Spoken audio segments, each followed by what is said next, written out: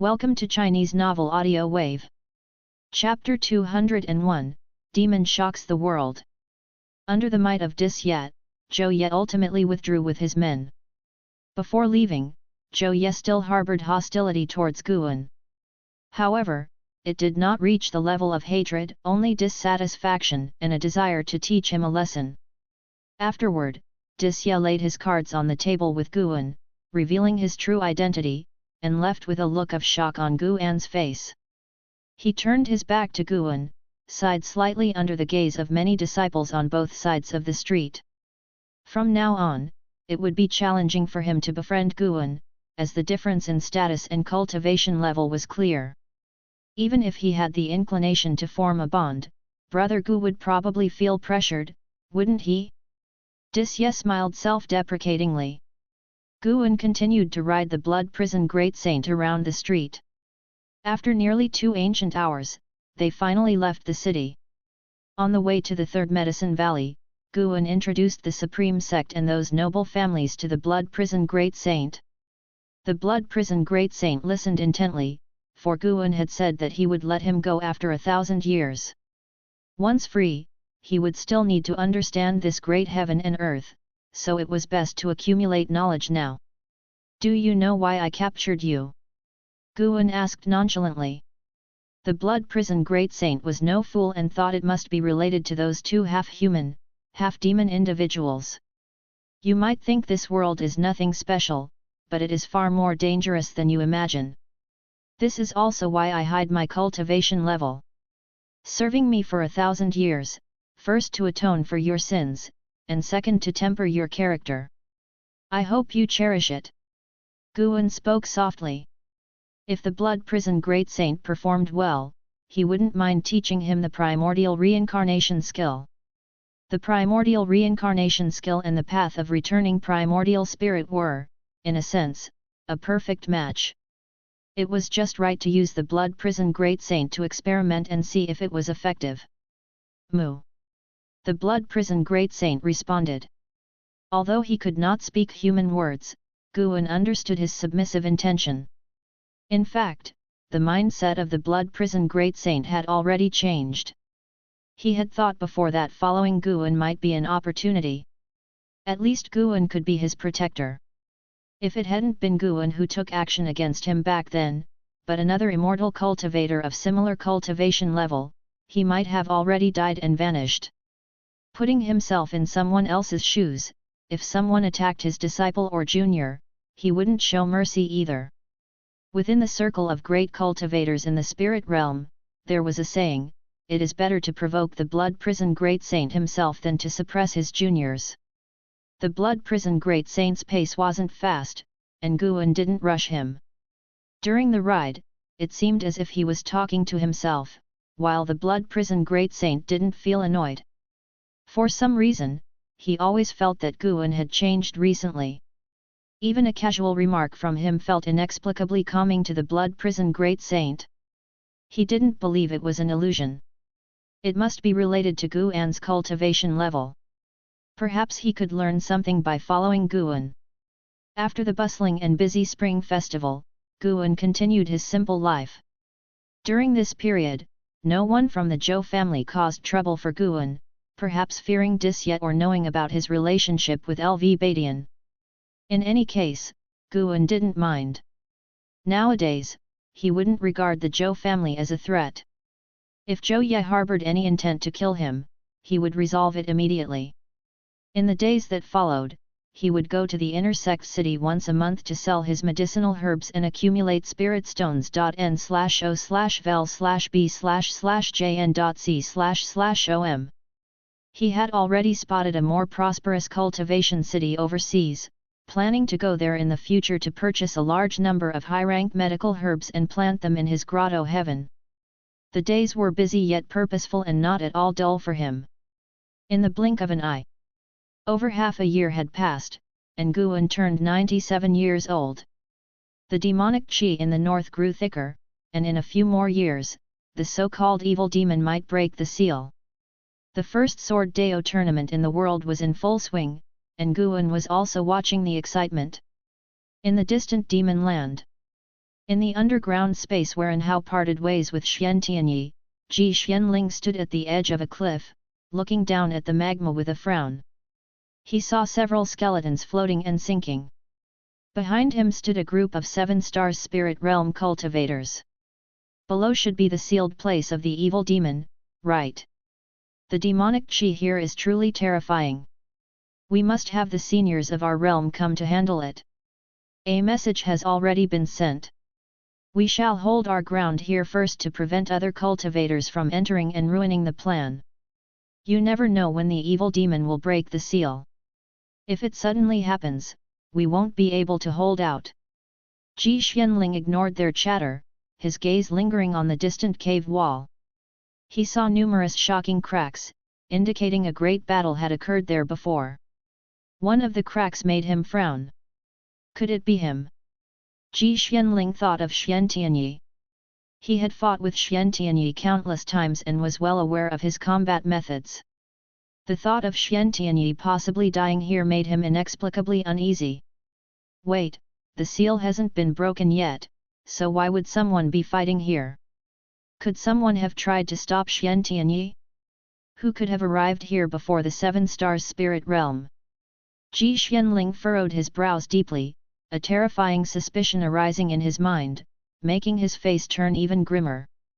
Meanwhile, in the main hall of the Supreme Sect's main city, Hao stared intently at LV Badian sitting at the head seat, while LV Badian frowned deeply. Master, what should we do?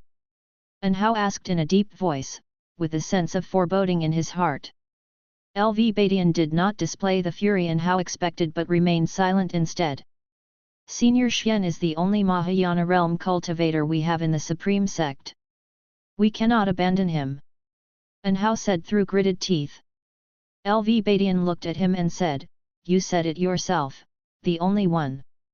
If even he couldn't withstand it, what can we do?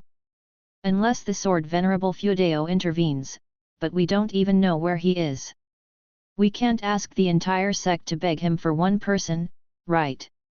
Hao's expression changed several times.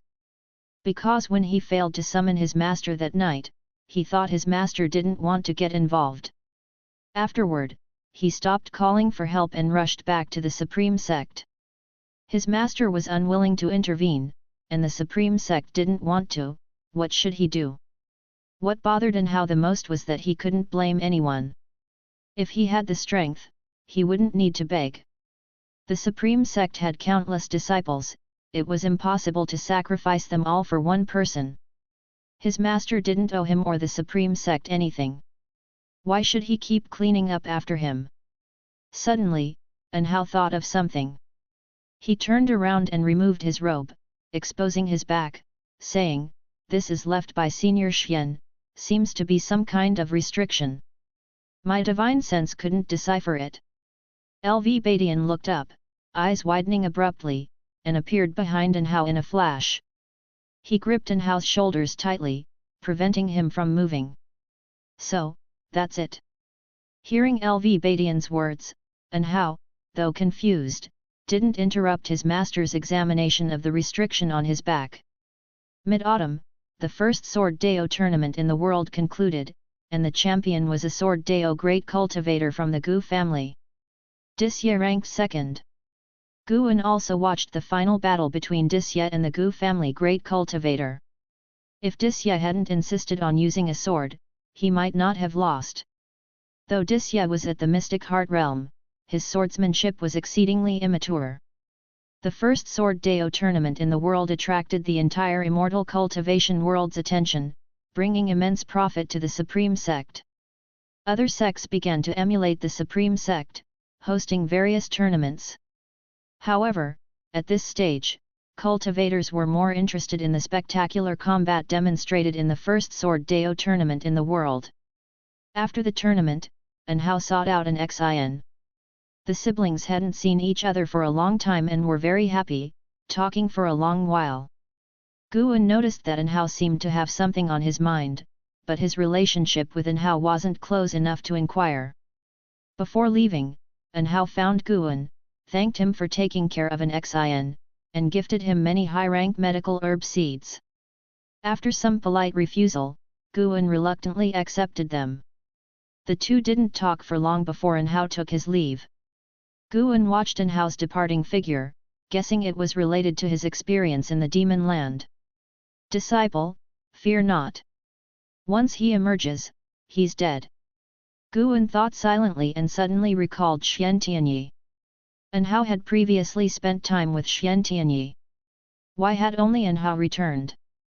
He immediately used his divine sense to scan the entire continent but couldn't find Xian Tianyi. Had Xian Tianyi sailed away? But he hadn't seen him depart.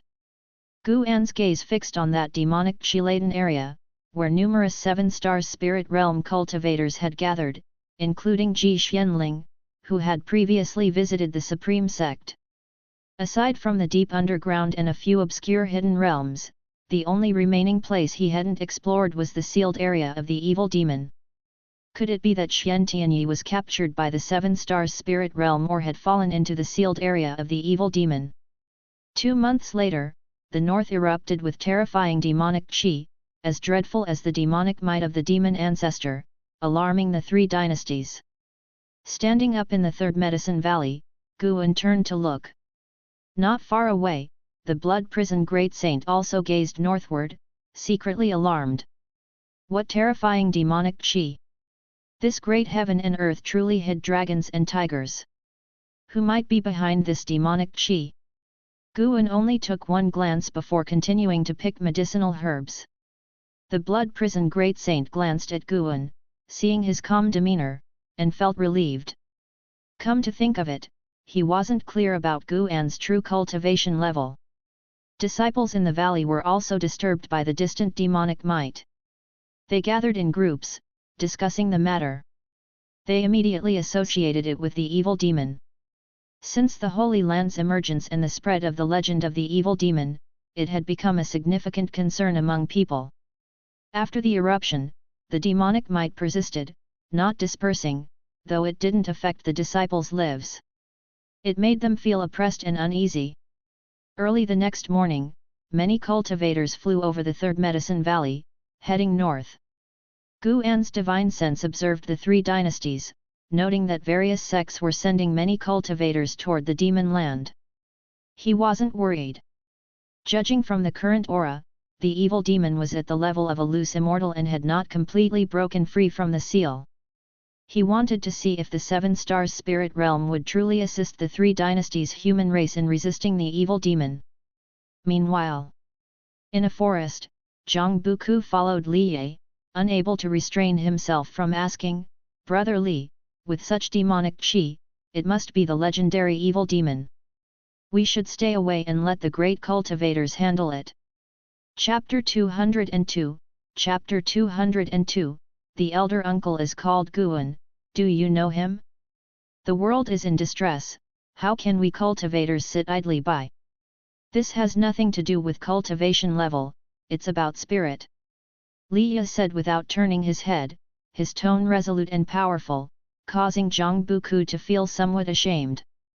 In terms of awareness, he was indeed not as good as Brother Li. Of course, if we get an opportunity, that's even better. Let's try it. The more people there are, the easier it is to blend in, at least we won't be easy targets. Li Ye shifted his tone and continued. Zhang Buku twitched his mouth but did not refute. He twisted his arm and said, "Brother Li, it seems my old injury is acting up. Hold it in. Is your injury more serious than mine? As men, even if we die, it's just a scar as big as a bowl. What are you afraid of? If you're scared, you'll lose for a lifetime." Li Ye snorted, his gaze penetrating the gaps in the leaves, looking at the rolling demonic clouds in the sky, his thoughts drifting. Zhang Buku pouted, secretly thinking that he was just good at talking big. Nov. L. B //JNN. Having been together for so long, it's true that he couldn't bear to abandon Li Ye. Forget it, this brother for a lifetime, I'll follow him through the mountains of swords and seas of flames. Zhang Buku consoled himself in his heart. He followed up and asked, "Brother Li, where do you think the blood prison great saint we encountered before is now? He's an ascended being, is he looking for a sect to establish himself?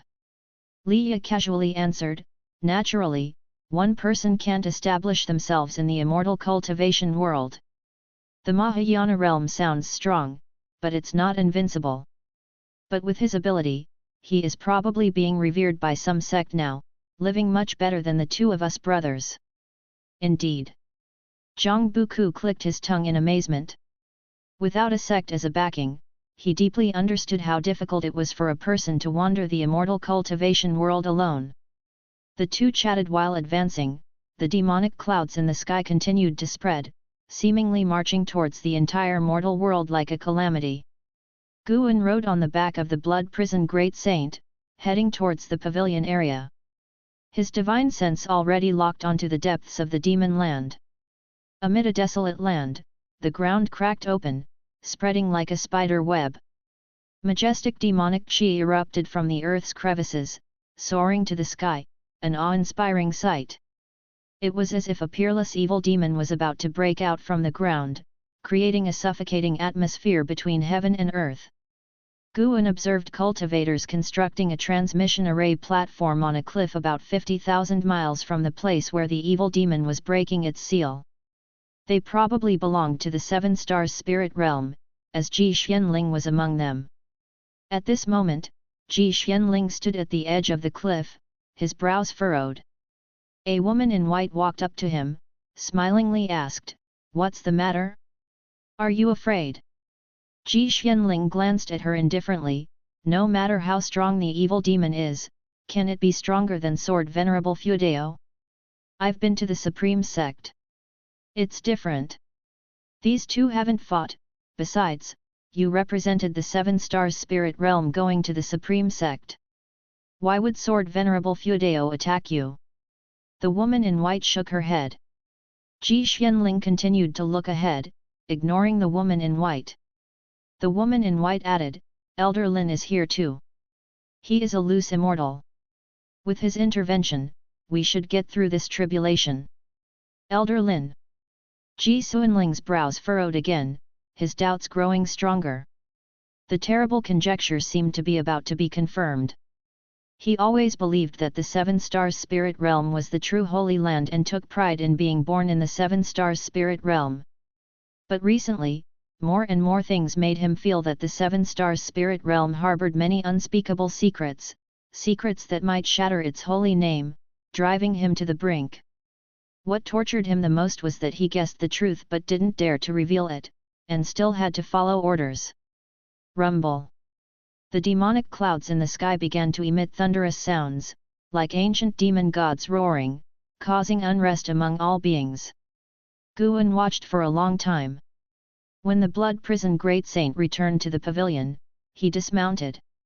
Although cultivators from all over the world were heading north, and even the demon clan was mobilizing troops towards the evil demon's seal, he was not in a hurry. Better wait for the evil demon to revive before taking action. He suspected that the Seven Stars spirit realm wanted to eliminate the evil demon themselves to make a name for themselves, but he felt that the rising speed of the demonic chi might disrupt their plan. Unless the Seven Stars spirit realm dispatched a wandering immortal. Just right to use the evil demon to test the strength of the Seven Stars spirit realm on the continent. In the days following, news of the imminent revival of the evil demon spread wildly within the Supreme Sect, even reaching the disciples in Mystic Valley and the Third Medicine Valley. Guan could feel that the evil demon was about to break its seal ahead of time for some unknown reason. He didn't bother to speculate on the reason, as long as the evil demon didn't grow strong enough to exceed his control. Judging by the current pace of its chi rising, it would take another 100 years to pose a threat to Guan. The difference between heaven and earth flying immortal and wandering immortal was like the gap between mortals and immortals, not to mention that the evil demon had not yet reached the wandering immortal realm. The Seven Stars spirit realm side hadn't made a move yet, they were also waiting. Guan thought they would act only when the three Chao cultivators gathered, which would be their chance to make a name. In the blink of an eye. A month quickly passed, and a large number of 3 Chao cultivators had gathered where the 7 stars spirit realm cultivators were stationed. The evil demon's chi had almost reached the wandering immortal realm, sending a chill down all cultivators' spines. Let alone scouting for information, they didn't even dare to send their divine senses into demon land. On the wasteland, the Supreme Sect cultivators gathered to build houses, with formations set up around the perimeter. LV Badian stood on a terrace, his gaze fixed on the distant cliff, where the 7 stars spirit realm was stationed, isolated as a holy land, not mingling with the 3 Chao sects. All the sects gathered on the wasteland under the cliff, but the 7 stars spirit realm remained aloof. Jihantian approached LV Badian, whispered, "There's still no sign of Xian Tianyi. Could he really have perished in demon land?" His brows furrowed. Xian Tianyi was a rare talent in the Supreme Sect in thousands of years and their strongest person on the surface. Losing Xian Tianyi would mean half of the Supreme Sect's foundation crumbling. Regardless, we must prepare for the possibility that he can't fight. LV Badian said solemnly. Jihantian looked at LV Badian, deep in thought. After a long while, he finally asked, "Sect leader, are you hiding something from me? If Xian Tianyi is really dead, how can you be so unperturbed? You are too calm." LV Badian shook his head and turned to go downstairs. In the distance, Li Yi led Zhang Buku into the Supreme Sect's encampment. Zhang Buku looked around, full of curiosity. "I heard the Supreme Sect started recruiting demon clan disciples. You should join later, I'll recommend you."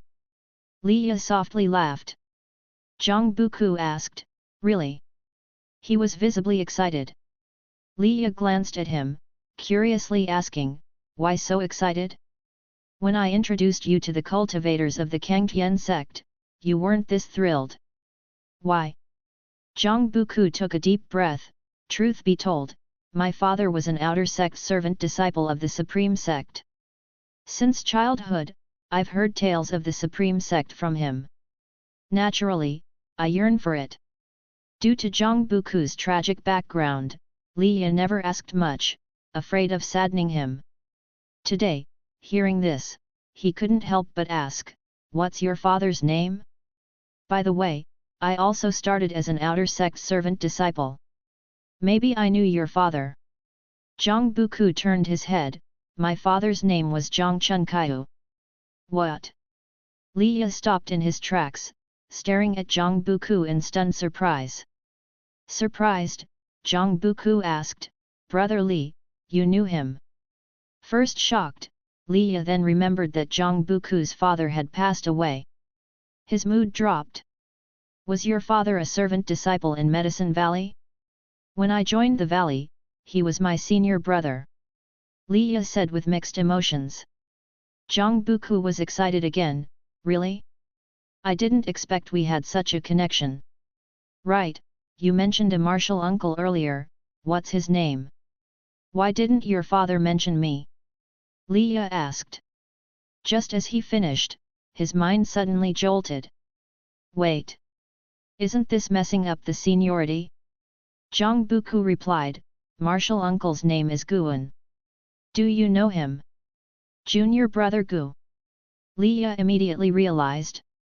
Indeed, back in Medicine Valley, senior brother Zhang Chunkaiu's favorite was junior brother Gu. Junior brother Gu was kind to everyone, universally liked. It's natural that senior brother Zhang Chunkaiu remembered him. Zhang Buku also realized, scratching his head, "Should I call you Martial Uncle Li?" "Forget it, Brother Li flows better. We'll each stick to our own." Seeing his shameless expression, Li Yi felt somewhat vexed. They'd been calling each other brothers for years, it was hard to change now. After all, Zhang Buku only saw him, their previous relationship might as well not count. Zhang Buku nervously asked, "Brother Li, how's your relationship with Martial Uncle Gu?" Hearing this, Li Yi suddenly wanted to alter the relationship. He looked up, proudly smiled, "Of course, we're the best of brothers." "Really?" Zhang Buku was overjoyed. Liya asked skeptically, why are you so curious about him? Have you seen him? Of course, when I was young and my father hadn't yet passed, Martial Uncle Gu came to my house. He even brought me a top-grade spirit elixir. He's my only elder in this world. Zhang Buku said seriously. Only elder? Li Ya's mouth twitched. In that case, you'd better call me Martial Uncle. No way, we'll each stick to our own. If junior brother Gu hears this, it'll be a joke. What? Last year when the Demon King nearly tore you apart, I risked my life to save you. Didn't you say we're brothers for life? Now you're denying it. Zhang Buku glared. They had already sworn brotherhood, how could he recognize his brother as a martial uncle? Liya opened his mouth, feeling somewhat stifled.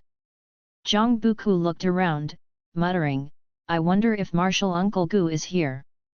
Liya sneered, he's just a Foundation Establishment Realm cultivator, besides, he's timid.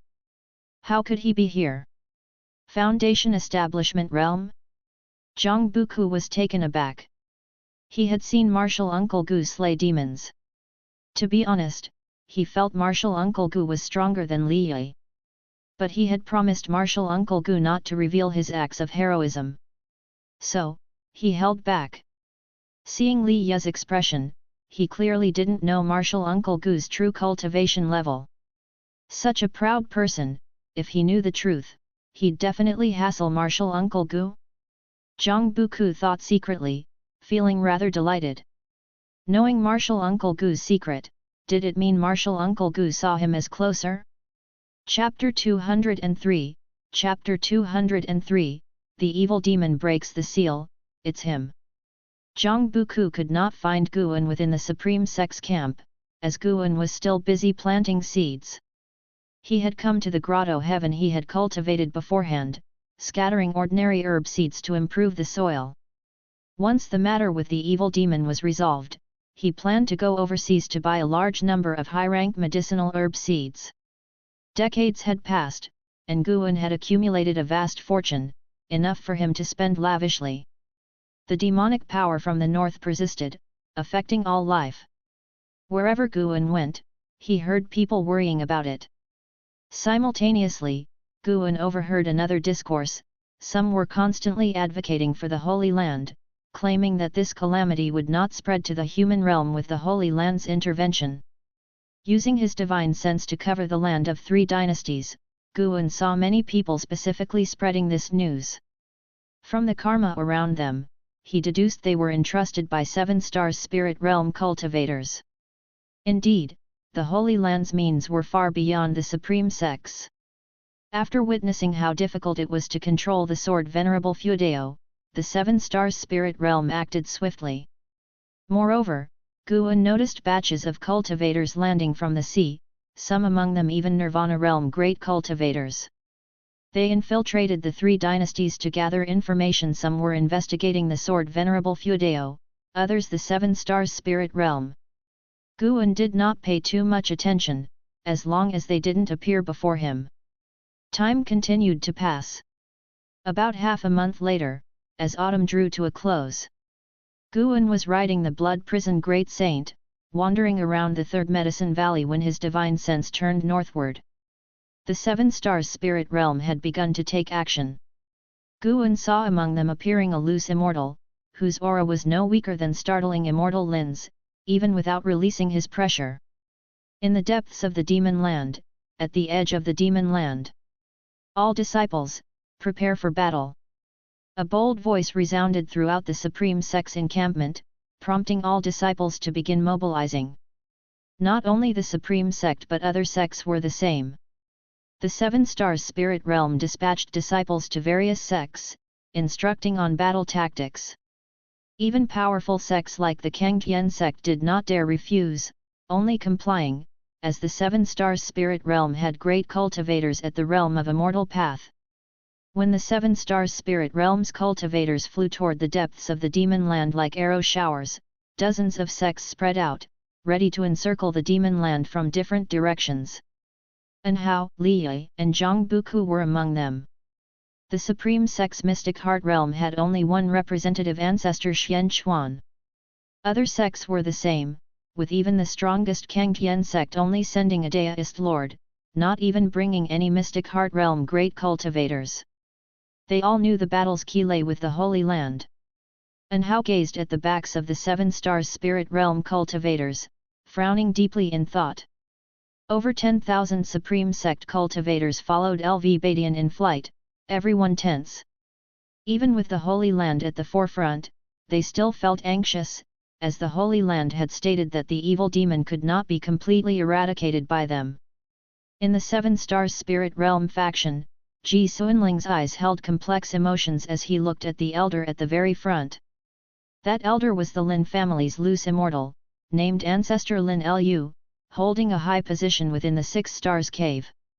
Not only was his cultivation profound, but he himself had lived for nearly 10,000 years. Ancestor Lin Lu wore a large purple robe, his white hair bound beneath a coronet, and his weathered face exuded vitality with bright eyes, making him appear imposing. Suddenly, his eyes squinted, and in the direction he gazed upon, the barren earth ahead was riddled with fissures, black demonic qi seeping out, as if something extremely evil was breeding. Thunderclouds churned above, lightning flashing, casting a heavy atmosphere over everything. Ancestor Lin Lu raised his right hand, a golden umbrella appearing in his palm. He lifted it, and the golden umbrella flew over his head, swiftly shooting forward. In the blink of an eye, the golden umbrella flew to the most densely concentrated area of demonic qi, hovering 10,000 feet above the ground, near the thunderclouds. Boom!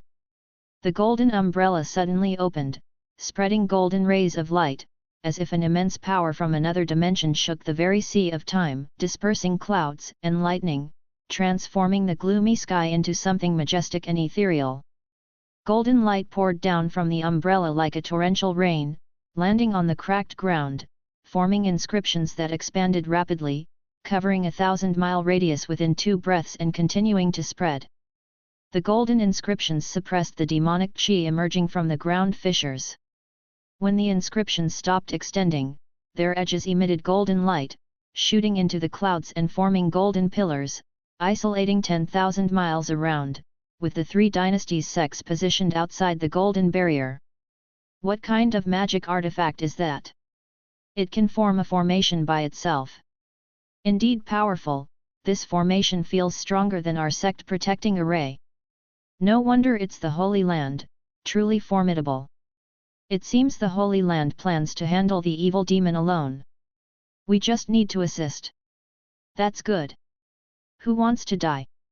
Discussions buzzed among the sect disciples, their reverence for the Holy Land rising rapidly. Ji Xuanling looked up at the golden umbrella in the sky, uttering 4 words, loose immortal Dharma treasure. Ancestor Lin Lu accelerated alone, quickly arriving above a massive black hole. Looking down, he saw it was bottomless, with all the ground fissures extending from this pit. The demonic qi inside pushed against the golden mana, threatening to break through at any moment. 7 stars spirit realm, he. A chilling voice echoed through the world, heard clearly by all cultivators outside the formation. On the Supreme Sect's side, numerous great cultivators' faces changed dramatically, including LV Badian, Ji Hantian, and ancestor Xian Chuan. And Hao's eyes widened, his expression incredulous. Senior Xian. Impossible. The voice was precisely that of Xian Tianyi. And Hao subconsciously looked toward LV Badian. Ever since LV Badian discovered the restriction on his back, he had strictly forbidden him from revealing it. LV Badian had also promised to handle the matter and never wrong Xian Tianyi. At this moment, LV Badian's face was dark. Ignoring In Hao's gaze, he stared intently at the depths of the demon land. Evil demon, after 10,000 years, you still haven't repented. Ancestor Lin Lu's voice rang out, calm yet pressing. Evil demon. All cultivators tensed, with those from various sects who had met Xian Tianyi furrowing their brows, frequently looking toward the Supreme Sect. Just then, the earth trembled violently. Ancestor Lin Lu remained unfazed. He raised his right hand, strengthening the formation. The demonic qi in the ground fissures grew more potent and frenzied, trying to shatter the golden inscriptions on the surface, as if countless vengeful demons were about to burst from the abyss. Mournful wails echoed throughout the world, sounding like both dragon and phoenix songs, and evil ghosts' howls, making everyone's hair stand on end. Boom! A terrifying force suddenly broke through the surface, shattering the golden inscriptions. Rolling demonic qi surged to the sky, merging with the thunderclouds and sending the golden umbrella flying. Ancestor Lin Lu was caught off guard, forced back by the overwhelming pressure. Stabilizing himself, he frowned, raised his hand, and cast a spell to steady the golden umbrella in the sky, then pulled out a long redwood sword. Hundreds of 7-star spirit realm cultivators spread out, surrounding the terrifying pillar of demonic qi, each taking out their magic artifacts. Ji Xianling wielded a large fan, with golden flames leaping from its 7 apertures. His gaze noticed a figure rising within the demonic qi pillar, causing his pupils to dilate suddenly. It's him. So it's all true. In the Third Medicine Valley, Guan dismounted from the blood prison great saint's back. Instead of returning to his quarters, he turned and looked north. His brows furrowed, his eyes filled with coldness. His expression quickly changed. He retracted his gaze and prepared to go upstairs. At that moment, a figure flew in from afar. He stopped, turned, and saw Ji Xiaohu swiftly approaching like a fairy descending from the sky before him. Guan saluted her, smilingly asking, "Third Miss, what brings you here?" Ji Xiaohu raised her hand, revealing a jade pendant. "Leave this with you. Don't mention it to anyone. I will come back for it later." She tossed it to Guan and then turned to leave, as quickly as she came. Guan's divine sense scanned it as he nonchalantly put the jade pendant into his storage bag before turning to go upstairs. The jade pendant contained intelligence about the 7-star spirit realm. Why did Ji Xiaohu give it to him? Could she have guessed something? Meanwhile, in the demon land, a figure stepped out from the roiling demonic qi. His appearance made Ji Xuanling's face turn extremely grim, causing a stir among the supreme sect and disbelief in other sects. The figure emerging from the demonic qi was none other than Xian Tianyi. Xian Tianyi wore a black robe, his white hair fluttering wildly. His handsome face was pale, with deep red eye sockets, and his pupils seemed to swirl with demonic qi, appearing particularly sinister. He twisted his neck, raised his arms, and stretched his body. N/O/vel/b//jn.c//om. Senior Xian. An house voice echoed from afar as he tried to rush into the formation but was stopped. On the Taixuan Sect's side, Deist Lord frowned, calculating with his fingers. Sect Master Liang Kanghai also frowned deeply, filled with confusion. How could this be? The Taoist of immortality from Three Pure Ones Mountain couldn't help but look at Ancestor Lin Lu, his eyes full of meaning. Discussions buzzed among the sects, and soon, Xian Tianyi's identity spread. A supreme sect Mahayana realm cultivator had turned into an evil demon? This revelation shocked everyone. Once, during the demonic invasion, Xian Tianyi had achieved great feats, earning the respect of cultivators worldwide. Ancestor Lin Lu stared at the evil demon, speaking coldly, "Evil demon, you dare possess a human Mahayana realm cultivator? You seek death." His voice rumbled like thunder, echoing through the heavens, heard by all. Xian Tianyi turned to him, eyes icy, and sneered, "Noisy." As soon as he finished speaking, he waved his sleeve at Ancestor Lin Lu, releasing the terrifying power of a 9th-layer loose immortal, obliterating the golden inscriptions on the ground. Ancestor Lin Lu's spell casting tried to block it, but he was still forced back. Thousands of miles away, the golden light from the formation was shattered, sending tens of thousands of sect disciples flying, with countless casualties. "You!" Ancestor Lin Lu glared at Xian Tianyi, his tone filled with shock and anger. What was happening? Their cultivation? Before he could think further, Xian Tianyi raised his hand, palm facing the sky, with a wild smile on his face. He grabbed with his right hand and yanked downward. The thunderclouds in the sky collapsed instantly, the terrifying pressure causing all cultivators outside the formation to plummet to the ground, and the earth trembled. Chapter 204, Chapter 204 Above Loose Immortal. Xian Tianyi merely grabbed out with his hand, but it gave all the cultivators a sense of the sky falling, with the heavens shaking and the earth roaring, reverberating in everyone's ears. The cultivators of the 7-star spirit realm also fought desperately to resist.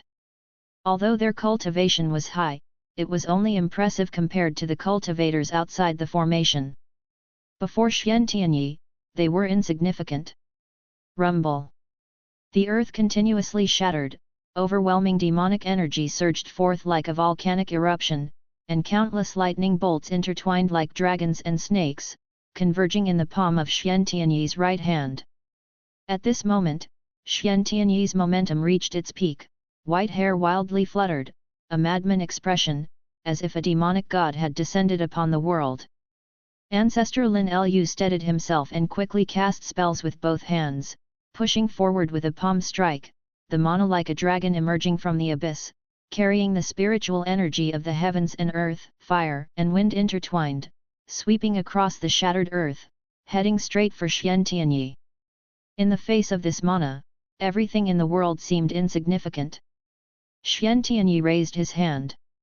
Facing the vast tide of wind and fire, he blocked it with one palm, causing the raging wind and fire to split apart, forming countless fire dragons scattering in all directions. Form the array, exterminate the demon.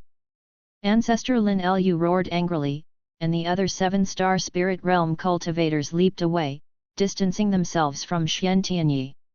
Suddenly, the rolling dust behind Ancestor Lin Lu was scattered, and Xian Tianyi stepped behind him, standing sideways.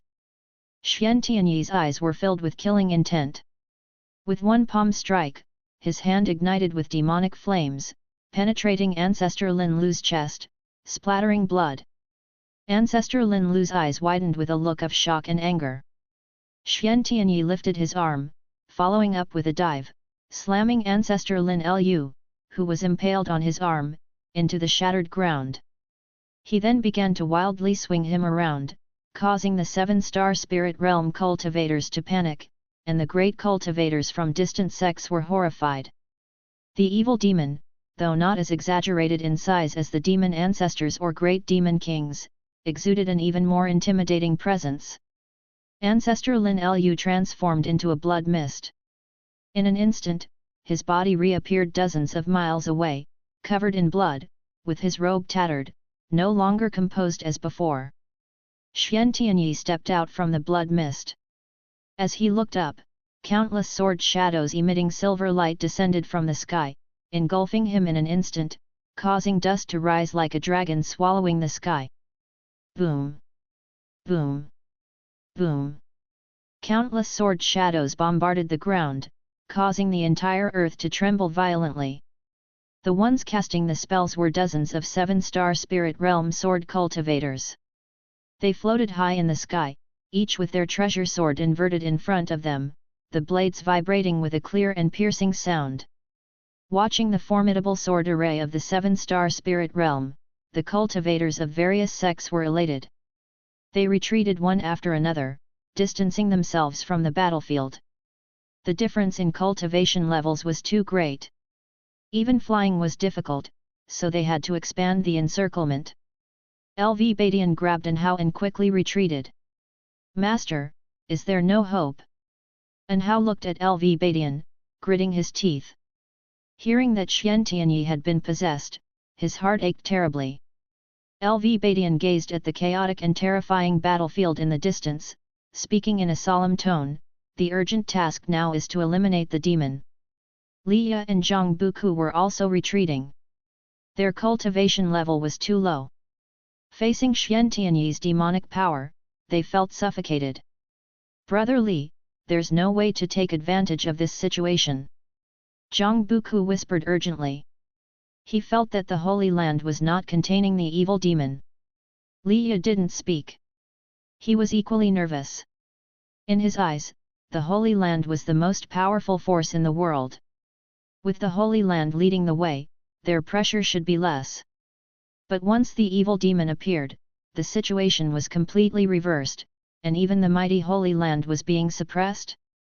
On the other side, Ancestor Lin Lu flew high into the sky, taking out various magic artifacts.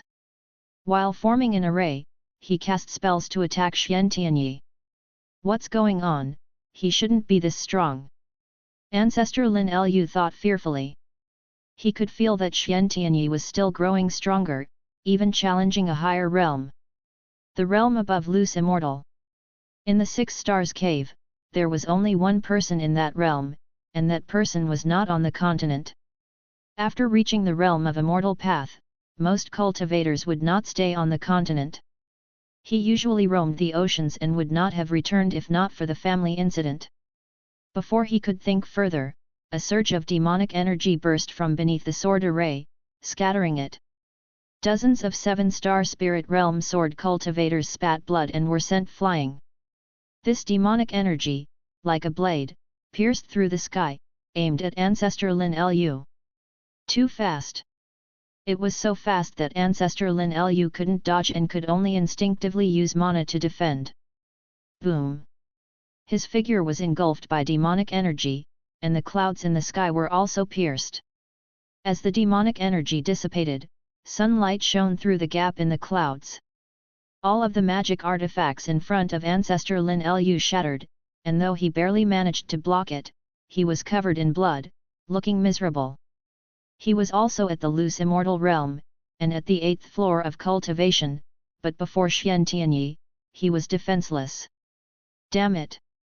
Ancestor Lin Lu roared, his mana bursting from within, further shattering the ground below. Earth spirit energy surged up like a celestial screen, covering hundreds of miles, grand and majestic, engulfing his figure. Xian Tianyi suddenly appeared behind one of the seven-star spirit realm cultivators, grabbing his head. The cultivator's face showed terror. Before he could resist, Xian Tianyi directly extracted his soul, opening his mouth to forcibly devour it. He then released his right hand, and the soulless cultivator collapsed to the ground. This scene terrified the other seven-star spirit realm cultivators, who fled in panic. Xian Tianyi immediately disappeared and reappeared behind a female cultivator, grabbing her head and devouring her soul. These Mahayana cultivators had no chance to resist in his presence. Boom! A gust of wind came, and Xian Tianyi instinctively turned his head. He saw beam after beam of green light phantoms rushing out of the spiritual energy curtain covering half the sky. Each held different forms of magic artifacts, stood 100 feet tall, and looked like celestial soldiers from another world, unstoppable. The Third Medicine Valley. Guan sat at his desk, practicing calligraphy while watching the battle. Possessed by the evil demon, Xian Tianyi suppressed the seven-star spirit realm alone. That loose immortal constantly displayed divine skills, shaking the heavens and earth, but was unable to harm Xian Tianyi. Instead, he watched as Xian Tianyi continuously devoured souls. Guan sensed that 10 loose immortals were heading to the battlefield, flying in from the northern coast of the continent with great speed. They should be reinforcements for the seven-star spirit realm. Strange, there is still Xian Tianyi's soul aura within him. It doesn't seem like possession, but the two are so perfectly integrated, it's as if they were originally one. Guan wondered. He initially planned to act once the evil demon broke free, but he had to wait because of Xian Tianyi. The seven-star spirit realm intended to use the evil demon to bolster their Holy Land's prestige while luring Xian Tianyi into a trap, weakening the Supreme Sect's explicit power and reputation. It was truly sinister. But the evil demon was on the verge of breaking through to Wandering Immortal, which shouldn't have been part of the seven-star spirit realm's plan. Otherwise, Ancestor Lin Lu wouldn't have acted early, forcing the evil demon to break free prematurely. The variable was Xian Tianyi. Xian Tianyi seemed to have additional secrets unknown to others. Thinking carefully, Xian Tianyi's talent didn't seem trainable by the Supreme Sect, and his growth didn't involve training in the 7-star spirit realm but rather heading south instead. In any case, Guan was determined to rescue Xian Tianyi. Now the 7-star spirit realm found itself in a difficult situation, and it was perfect to use the evil demon to weaken the realm's power and prestige. At the very least, let the other sects know that the 7-star spirit realm was not invincible. Guan's eyes turned subtle when he saw Xian Tianyi spared Ji Xianling. Besides ancestor Lin Lu and Ji Xianling, all the other 7-star spirit realm cultivators had their souls devoured, leaving only their shells. Without anyone to restrain him, ancestor Lin Lu was no match for Xian Tianyi either. Being in the same realm, it would be difficult for Xian Tianyi to completely kill ancestor Lin Lu in a short time. Suddenly, Xian Tianyi drilled deep into the ground. As soon as he disappeared, the 10 loose immortals arrived. In the battlefield of the demon land, the world turned dark, and the land was buried in overwhelming dust, resembling the early chaos of creation. Ancestor Lin Lu looked around at his fellow disciples and said solemnly, "He's about to break through to wandering immortal." Upon hearing these words, the 10 loose immortals' faces changed dramatically. Without needing further orders, they all plunged into the ground fissures, chasing after Xian Tianyi. Ancestor Lin Lu took out an elixir and swallowed it, then began cultivating energy mid-air to heal. His face was grim, filled with fear. The Lin family had already lost startling immortal Lin, the most talented family member in history, and their plans involving the 7-star spirit realm were nearly exposed. He came this time to redeem himself, but hadn't expected the evil demon to be so powerful. 10,000 years ago, the evil demon had just reached the loose immortal realm. How was he so strong now? Nov. L. B/JNN. Was there another's influence behind the evil demon? His first thought was Sword Venerable Feudeo. Sword Venerable Feudeo could easily kill a loose immortal and was likely a wandering immortal. The 6 Stars Cave had only one wandering immortal, and without knowing Sword Venerable Feudeo's true identity, they did not dare act rashly. Could Sword Venerable Feudeo be someone from a great sect at sea, specifically targeting the 7-star spirit realm? 300 years ago, we shouldn't have let the ephemera sect in. Ancestor Lin Lu hated bitterly. The 6 Stars Cave had numerous factions and his family couldn't dominate. But now, the main loss fell on the Lin family. The disciples just devoured, most came from the Lin family, how could he not hate? At the same time, the Supreme Sect and other sects had retreated 10,000 miles away, sensing only 2 auras of 7-star spirit realm cultivators, making them even more afraid. Even the Holy Land can't suppress the evil demon. Without the Holy Land, we would have been dead already. The Holy Land does live up to its name, but its foundation is. Could we ultimately rely on Sword Venerable Feudeo? I suspect he'll only act when the evil demon reaches the 3 dynasties border. We're truly useless, always troubling him. The cultivators discussed, while the Supreme Sect remained somber. Xian Tianyi being possessed by the evil demon was a huge blow to their morale. LV Badian looked into the distance, his face dark and eyes flashing. And Hao had calmed down, waiting for the outcome. He hadn't yet connected Xian Tianyi's plight to the Holy Land, only cared for Xian Tianyi's safety. However, it didn't take long before an even more terrifying demonic energy erupted from the ground, startling everyone. Chapter 205, Chapter 205, Majestic Divine Might, Wandering Immortal arrives. Rumble. The sky above the Supreme Sect was covered by rolling thunderclouds, as if a storm was about to break.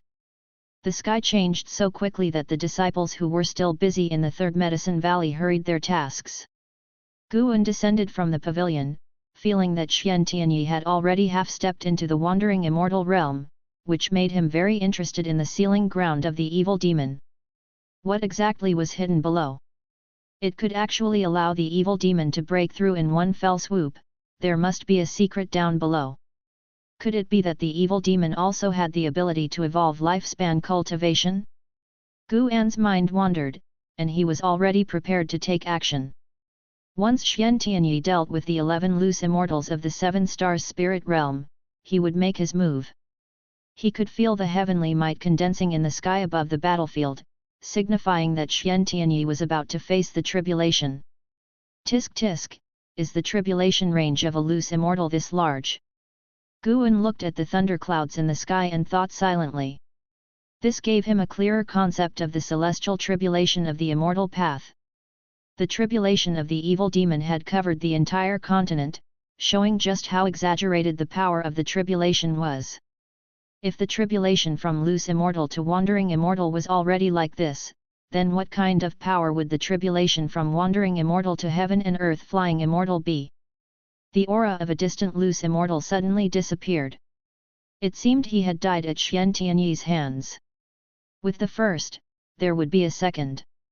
The successive deaths of 2 loose immortals made ancestor Lin Lu, who was healing, unable to remain calm. He immediately rushed into the underground to support. Guan observed the tribulation. He could feel the spiritual power of the 5 elements in the heaven and earth gathering toward the thunderclouds above, rushing toward the crossing site at an extremely fast speed after entering the clouds. The spiritual power of the 5 elements in heaven and earth thus gathered together to accumulate heavenly might. The 3rd loose immortal fell. After devouring the souls of the loose immortals, Xian Tianyi's momentum soared. Vaguely, Guan felt 2 strands of demonic qi surging within one body. Could it be that Xian Tianyi and the evil demon were vying for control of the body? Guan silently thought, keeping a cautious attitude. If Xian Tianyi's soul was about to collapse, he would immediately take action. For mortals, the distance from the Supreme Sect to the Demon Land was a lifelong journey that could never be covered, but for Guan, it only took 1 step. The disciples in the valley began to gather, discussing what the thunderclouds in the sky portended. Lu Lingjun still stayed within the pavilion, cultivating, seemingly unconcerned about the calamity outside. Since returning, she had been in closed cultivation and had not left the room. Rumble. Watching the lightning and thunder in the sky, the cultivators of the Supreme Sect were extremely tense because they felt they were also within the scope of the celestial tribulation and might be affected. Liang Kanghai was decisive and immediately ordered the disciples to retreat. After all, they couldn't help the 7 stars spirit realm, it was better to preserve themselves. Their presence here was at the call of the 7 stars spirit realm. Otherwise, the safest option would be to guard the borders of the 3 dynasties, where they could gather more strength. LV Badian also led the disciples in retreat, and at that moment, Ji Hantian approached him. I suddenly remembered that Xian Tianyi had gone demonic in his youth. Ji Hantian whispered. LV Badian glanced at him, his gaze cold, scaring him into immediate silence. Ji Hantian spoke with some grievance, I thought you 2 were at odds. So all these years have been an act for me. LV Badian was the sect leader, and he was the vice-sect leader. He also had the ambition to be sect leader, but above them was Xian Tianyi, who many elders supported for the position of sect leader. As such, he naturally harbored no good feelings toward Xian Tianyi. It so happened that LV Badian once found him, complaining about Xian Tianyi, which quickly won his favor. Because of Xian Tianyi, the 2 formed a better bond. Whenever LV Badian shirked his duties, he would work hard because LV Badian promised that if he stepped down, he would choose him. Of course, all this was about vying for power. On a day-to-day basis, the 3 of them, as fellow disciples, greeted each other amicably. Talking nonsense, is now the time to discuss this. LV Badian said in a deep voice, cutting off Ji Hantian. Boom! A deafening sound came from behind, startling the 2 into turning their heads. The distance was too far for them to see what had happened, but the horrifying demonic might of the evil demon made them tremble in fear. At that moment, a disciple cried out, "Look at the sky!" Everyone looked up, astonished to find that the thunderclouds in the sky had reflected a scene of the demon land. Figures moved as swiftly as lightning, dazzling everyone. Those exaggerated spells and divine skills were even more shocking to every cultivator's eyes. Various factions began to slow down, retreating while watching the battle unfold. And Hao, Li, and Zhang Buku did the same. Zhang Buku's eyes were full of longing. Could he reach such a realm in his lifetime? And Hao's eyes were full of concern and worry. He always believed that there was still hope for Xian Tianyi to break free from the evil demon. Under the watchful eyes of all the cultivators, whenever Xian Tianyi stopped to devour a soul, the scene in the sky would focus on him, zooming in, showing everyone the chilling process of him consuming the souls of the loose immortals. Xian Tianyi's face displayed two different expressions, arrogance and cruelty on the left, frowning and pain on the right. This made him look even more bizarre. Time continued to pass. In the end, only ancestor Lin Lu remained alive. Seeing the last loose immortal companion's soul drawn out, he completely gave up on resisting. He tried to escape, but Xian Tianyi caught him, and this time, he could not escape Xian Tianyi's grasp. "You can't." Ancestor Lin Lu trembled, his primordial spirit unable to leave his body, his physical form unable to use divine skills, and his qi unable to break free from the hand above his head. Sadly, before he could finish his words, he collapsed to the ground. Xian Tianyi swallowed his soul, soared into the sky, sat cross-legged in mid-air, constantly rising. When he stopped, beneath him was a vast wave of dust like a dragon, seemingly engulfing the entire world. The illusions in the sky continued to expand, eventually covering the entire continent. Wherever there were people or demons, they were frightened, discussing who the figure in the sky was. Transformed into the evil demon, Xian Tianyi deeply imprinted himself in the hearts of all beings. The disciples of the Third Medicine Valley discussed in astonishment. Some remembered Xian Tianyi, finding it hard to believe. Guan turned and walked toward the transmission array platform. The blood prison great saint lay on the ground, watching the spectacle. As expected of the great heavenly spirit land. This tribulation is too exaggerated, and this evil demon looks so powerful. The blood prison great saint thought to himself. He was not at all flustered, after all, he was a prisoner. His gaze unconsciously followed Guan. Seeing him teleport away, he didn't mind, thinking Guan was going to take care of the Mystic Valley. After arriving at the Mystic Valley, Guan simply inspected it briefly before leaving.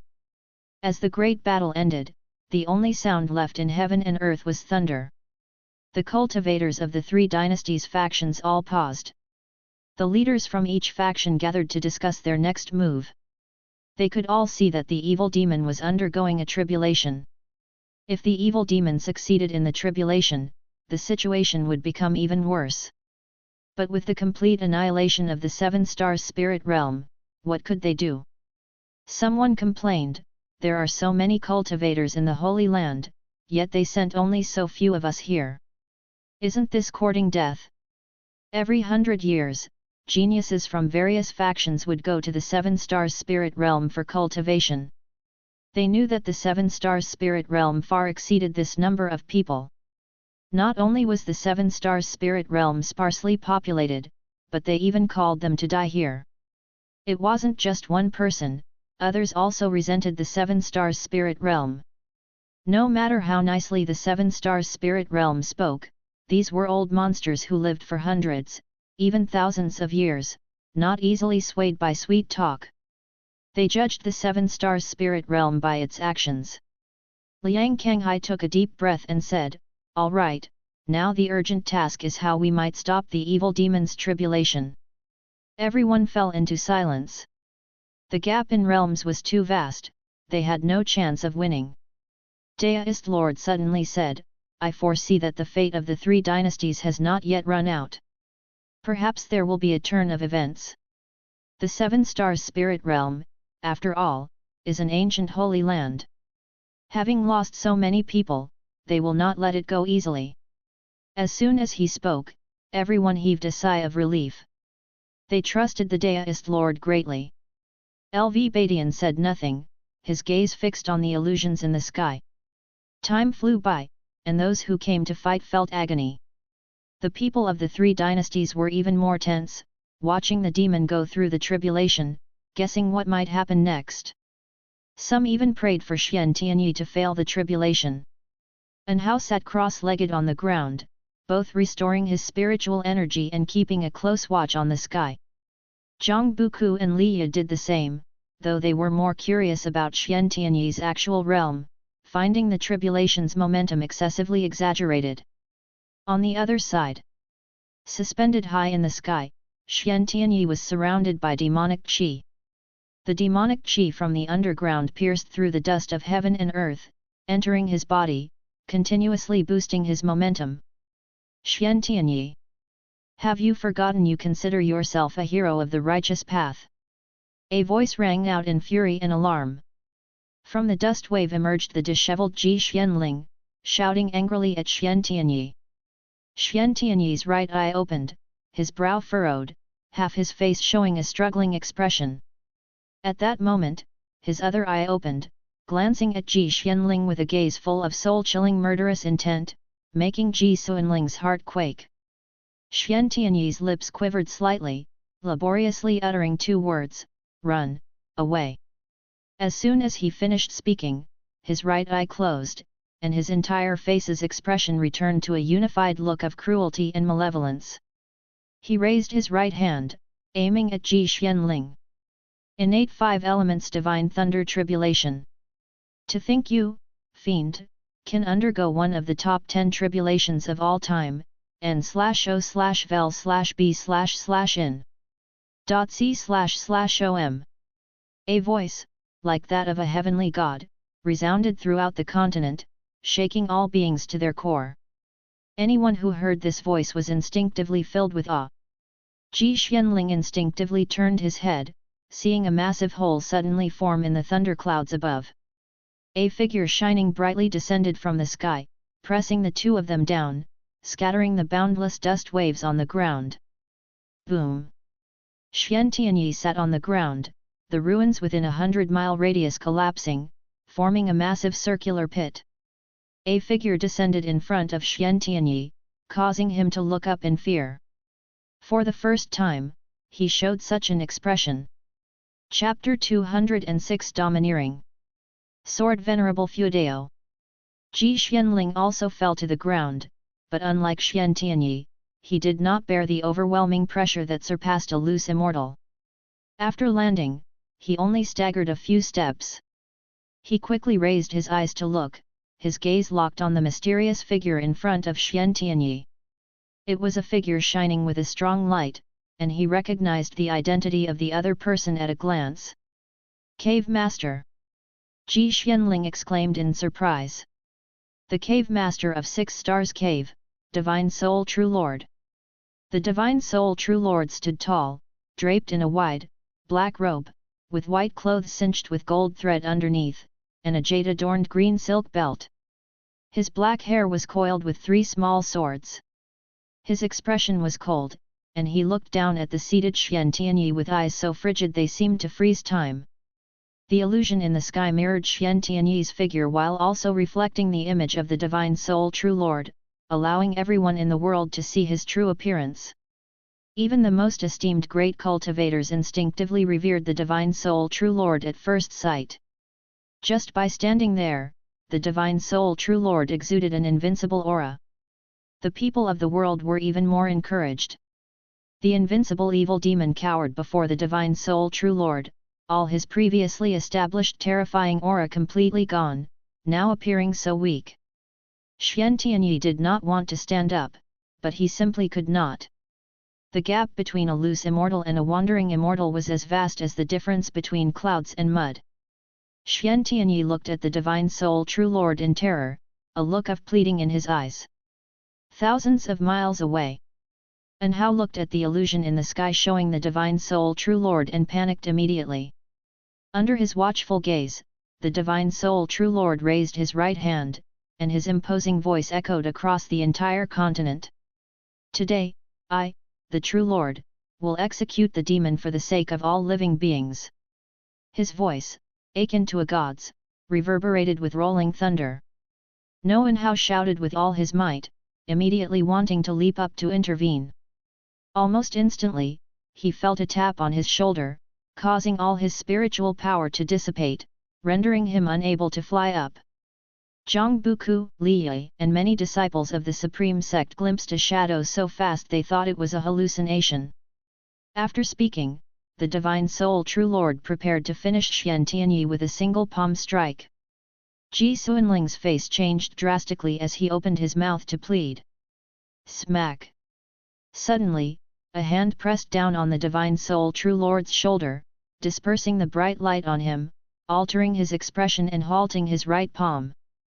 Xian Tianyi also saw someone suddenly appear behind the Divine Soul True Lord, his expression changing dramatically as he struggled visibly. Ji Xuanling gaped in shock, staring at the person behind the Divine Soul True Lord. At this moment, all living beings saw the person behind the Divine Soul True Lord in the sky. In the Third Medicine Valley, Lu Lingjun pushed open the door, just in time to see the illusion in the sky, her expression changing accordingly. Outer Gate City, Heavenly Repair Platform. Standing beside the heaven-cutting axe, Zhou Yujian looked up at the sky and murmured, "Sword Venerable Fuedao." In the distance, Disye also recognized the mysterious figure, growing nervous immediately. Sword Venerable Fuedao was going to confront the Seven Stars Spirit Realms expert? And how, upon seeing Sword Venerable Fuedao's figure, became excited, clenching his fists tightly. He thought it was his master who finally came to help him out of reluctance. Li Yi also became excited, the patriarch had actually come. Zhang Buku was simply curious about who had suddenly arrived. LV Badian, looking at the sky, visibly sighed in relief. The leaders of other sects were stunned, not understanding why Sword Venerable Fuedao had intervened. In the illusion in the sky, the Divine Soul True Lord slowly lowered his right hand, glancing back and asking, "Could it be that you are the Sword Venerable Fuedao who recently made a name for himself throughout the land?" Behind him stood a demonic shadow, shrouded in dark purple demonic qi, mysterious and ominous. Guan suddenly pulled him behind and then stepped forward. The Divine Soul True Lord's expression changed dramatically, and his body involuntarily recoiled. Guan stepped forward to stand before Xian Tianyi, extending his right hand, pointing two fingers at Xian Tianyi's forehead. The magic of heaven and earth flying immortal erupted, forcibly expelling the demon soul from Xian Tianyi's body, dispersing the demonic qi, making Xian Tianyi grimace in pain. This scene shocked everyone in the world. This wasn't the evil demon? Everyone saw a demonic shadow emerge from Xian Tianyi, identical to his form. Before the evil demon could resist, Guan's right hand opened, swiftly grabbing it and capturing it in his palm. The demonic pressure that shrouded the continent disappeared instantly, leaving everyone feeling inexplicably relieved, as if a heavy burden had been lifted from their hearts. You! The Divine Soul True Lord was enraged. As the cave master of Six Stars Cave, he naturally knew the evil demon's true origin. Though not personally leading it, he had allowed it. Sword Venerable Fuedao was slapping him in the face. Guan turned and stood side on to the Divine Soul True Lord. Xian Tianyi spat out blood, collapsing forward, his forehead landing on Guan's thigh. Before closing his eyes, he weakly uttered, "Fuedao." He collapsed by Guan's leg, his consciousness plunging into darkness. Sword Venerable Fuedao made no sound, allowing him to lie there, calmly staring at the Divine Soul True Lord. The people of the world held their breaths. Everyone could feel the standoff between the Divine Soul True Lord and Sword Venerable Fuedao, recognizing that Sword Venerable Fuedao had come to save the one possessed by the evil demon. No. More accurately, to save the one possessed by the evil demon. The world fell silent. Even the great cultivators near Demon Land were incredibly tense, not daring to breathe loudly. Blood Prison Great Saint, lying on the ground, looked at Guan's figure, eyes full of admiration. Such domination! Without saying a word, everyone could feel his strong intent. Blood Prison Great Saint suddenly felt his past self was incredibly weak. Always boasting, but compared to the great cultivator of the upper realm, his spirit fell short by miles. Not just him, everyone else felt the divine soul true lord had fallen to a lower position. This mysterious figure effortlessly pulled the divine soul true lord away and scared him into inaction. Their abilities were clearly unmatched.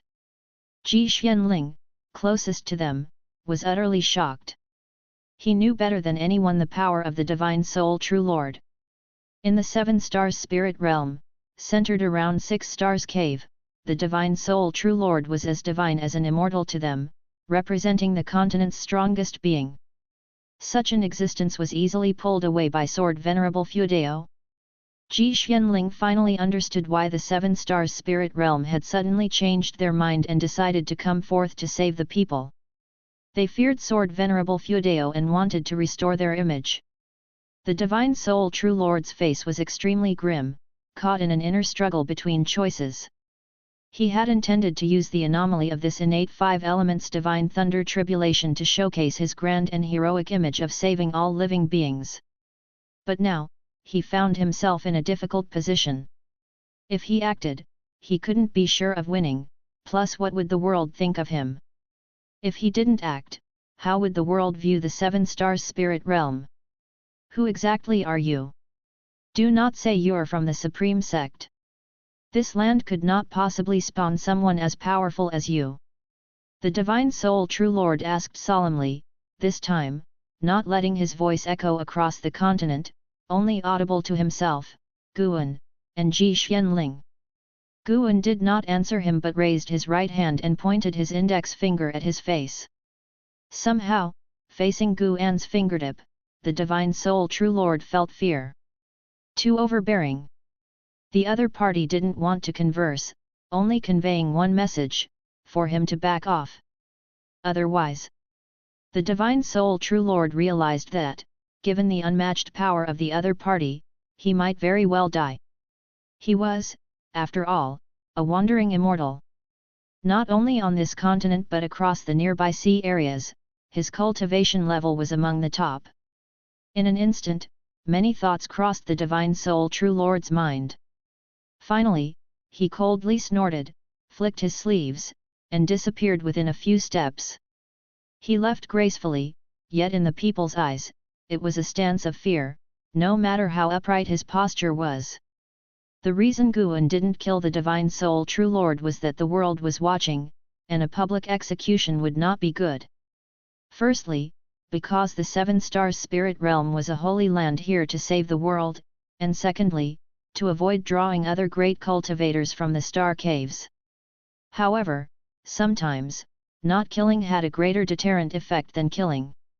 Not killing could both instill fear and leave room for the opponent to fantasize. Killing meant a never-ending vendetta. Guan looked up. The celestial might was dispersing. With the evil demon gone and unable to cross the tribulation, the heavenly tribulation naturally couldn't continue. He then vanished from the spot. Xian Tianyi, leaning against Guan's leg, fell forward, and Ji Xianling appeared out of thin air, catching him before his forehead hit the ground. Seeing this, LV Badian immediately called for Supreme Sect disciples to follow him to rescue.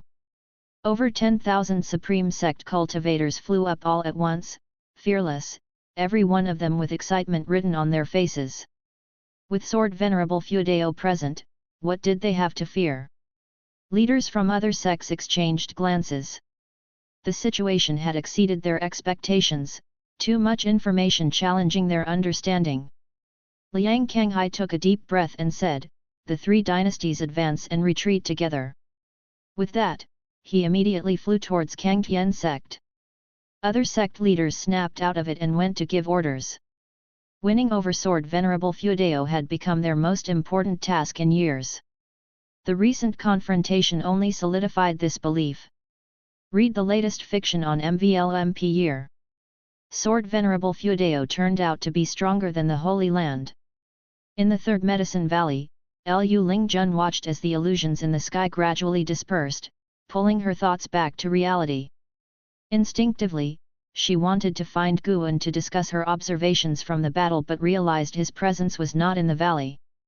She unconsciously scanned Mystic Valley with her divine sense, finding Guan among the mountain woods nearby, inspecting medicinal herbs, and she breathed a sigh of relief. She showed a helpless smile. Such a great spectacle ignored, all he worried about were his plants. Truly hopeless. Elsewhere. In the inner sect city, Ji Xiao stood on the eaves, glancing up at the sky. Even as the illusion started to fade, she did not avert her gaze. She hadn't seen the Divine Soul True Lord before but could feel his high status within the Seven Stars spirit realm. Such a powerful being was forced to retreat by Sword Venerable Feudeo. Her eyes filled with complexity. Sword Venerable Feudeo, who exactly are you? After this battle, she guessed the Seven Stars spirit realm would have to humble themselves. Before Sword Venerable Feudeo came along, the Seven Stars spirit realm wouldn't dare to commit blatant evil, let alone now. However, the Seven Stars spirit realm would surely frantically investigate Sword Venerable Feudeo, and the Ji family from the Supreme Sect would become their tool. Patriarch, was this outcome within your expectation? N/O/vel/b/jn. .c//om. Ji Xiao's lips curled into a smile as she turned to leave. Just as she turned, the inner sect city erupted in thunderous cheers. One city was but a microcosm of the world. The entire world erupted into a feverish celebration. Chapter 207, Chapter 207 Like Panan. Over the ocean, Divine Soul True Lord sat on a huge gourd, his arms crossed in front of his chest as the sea breeze blew his hair. He closed his eyes, frowning deeply. The more he thought, the angrier and more restless he became. After this battle, the prestige of the Holy Land would surely plummet. How could he not be angry? He just couldn't judge Sword Venerable Feudeo's attitude towards the Seven-Star spiritual realm. For now, Sword Venerable Feudeo did not seem hostile towards the Seven-Star spiritual realm. The previous Lin Jingxian killed himself, and Ji Xianling went to the Supreme Sect without incident. This time was no different. Sword Venerable Feudeo only pushed him back and did not strike a killing blow. He couldn't tell if Sword Venerable Feudeo feared the Seven-Star spiritual realm or had no killing intent from the start. In fact, when the evil demon attacked the wandering immortal realm, Divine Soul True Lord had sensed it but deliberately did not intervene. He allowed the Lin family loose immortal and disciples to be devoured by the evil demon to create a more terrifying image of the evil demon. The stronger the evil demon, the more prestige he would gain by exterminating it. Secondly, he wanted to use this opportunity to eliminate the Lin family, thus removing the cause and effect of offending Sword Venerable Feudeo. Nov. L.B//JNN. Had he succeeded, the Seven-Star spiritual realm would have maintained the prestige of the Holy Land while resolving any grudges with Sword Venerable Feudeo, achieving a perfect outcome. But things went wrong. Sword Venerable Feudeo acted ahead of schedule. It seems Sword Venerable Feudeo is related to Xian Tianyi. Could he be from the Star Sea congregations? The more he thought about it, the more likely Divine Soul True Lord found this possibility.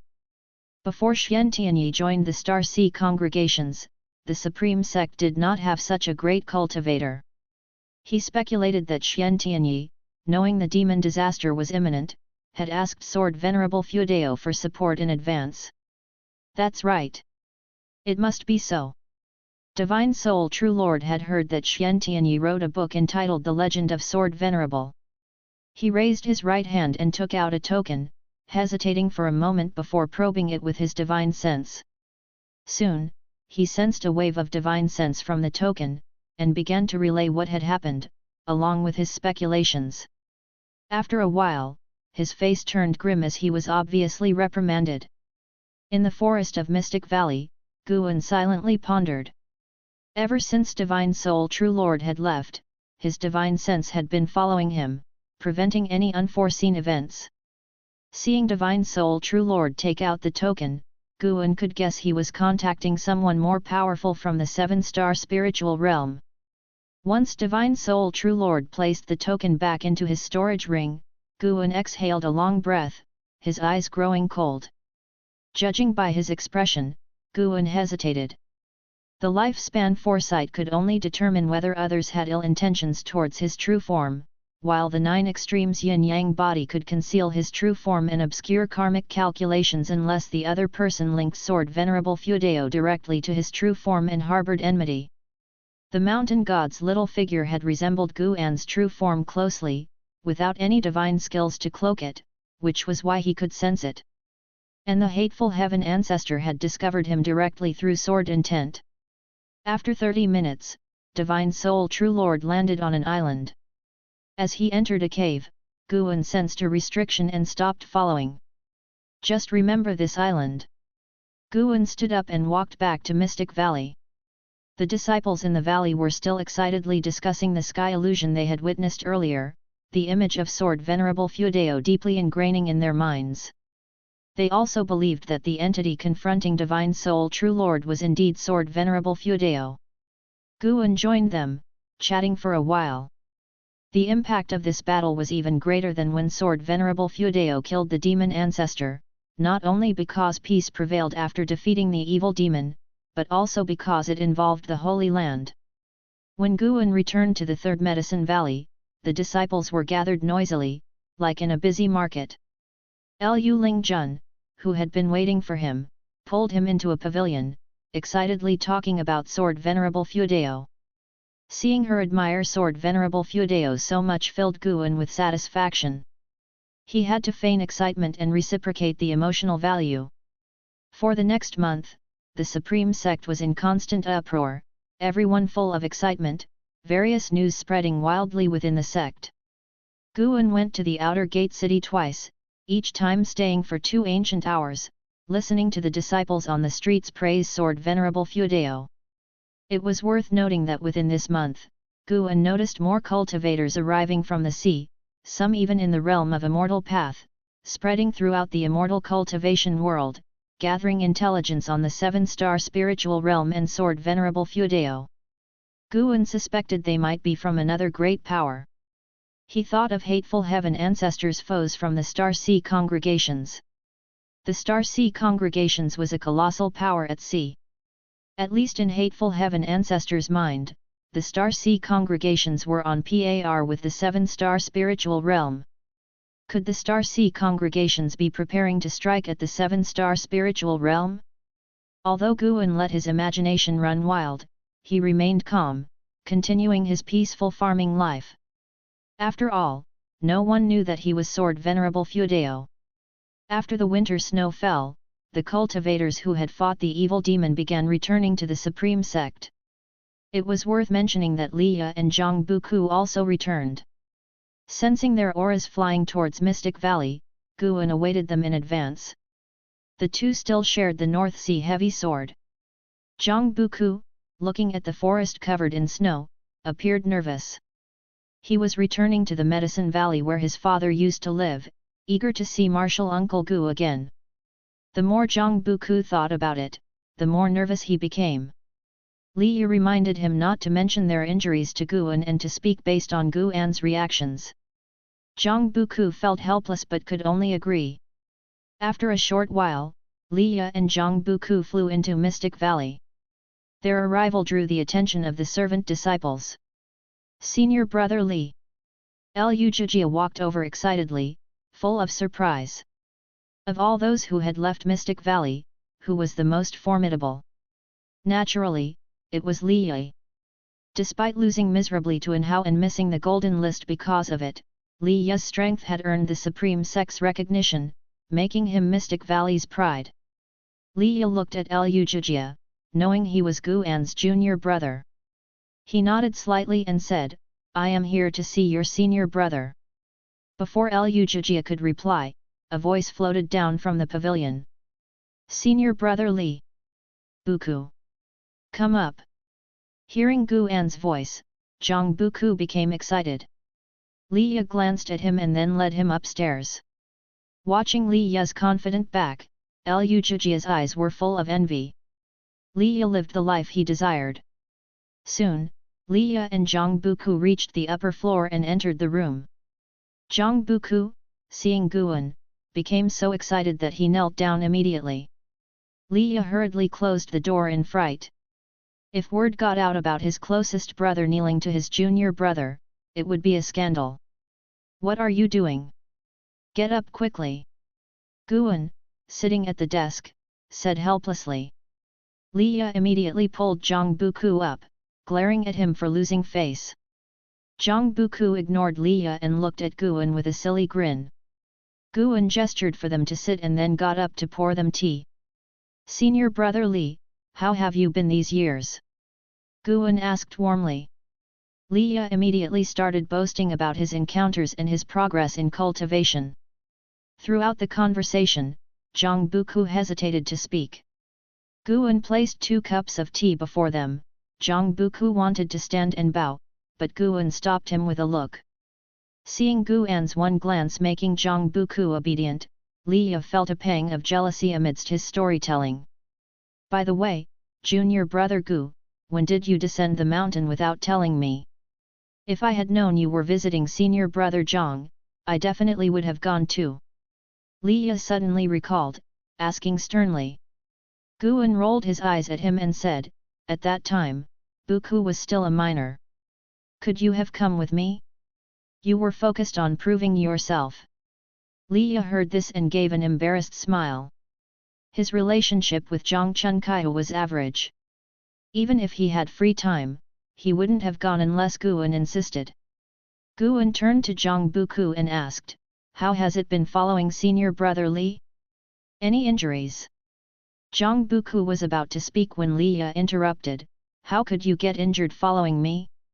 These years, we've been a great team, having everything we wanted, and our cultivation has advanced rapidly.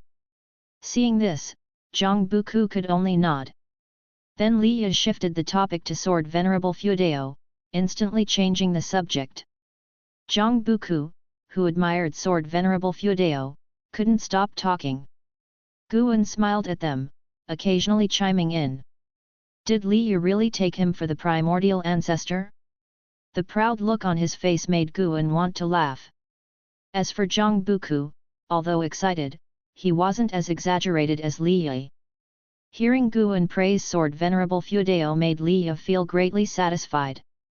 He wanted to tell Guan that Sword Venerable Fudeo was their Li family primordial ancestor. But recalling the primordial ancestor's instructions, he could only hold back. He hadn't encountered the primordial ancestor in a long time. What was the primordial ancestor doing? Was he busy teaching in Hao? On the way back, Liya had communicated with In Hao, and compared to In Hao's progress, his achievements over the years were negligible. Once again, he felt sour. The primordial ancestor favored In Hao for his talent, but guided him out of blood and kinship. Guan didn't know what Liya was thinking but felt his mood suddenly drop. He didn't want to inquire and took the chance to focus on Zhang Buku, feeling slightly irritated by Liya's hogging of the conversation earlier. Bullying my nephew? I'm fine. Brother Li treats me well, really. One sentence from Zhang Buku caused Liya's blood pressure to soar. Guan, smirking, asked, Brother Li? Yes, we are sworn brothers, promising to live and die together. Zhang Buku said stoutly. He could help Liya hide some things, but not let him gain seniority. Liya's expression turned awkward. His gaze fell on the paper in front of Guan. Seizing the moment, he picked it up and asked abruptly, Junior brother Gu, what are you writing? Guan smiled and replied, a book called Journey to the West. Journey to the West? Never heard of it. Just started writing it. All right then, I wish you to become a famed writer like Pan An. Liya schemed a few lines before putting it back, mainly using it to divert the conversation. He didn't really care about Journey to the West. Zhu Beiji carrying his wife? What nonsense! This book seemed boring at first glance. Chapter 208, Chapter 208 Hostility from the Divine Soul True Lord. When Liya put down the paper, the conversation unconsciously turned back to Sword Venerable Fuedao, as if they could talk about him endlessly. Zhang Buku said that earlier, when Sword Venerable Fuedao made his move, he saw a blurred figure, suspecting it was Sword Venerable Fuedao, who passed right in front of them. Liya also said he saw it, and the two were quite convinced. Guan found it amusing.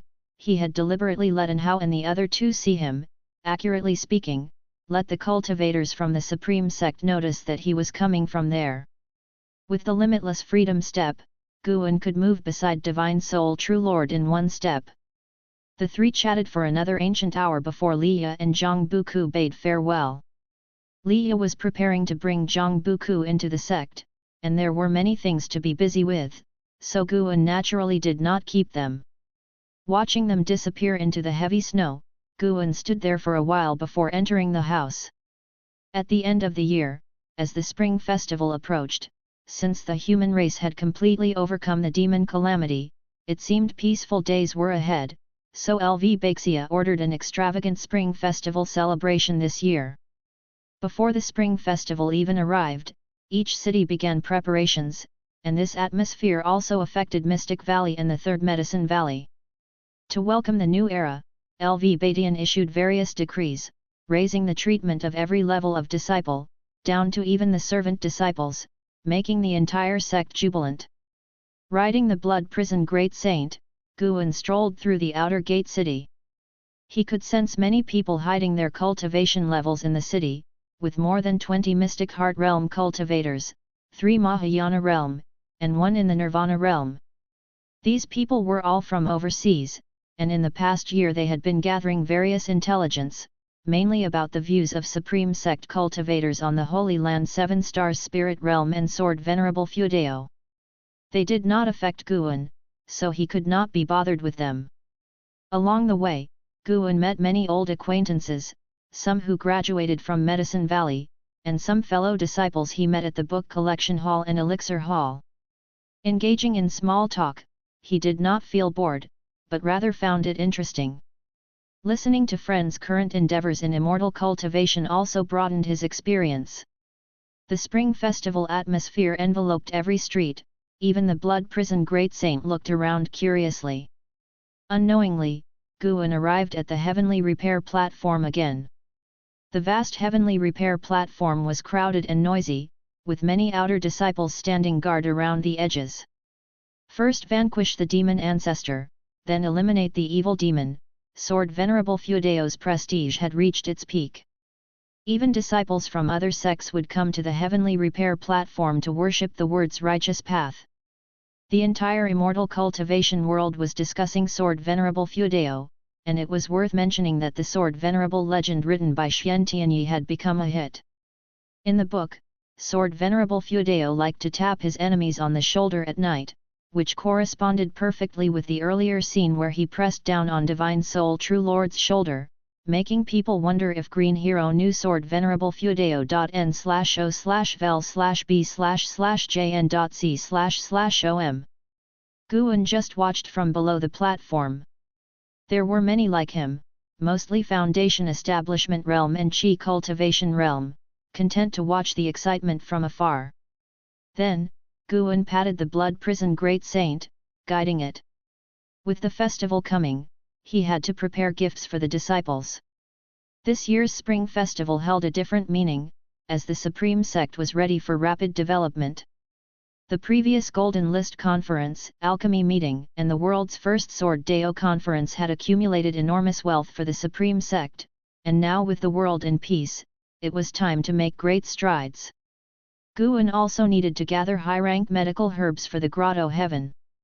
Suddenly, a prompt appeared before Guan's eyes.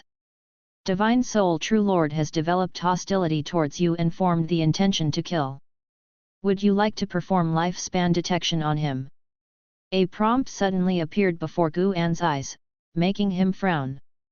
Well then. Guan took a deep breath and chose to perform lifespan detection. He had looked before and wanted to see again because this time it was about his own life. Divine Soul True Lord, Wandering Immortal Realm 3rd Layer 28098/13000/180000.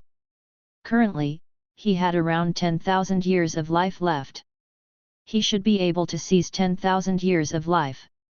Guan changed his mind and had the Blood Prison Great Saint leave the outer gate city, heading outside instead of towards the inner sect, finding an uninhabited forest to stay for a while. Within a secluded palace, the floor reflected a luminous glow, with many spirit stones embedded in the stone pillars on both sides. It was these spirit stones that illuminated the hall.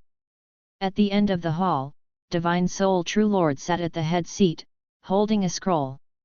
He slowly opened his eyes and looked at the black-clad man kneeling in the hall, saying, "You may leave." The black-clad man immediately turned and left. Once the door closed again, Divine Soul True Lord frowned, with his left hand supporting his cheek and his right hand holding the scroll, deep in thought. His gaze occasionally glanced at the scroll in his hand. "Xian Tianyi." Divine Soul True Lord muttered to himself. Since leaving the continent, although he feared Sword Venerable Feudeo, he had not given up. He had ordered Supreme Sect's spies to investigate all of Xian Tianyi's relationships, and the scroll in his hand recorded everyone closely related to Xian Tianyi. The rising power of the evil demon was likely related to Xian Tianyi, and Sword Venerable Feudeo intervened to save him. No matter how he thought about it, Divine Soul True Lord blamed Xian Tianyi for the failure in the battle against the evil demon. So he developed a murderous intent towards Xian Tianyi and his close associates. But he dared not act rashly, for perhaps Sword Venerable Feudeo was among them in disguise. The mere thought of Sword Venerable Feudeo made Divine Soul True Lord feel troubled. Fortunately, the 3-star cave had not contacted him much over these years, or he really wouldn't know how to report back. Sigh. Divine Soul True Lord sighed, stood up, and prepared to head to the small spirit realm to seclude himself. The 7 stars spirit realm needed to maintain its image and avoid being discovered by nearby great powers. As the high-standing cave master, he only needed to issue orders and would not personally manage things. He took 2 steps forward, just about to descend the steps. A hand suddenly landed on his shoulder. Although it was just a light tap, his heart stopped. He couldn't forget the feeling of being tapped on the shoulder by Sword Venerable Feudeo. Fear instinctively arose in his heart, and as he was about to speak, an overwhelming mana surged into his body, instantly turning his flesh into ashes, and even his primordial spirit vanished. The gap between the 9th layer of the Heaven and Earth Flying Immortal Realm and the 3rd layer of the Wandering Immortal Realm was immense. In front of Guan, Divine Soul True Lord was no different from an ant. The scroll in Divine Soul True Lord's hand also turned to ashes along with him. Guan, who had performed the 9 extremes yin-yang body technique, vanished as if he had never appeared. He quickly returned to the Supreme Sect, emerging from the bushes and walking towards the Blood Prison Great Saint. He had been out of the Blood Prison Great Saint's sight for less than 10 breaths. With its cultivation sealed, the Blood Prison Great Saint had no idea what he had done and immediately stood up after seeing him return. Guan hung the wild flowers he had casually picked on the Blood Prison Great Saint's horns and directed it towards Mystic Valley. The Blood Prison Great Saint did not think much and carried Guan away. At this moment, Guan appeared calm, but his heart was far from at peace. He looked again at the prompt. Killing Divine Soul True Lord had given him 10,500 years of life. The Wandering Immortal Realm was indeed formidable, no longer akin to weeds. When he killed Divine Soul True Lord, Guan did not even dare to perform a soul search, as Divine Soul True Lord surely knew many high realm immortals, and he feared that soul searching might alert those powerful beings.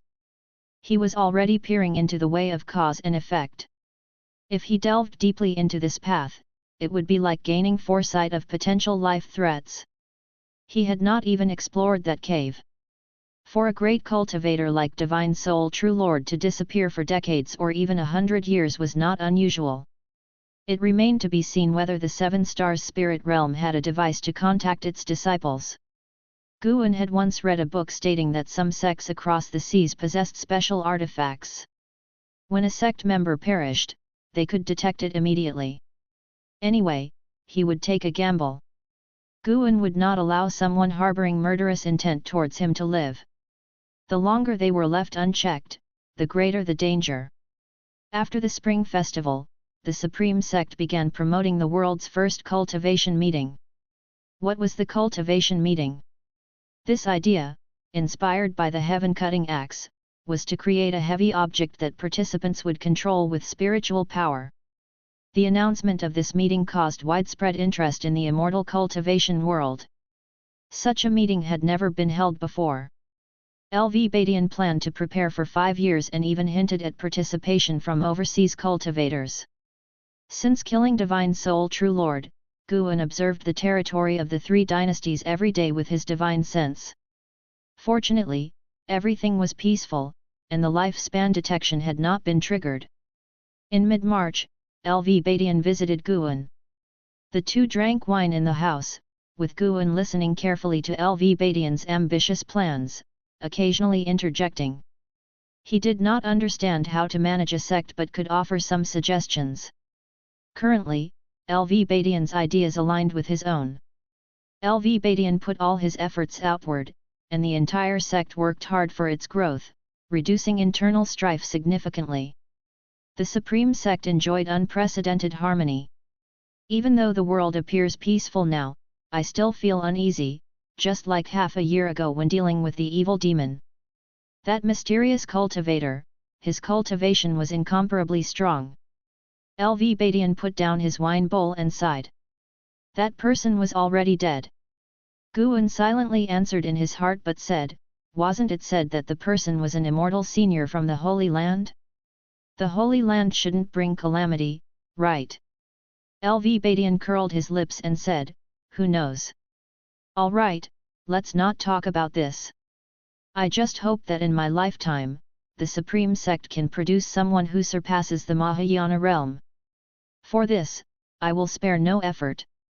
Guan nodded and said, and Hao is exceptionally talented, he is the best candidate. Indeed. LV Badian smiled. After experiencing the demon calamity, he seemed to have a new perspective on Hao. This was good too. He hoped LV Badian would focus on Hao as Guan did not want to become the sect leader. The two talked for a long time before LV Badian finally bade farewell. He had gained new ideas from Guan. Even before the world's first cultivation meeting began, he was already planning the next grand event. After LV Badian left, Guan did not stay long at the Third Medicine Valley either. He returned to Mystic Valley, then quietly left. He continuously used the limitless freedom step, quickly distancing himself from the mainland. After several steps, he arrived on a vast island, the most prosperous in this sea area, with the cultivator population exceeding 5 million, always bustling with people. He did not disguise himself since the Supreme Sect was so far away. Even a Mahayana realm cultivator would take a lot of time to get here, and there were countless sea demons along the way. Here, no one recognized him. The purpose of this trip was to purchase medicinal herb seeds. His grotto heaven only grew herbs of the 7th rank or higher. Chapter 209, Chapter 209 Meng Lang, Loose Immortal Realm Level 6. Before coming, Guan had already observed with his divine sense that the strongest on the island was slightly stronger than a Divine Soul True Lord, but not by much. If there was a heaven and earth flying immortal, he would not have dared to come. If there was a heaven and earth flying immortal, then there could be an even higher realm.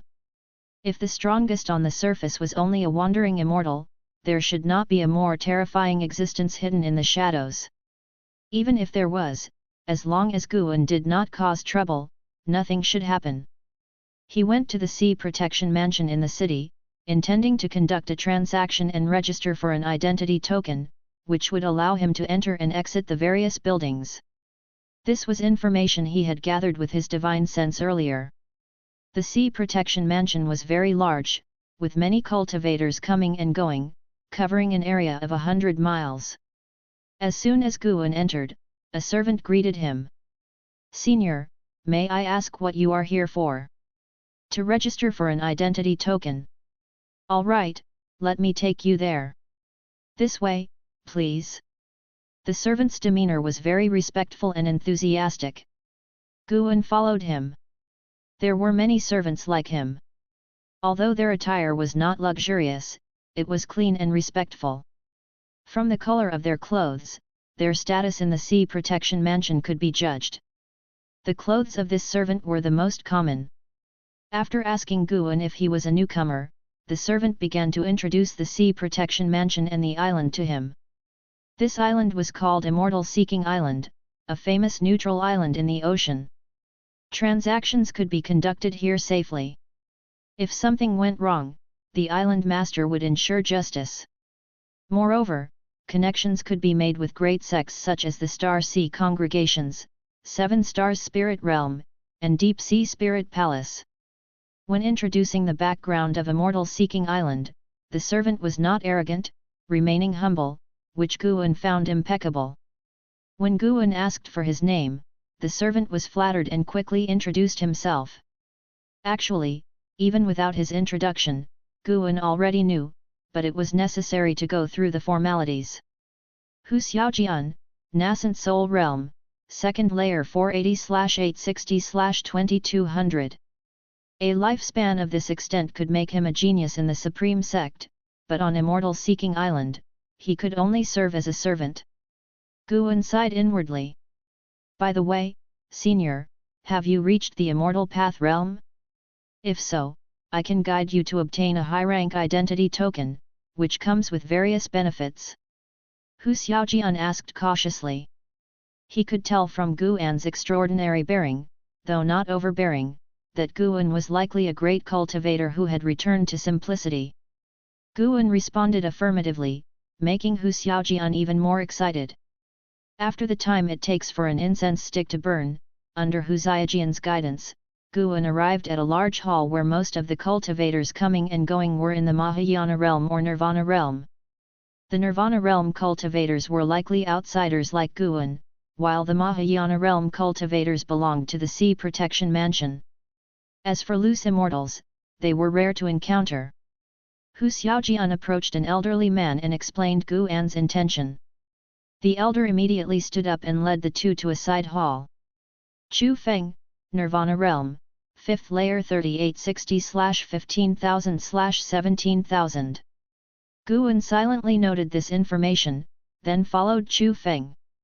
Chu Feng took a white jade token, uninscribed, from a redwood cabinet, handed it to Guan, and said, "Inject your mana into this, then silently recite your name to register."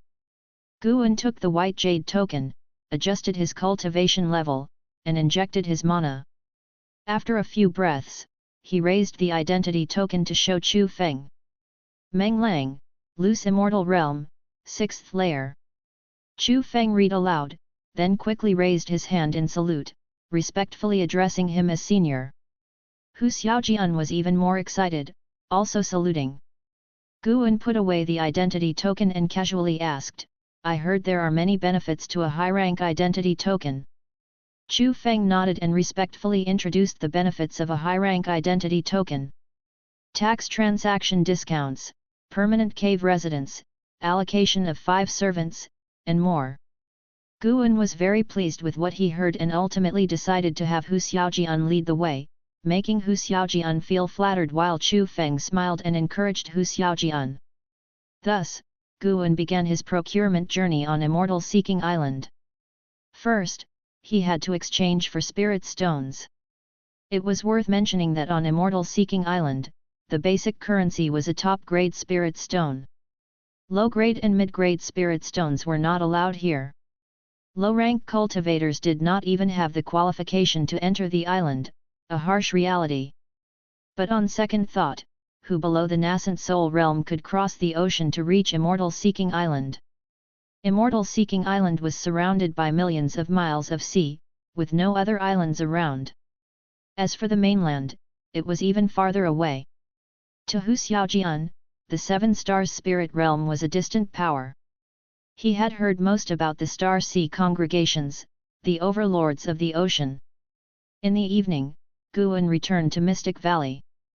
Purchasing medicinal herbs took time, not a one-time deal. However, Immortal Seeking Island had plenty of high-rank medicinal herbs, even offering 9th-rank medicinal herbs, enough to meet Guan's needs. It was said that every few decades, immortal path spirit trees might even be auctioned on Immortal Seeking Island.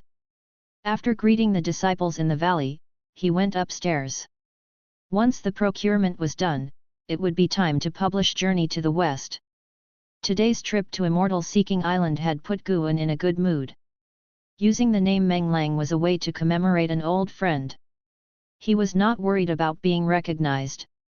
Most people who knew Guan would never reach Immortal Seeking Island in their lifetimes. As for geniuses like Xian Tianyi and An Hao, without advancing to the Immortal Path realm, they would find it difficult to come. If Xian Tianyi had connections with the Star Sea congregations, he might have the chance to go to Immortal Seeking Island, but he had never heard of Meng Lang.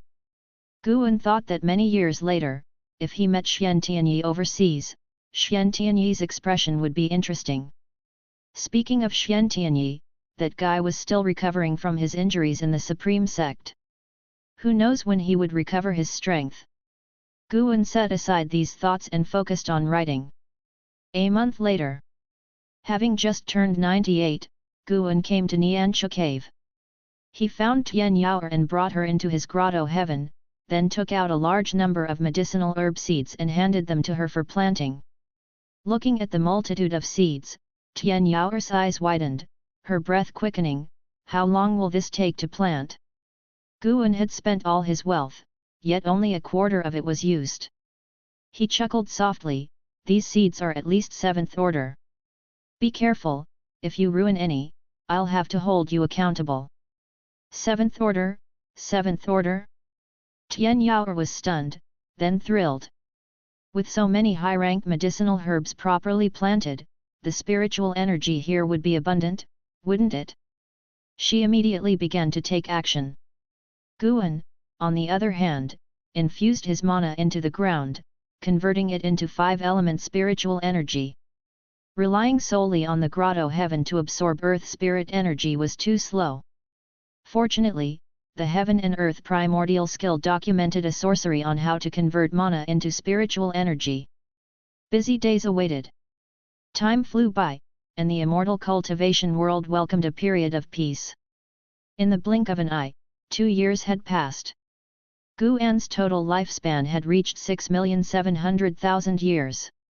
He had planted all the high-rank medicinal herbs he had purchased in his grotto heaven, but the maturity time for 7th-order medicinal grass was extremely long, so he had to be patient. Though the wait was long, once harvested, it would be an enormous amount of lifespan. Moreover, 7th-order medicinal grass had a strong life force and required little oversight. That year, the Supreme Sect had grown much stronger. Meanwhile, the Taixuan dynasty and the Tianwei dynasty had begun to war, while the Great Zhong dynasty remained stable, not participating in the conflict. The dynastic struggles were cruel but not a catastrophe, having no impact on the immortal cultivation world. Guan planned to achieve core formation that year. His surface cultivation level needed to be improved. One day at noon, Xian Tianyi came to visit Guan. As they entered the house to chat, Xian Tianyi cast many restrictions first. He was now the strongest cultivator in the Supreme Sect but still deployed many restrictions, indicating his awareness of several great cultivators infiltrating the Supreme Sect. Did you see the celestial phenomenon from that battle? Xian Tianyi turned to Guan and asked solemnly. Guan nodded, then motioned for him to sit and talk. Bam! Xian Tianyi slammed the table in fury, cursing, I was schemed against by the 7 stars spirit realm. A bunch of bastards. This isn't over. Guan's eyelids twitched. Why are you telling me this? He suddenly suspected that the Divine Soul True Lord's hostility towards him a few months ago was due to investigating Xian Tianyi's connections. The 7 stars spirit realm? Are you talking about the Holy Land? Guan asked cautiously. Xian Tianyi sat down, took a deep breath, and said, yes, I was thrown into the evil demon sealing ground by cultivators from the 7 stars spirit realm. If not for Sword Venerable Fudeo's intervention, they would have wanted to eliminate me completely. How hateful! Divine Soul True Lord, just you wait. Guan said worriedly, the Holy Land is powerful. You mustn't be reckless. Even the entire Supreme Sect wouldn't be enough. Xian Tianyi looked at him and snorted, I know that, but I'm not just a disciple of the Supreme Sect. I'm also a disciple of the Star Sea congregations. My peers have already infiltrated the Supreme Sect. I'm planning to head south and inform my master about this. The Star Sea congregations and the 7 stars spirit realm both follow the righteous path and do not harm the common people. I will ensure the 7 stars spirit realm doesn't have it easy. How bold! You have a backer, and you didn't say so earlier? Forcing me to take risks? Guan complained inwardly, feeling helpless. Xian Tianyi, seeing through his thoughts, said with a hint of regret, after all, it is the 7 stars spirit realm. Without a legitimate reason, the Star Sea congregations would not act. I don't have that kind of influence, but if I had evidence, it would be different. Anyway, the 7 stars spirit realm won't have a good time coming. Guan cautioned him, though I don't know how powerful the Star Sea congregations are, be careful. The journey south is long, if anything happens on the way. He didn't finish his sentence, but Xian Tianyi understood. No worries. I will be accompanied by other disciples of the Star Sea congregations, and there will be Immortal Path seniors overseeing from abroad. The 7 stars spirit realm won't dare to act rashly. Xian Tianyi reassured him. Nov. L. B //JNN. Guan felt relieved. Xian Tianyi then said, you focus on your cultivation. Someday, I'll take you into the Star Sea congregations, you might gain immortal destiny. Guan shook his head, forget it. The ocean is a place for the high and mighty. As a mere mortal, I'll stay in the Supreme Sect. I don't want to be a burden. Xian Tianyi tried to persuade him further but was diverted by Guan, who asked him when he would return. Xian Tianyi said it depended on the situation, ranging from a few years to several decades. But he would definitely return, as his next goal was to help develop the Supreme Sect. Although he was angry, he saw this as an opportunity. If the Star Sea congregations pressured the 7 stars spirit realm, the Supreme Sect could develop. Even though he now belonged to the Star Sea congregations, he wanted to help the Supreme Sect. In any case, he believed that no matter how the Supreme Sect developed, it could never catch up to the Star Sea congregations. Chapter 210 Journey to the West emerges, shocking the world. Guan chatted with Xian Tianyi for a full 2 ancient hours. Before leaving, Guan even gave him half a set of Journey to the West. Subscribe to Chinese Novel Audio Wave. So many years had passed, he had already written Journey to the West, but he wanted to release it later and kept refining his calligraphy, so he had rewritten Journey to the West many times. The reason for giving Xian Tianyi only half was because he was afraid Xian Tianyi might leak it. Always leave some suspense. After Xian Tianyi left, Guan followed downstairs and rode the Blood Prison Great Saint to the Mystic Valley. Yelan was waiting for him in the pavilion. He dismounted from the Blood Prison Great Saint's back and leisurely went upstairs. When the two met, they exchanged pleasantries. Over the past year, Yelan had been very busy and could only come to see him during the spring festival. Senior brother, you are turning 100 this year. How about a celebration? Yelan asked with a smile. Guan shook his head and said, why would a cultivator celebrate a big birthday? No need, I don't like trouble. Yelan nodded and didn't press further. She just mentioned it casually. After all, 100 years was an important milestone. They started chatting. Yelan didn't have any special reason to see Guan, she just missed him. They talked about everything, from the Supreme Sect to the immortal cultivation world, and even about the common folk. Most of the time, Yelan did the talking, and Guan chimed in. A long time passed. Guan was concerned about her primordial reincarnation skill. Yelan said that she practiced it daily, although her cultivation level hadn't increased, she could feel the accumulation of the primordial reincarnation skill. Guan took out a large number of prepared supreme-grade elixirs for her, telling her to take them promptly. In 20 years, she would need to unseal the primordial reincarnation skill. By then, it was unknown how much her maximum lifespan would increase. Faced with Guan's gifts and arrangements, Yelan did not refuse and instead showed a happy smile. Seeing her smile, Guan couldn't help but shiver. "Junior sister, don't misunderstand, I will always be your senior brother," Guan said seriously. Yelan nodded with a smile. She stood up, walked to Guan's side, and placed her hands on his shoulders.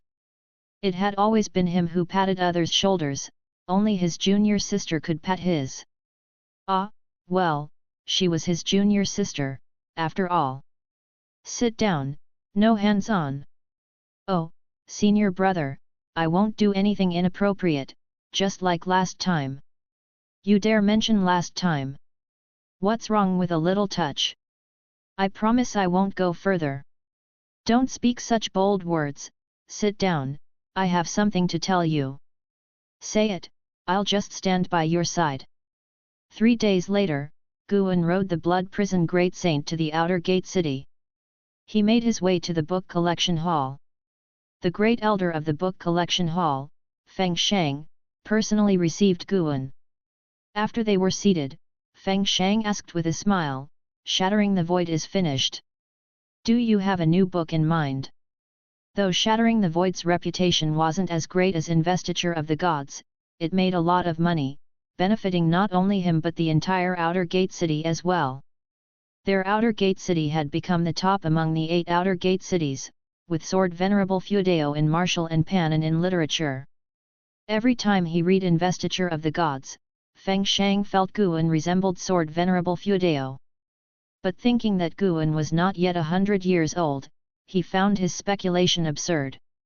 Though perhaps Panin was somehow related to Sword Venerable Feudeo, maybe this was why Panin refused to write about Sword Venerable Feudeo, fearing people might discover the connection. Guan took out 5 books from his storage bag, which were the first half of Journey to the West. Feng Shang picked up the topmost book and, seeing the cover, he couldn't help but read aloud, "Journey to the West." The name sounded ordinary. He was a bit disappointed, but considering Panin's fame, even an ordinary book would earn spirit stones. He began to read, and after a few moments, his expression changed slightly. He straightened his back and read more intently. As time went on, his right hand began to tremble. When he read about Sun Wukong causing havoc in the Heavenly Palace, he couldn't help but slap his thigh in excitement. Guan shook his head and laughed. He stood up and said, "The books are yours. Leave the rest to you." Having worked with the book collection hall for so many years, he naturally didn't worry about them deceiving him. Upon hearing this, Feng Shang quickly stood up, excitedly saying, "Journey to the West will definitely be a hit. This is a divine book comparable to Investiture of the Gods.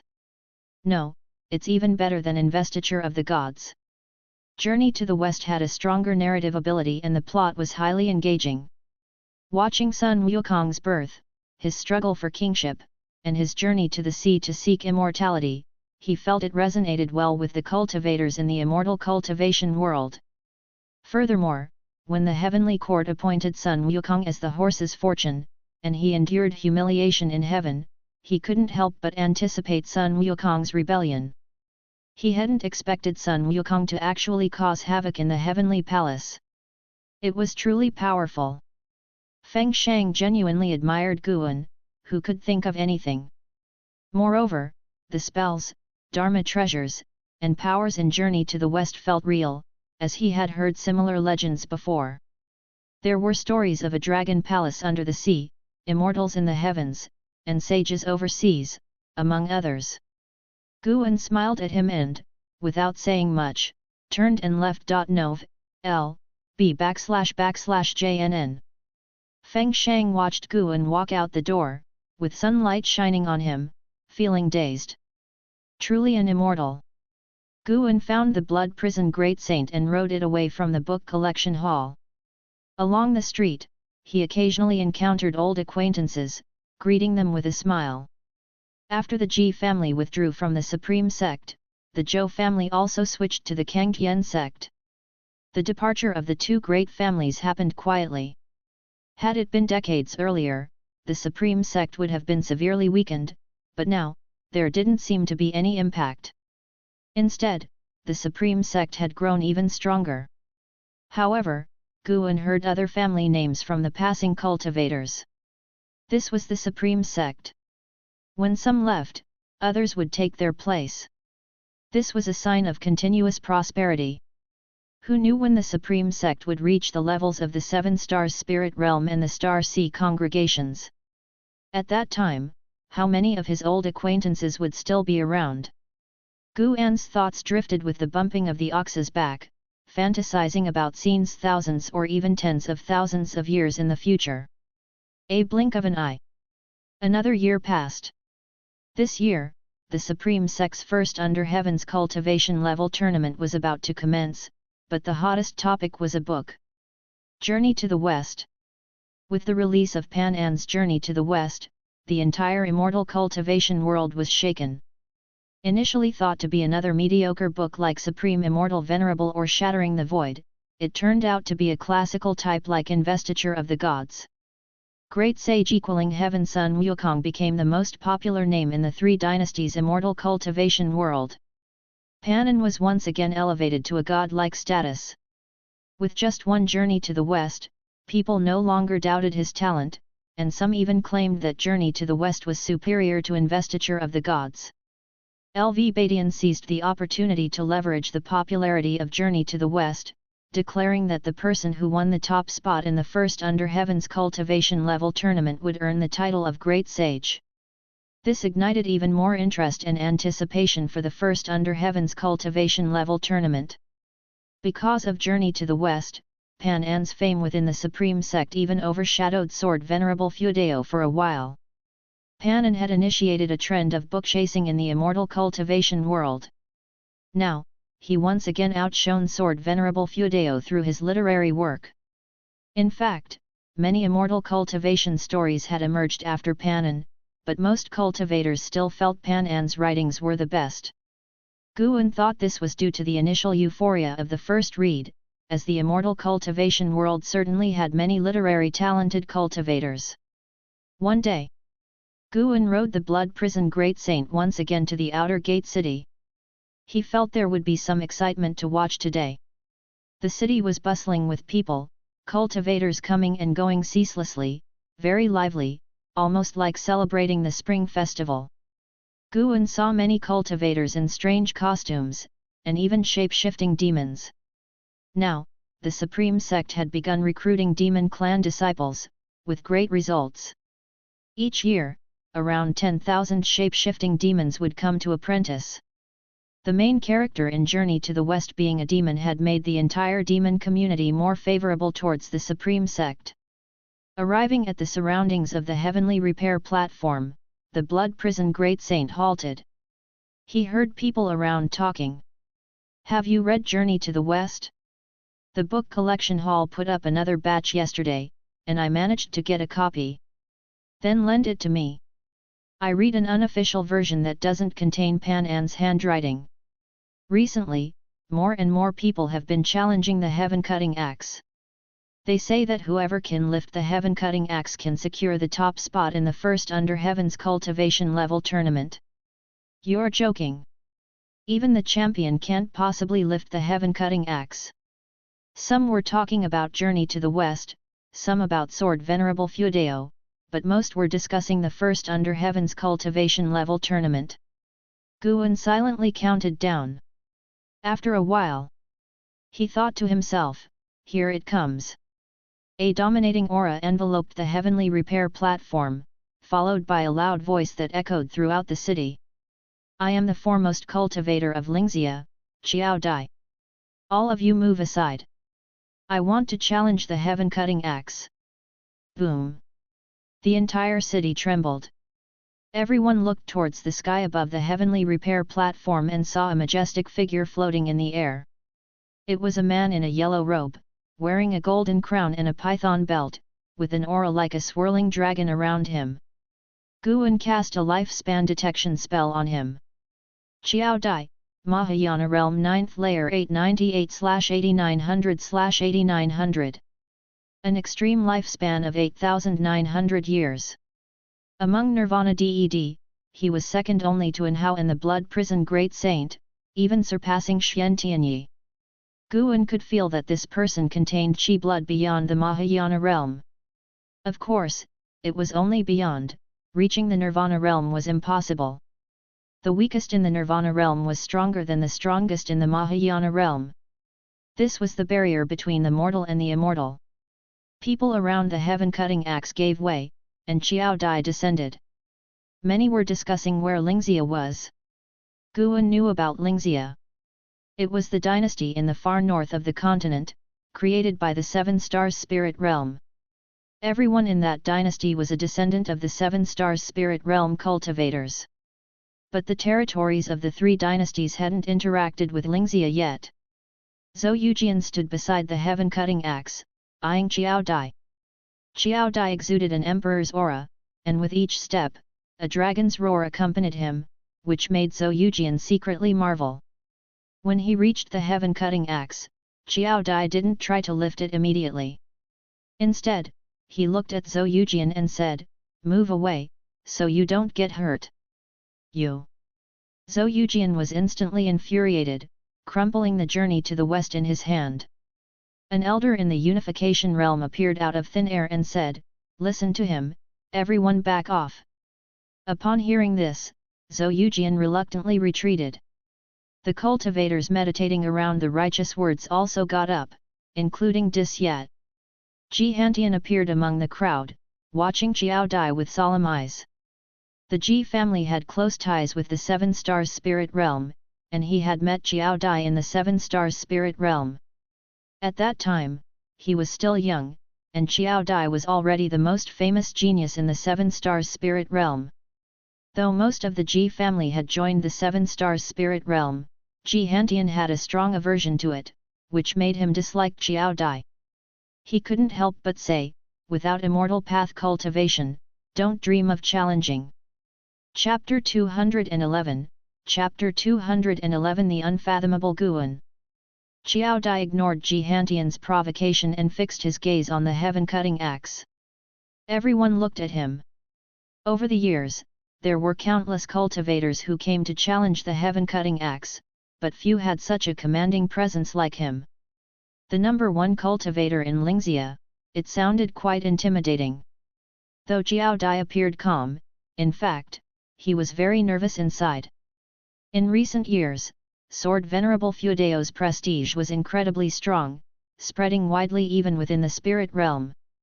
Qiao Dai knew he could not possibly be a match for Sword Venerable Fuedao, but since the heaven-cutting axe was merely a treasure left behind by Sword Venerable Fuedao, he still had confidence in lifting it. He raised his right hand and gripped the handle of the axe.n/o/vel/b/in.c//om. At the moment he grasped it, he felt an unprecedented heaviness. His brows furrowed, and he immediately began to exert force. Rumble! The heavenly repair platform quaked, and everyone watched him nervously. No matter which sect they were from, the cultivators on the platform did not want him to lift it.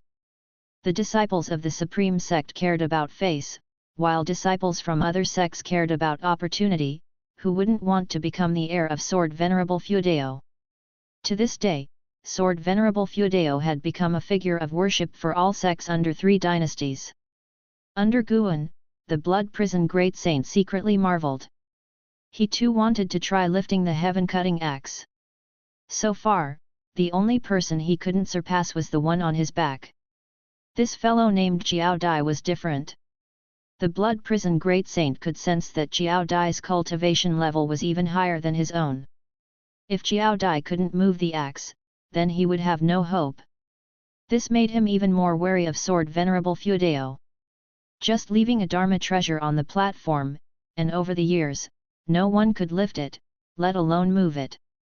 It was unimaginable how high soared Venerable Fudeo's cultivation realm must be. Xiao Dai also started using a secret technique, making his momentum soar, causing even the outer city to tremble. More and more figures appeared on the heavenly repair platform, all high-ranking members of the Supreme Sect. They looked at Xiao Dai with eyes full of fear. But as they watched, the great cultivators of the Supreme Sect began to smile.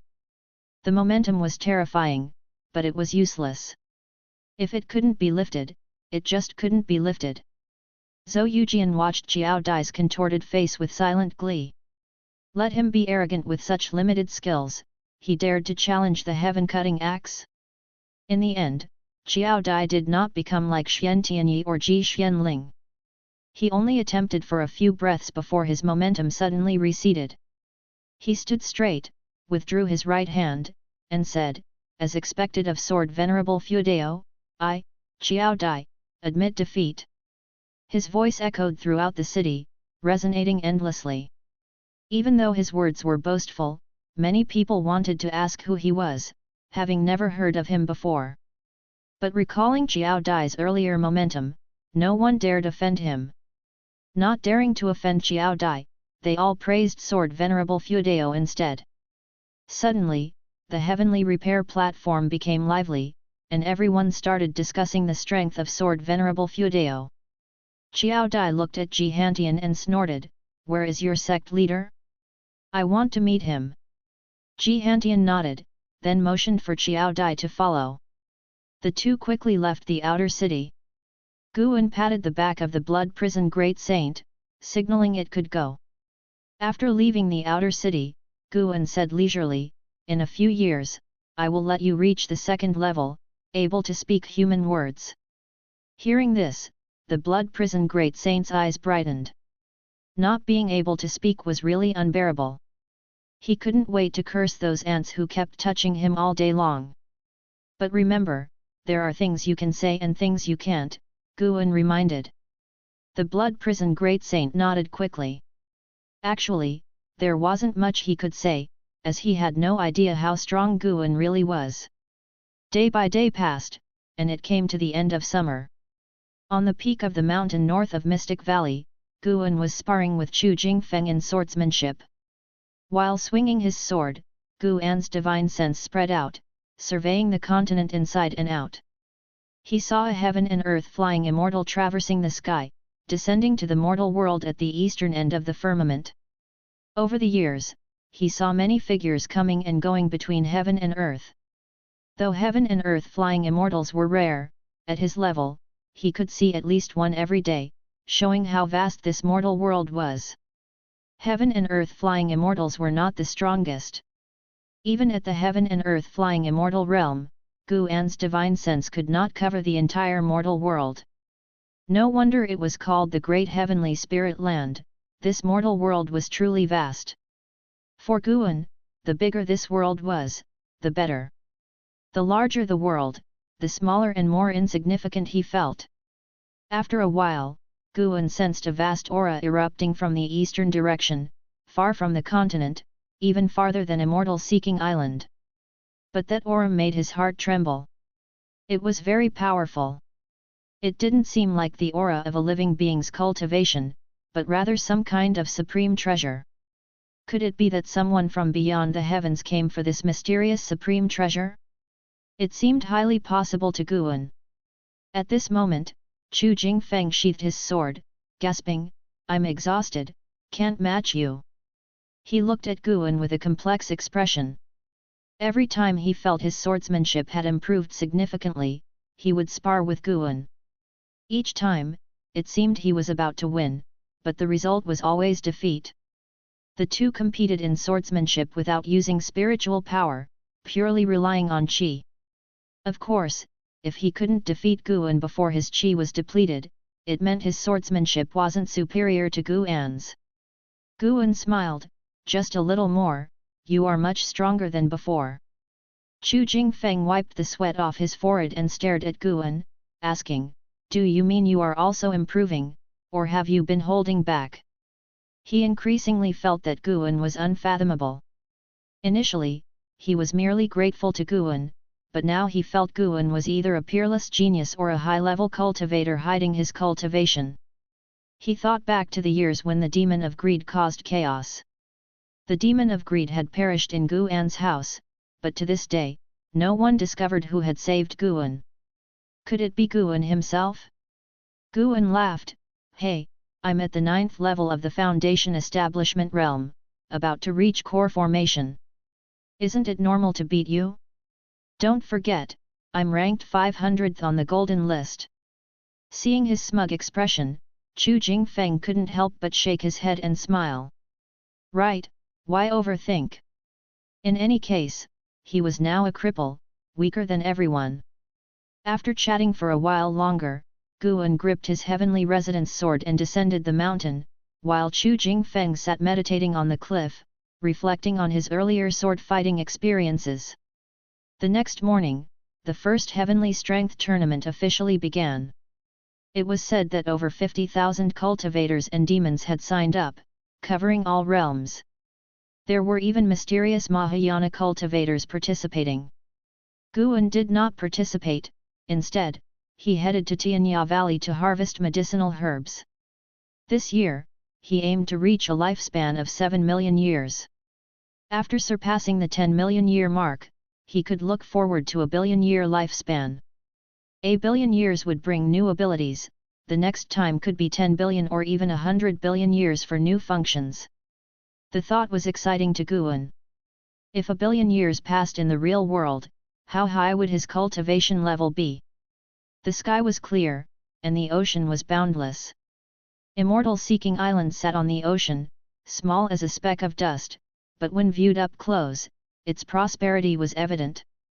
Guan returned to Immortal Seeking Island, and exchanged all the medicinal herbs he had gathered over the past 3 years for top-grade spirit stones, then began to wander around. He planned to buy some high-quality cultivation elixirs to help Yelan and Xiao Chuan. As for others, he wouldn't go out of his way to help them, enjoying the elixirs he personally refined was good enough. Hu Xiaojian continued to lead the way for Guan, full of enthusiasm. By the way, Senior, several months ago, a conflict broke out between the Star Sea congregations and the Seven Stars Spirit Realm. Have you heard about it? Hu Xiaojian asked suddenly, his expression excited. Guan answered, I've been secluded in training, unaware of this. Why did they clash? Hu Xiaojian lowered his voice. It's said that a disciple of the Star Sea congregations was killed by the Seven Stars Spirit Realm, so a group of Star Sea congregation cultivators attacked islands affiliated with the Seven Stars Spirit Realm. They fought for 3 days and nights. Many say the Star Sea congregations and Seven Stars Spirit Realm are going to war. They have been at peace for 50,000 years, who knows if it's true. If these two top forces go to war, this ocean will be far from peaceful. Guan first thought of Xian Tianyi. Was Xian Tianyi's capability so great? On second thought, yes, a Mahayana cultivator of several hundred years was rare. Even on the ocean, he would be a top-tier talent. On Immortal Seeking Island, Guan had only seen a few. The two continued chatting as they moved forward. An hour later, Guan had spent all his spirit stones, reaping abundant rewards. Spending on his junior brothers and sisters, he felt no regret, even if they were destined to die. He was willing to help them live a few hundred or thousand years longer. After dismissing Hu Xiaojian, Guan began to wander Immortal Seeking Island on his own. Immortal Seeking Island was large, with numerous cities. Cultivators, demons, and spirit beasts were everywhere, making the streets very lively. Suddenly, someone brushed past Guan. Due to the person's peculiar attire, Guan subconsciously threw a lifespan detection. 9-Finger Divine Lord, second layer of Traveling Immortal Realm 170800/1900000/800000. 17,000 years? Was this 80,000 year maximum lifespan serious? Guan was intrigued. The person's apparent cultivation was only at the Mahayana realm. Even as a 9th level heaven and earth flying immortal realm great cultivator, Guan couldn't see through his true cultivation level, indicating this man's greatness. Of course, it was also possible that this person was not a wandering immortal, but had his cultivation level fall due to some reason. Guan thought the latter was more likely. He didn't turn back and continued forward. However, the 9-finger Divine Lord stopped. He wore a black outfit like a wanderer, his clothes were not fancy, somewhat old, with a bamboo hat and a large wooden box on his back. He looked back, frowning under his hat, eyes filled with confusion. Was it a misperception? The 9-finger Divine Lord felt someone watching him earlier but saw no one when he looked back. The strongest on this street was just a loose immortal. He retracted his gaze and continued on his way. 30 minutes later, he arrived at a residence and met a man in a purple robe in the courtyard. "Senior, please have a seat," the purple-robed man said with a smile, respectfully. The 9-finger Divine Lord sat down, placing the large wooden box beside him. He calmly asked, "What business do you have with me?" The purple-robed man sat, waved his right hand, and a purple light barrier rose around the courtyard, then quickly disappeared. He looked at the 9-finger Divine Lord and whispered, "Senior, I have a lead on the immortal path supreme treasure you sought before. It is somewhat troublesome, it involves the 7 stars spirit realm. Do you dare to venture there?" Chapter 212, 212 Strange Aura. After brushing past the 9-finger Divine Lord, Guan quickly left Immortal Seeking Island. Although the 9-finger Divine Lord couldn't threaten him at the moment, his age of 170,000 years made Guan reluctant to associate with him. Guan had no need to make connections with great powers, he just wanted to avoid trouble. After returning to the Supreme Sect, he went to watch the first cultivation conference every few days and found it quite interesting. The Supreme Sect created different treasures according to different realms, and it was said that the materials were brought from overseas by Xiantianyi. The heaviest was a Mahayana realm treasure, heavier than a mountain. Because of this, the Supreme Sect also specially opened a venue and set up layers of restrictions to prevent the ground from collapsing. Since there was no combat, the first cultivation conference didn't last as long as previous events. In less than half a month, Xiao Dai won the first place and was conferred the title of Great Sage of the Heavenly Peak by the Supreme Sect. Afterwards, Xiao Dai announced his decision to join the Supreme Sect and become an elder, which took Guan by surprise. What is the 7 stars spirit realm up to? Sending a Mahayana realm cultivator to the Supreme Sect for no reason? Or are they planting a pawn? Guan didn't ask LV Batian, even if Xiao Dai had bad intentions, he wasn't afraid. It only took one move to kill the Divine Soul True Lord, and it would be the same for Xiao Dai. However, after autumn arrived, Ji Hantian brought Xiao Dai to find Guan, who happened to be in, so he received them in his building. Xiao Dai sat at the table, looked around the environment, and asked, "Are you Panin?" Guan, carrying a cup of tea to the table, responded, "I am Panin. May I ask what business you have with me, senior?" The Ji family had switched allegiance to the 7 stars spirit realm, and now Ji Hantian brought Xiao Dai to find him, which made him think deeply. "Sit down and talk," Ji Hantian said with a warm smile, even taking the initiative to pour tea for the two of them. Guan sat down and looked at Xiao Dai. Xiao Dai scrutinized him with an oppressive gaze. "What do you think of the Holy Land, 7 stars spirit realm?" Xiao Dai asked.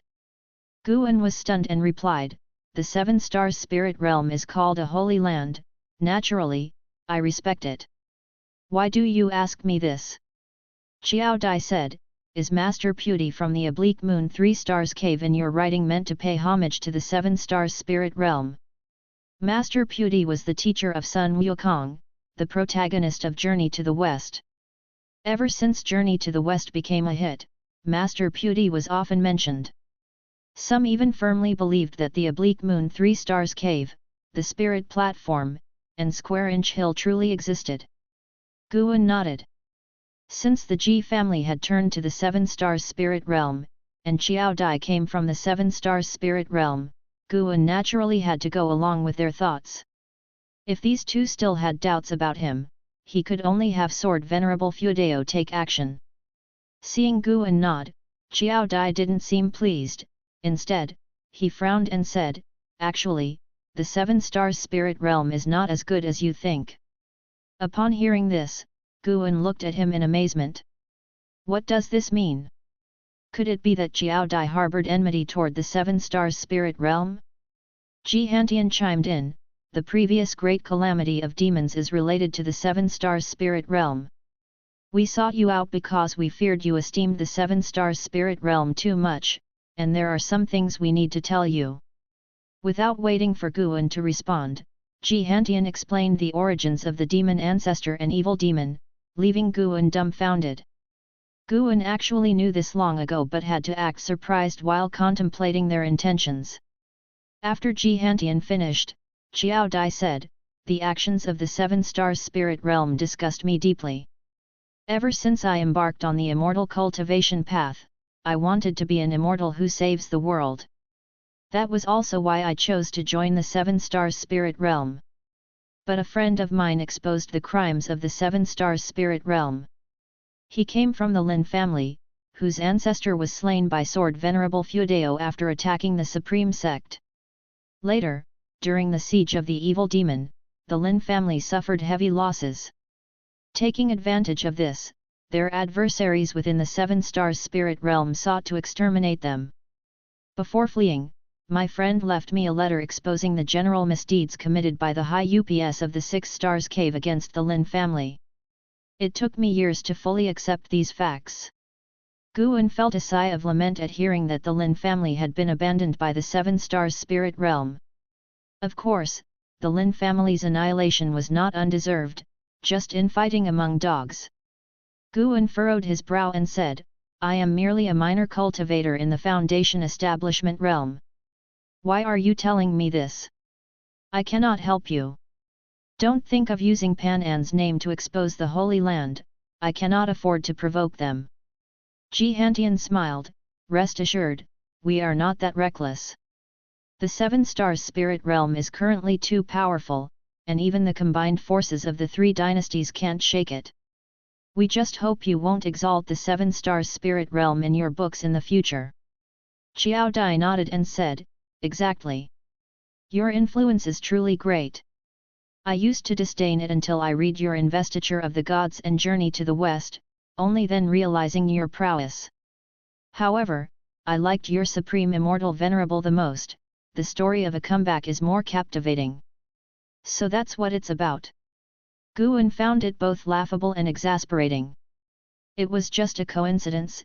In fact, he was subtly hinting that the 7 stars spirit realm resembled the Buddhism sect of Western Heaven. He pretended to contemplate and then reluctantly agreed to the matter. Seeing Guan seemingly hesitant, Ji Hantian and Xiao Dai didn't get angry. They too took a long time to process this information when they first learned about it. Not only did they have to expose the evil side of the 7 stars spirit realm, but they also had to endure the pressure of confronting it directly. This was, after all, the most powerful force on the continent, with no equal. Guan couldn't help but ask, if the 7 stars spirit realm wishes to enslave all beings, why engage in such roundabout methods? Even the combined forces of our 3 dynasties are no match for them, right? Xiao Dai replied, "Not all of the 7 stars spirit realm is evil. On the ocean, it remains a holy land of the righteous path. Our continent is merely one region of the 7 stars spirit realm, governed by the 6 stars cave and 7 stars cave.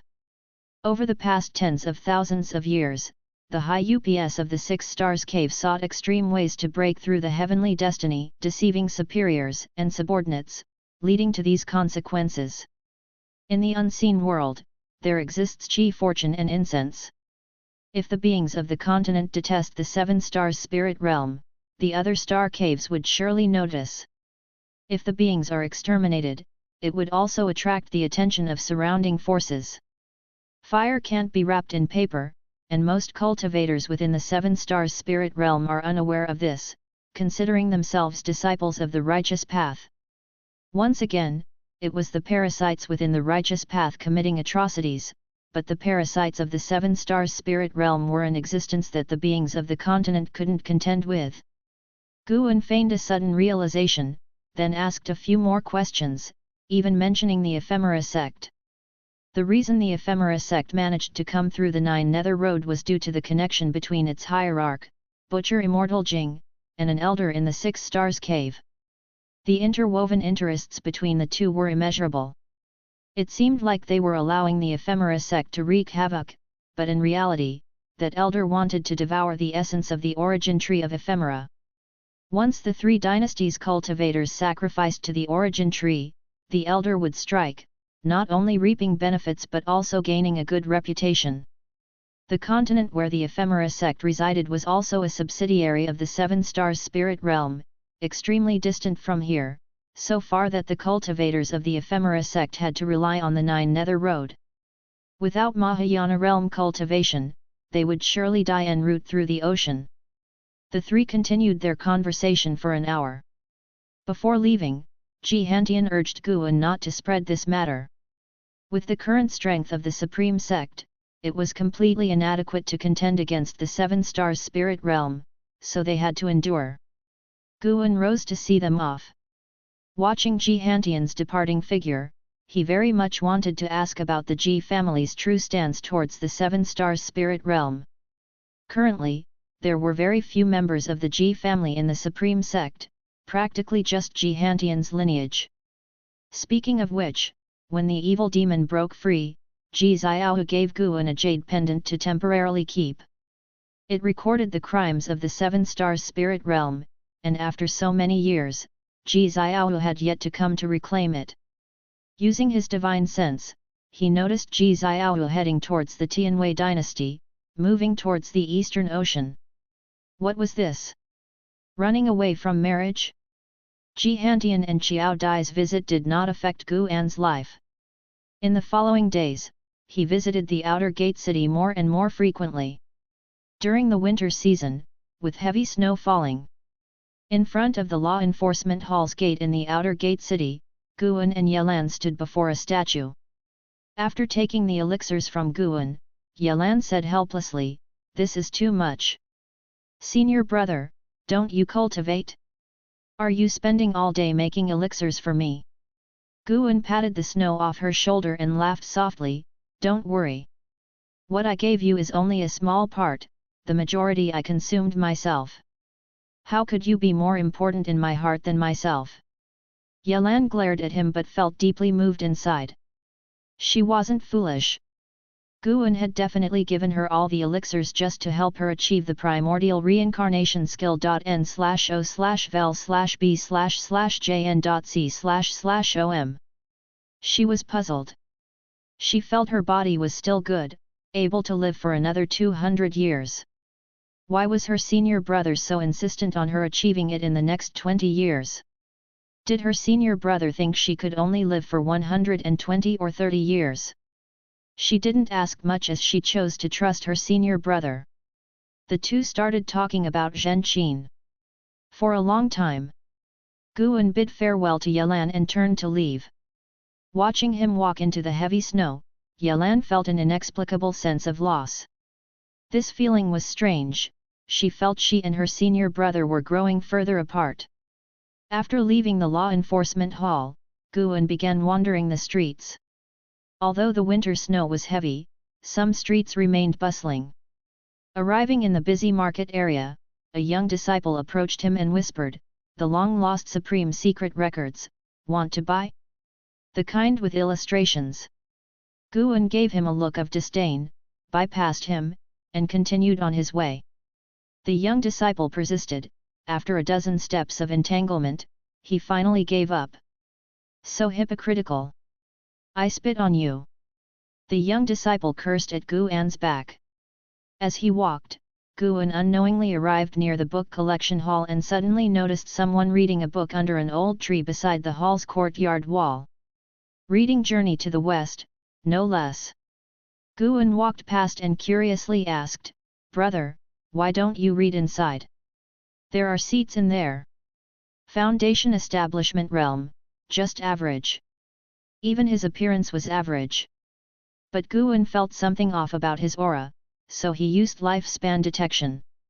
Yu Yingying, Foundation Establishment Realm, 8th floor 124/400/5000. Maximum lifespan of 5,000 years? Why is the cultivation level so low? And the name is a woman's? Doesn't seem like she's disguised as a man. Yu Yingying looked up at Guan and replied, "It's too noisy inside. It's more peaceful here, and I can feel the nature."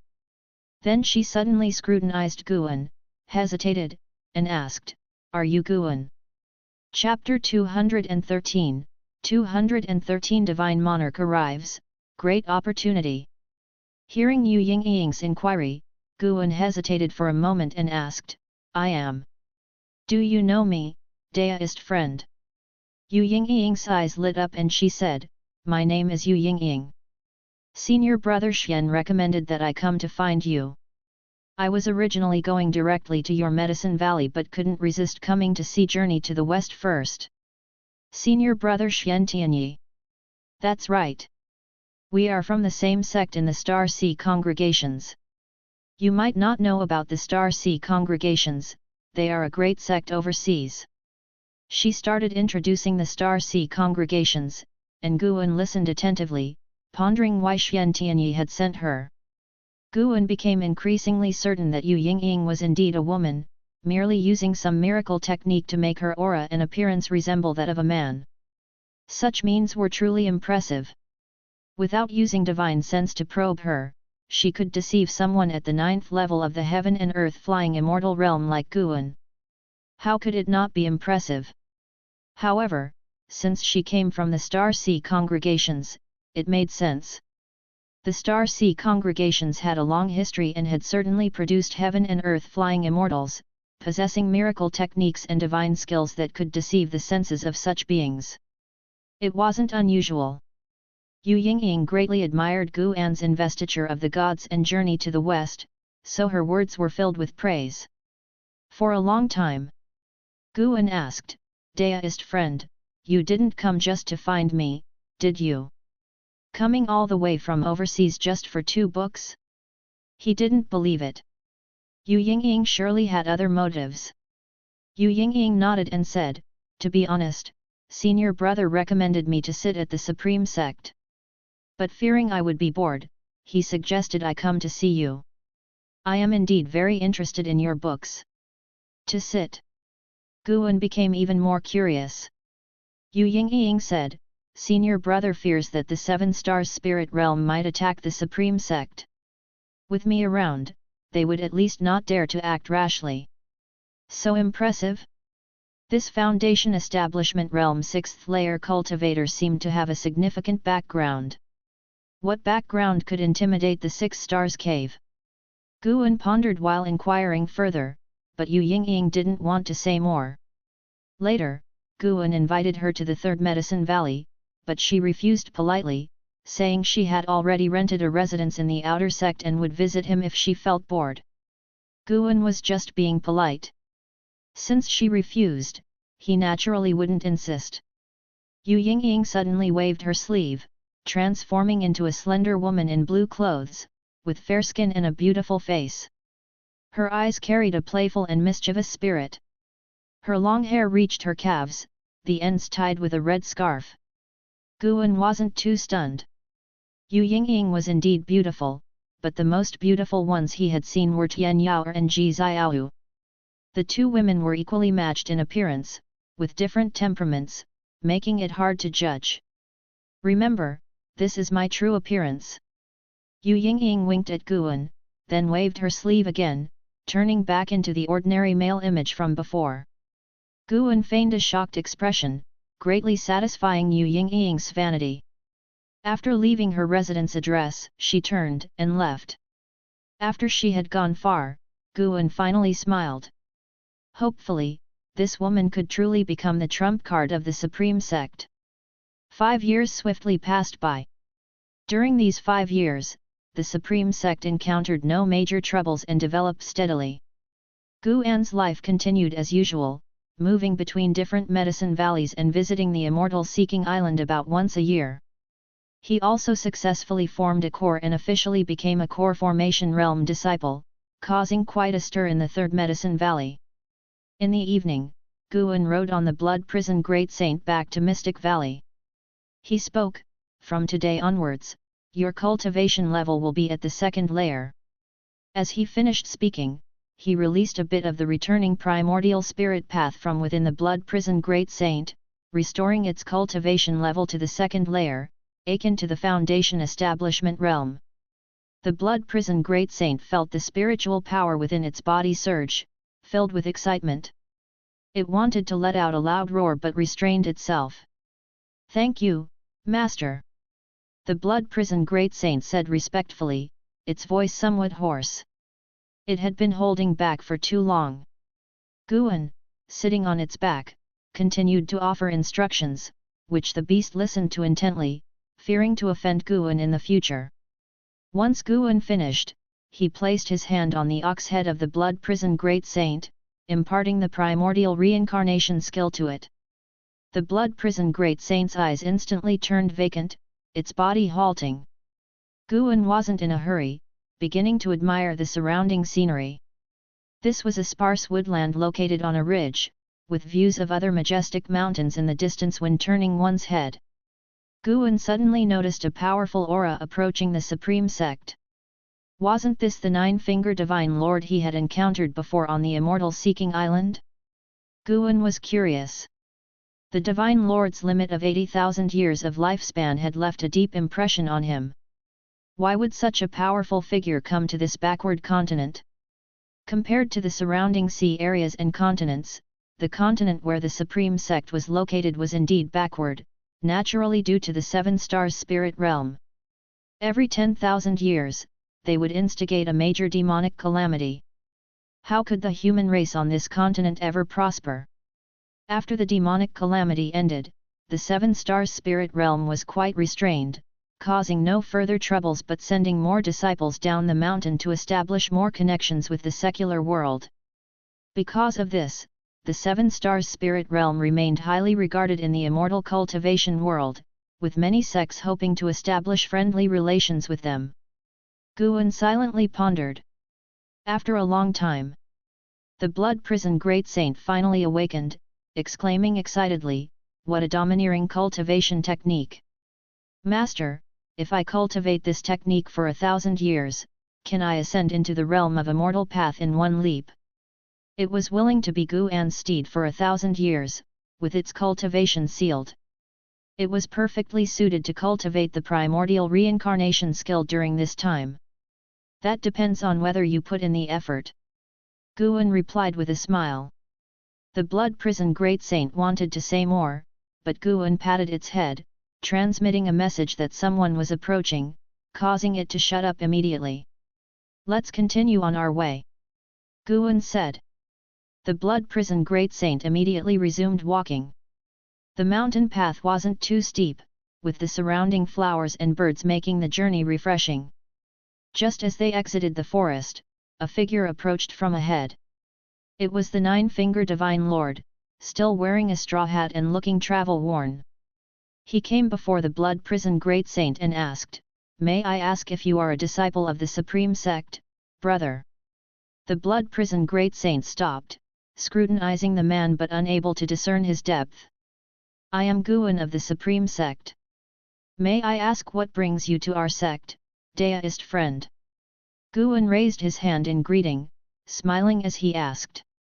The 9-finger Divine Lord had sought out Guan because he observed that among the local cultivators, Guan had the highest cultivation level, thus most likely belonged to the Supreme Sect.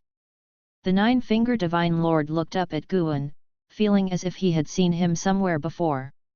However, with Guan only at the core formation realm, having encountered many with similar cultivation levels in his travels, he paid it no mind. "I am Deist 9-finger, a loose cultivator wandering the world. I've heard of the Supreme Sect's reputation and wish to join." May I ask if you could introduce me? Guan naturally didn't refuse, agreeing readily, and began leading the way. The Blood Prison Great Saint walked at a leisurely pace, and the Nine-Finger Divine Lord was in no hurry, using the time to learn more about the Supreme Sect from Guan. He asked many questions, and Guan answered them all, his forthrightness furthering the Divine Lord's favorable impression of him. After a considerable time, the two grew closer. Deist friend, could you tell me your cultivation level so that I can decide whether to take you to the outer sect or the inner sect? Guan asked. The Nine-Finger Divine Lord had observed on his journey that to become a high-ranking member of the Supreme Sect, one needed at least an Unification Realm cultivation. To be honest, I am at the 4th layer of the Unification Realm. Deist Nine-Finger said hesitantly. What? Unification Realm? Guan exclaimed, making the Blood Prison Great Saint want to roll its eyes. In the face of Guan's excitement, Deist Nine-Finger remained calm, not relishing the sense of superiority since his real cultivation level was at the 2nd layer of the Wandering Immortal Realm. Energy cultivation, foundation establishment, core formation, nascent soul, divinity transformation, void crossing, unification, mystic heart, Mahayana, nirvana, loose immortal, wandering immortal. Pretending to be at a lower realm, he was 4 major realms higher than Guan. In reality, he was 9 major realms higher than Guan. Along the way, Guan's curiosity grew, but his words didn't come across as obsequious, earning more respect from Deist Nine-Finger. As evening approached, they arrived at Mystic Valley. Guan invited Deist Nine-Finger to stay for the night, to which the latter had no objection. Upon entering Mystic Valley, a group of servant disciples greeted them warmly. Seeing these energy cultivation realm cultivators mingling closely with core formation realm Guan, the Nine-Finger Divine Lord noticed that Guan wasn't just respectful on the surface, he was also kind and non-arrogant towards those below him. Guan tasked Lujia with arranging accommodation for Deist Nine-Finger before retiring to his room to rest. A while later, the Nine-Finger Divine Lord sat cross-legged on his bed, scanning the Supreme Sect with his divine sense. The strongest cultivator in the Supreme Sect was only at the Mahayana realm, posing no threat to him and offering little of interest. He even discovered the existence of the 8 scenic caves but paid it no mind. Everyone had secrets, Guan having a hidden cave was nothing notable, and the herbs within the 8 scenic caves did not attract him. Deep into the night. On the mountain top, Chu Jingfeng sat meditating, absorbing energy. What cultivation technique are you practicing? The Nine-Finger Divine Lord's voice suddenly came, startling Chu Jingfeng, who turned to look. An hour ago, he had seen the Nine-Finger Divine Lord, who was addressed as senior by Guan. He quickly stood up, greeting him, a technique for absorbing energy, not worth mentioning. The Nine-Finger Divine Lord scrutinized him and said, your natural talents are decent. It's a pity you haven't laid a solid foundation. The technique you're practicing can improve your aptitude, but its effects are limited. Hearing this, Chu Jingfeng felt both relieved and somewhat uncomfortable. Daring to belittle the Deist expansion skill? The Nine-Finger Divine Lord continued, I can help you rebuild your foundation and restore your cultivation. Will you become my named disciple? Chu Jingfeng hesitated and asked, may I know the senior's identity? The Nine-Finger Divine Lord's eyes flashed with appreciation, I am a loose cultivator from overseas. I met your Valley Master. Tomorrow, I will join the Supreme Sect. I am an Unification Realm cultivator. According to your Valley Master, becoming an elder shouldn't be difficult. Unification Realm cultivator. Chu Jingfeng was stunned. To him, Unification Realm cultivators were exalted, unapproachable beings. He gritted his teeth and said, I need to discuss this with the Valley Master. He took me in when I was in distress. I can't just leave. Ha ha ha, talk to him tomorrow then. The Nine-Finger Divine Lord laughed, then turned and left. This foolish boy didn't realize he had encountered a great fortune, n/o/vel/b/in.c/om. Chapter 214, Chapter 214 Immortal Path Supreme Treasure. The next morning, Nine-Finger Divine Lord brought Chu Jingfeng to find Guan and expressed his intention to take him as a disciple. Guan was pleasantly surprised and hastily had Chu Jingfeng express his gratitude to Nine-Finger Divine Lord. This gesture deeply moved Chu Jingfeng. Upon hearing that Nine-Finger Divine Lord could help him restore his cultivation level, he felt tempted. However, given all that Guan had done for him over the years, he felt torn and unsure of how to decide. Nine-Finger Divine Lord also held Guan in higher regard. He could see that Guan was genuinely happy for Chu Jingfeng. This was indeed true. Although Guan was powerful, in terms of knowledge and experience, he certainly couldn't match the 17,000-year-old Nine-Finger Divine Lord. If the Divine Lord sincerely cared for Chu Jingfeng, it would be a turning point in Chu Jingfeng's life. Subsequently, Guan directly instructed Chu Jingfeng to acknowledge Nine-Finger Divine Lord as his master, making the atmosphere very harmonious. An hour later, they used the teleportation array to reach the Third Medicine Valley and then flew to the Inner Sect city. Nine-Finger Divine Lord had long known of the Third Medicine Valley but had not expected it to belong to Guan as well. It wasn't until noon that Guan returned alone to the Third Medicine Valley, while Nine-Finger Divine Lord and Chu Jingfeng prepared to stay in the Inner Sect city. Though the true intentions of Nine-Finger Divine Lord remained unclear, the addition of a wandering immortal was a good thing for the Supreme Sect. If Nine-Finger Divine Lord caused trouble, Guan could always intervene. Is the fortune of the Supreme Sect rising? Guan sat in his chair, silently pondering. First, Xian Tianyi summoned Yu Ying of the Star Sea congregations, then Qiao Dai of the Seven Stars Spirit Realm came to surrender, and now a mysterious wandering immortal had arrived. This fortune made Guan marvel. He didn't overthink it and began to practice alchemy. In the dead of night, Guan arrived at Heavenly Phoenix Mountain. He first visited his own grotto heaven and then made his way along the tunnel to Niancha Cave. The two cat demons had grown up. Though they had not yet shape-shifted, they now appeared as large as leopards, lying prone on the ground, seemingly napping but actually absorbing nature's spiritual energy. Tian Yao heard Guan's footsteps and immediately stepped out of the house, appearing before Guan as if teleporting. She was about to throw herself into his arms when he pressed her forehead with his finger, stopping her from moving forward. "You are a bit slow, not fast enough." Guan was referring to Tian Yao's limitless freedom step. Tian Yao pouted and asked, "Master, did you go to your grotto heaven first?" "Yes." Guan responded, then walked past her. The medicinal herbs in the grotto heaven were all at least 7th rank, taking much longer to mature compared to low-rank medical herbs, so he couldn't harvest them yet. However, once he could harvest them, he would surely gain a large amount of lifespan at once. Even without relying on the grotto heaven, Guan could now accrue nearly 300,000 years of lifespan each year. Tian Yao caught up and curiously asked, "Master, when will we move in there?" The grotto heaven was much more spacious, while Niancho Cave felt too stifling. "You can go in any time you want, just don't forget about Niancho Cave," Guan replied. A look of disappointment flashed in Tian Yao's eyes. She had hoped to live with Guan, thinking he was planning to move in because of the many high-rank medical herbs planted there. She didn't press the matter but instead started talking about recent events.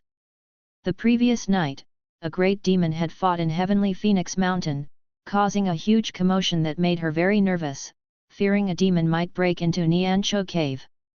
Their conversation continued leisurely. Soon, Tianqing and Tianbai were awakened by their chatter. Seeing Guan, the two cat demons grew delighted and immediately rushed over. "Master!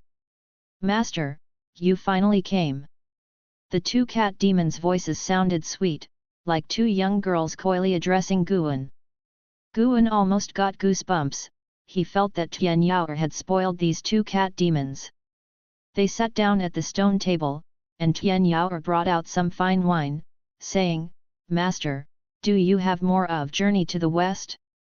I just read the part where Sun Wukong fights the White Bone Demon. Monk Tang is really frustrating." Guan took out the latest scroll from his storage bag and placed it on the table. He joked, "Why, didn't you side with the demons? Sun Wukong is also a demon. I support him. Monk Tang may save demons, but he's so oblivious." "Master, do humans have a legend about seeking scriptures?" Tian Yao asked indignantly. "No, it's just a story I made up." "Really? It feels so real. When you become a great demon, you can also rule Heavenly Phoenix Mountain." "Hehe, that's what I thought too. When the time comes, I'll call myself the beautiful Phoenix King and form the 7 great saints." Talking about such things excited Tian Yao. She chattered on enthusiastically. Guan found it amusing. Indeed, boasting needed no teaching, it came naturally with imagination. As they chatted, Guan sensed a vast aura from a distance. His divine sense instinctively followed, but the aura quickly vanished. Guan speculated it might have come from a minor heaven and earth realm. Thinking of such vastness, he first considered the 7 stars spirit realm. Only the minor heaven and earth realm of the 7 stars spirit realm could be so well hidden. Of course, Guan's divine sense could locate the minor heaven and earth realm of the 7 stars spirit realm, but the restrictions there were highly advanced. Sneaking in unnoticed was beyond his capability. If he forced his way in, it would certainly alert the cultivators of the 7 stars spirit realm. Are they up to something again? Guan pondered as he dealt with Tian Yao. With the passage of summer into autumn, the weather remained hot. At noon, Guan rode the Blood Prison Great Saint to the outer gate city. There, he overheard cultivators talking about a recent event. An immortal path supreme treasure. Did you hear? There are signs of an immortal path supreme treasure in the demon land. What's an immortal path supreme treasure? I don't know either. I heard it's an immortal's magic artifact. Possessing it grants the power of an immortal. I heard about it too, but no one knows the exact location yet. Is this immortal path supreme treasure more powerful than the heaven-cutting axe? Guan listened silently, but the Blood Prison Great Saint, unable to contain his curiosity, asked, "Master, is there really such an immortal path supreme treasure?" Guan did not answer but looked ahead. Yu Yingying approached, hands behind her back, her face beaming with a smile. "It's true. Want to know more?" she asked. The Blood Prison Great Saint nodded, eagerly looking at her.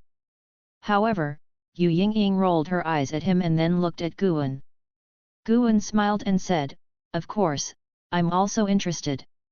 Come to my residence, I have something to discuss with you," Yu Yingying said, turning to leave. Guan patted the Great Saint, signaling him to follow. After 30 minutes, they were sitting in a courtyard. Yu Yingying and Guan sat across from each other at a stone table. She began to introduce the Immortal Path Supreme Treasures. The world has magic artifacts, Dharma treasures, and immortal treasures. Immortal treasures are magic artifacts crafted at the Immortal Path realm, only wielded by an immortal's mana. But an Immortal Path Supreme Treasure is crafted by the mightiest of the Immortal Path, each imbued with an immortal spirit. These supreme treasures not only contain immense power but also remain unaffected by the passage of time. The beings who crafted them either left the mortal world or have passed away, but the treasures endure. The Star Sea congregations possess one such supreme treasure, the Star Sea Primordial Unity Banner, which is their church treasure. The Holy Land, the 7 Stars Spirit Realm, also has an Immortal Path Supreme Treasure, the 7 Stars Mirror, which is likewise their church treasure. Recently, it is said that the 7 Stars Spirit Realm discovered another fake immortal treasure, and the entire ocean is competing for it. I hadn't expected the news to spread so widely that even the low-level cultivators of the Supreme Sect would hear of it. Guan, curious, asked, "What is a fake immortal treasure?" Yu Yingying explained, it is a damaged immortal path supreme treasure where the immortal spirit is dormant. Though still possessing great power, it pales in comparison to a complete supreme treasure. Guan suddenly suspected that Nine-Finger Divine Lord had come to the Supreme Sect for this fake immortal treasure.n/o/vel/b/in.c/om.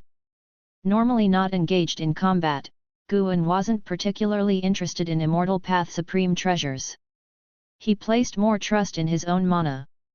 Yu Yingying continued to describe other immortal path supreme treasures, each a legendary artifact, claiming that those who obtained them could achieve the immortal path, boasting extravagantly.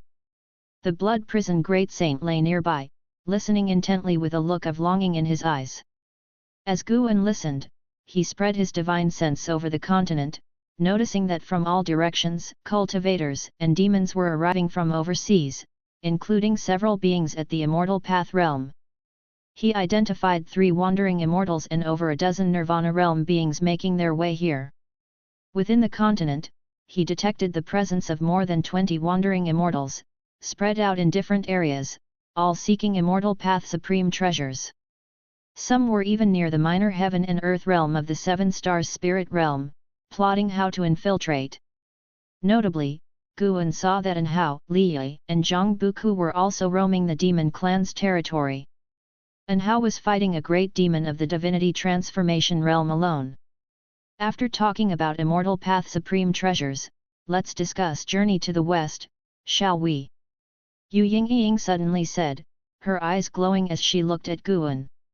She usually loved reading all kinds of miscellaneous books, especially stories, which was why she got along well with Xian Tianyi.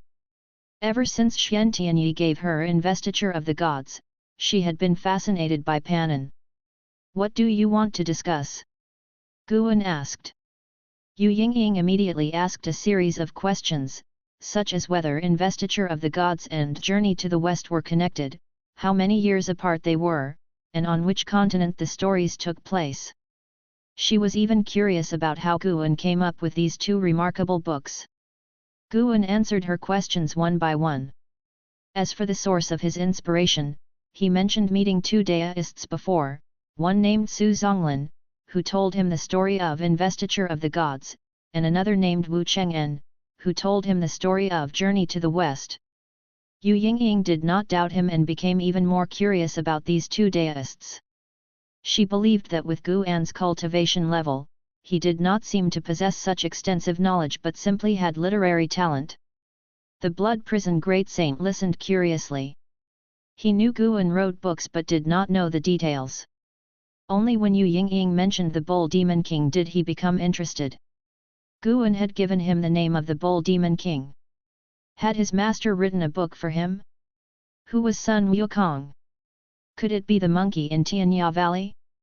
Thinking of those 3 monkeys, the blood prison great saint felt angry.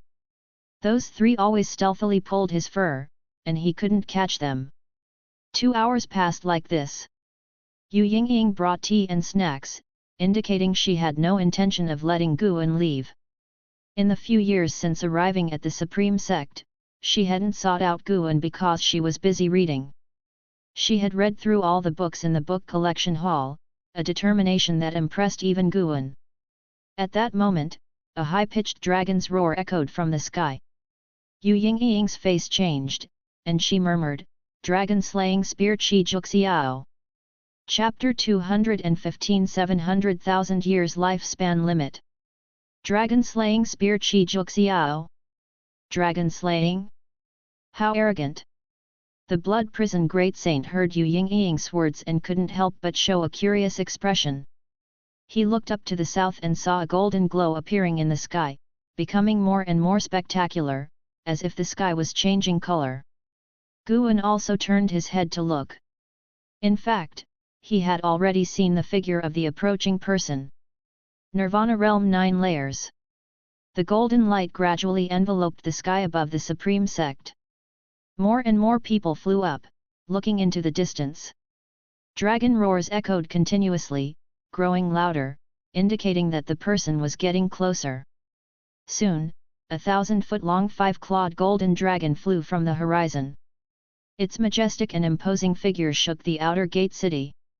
Guan saw that in the dragon's head was a long spear, entirely golden, with a golden dragon coiled around the shaft, its mouth spitting out the spear blade, exuding dominance. That was a very extraordinary Dharma treasure. Perhaps it was the immortal treasure that Yu Yingying mentioned. This golden dragon was condensed from the immortal treasure and was not a true dragon. Standing on the dragon's head was a man wearing a gold-patterned white robe, a red belt around his waist. His shoulders were broad, his posture upright, his aura couldn't be concealed. His face was handsome, his long hair coiled under a crown, with 2 strands of black hair hanging in front of his ears, fluttering in the wind. Qi Juxiao stood high above, looking down at the Supreme Sect, a smirk on his lips, and his gaze arrogant. Guan's gaze locked onto him, throwing a lifespan detection at him. Qi Juxiao, Nirvana Realm 9 Layers 998/25000/700000. 700,000 years of ultimate lifespan. Very exaggerated. This guy wasn't even 1,000 years old yet, and was already in the Nirvana Realm 9 Layers? No wonder he was so proud. Who is this person? The Blood Prison Great Saint couldn't help but ask. He could feel that the other party was definitely above the Mahayana realm. Yu Yingying looked up at the sky and said softly, he is a disciple of the Star Sea congregations, with top-notch talent. At the age of 500, he stepped into the realm of immortal path. The golden dragon he rides is transformed from the dragon-slaying spear, which is an immortal treasure refined by an ancient immortal. Although it is not as great as the supreme treasure of the immortal path, with this spear, even a loose immortal would find it difficult to kill him. Qi Juxiao, standing high above, looked down and saw Yu Yingying through the sky. He slightly raised an eyebrow and suddenly leaped down. The city protection array of the outer gate city was instantly disturbed, but it was broken as soon as it appeared, with no resistance whatsoever. He fell like swift thunder, landing in the courtyard of Yu Yingying's residence, startling the Blood Prison Great Saint to his feet, as did Guan. Qi Juxiao ignored him and Guan, his eyes fixed on Yu Yingying, and he laughed, "Little girl, what are you doing here?" "Little girl? How did your master teach you to speak?"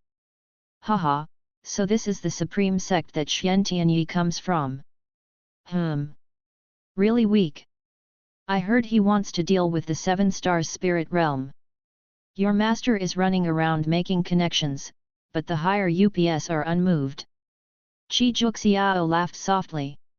Seeing Yu Yingying frown, he continued, "How about I go and probe the depths of the 7 Stars Spirit Realm for you?"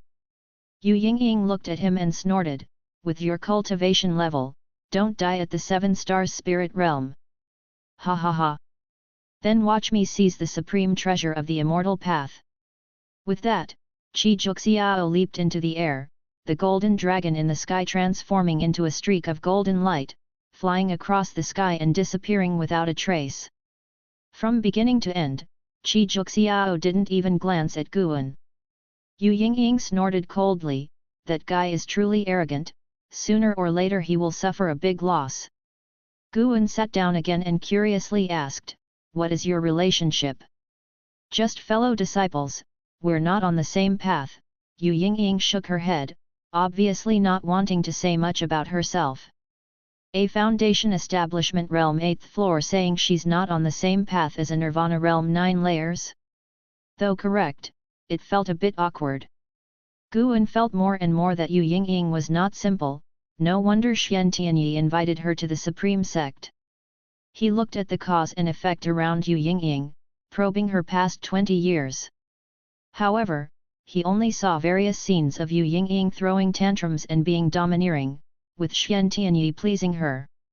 Letting him stir things up is good, your Supreme Sect is dissatisfied with the 7 Stars Spirit Realm anyway. Yu Yingying continued. Guan remained silent, not responding. Yu Yingying could see that he didn't want to cause trouble. Xian Tianyi had mentioned this before. "Let's continue talking about journey to the west," Yu Yingying laughed. At this moment, the entire Supreme Sect was in an uproar, all disciples discussing Qi Juxiao. In a mansion in the main city of the sect, Xiao Dai stood on the eaves, frowning. Dragon-slaying spear, why is he here? Could it be that the Seven Stars spirit realm really has the supreme treasure of the immortal path? But why bring the supreme treasure to this continent? Xiao Dai was filled with confusion. He felt it was not a coincidence, the Seven Stars spirit realm must have a plan. Qi Juxiao's appearance marked the beginning of the competition for the supreme treasure of the immortal path. In the days that followed, powerful presences occasionally swept past the Supreme Sect, and divine senses occasionally scanned the Supreme Sect. This made the atmosphere within the Supreme Sect tense, fearing they would suffer in the crossfire. 5 days later, LV Badian came to find Guan. The two hid in a room to talk. After setting up a restriction, LV Badian couldn't help but sigh. Lately, many great cultivators from overseas are arriving. The peace of this continent is about to be broken. He felt very aggrieved. Those overseas great cultivators freely probed the Supreme Sect without greeting, completely ignoring them. The most crucial part was that the Supreme Sect had to endure it. Not only the Supreme Sect, but the 3 dynasties and all sects felt this way.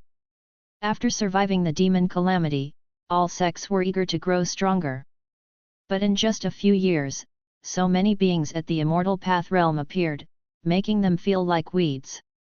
Before the demon calamity, I lived for hundreds of years without seeing a Mahayana realm cultivator, let alone those at the immortal path realm. Now, how come there are more and more? LV Badian said troubledly. Guan comforted him, it's okay, for now, no one is endangering the Supreme Sect. Their target should be that so-called supreme treasure of the immortal path. LV Badian nodded, I just wanted to vent to you. Now the Hall of Elders is on high alert, fearing another calamity may break out. Boom! A deafening roar came from afar, startling LV Badian, cutting off his words. Guan's divine sense swept out, seeing Qi Juxiao fighting a Nirvana realm great cultivator far beyond heavenly Phoenix Mountain.n/o/vel/b/in.c/om. That person should be from the Seven Stars spirit realm. His aura did not come from overseas but seemed to have suddenly appeared. Qi Juxiao was indeed strong, completely suppressing the opponent.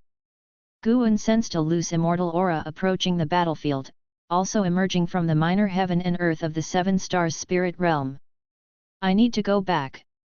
LV Badian stood up and then disappeared from the room. Guan also stood up, walked downstairs, and saw disciples gathering. The previous noise had scared them, and they couldn't help but be afraid. Lu Lingjun also walked out from inside. She and the blood prison great saint looked in the same direction. After a while, Lu Lingjun withdrew her gaze and looked at the blood prison great saint. Why did it seem like the blood prison great saint was also looking in her direction?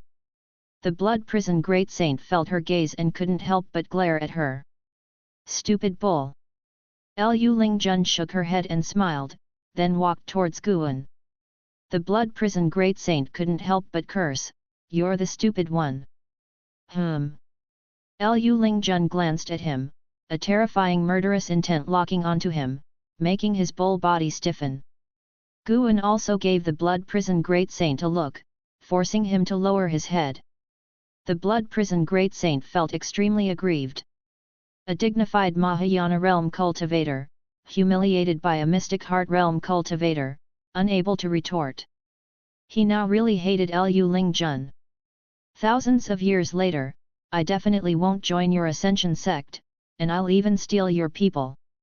Lu Lingjun smiled with satisfaction, then came to Guan. Why do you argue with him? Guan pretended to complain. Upset?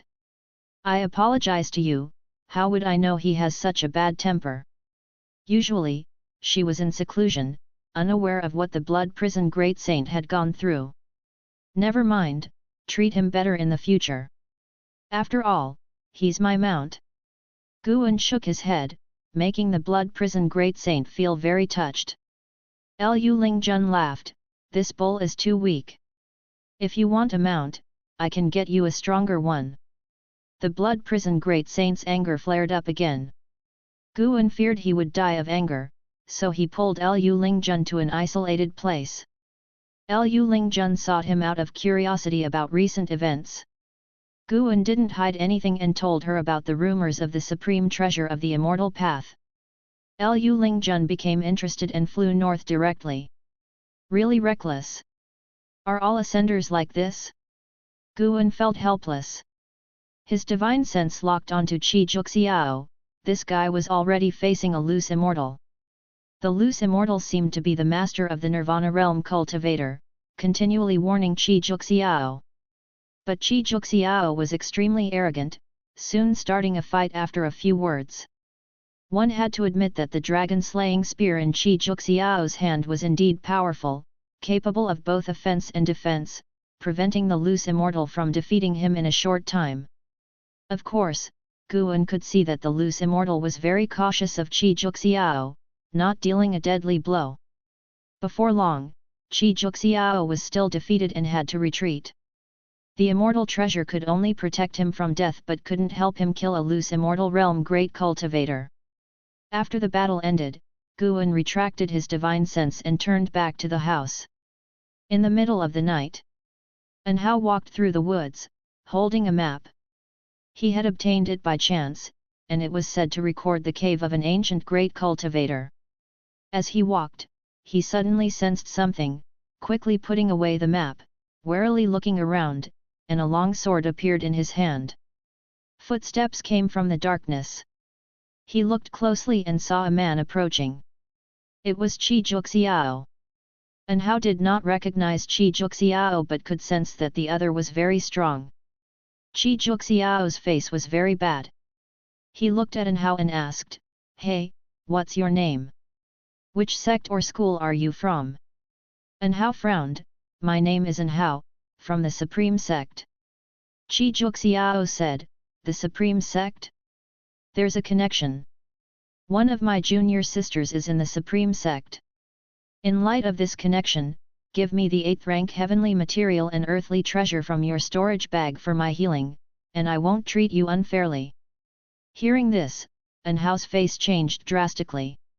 How did the other know he had an 8th rank heavenly material and earthly treasure hidden? Chapter 216 Soaring Dragon 9 Transformations, Divine Exotic City. Qi Juxiao noticed Anhao's tension, so he raised his hand, took out a scroll, and threw it to Anhao. Anhao instinctively caught it, then heard Qi Juxiao say, "Take a look, this is a divine skill I accidentally obtained." After saying that, Qi Juxiao sat down cross-legged and began to cultivate energy to heal his wounds. Anhao hesitated for a moment before he delved his divine sense into the scroll. After a while, Anhao's face changed dramatically, and the hand holding the scroll trembled. He withdrew his divine sense, then took out an 8th rank heaven and earth treasure from his storage bag, a bright red spirit flower, and presented it to Qi Juxiao. Qi Juxiao beckoned with his hand, and the 8th rank spirit flower flew into his hand. He stood up, took out a medicine cauldron that was about a jong tall, tossed the spirit flower into it, and then added numerous medicinal herbs. After lighting the fire, he took out a small bottle and poured water into the cauldron. The small bottle seemed to contain an otherworldly space and never ran dry. When the cauldron was filled with water, Qi Juxiao sealed the bottle and put it back into his storage Dharma artifact. He looked at Anhao and said, "You can leave now." With that, he leaped into the air and landed inside the medicine cauldron. Anhao hesitated for a moment but did not leave. Instead, he sat down under a nearby tree and began to comprehend the divine skill given by Qi Juxiao. Soaring Dragon 9 Transformations. Just by looking at the description of the divine skill within the scroll, Anhao couldn't help but feel his blood boil. Thus, day after day passed. 7 days later, Qi Juxiao leaped out from the medicine cauldron. When he landed on the ground, his wet robes quickly dried, and wisps of white smoke coiled around his body. He shrank the medicine cauldron to a small size, stored it in his hand, and then emptied it, using his mana to clean out the residue. At the same time, he looked into the distance. Through the gaps in the leaves, he saw an azure dragon tumbling in the sky beyond the forest. This kid's comprehension is extraordinary. Qi Juxiao was secretly astonished. In just a few days, and how had managed to master the divine skill. Such talent was rare even in the Star Sea congregations. After putting away the medicine cauldron, he disappeared without a trace in the forest. The next second, he appeared in the sky, blocking the azure dragon. The azure dragon, which Anhao had transformed into, was 3 zhang long, not very large, but full of imposing presence.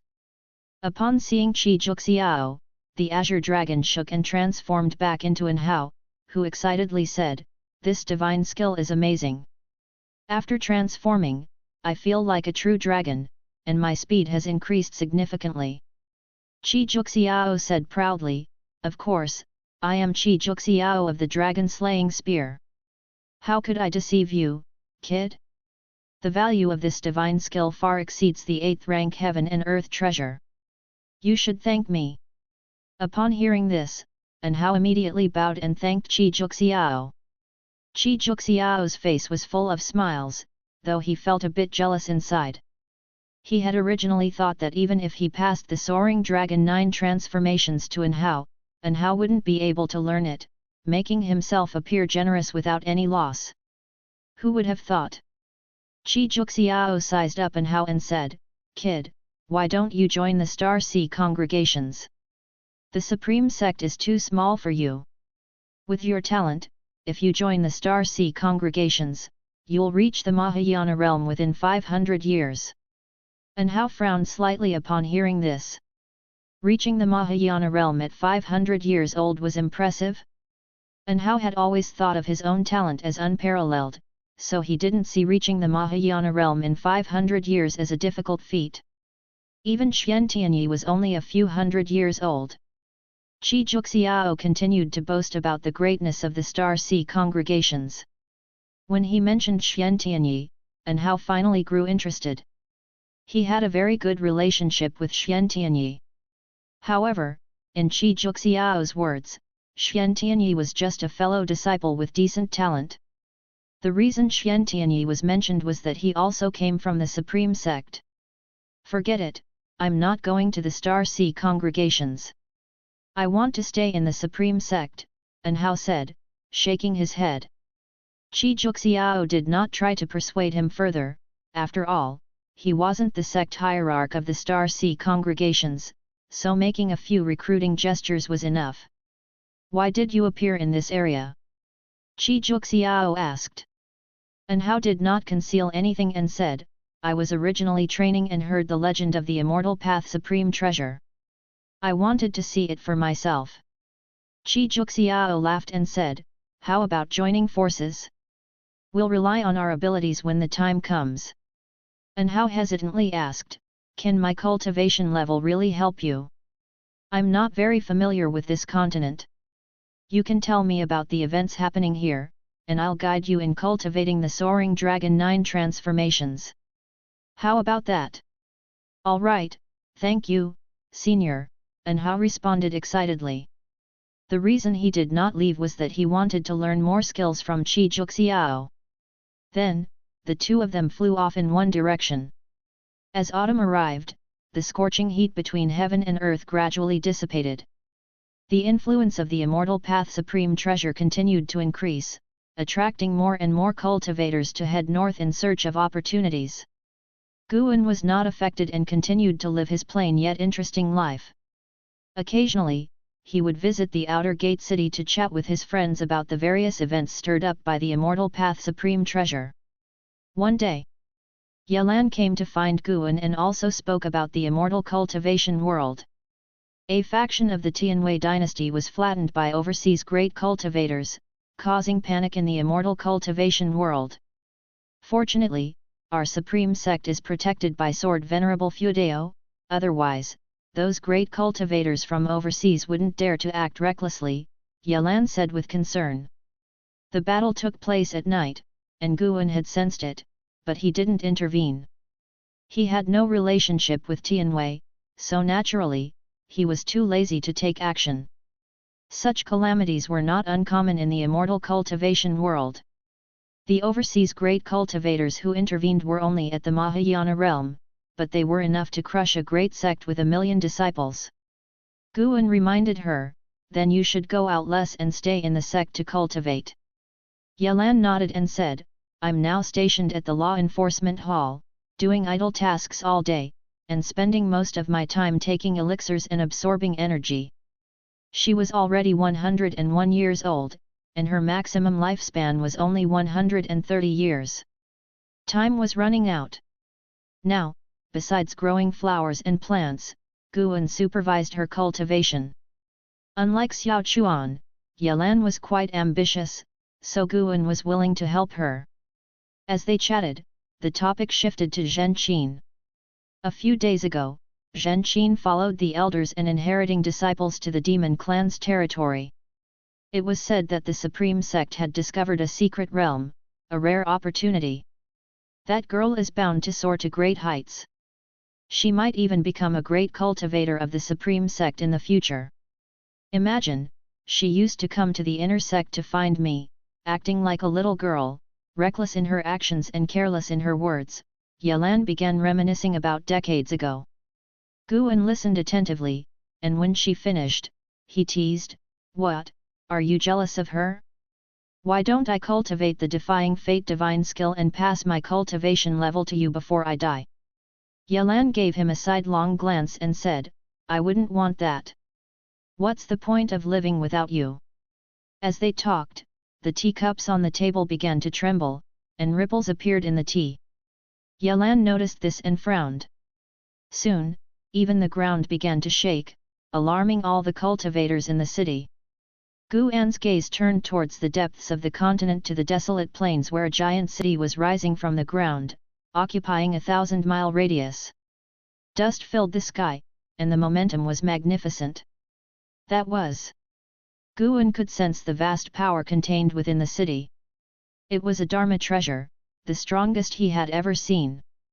He immediately thought of a name. Immortal Path Supreme Treasure. The restrictions contained in this treasure were not only advanced but also very complex. Guan even sensed the aura of karmic rules. A city that occupied a 1,000-mile radius was colossal, with walls 100 zhang tall, the city filled with buildings, palaces, and towering spires. Despite its ancient and dilapidated appearance, the city had crossed the long river of time.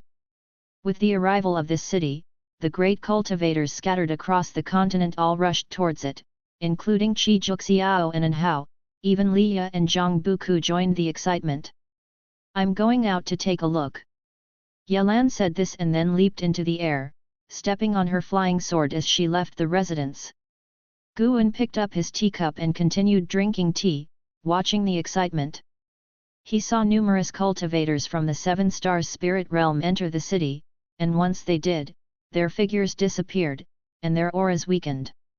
Guan, at the 9th level of the heaven and earth flying immortal realm, could barely catch their auras. Even so, it was difficult for cultivators of lower realms. No matter how many cultivators flew into the city, it remained silent. No one was seen, and no signs of life could be detected. The divine exotic city is open. All beings under the heavens can enter the city and find their immortal fate. A booming and ancient voice resounded throughout the heavens and earth, reaching every corner of the continent. Wandering immortal. Guan raised an eyebrow. The 6 Stars Cave only had one wandering immortal. Now, with the appearance of a second, had the death of the divine soul true lord been discovered? After a while, Yelan flew back. The disturbance seems to be coming from afar. This divine exotic city sounds extraordinary. I really want to see it, Yelan said wistfully as she sat opposite Guan. Guan shook his head and said, "Such immortal fate is not something cultivators like us can reach." "I know. Don't worry. I won't go looking for death. With my cultivation level, I might die before even seeing the divine exotic city," Yelan said with a smile, shaking her head. Guan didn't comfort her, it was indeed the truth.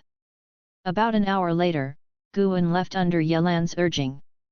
In the days that followed, various legends about the divine exotic city circulated within the Supreme Sect.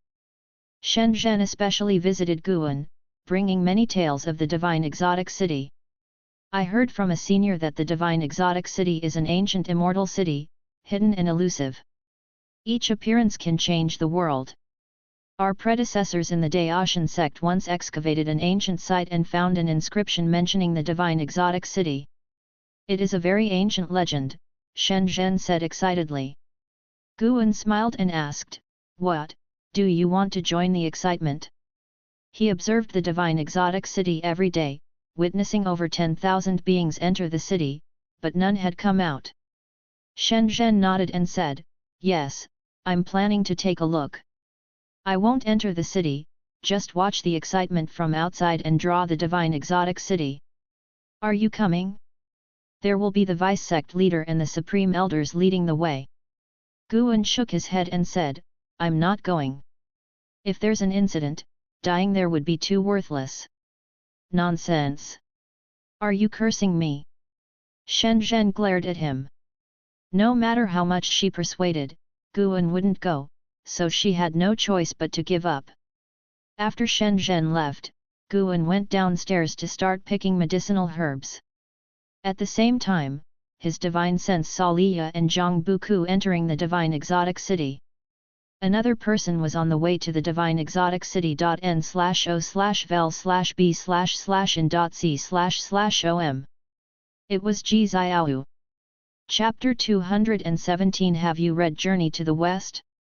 The noise caused by the appearance of divine exotic city in a short period of time matched the past catastrophe of demons, with various legends about divine exotic city emerging and widely circulating in the immortal cultivation world and among the common people. Divine exotic city houses immortals. Divine exotic city has the elixir of immortality. Divine exotic city has a passage to an exotic world. And so on. These countless peculiar tales made Guan feel astonished. In the blink of an eye, more than half a year had passed. This year's spring festival was quieter than in previous years because many disciples of the Supreme Sect went out to seek opportunities. Fortunately, the Third Medicine Valley and Mystic Valley were not affected. Divine Exotic City still stood there, continuously attracting cultivators from all over the world to seek treasures. Even the Nine-Finger Divine Lord, who was temporarily residing in the Supreme Sect, went there, taking Chu Jingfeng with him. Up to now, it was only heard who had gone to Divine Exotic City, no one had been heard to bring back any harvest from inside the city. In late spring, Guan rode the Blood Prison Great Saint to Tianya Valley. Li Suandao was actually there as well, he had not returned to Tianya Valley for many years. Guan came to him and saluted, thanking him for the golden core he had given. "It seems the Supreme Sect treats you well, someone helped you form a core, I originally wanted to send someone to help you." Li Suandao stroked his beard and smiled. In response, Guan could only express his gratitude without mentioning much about the Supreme Sect. After not seeing him for many years, Li Suandao's cultivation had reached the second level of the unification realm. He was only 314 years old, which was quite extraordinary. Guan suspected that he could reach the Mahayana realm before the age of 500. Considering only this continent, it was estimated that only Anhao and Xian Tianyi's talents could compare with his, and his maximum lifespan was not less, exceeding 6,000 years. Achieving nirvana in this life would be no problem. Li Suandao called over Ji Ruolei, Luo Hun, and Lv Xian, and they all sat down to chat. He mentioned Divine Exotic City and planned to take people to explore it. According to the information I received, Divine Exotic City is an immortal path supreme treasure, containing numerous minor heavens and earths with countless opportunities. Who among you wants to go? Li Suandao asked. All three expressed their interest, and Li Suandao then looked at Guan. Guan did not expect Li Suandao to invite him and quickly shook his head and said, "I'll pass. Given my cultivation, I would only be a burden to you, and I am not interested in the so-called immortal opportunities. I am self-aware enough to know that such immortal opportunities are not something I can covet. Li Xuandao laughed and said, I am also at the core formation realm, do you mean I shouldn't go either? Pretending to be at core formation realm with the unification realm, do you still have the nerve? Guan helplessly said, there is a difference even among those at the core formation realm, my strength is far inferior to yours. Li Xuandao raised his hand and pointed at him, did not insist, and just smiled. LV Xian wanted to say that both of them should stop pretending, but he held back because he could not afford to offend either of them.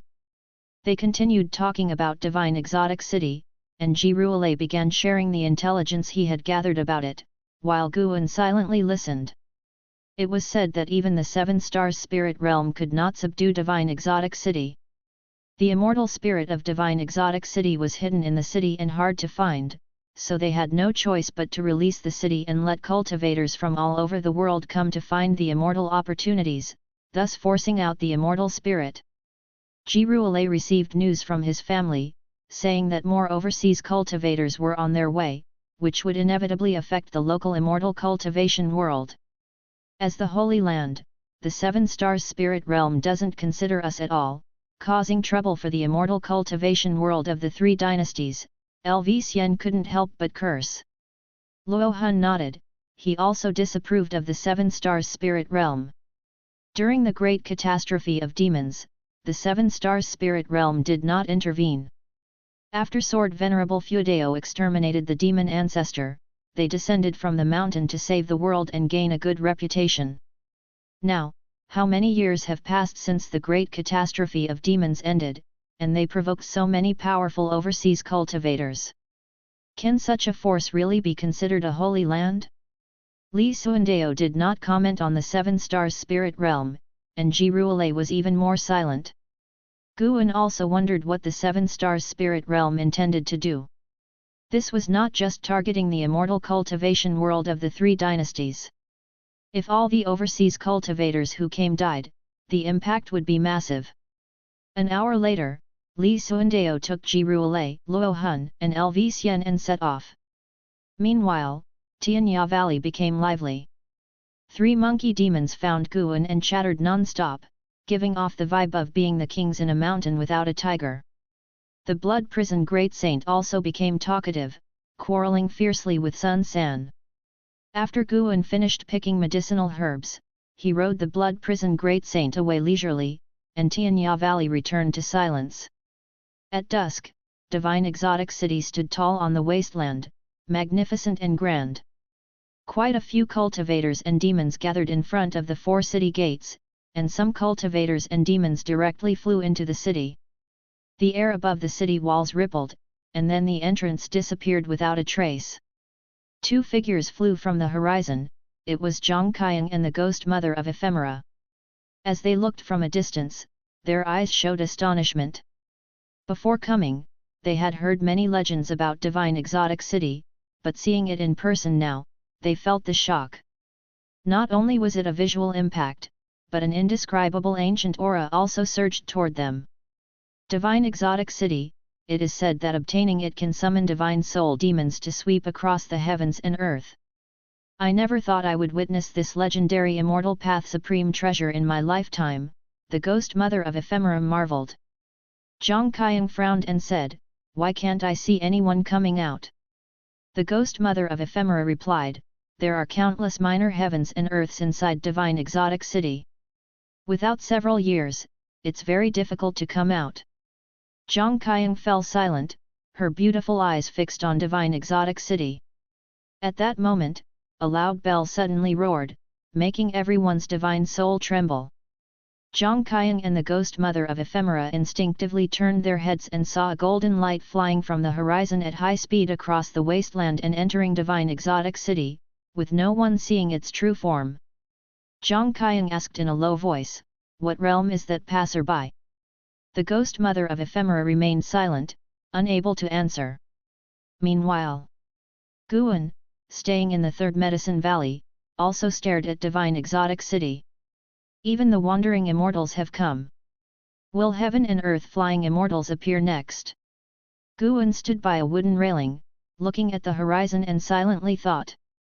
He originally wasn't interested in divine exotic city, but as more and more old acquaintances entered the city, he had to pay more attention. If something happened to divine exotic city, half of the people he cared about would die. Just thinking about it felt distressing. After watching for a while, he moved to check each garden area. Inside a broken and desolate city, An Hao and Qi Juxiao sat cross-legged in front of a collapsed wall, their faces pale and obviously injured. Roar! A thunderous roar echoed through the heavens and earth, causing the wall behind them to tremble slightly. An Hao opened his eyes and frowned, asking in a low voice, "Senior, is there really an immortal opportunity here? Should we try another place?" They were in a minor heaven and earth inside divine exotic city. After being here for several months, they had not found many treasures but often encountered demon beasts of the immortal path realm, facing life-threatening dangers. Even the powerful Qi Juxiao was injured. Qi Juxiao, with his eyes closed, said, "There are many powerful demon beasts here, indicating that this place must hide a supreme treasure. The desolation is only on the surface. If we can find the immortal spirit of divine exotic city, you and I will soar to the skies and become one of the dominions of heaven and earth."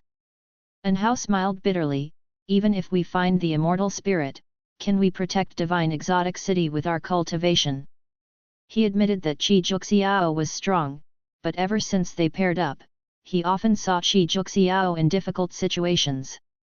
Although Qi Juxiao claimed those opponents were in the loose immortal realm, it at least proved that within divine exotic city, he hadn't reached the top tier. How could he compete for the immortal spirit with such strength? The immortal spirit will choose its master. Once chosen, it can borrow the power of divine exotic city. Even you could possess the power of the immortal path realm. With the protection of divine exotic city's power, you and I will rise eventually, Qi Juxiao said nonchalantly. Upon hearing this, An Hao's eyes lit up. He was about to speak when suddenly, the city shook more violently. Qi Juxiao instantly appeared before him, grabbing him before vanishing from the spot. Rumble! Streets collapsed, and dust rolled up, wanting to envelop the skies. Qi Juxiao and An Hao reappeared in the air. Looking closely, the world was submerged in rolling dust waves, and the dilapidated city below seemed in danger of being swallowed at any moment. "Qi Juxiao, long time no see." An eerie voice rang out. Upon hearing this, Qi Juxiao's brows furrowed, and he said in a deep voice, "Qin Sunyin, you indeed came." As the words fell, the dust waves ahead suddenly parted, and figures emerged from it. Leading the group was a man in blue robes, graceful and proud. "Do you dare to come alone to our 6 Stars Caves territory? Do you seek death?" Qin Sunyin stared at Qi Juxiao, a cold smile on his face. Qi Juxiao gripped An Hao's shoulder with his right hand, and in his left hand, he condensed the dragon-slaying spear. He pointed the spear at Qin Sunyin and sneered, "What? Do you think you can defeat me with a few helpers? Have you forgotten the cowardly look when you knelt before me 100 years ago?" Upon hearing this, Qin Sunyin's eyes turned cold. With a roar, the dust waves behind them dispersed, revealing a terrifying giant demon. It was an elephant demon with a head as huge as a mountain, black skin, blood-red eyes, and scars covering its trunk. Its 2 tusks were like mountain ridges dispersing the dust waves below. Meanwhile, in another minor heaven and earth within divine exotic city, under the clear sky, Zhang Buku and Li Ye walked through a vast monastery. Along the way, there were numerous Buddha statues. Some stood on demon beasts, looking heroic, while others sat on lotus seats, appearing kind and merciful. "Brother Li, have you read Journey to the West?" Zhang Buku suddenly asked. Li Ye, walking in front, hummed, "When do I have time to read leisure books?" His gaze swept forward, his brows furrowed.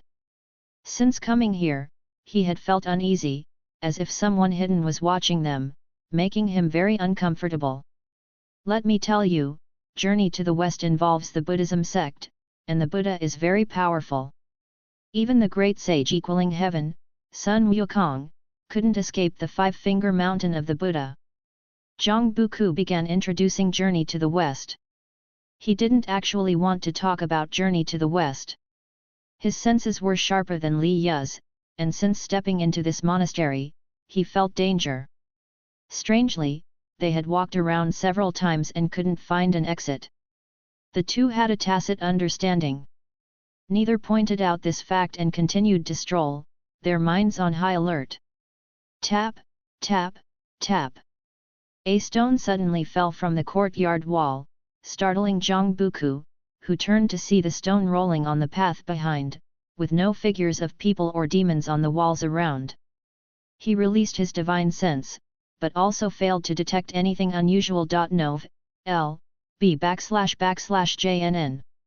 He turned back, about to say something, and in the next moment, his eyes widened. The space in front of him was empty, Liya had vanished. Chapter 218. My master is definitely more powerful than yours. After Liya disappeared, Zhang Buku immediately panicked. He flew into the air, and from above, the vast monastery stretched out endlessly. The interconnected courtyards seemed endless, dizzying to behold. He scanned the area but could not find any trace of Liya. It wasn't just Liya. He couldn't see a single living creature. Thoroughly alarmed, he began to fly around, searching for Liya. Brother Li! He called out loudly, but unfortunately, there was no response. The eeriness and horror intensified, making him feel that danger was approaching. No matter where he flew, he saw no human figures or traces. Gradually, he felt that the courtyards he passed by became increasingly repetitive, causing his consciousness to blur.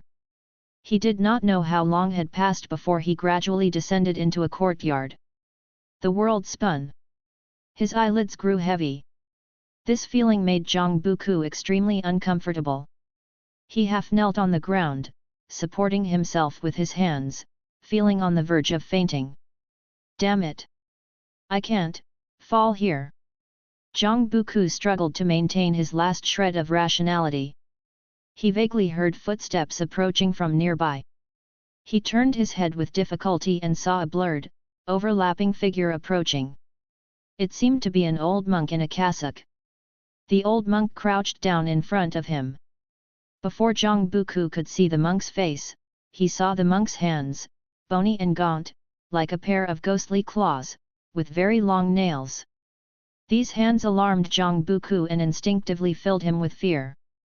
A faint chirping sound came from afar, making him feel dazed, as if he had heard this sound somewhere before. The old monk beside him stood up and turned to look, his body trembling, seemingly chastising something. Suddenly, the old monk's figure vanished into thin air, and he felt something land on his shoulder. His consciousness quickly cleared, and the world in his eyes returned to normal, no longer shaking. Once he was fully awake, he quickly stood up and turned his head to see a sparrow perched on his shoulder. It's you! Zhang Buku exclaimed with joy. It was this sparrow that had led him to the cave back then, where he obtained the demon core and learned the axe technique. He would never forget this sparrow. He instinctively wanted to grab the sparrow, but it suddenly flew away, landing on the courtyard wall, chirping non-stop. Zhang Buku couldn't understand it, but seeing the sparrow tilting its head, he immediately understood and followed the sparrow. The sparrow flapped its wings and flew away, and Zhang Buku hurriedly chased after it. After a while, the sparrow landed on a stone statue along the courtyard path. As Zhang Buku approached, he was astonished to find that the face of the statue was Li Yu's face. The statue's body was a Buddha statue, wearing a cassock with Li Yu's face on it, making Zhang Buku feel very uneasy. N/O/vel/b//in.c//om. He began to call out to Li Yu, but unfortunately, received no response. Guan, in the form of a sparrow, looked at Zhang Buku and sighed inwardly. This kid's physique and cultivation were good, but his divine sense was lacking and needed more practice. Guan flapped his wings, continuously pecking at Li Ye's statue, guiding Zhang Buku. Zhang Buku took the hint and pushed the statue, but nothing happened. Subscribe to Chinese Novel Audio Wave. Guan landed on the statue's head, using his beak to peck at the statue's face, then looked up at Zhang Buku. I understand. Move aside. Zhang Buku stepped aside and said in a deep voice. Guan immediately flew away. Zhang Buku swung his fist and smashed the statue's head with a punch. Rumbling. The ground shook violently, spatial ripples appeared in the sky above the monastery, revealing various colors. Soon after, blood-red lights appeared, quickly replacing the clear sky. In less than 3 breaths' time, the monastery was under a night of blood, terrifying and horrifying. Zhang Buku stared ahead and found that all the stone statues had turned into white bones, hideous and terrifying. He leaped into the air. From above, the once boundless monastery now covered a mere 100 zhang area. In front of one temple, Li Ye was tied to an old tree, a ghostly claw covering his mouth and a ghostly hand pressing on his chest, preventing him from breaking free. These 2 ghostly hands' arms extended behind the tree, making one wonder how terrifying their owner was. Brother Li! Zhang Buku roared in anger, leaping with a stone axe in hand. Just as he flew into the courtyard, the temple door suddenly opened. I didn't expect you to see through my formation. Remarkable, young human. A hoarse voice came from the darkness behind the door. Then, an old monk in a cassock walked out.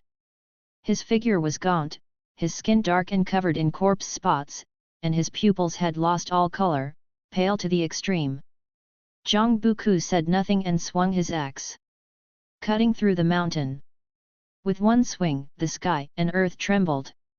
The old monk vanished from his spot, and the temple was split in 2, with the connecting walls shattered, the cut extending outside the monastery. Guan, in the form of a sparrow, landed on a distant eaves, watching the battle unfold. Zhang Buku was no match for the old monk, but Guan could assist with his divine sense. The battle erupted in full scale. The monastery soon turned into a flat field, more and more evil ghosts emerging from the ground and rushing toward Zhang Buku. Zhang Buku was deeply surrounded, fighting more and more valiantly. Who? Show yourself! The old monk suddenly shouted in anger. Whenever he was about to kill Zhang Buku, a powerful divine sense would strike him, throwing his divine soul into chaos and making him lose focus. No one answered him, and Zhang Buku was killing with red eyes. Guan multitasked, using divine sense to help Zhang Buku while observing the minor heaven and earth within divine exotic city. The powerful restrictions of divine exotic city could not stop his limitless freedom step. As long as he locked onto the auras of Zhang Buku and Li Ye, he could step in instantly.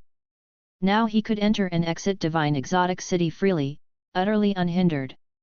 Entering divine exotic city revealed its vastness. The city's minor heaven and earth numbered at least 1,000. Some minor heaven and earth were larger than the entire Taixuan dynasty.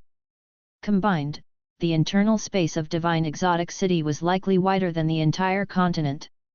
Guan saw Qi Juxiao and Anhao being pursued, the pursuers likely from the 7 stars spirit realm, led by a loose immortal.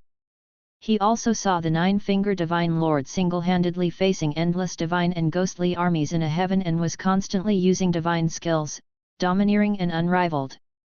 Guan tried to kill an evil ghost nearby but gained no lifespan from it. He instantly abandoned the idea of venturing through divine exotic city. These evil ghosts seemed to be from a single power, a power even Guan could not fathom. The being who created divine exotic city must have a realm far beyond the heaven and earth flying immortal. Time flew by quickly. An hour later, Zhang Buku finally managed to kill the old monk, though it was Guan's mana that had initially eliminated him, with Zhang Buku's axe energy following closely. Killing the old monk did not grant Guan any lifespan either. Zhang Buku landed, gasping heavily.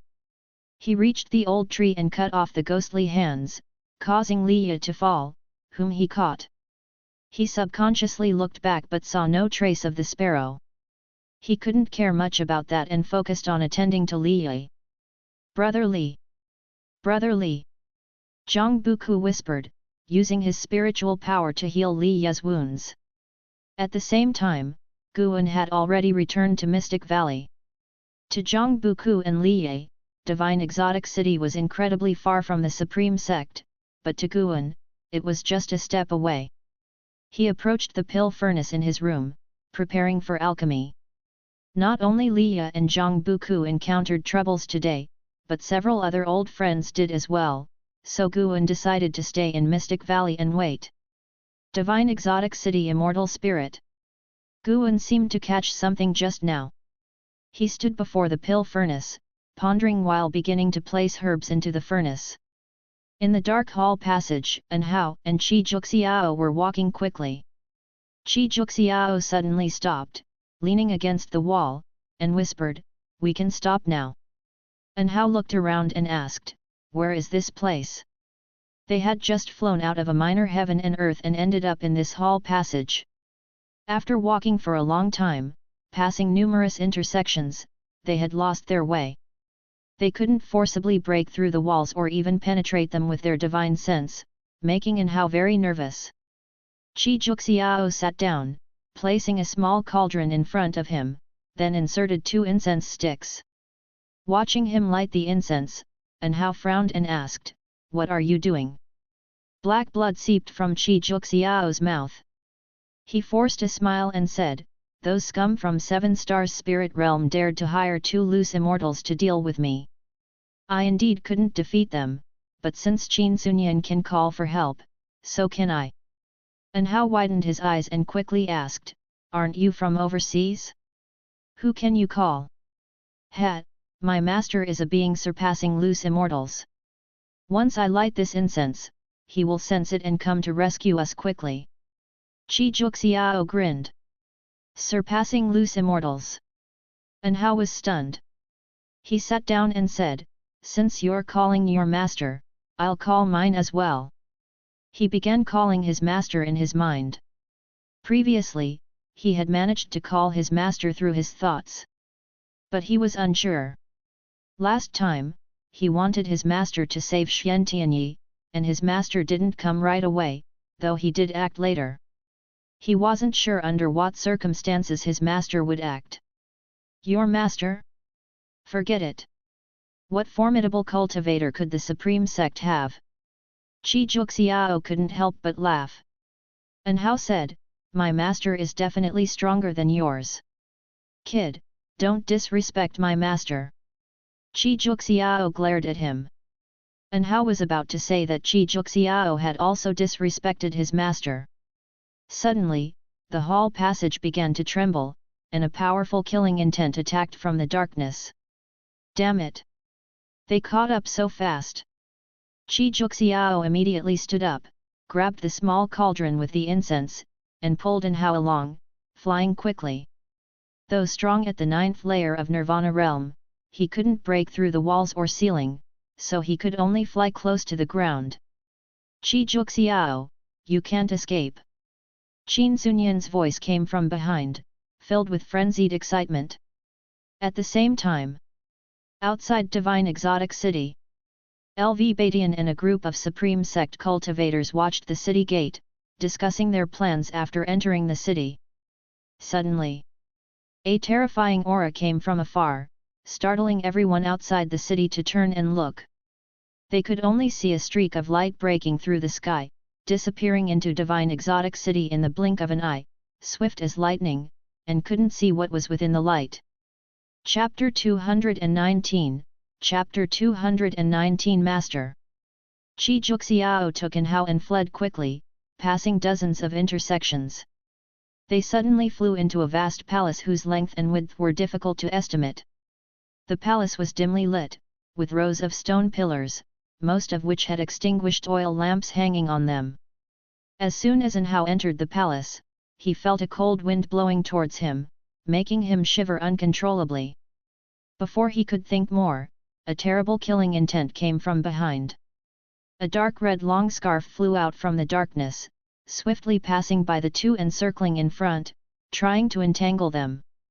Qi Juxiao took out the dragon-slaying spear and threw it forward. A dragon's roar exploded, and a golden dragon condensed, illuminating the whole palace with golden light. The golden dragon formed by the dragon-slaying spear fiercely collided with the dark red scarf, stirring up strong winds that ravaged the palace space. And Hao only felt himself about to be swept away. Fortunately, Qi Juxiao was holding him, but even so, he was still very uncomfortable. Qi Juxiao leaped up, his toes stepping on the dragon-slaying spear. He flipped into the air, jumping over the dark red scarf, and then turned to look below. The dark red scarf was like a red river plunging into the darkness, with no end in sight. Figures attacked from all directions, quickly surrounding them. Qin Sunyan flew from the front, landing less than 30 feet from the two, and said with a sneer, "Qi Juxiao, where do you think you're going?" Qi Juxiao put down an Hao and coldly said, "Want to kill me? Fine, let this kid go first." An Hao was urgent, just about to speak but was stopped by Qi Juxiao raising his hand. Qin Sunyan laughed dismissively, "Do you think you're in any position to negotiate with me right now?" As he finished speaking, a figure appeared beside him. It was an old man in white, with a cold face, holding a jade lamp. Qi Juxiao slightly turned his head, glancing back. Another loose immortal had already appeared behind him. "Master!" An Hao whispered through clenched teeth. Qi Juxiao heard his words and smiled. "An Hao, it seems your master cannot hear your call. But my master is coming soon," Qi Juxiao said softly with a smile.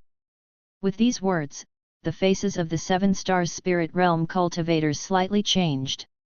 The old man in white beside Qi Juxiao instinctively turned around to look. "You bully my disciple, does Divine Soul True Lord agree?" A cold voice echoed through the palace, the killing intent in the tone making everyone feel as if they were in an ice cellar. Qi Juxiao's face once again showed an unruly and wild smile, looking at Qin Sunyan as if he were prey. The autumn wind blew, lifting the fallen leaves off the ground and gently putting them down again. Guan was sweeping the ground, and the blood prison great saint beside him curiously asked, "Master, there are so many disciples in the valley, why do you sweep the ground yourself?" Not only Guan but other disciples were also sweeping the ground in the third Medicine Valley. However, compared to the vast Medicine Valley, the hundreds of people seemed sparse. "It's sometimes good to sweep the ground. Feeling the earth with your hands and feet might lead to some insights," Guan casually replied. He sounded very perfunctory, but his words fell on the ears of the blood prison great saint and seemed very reasonable. The blood prison great saint began to walk back and forth, feeling the earth and nature. Guan looked toward the direction of divine exotic city, where 4 wandering immortals had gathered, 2 from the 7 stars spirit realm, one was Qi Juxiao's master, and another was Nine-Finger Divine Lord. Nine-Finger Divine Lord was leading Chu Jingfeng to search for immortal spirit, while the other 3 wandering immortals were engaged in chaotic battles. Qi Juxiao's master had killed 2 loose immortals and more than a dozen 7 stars spirit realm disciples, attracting 2 wandering immortals. The situation was not good, as Qi Juxiao's master had already fallen into a disadvantage. Guan was not in a hurry to take action, first letting Qi Juxiao's master fight for a while longer. He had to sweep this area clean. After a while, Guan looked towards the west. Another wandering immortal had arrived. "It's really lively," Guan thought to himself, feeling a bit worried. The increasing presence of immortal path beings on this continent could easily bring catastrophe to the immortal cultivation world of the 3 dynasties. He just hoped this matter would end soon. In a minor heaven and earth within divine exotic city, yellow sand covered the sky, and the wind raged wildly. On the desert, An Hao stood in front of Qi Juxiao, with a faint golden light around them, blocking the wind and sand. Qi Juxiao was sitting and healing his wounds, looking ahead. Booming sounds kept coming, with heat waves, flying leaves, and gold flames entangled and surging. In the distance, mono-rainbows flashed brilliantly, shaking the heavens and the earth. The battle of wandering immortals, how terrifying! And how could not see the figures of the three wandering immortals? Even with the protection of the formation, he felt his body might turn to dust at any moment, which was an unbearably uncomfortable feeling. Qi Juxiao could barely see the wandering immortals battle, and because of that, his face looked even gloomier. His most respected master had already fallen into disadvantage. He realized that doom was inevitable. This time, he had also implicated in Hao and his master, which made his fists clench tightly. Damn it! Qi Juxiao realized for the first time the power of 7 Stars Spirit Realm. Before, he had mainly been active within the territory governed by Star Sea congregations. Even when encountering 7 Stars Spirit Realm cultivators, he rarely suffered losses. Now, coming to the territory of 7 Stars Spirit Realm, he recognized that those people feared not him, but the Star Sea congregations. And Hao turned back and asked nervously, "Senior, what is the situation now?" Qi Juxiao was silent, not answering, just staring ahead. Seeing his face darkened to the point of dripping water, and Hao knew the situation was bad, making him even more anxious. "Qi Bei, today your disciple must die. If you insist on living and dying with him, then prepare to vanish." A majestic voice rang out, followed by the sound of a zither, causing an Hao inside the formation to feel dizzy, with everything in his field of vision shaking. Qi Juxiao took a deep breath, then stood up. "Senior, what are you going to do?" An Hao frowned and asked. Qi Juxiao did not answer but shouted loudly, "I take full responsibility for my actions. This matter started because of me.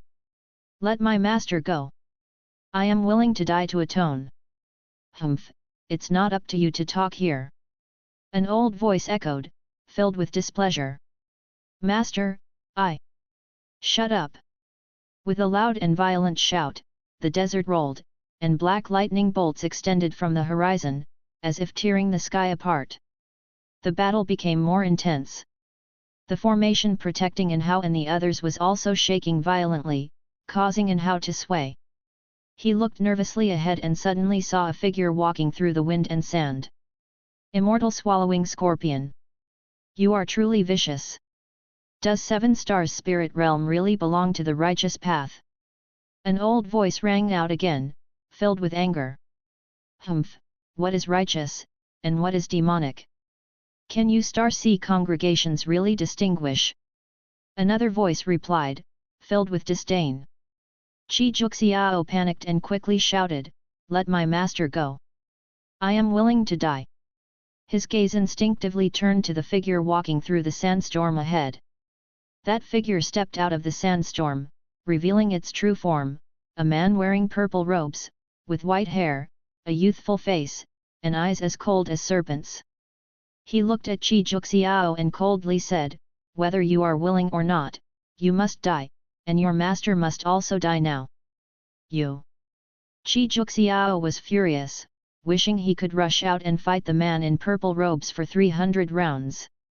But he remained rational, knowing he was no match for his opponent. If he went out, he probably wouldn't withstand even one move, and would only distract his master. Boom! The rolling yellow sand behind the man in purple robes was suddenly scattered. An old man with torn robes and a face covered in blood flew, stepping on a golden ring. Before he could get close to the man in purple robes, a terrifying giant scorpion pincer swept in from the side, directly catching him and pulling him back, disappearing into the sandstorm. "Master!" Qi Juxiao shouted hoarsely. The man in purple robes raised his right hand, igniting a strange white flame in his palm.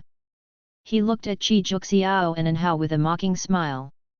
He approached the formation step by step, the wind and sand behind him swirling madly, with waves of qi created by mana soaring like dragons, creating a spectacular scene. "Just wait for death. Soon, your master will come down to join you." the man in purple robes said coldly. As he finished speaking, he was already less than 10 steps away from the formation. He deliberately approached slowly, tormenting Qi Juxiao and Anhao's minds while trying to distract Qi Bei. Anhao looked at him and couldn't help but recall the scene when Xian Tianyi was held back by mysterious cultivators. Just like last time, he was still utterly useless, weak enough to hate himself. He gritted his teeth, closed his eyes, and couldn't help shouting out loudly, "Master! Nov. L. B /JNN. He screamed with all his might, his voice echoing inside the minor heaven and earth. Master? What? You also have a master? Can your master compare to Mahayana? The man in purple robes laughed with more disdain. Before he finished his sentence, a hand suddenly pressed on his shoulder, forcibly stopping him. Qi Juxiao's pupils dilated, staring in shock at the figure behind the man in purple robes. The man in purple robes instinctively tried to use divine skills to dodge. He was horrified to find that the mana in his body was solidified and immovable. He tried to use his own qi to break free, but the hand on his shoulder was as heavy as the heaviest mountain in the world, pressing down on him. The more he struggled, the greater the pressure felt. Do you think I have the cultivation level of the Mahayana realm? A cold voice came from behind the man in purple robes. Anhao heard it too and opened his eyes to see. When he saw the scene outside the formation, he was instantly overjoyed. Master! You finally came! Anhao looked at Guan with surging emotions, his eyes quickly turning red. Guan, who had displayed the 9 extremes yin-yang body, ignored Anhao. He was standing sideways, his left hand pressing on the shoulder of the man in purple robes with a casual posture, yet the man in purple robes couldn't move. Who are you? Another voice rang out, filled with fear. As he finished speaking, a figure suddenly appeared behind Guan. It was a man in red robes, dressed extravagantly, exuding powerful energy, holding a short sword, and stabbing towards Guan's lower back. Guan, holding the shoulder of the man in purple robes, vanished into thin air, causing the man in red robes to miss. Before the man in red robes could turn around, he felt an unimaginable force hitting his back. His body uncontrollably fell to his knees on the sand, and then a foot stepped on his back, pushing his spine down. Guan, with his left hand pressing on the shoulder of the man in purple robes and his right foot stomping on the back of the man in red robes, suppressed 2 wandering immortals with his own strength.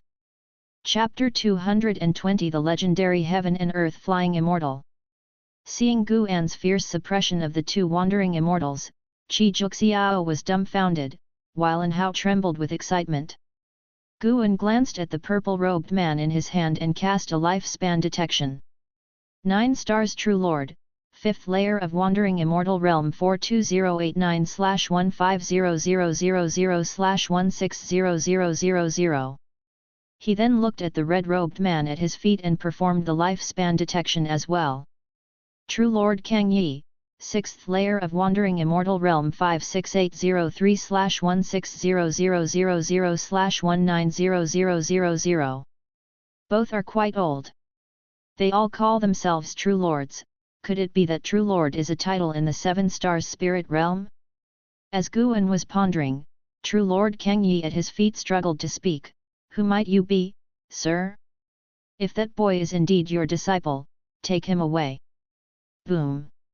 The whirlwind behind Guan suddenly exploded, darkening Anhao and Qi Juxiao's vision. A massive black scorpion, as large as a giant mountain, attacked, its pincers clamping towards Guan. Immortal swallowing scorpion. Its speed was insanely fast, so fast that Qi Juxiao and Anhao couldn't react in time. They only saw the immortal swallowing scorpion attack suddenly, and before they could see it clearly, it exploded. Black venom splattered everywhere, followed by an even more terrifying roar. Rumble! A vast cloud of dust rose behind Guan, covering the sky with black venom. Impossible! The 9 stars True Lord, held by Guan, had his eyes wide open in disbelief. That immortal swallowing scorpion was also in the wandering immortal realm, yet it died instantly. He didn't even see what method Guan used, feeling that as soon as the scorpion's pincers touched Guan, its body exploded. You successfully seized 57,009 years of lifespan from the immortal swallowing scorpion, second level of traveling immortal realm. Seeing the notification, Guan felt slightly satisfied. The immortal swallowing scorpion died under the deduced gang primal energy, which was manifested by the G family's divine skill, Heaven and Earth Path Gang. Whenever someone attacked Guan's body, this divine skill would trigger, killing the attacker. True Lord Kang Yi could neither extend his divine sense nor turn his head, but he felt as if he would be annihilated the moment the deduced gang primal energy exploded. He had never felt so desperate. The opponent had definitely surpassed the wandering immortal realm. How could such a being exist on this backward continent? The 9 stars True Lord, witnessing the explosion of the deduced gang primal energy, was even more terrified. At this moment, the 2 wandering immortals lost all will to fight, feeling only endless fear. The longer they lived, the more they feared death. Senior, give. True Lord Kang Yi said, trembling. Although Guan did not receive any hostility prompt, True Lord Kang Yi dared to let the immortal swallowing scorpion attack him, truly courting death. Guan suddenly exerted force with his right foot, directly crushing True Lord Kang Yi's body into blood mist, leaving only a storage bag. The 9 stars True Lord's eyes widened in despair. From Guan's palm, the breaking path divine light burst forth, instantly reducing him to dust, leaving no trace behind. The storage bag of the 9 stars True Lord also fell to the ground. The 2 wandering immortals died without any resistance. And Hao and Qi Juxiao were stunned. They knew how powerful these 2 wandering immortals were, which made them even more bewildered. 2 notifications popped up before Guan. He successfully seized 20,000 years of lifespan. A figure flew over and landed behind Guan, bowing and cupping his fists. Thank you, Senior, for saving me.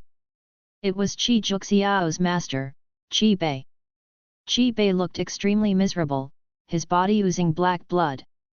Don't reveal this to anyone, or you'll become my enemy.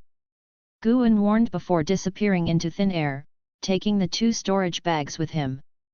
Qi Bei looked up, but his divine sense could no longer detect Guan, making him sigh. At this moment, Qi Juxiao rushed out of the formation, supporting Qi Bei. Master, are you okay? Qi Juxiao asked anxiously. Qi Bei struggled to speak.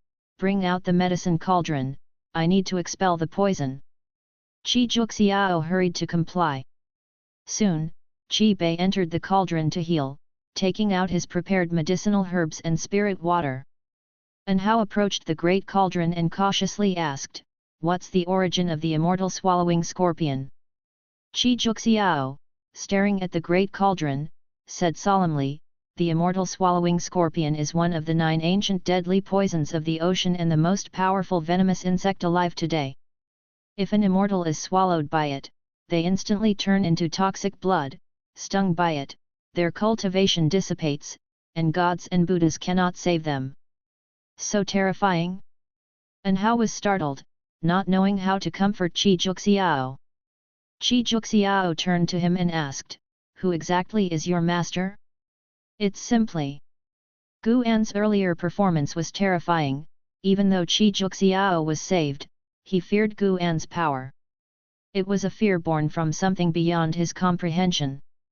I can't reveal my master's name, he forbids it. And Hao shook his head, feeling proud inside. Whenever he encountered a higher realm existence, he would wonder what realm his master had reached. However, his master kept breaking his understanding time and time again. No matter how powerful an entity appeared before his master, they were but ants. He realized that although he was extremely talented, compared to his master, he wasn't worth mentioning. He even suspected that his own talents were due to his master's favor. Qi Juxiao fell silent after hearing this. He recalled Guan's previous demeanor, eyes showing admiration. A true man cultivating the immortal path should have such a presence. Elsewhere, Guan did not return to the Supreme Sect but instead arrived at an isolated island on the sea with one step. He appeared in the forest, quickly sorting through the storage bags of the two true lords, destroying suspicious items, and throwing the treasures into his own storage bag. As his storage bag wasn't enough to hold the inheritance of these two, he had to refine one of their storage bags. After a while, he finally left. He entered his own grotto heaven with one step, emptied everything out, and burned the 9 stars true lord's storage bag to ashes. Although he checked and found nothing wrong, he still wanted to be cautious. After doing all this, he returned to the Supreme Sect. He stood on the mountaintop next to the Mystic Valley, gazing into the distance. Although it was easy to kill 3 wandering immortals, he wasn't at peace. He knew things were about to escalate. But he didn't regret it, he couldn't let the enemies survive. There was another way. He also wanted to find the immortal spirit of the divine exotic city and give it to someone to end this conflict prematurely. Guan had no interest in divine exotic city, despite its power, because its karma was too great. He didn't want any trouble. Giving it to someone else to follow the Star Sea congregations away would be the best result. He had visited divine exotic city twice and vaguely tracked the immortal spirit's whereabouts. Several days later, within the minor heaven and earth of divine exotic city, the wind and sand had ceased. Qi Juxiao helped Qi Bei, who had just emerged from the cauldron, to sit down. Qi Bei, now dressed in a clean white robe, had a pale face and disheveled hair, lacking any wandering immortal demeanor. Sitting down, he sighed, "I didn't expect divine exotic city to attract a heaven and earth flying immortal." An Hao's face showed curiosity upon hearing this. Heaven and earth flying immortal? Is it the legendary realm capable of traveling beyond the heavens? Qi Juxiao's eyes brightened with excitement. Qi Bei nodded, "It must be." Being in the same realm, he couldn't have possibly defeated those 2 true lords so easily. He looked at Qi Juxiao and said, "Senior saved us, so we must keep our promise and not speak of his intervention. Just say it was cultivators from the Star Sea congregations, got it?" Qi Juxiao nodded heavily. Qi Bei then looked at An Hao, scrutinizing him. He could see that An Hao had extraordinary roots and asked, "Is your master also from the Supreme Sect?" He could see the karma surrounding An Hao but could only see the past 10 years, not the interactions between An Hao and his master. As for LV Badian, he was quickly dismissed, a mere unification realm was not worth his attention. "I'm not sure, he probably isn't." An Hao shook his head, keeping a cautious mind and not fully trusting Qi Bei. Qi Bei smiled, "You're very fortunate, young man. With such a master, your future is limitless. How about joining the Star Sea congregations later?" An Hao hesitated, "I don't have just one master. My other master is the sect leader of the Supreme Sect, and I have to take on the responsibility of strengthening my section n/o/vel/b/in.c//om."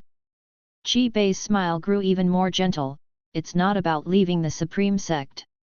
You can train with the Star Sea congregations for a while and help establish good relations between the 2 sects. The Star Sea congregations can help you grow strong quickly. Once you're powerful enough, you'll better protect the Supreme Sect. In the future, if the Star Sea congregations face difficulties, you can offer your help." Hearing this, An Hao found it hard to refuse and looked towards Qi Juxiao. Qi Juxiao snorted, "Is my master going to deceive you?" Xian Tianyi is the best example. Traveling together all this way, he had learned about the relationship between Xian Tianyi and An Hao. He also wanted to win An Hao over. Winning over An Hao meant winning over the heaven and earth flying immortal from a few days ago. A heaven and earth flying immortal, the Star Sea congregations had produced such beings, but those were legends, and he had never seen one with his own eyes. An Hao hesitated for a while but finally nodded in agreement, bringing smiles to Qi Bei and Qi Juxiao. Qi Bei's smile faded as he said, I haven't completely expelled the immortal swallowing scorpion's toxin. Let's leave Divine Exotic City to avoid the 7 stars spirit realm's pursuit. But Divine Exotic City? Qi Juxiao hesitated. Qi Bei glared at him angrily. There is a heaven and earth flying immortal in Divine Exotic City, along with other wandering immortal presences. Do you think you have the qualifications to compete for the immortal spirit? Qi Juxiao immediately backed down, scratching his head with an awkward smile, not daring to insist further. And Hao felt some regret, but leaving now wouldn't be a loss. He had found many treasures alongside Qi Juxiao and had gained a lot. So, the 3 of them packed up and began to search for a way out. In a dark hall, one side of the wall was adorned with a row of brass oil lamps, some of which had already gone out. In front of the lamp wall stood a woman in a purple dress with a veil, her long hair coiled into a bun. Her revealed eyebrows were delicate, but the coldness in her eyes added a sense of mystery to her aura. A boy dressed in a sleeveless top appeared on her shoulder, tilting his head and asking, "Mother, what are you looking at?" Upon closer inspection, the boy's feet were embedded in the shoulder of the woman in the purple dress. He was a soul body, not a living spirit. Chapter 221 Immortal Spirit, I want it. Mother is seeing who has fallen again. The woman in the purple dress spoke slowly, her voice ethereal, echoing in the hall like the sound of spring water flowing through a mountain stream. The boy on her shoulder asked confusedly, "What is there to see? People die all the time, don't they? As long as less than half of the lamps on this wall are extinguished, the fortune of the 7 stars spirit realm won't be severed." The woman in the purple dress replied, 3 wandering immortals have died recently, all from the same place. This place is close to the Star Sea congregations. I don't know if it's their plot or if someone else is causing trouble in the dark. The boy followed her gaze to the oil lamps on the wall and began to ponder. At this moment, footsteps echoed from the darkness behind, and an old voice said, "Cave Master, the spirit mirror is showing divine sense fluctuations." When the woman in the purple dress heard this, she turned and walked into the darkness. The boy on her shoulder turned his head to look, his clear eyes drawn to the oil lamps on the wall. Under the night sky, in a dilapidated city, the 9-finger Divine Lord sat meditating in front of a fire, with Chu Jingfeng sitting next to him. Chu Jingfeng occasionally glanced into the distance. Beneath the moonlight, dense fog surged, vaguely revealing terrifying ghostly shadows. "Can you feel it?" the 9-finger Divine Lord suddenly asked. Chu Jingfeng's thoughts were pulled back, and he cautiously asked, "Master, feel what?" The 9-finger Divine Lord whispered, "It is approaching." "Who is it?" "The immortal spirit of Divine Exotic City." Chu Jingfeng's eyes widened, and his breath quickened. Since coming to Divine Exotic City, he had learned about the immortal spirit from the 9-finger Divine Lord. As long as the immortal spirit accepted a master, one could control the great power of Divine Exotic City. The immortal spirit's choice of master was not solely based on cultivation level, it might also depend on fate, which was why so many non-immortal path realm beings came to adventure here. Chu Jingfeng did not dare to hope that he could obtain Divine Exotic City, but he hoped his master could. The stronger his master became, the more benefits he would get. Moreover, from the bottom of his heart, he was grateful to the 9-finger Divine Lord. It was the 9-finger Divine Lord who had given him a chance to be reborn. The 9-finger Divine Lord stopped speaking and continued absorbing energy. Chu Jingfeng then began to imagine what might happen next. After entering the city with the 9-finger Divine Lord, he had witnessed many battles.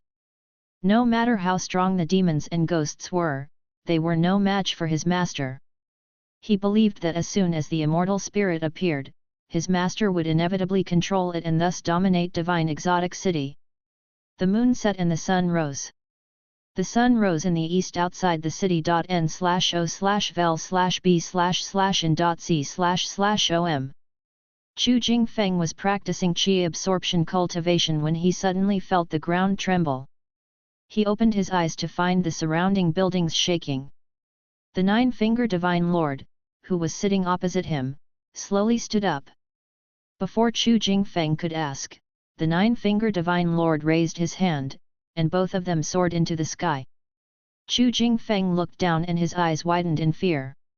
He saw endless demons and ghosts appearing in all directions, surging like black waves, engulfing the city's buildings, and stimulating his eyes.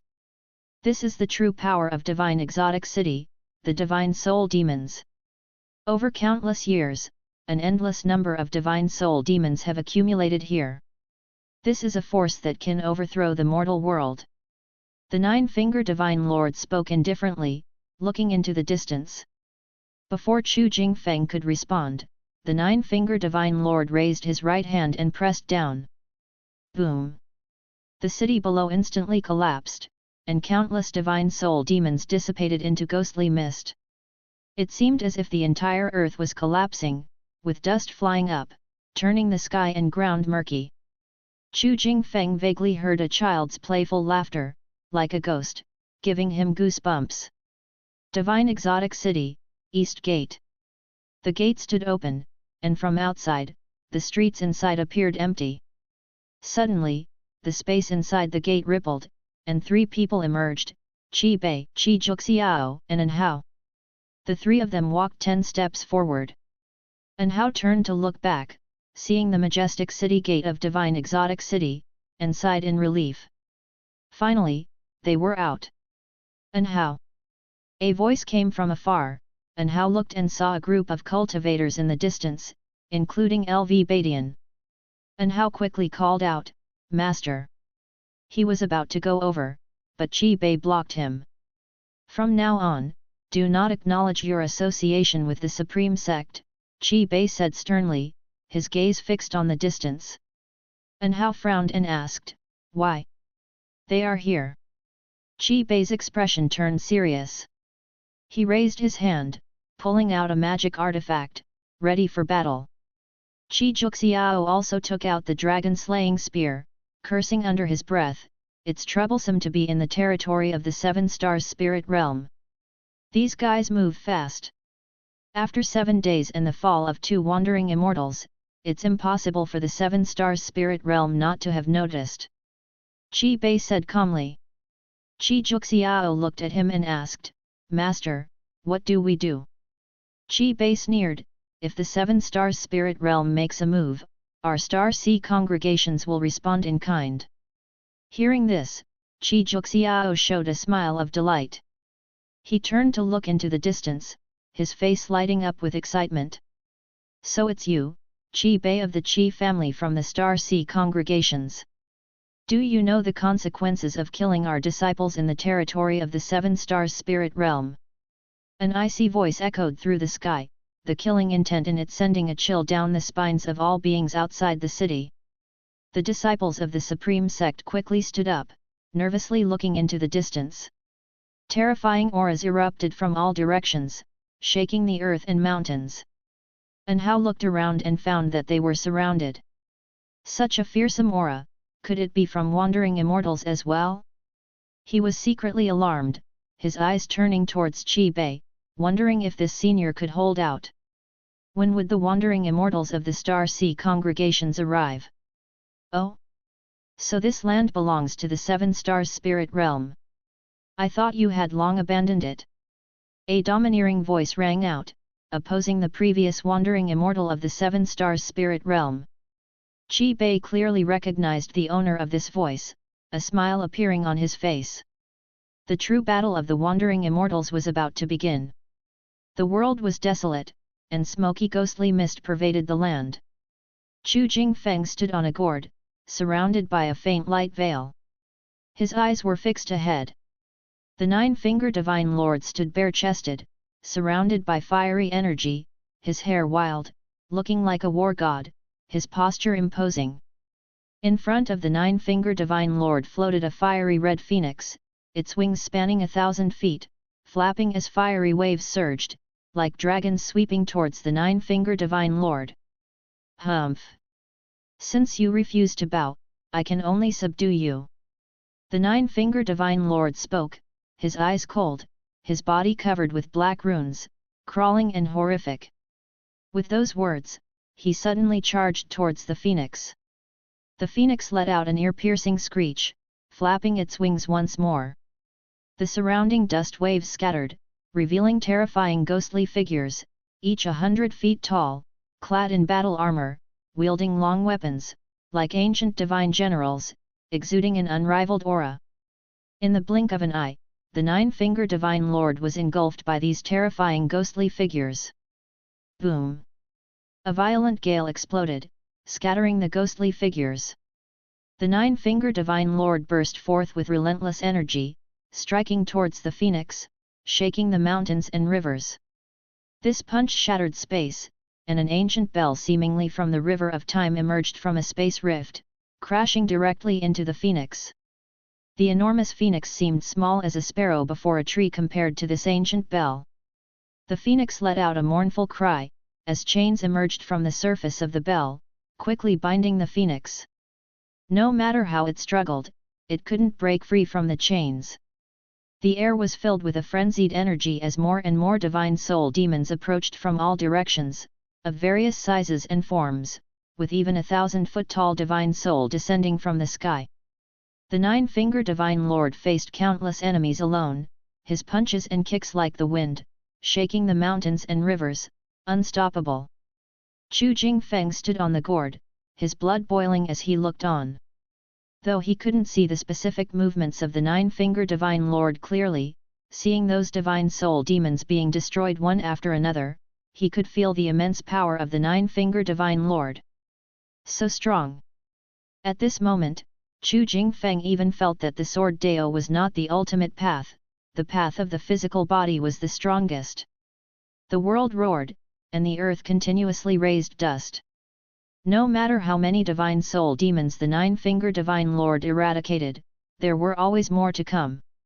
Rumble! An enormous shadow rose at the edge of the world, like a mountain towering up, awe-inspiring. Chu Jingfeng looked from afar, feeling a chilling aura. What is that? He thought, terrified. Before he could think further, the mysterious giant shadow stepped out from the dust waves that covered the sky. It was a figure 10,000 feet tall, with a strong build, each muscle like a rocky mountain, exuding a power that made all living things fear. It was entirely black, with disheveled hair, wearing only armored pants, and holding a massive axe in its hand. Wielding the axe in both hands, it swept forward.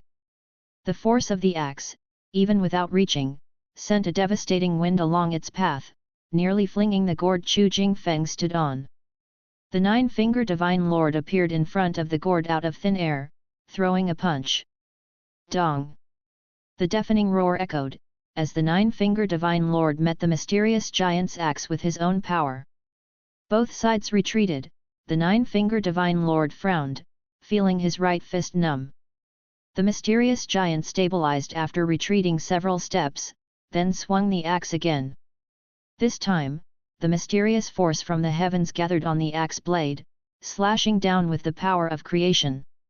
The nine-finger divine lord raised his hand, which had only 4 fingers, extending 2 fingers as a golden beam shot out, piercing through the murkiness of the world, sweeping all obstacles aside. Boom! The 10,000-foot-tall giant shadow was annihilated by the golden light, leaving a vacuum in the world, and a huge canyon appeared below, astonishing Chu Jingfeng. The nine-finger divine lord turned and flew towards the phoenix. The phoenix was still trapped by the ancient bell, unable to move. Just as the nine-finger divine lord was about to approach the phoenix, a figure appeared out of thin air, raising a hand to capture the phoenix. The phoenix with wings spanning 1,000 feet shrank to the size of a palm. Who are you? The nine-finger divine lord asked in a deep voice. He didn't rashly advance, as he couldn't gauge the person's strength. Guan, in his 9 extremes yin-yang body form, turned to the nine-finger divine lord and said, "The immortal spirit, I'll take it."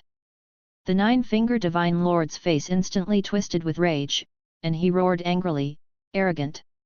Chapter 222 Divine Exotic Immortal Spirit recognizes its master.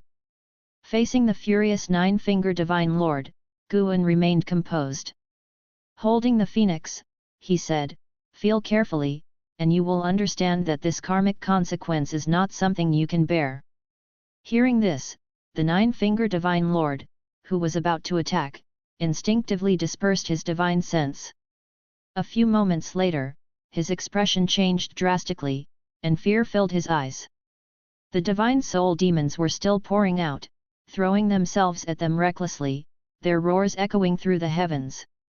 Guan suddenly squeezed the phoenix in his hand, and the divine soul demons in the heavens were obliterated one after another, turning into ashes, and the noise abruptly ceased. Chu Jingfeng stood on his gourd, turned his head, and looked at Guan in the distance, his face changing dramatically. A dark purple demon shadow, surrounded by demonic qi. Phud. He had just uttered a word when a terrifying divine sense locked onto him, scaring him into silence. The nine-finger Divine Lord also regained his calm. He looked at Guan and asked, "What do you plan to do?" He could sense a more horrifying presence brewing beneath the earth. Purely in terms of aura, it was beyond what he could contend with. Guan did not answer but instead flipped his palm downward. Rumble. The earth shattered, rocks rose into the air, and the entire world seemed on the verge of collapsing. The momentum released by Guan was so terrifying that even the nine-finger Divine Lord felt fear. Just how high is his cultivation level? The nine-finger Divine Lord thought to himself, feeling fortunate. If he had acted rashly earlier, or if the other party had directly ambushed him, he might have been in grave danger. Chu Jingfeng also looked nervously downward. Rocks ascended around him, flying towards the sky. As far as the eye could see, the distant earth was breaking apart endlessly, a visual impact so intense that he did not dare to breathe. Suddenly, as if seeing something, his eyes widened, and his body trembled. As the earth shattered, a massive black object appeared below, boundless and terrifying. In the daylight, this extreme black mass looked so horrifying and scary. Looking from above, the black mass below was writhing. It was so immense that its shape couldn't be discerned, much less identified. Guan fixed his eyes on it. Divine Exotic Immortal Spirit, Heaven and Earth Flying Immortal Realm 3rd Layer 0/0/0. No lifespan was shown, but there was a realm. Guan's right hand, which was suspended in the air, suddenly clenched, and the gigantic divine exotic immortal spirit below began to shrink at a visible speed. This was a divine skill, universe in the palm. Previously, he had used this divine skill to bring the phoenix into his palm. This time, he desired to capture a heaven and earth flying immortal. The divine exotic immortal spirit struggled frantically, but wrapped in Guan's mana, it had no way to escape. Under the watchful eyes of the nine-finger Divine Lord and Chu Jingfeng, the divine exotic immortal spirit, now a black mass, rapidly shrank. Eventually, it fell into Guan's hand, resembling a mass of black qi, constantly changing shape. Guan then disappeared from his original spot, leaving the nine-finger Divine Lord and Chu Jingfeng behind, unable to recover their wits for a long time. After a long while, Chu Jingfeng flew to the nine-finger Divine Lord's side and asked nervously, "Master, what should we do next?" He knew that the figure earlier was Sword Venerable Fuedao, but he decided to keep it a secret. Sword Venerable Fuedao was the most revered existence in the hearts of all disciples of the Supreme Sect. He had repeatedly saved the Supreme Sect and the human race of the three dynasties. Chu Jingfeng felt that he owed Sword Venerable Fuedao his life, so he chose to side with him. Even if he revealed Sword Venerable Fuedao's identity, he felt it would only push the nine-finger Divine Lord into the abyss.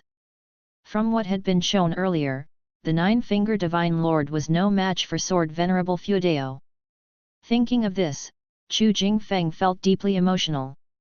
During the days he followed the nine-finger Divine Lord, he had thought that the nine-finger Divine Lord was stronger than Sword Venerable Fuedao, and that he had struck the ultimate blessing.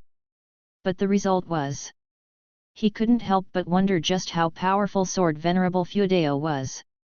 It now seemed that Sword Venerable Fuedao was not from the Supreme Sect but was merely hiding there to protect them. The nine-finger Divine Lord took a deep breath and said, "It's time to leave." Having the divine exotic immortal spirit taken away made him furious, but Guan's universe in the palm divine skill had extinguished any desire to fight. Moreover, the aura emitted by the divine exotic immortal spirit was clearly not something he could handle.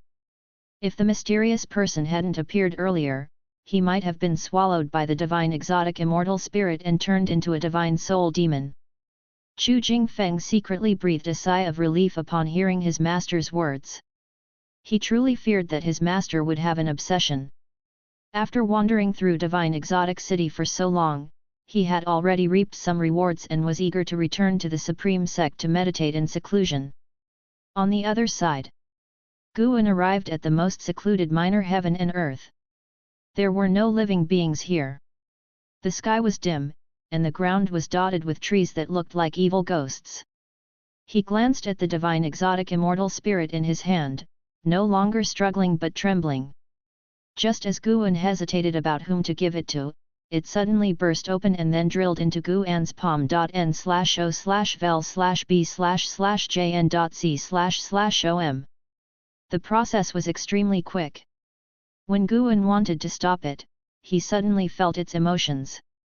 It was pleading. Guan fell silent. Soon, he felt his mana merging into the divine exotic immortal spirit's body. This was a process of accepting a master that he had never experienced before. He was taking control of the divine exotic immortal spirit and the entire divine exotic city. A 30-minute incense time later, the divine exotic immortal spirit reappeared, condensed in Guan's palm. From now on, Guan was the master of the divine exotic immortal spirit and the master of divine exotic city. This made him feel somewhat complicated. If he had forcibly stopped it earlier, the divine exotic immortal spirit would have turned to ashes, so he had to accept it. Of course, now Guan could easily squeeze the divine exotic immortal spirit, causing it to cease to exist. After accepting the master, Guan gained more understanding of divine exotic city. Even if the divine exotic immortal spirit was destroyed, as long as divine exotic city remained, a new divine exotic immortal spirit would be born. Whether it was the same one was unclear, as it resisted death much. Master! The voice of the divine exotic immortal spirit echoed in Guan's mind, sounding like a young boy. Guan asked, "Can you share your power with others, hiding the fact that I am your master, and making others appear as your master?" The divine exotic immortal spirit wiggled in his palm, suddenly transforming into a small black figure. It had no hair or facial features, just a body resembling a 5 or 6-year-old boy, standing about 10 centimeters tall. The divine exotic immortal spirit tilted its head, considered it for a moment, and said, "It can be done, but wouldn't you be unhappy?" Guan replied, "No. I want you to protect one of my juniors, but you must not reveal my presence to him. You have to pretend that he is your master." Upon hearing this, the divine exotic immortal spirit nodded obediently. Guan disappeared with it. He arrived in another realm, a dense forest where Liya and Zhang Buku were resting. Guan directed the divine exotic immortal spirit with his mind to find Liya. The divine exotic immortal spirit immediately leaped from his hand and went to find Liya. In divine exotic city, the person Guan cared most about was undoubtedly Liya. Although Liya had numerous opportunities, he was clearly far behind geniuses like Anhao and Lvxian, so Guan decided to help him. As for Anhao, whether he had divine exotic city or not, he would eventually rise. If he joined the Star Sea congregations, he would possess immortal treasures no less powerful than the dragon-slaying spear, even without a fake immortal treasure like divine exotic city. The dragon-slaying spear was highly powerful, allowing Qi Juxiao to display power comparable to a loose immortal. The divine exotic immortal spirit hopped along its way, its aura elusive, unnoticed by Liya and Zhang Buku as they meditated. When the divine exotic immortal spirit landed on Liya's shoulder, a sudden scare made him instinctively open his eyes. Screech! The divine exotic immortal spirit called out and then plunged into Liya's face, startling him to his feet. What was that? Li kept touching his face but felt nothing. Zhang Buku, equally startled, rushed over. Upon learning that something had entered Li's body, Zhang Buku panicked. The two fumbled around, even using their divine senses to scan, but found nothing strange. After a while, Li suddenly stopped, his expression peculiar. "Brother Li, are you okay?" Zhang Buku asked nervously. Li took a deep breath, looked at Zhang Buku, and said with a complicated expression, "Brother, I think I have been accepted as the master by an immortal spirit." "What?" Zhang Buku's eyes widened, unable to believe his ears. "Is it true?" "It is." "Why you? What do you mean? Am I unworthy?" "How are you worthy? You show some respect. I can command divine soul demons. If you want to leave, it will be up to me." "Brother Li, we are supposed to live and die together as brothers. You dog! Stop talking like that." In the distance, Guan listened to Li and Zhang Buku bicker. Under the demonic qi, a smile appeared on his lips. He turned around and disappeared once more. He was the true master of divine exotic city. Within its confines, he could see all the minor heavens and the divine soul demons hidden beneath each. The number of divine soul demons was indeed staggering, and the entire divine exotic city was still in a state of recovery.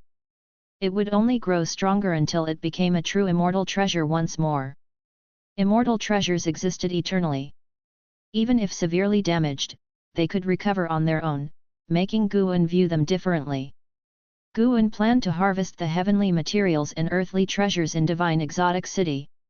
Now, everything in the city belonged to him and was not to be shared with anyone else. Under the rolling thunderclouds, Zhang Qiang sat meditating on the edge of a cliff, below which a majestic river of lava surged, occasionally sending hot waves crashing against the mountain sides. She opened her eyes and frowned. Why hasn't she returned yet? Zhang Qiang muttered to herself. She and the ghost mother of Ephemera had entered divine exotic city together. They had arrived in this world 2 days prior.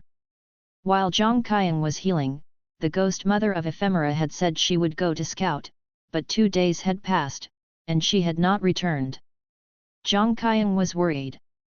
Though she did not consider the ghost mother of Ephemera particularly trustworthy, their long companionship had made her reliant on the ghost mother of Ephemera's abilities. Could the ghost mother of Ephemera be in trouble? She was so cautious, what could have ensnared her? Zhang Qiang sank into thought. If the ghost mother of Ephemera was in danger, surviving alone, let alone obtaining the immortal spirit, would be nigh impossible. Chapter 223, Chapter 223 Guan's Fantasy. Zhang Qiang grew more uneasy the more she thought about it. She took out an elixir and started accelerating the restoration of her spiritual power. The sky darkened, and the only sound was the lava below crashing against the mountain walls, making the atmosphere incredibly oppressive. Half a day passed. Zhang Qiang's spiritual power had recovered considerably. She stood up and headed in the direction the ghost mother of Ephemera had gone earlier. Meanwhile, Li had already mastered the power of the divine exotic city. Although he still couldn't see every corner of the city, he felt unbelievably powerful now. Before entering the divine exotic city, he had doubts about the legends of the Immortal Path Supreme Treasure. How could it be that legendary? Let's go, there's a big battle outside the city. Let's go watch the fun. Li stood up, his face full of high spirits. Zhang Buku followed him up, staring blankly at him. Li shrugged his shoulder, and the divine exotic immortal spirit jumped out of his body, landing on his shoulder with its hands on its hips, looking very spirited.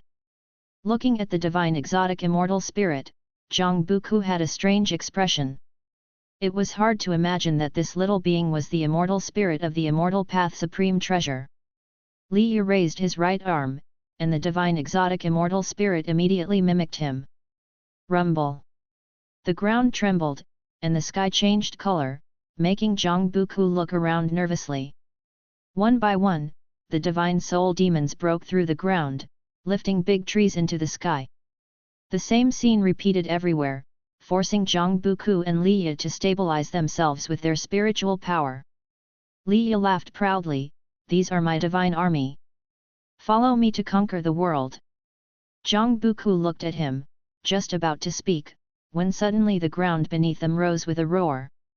A terrifying giant shadow stood up, holding a piece of land in its hand with a forest on it, where Zhang Buku and Li Yi were standing. Compared to this terrifying giant shadow, they were as small as ants. This terrifying giant shadow was the same 10,000-foot figure that had fought against the nine-finger Divine Lord before. One hand held the land, and the other held an axe, looking like a giant god who opened the sky, with divine majesty spreading wide. Zhang Buku looked down, his eyes wide with shock. Li Yi was extremely excited. With such a divine army, how could he not sweep away all enemies?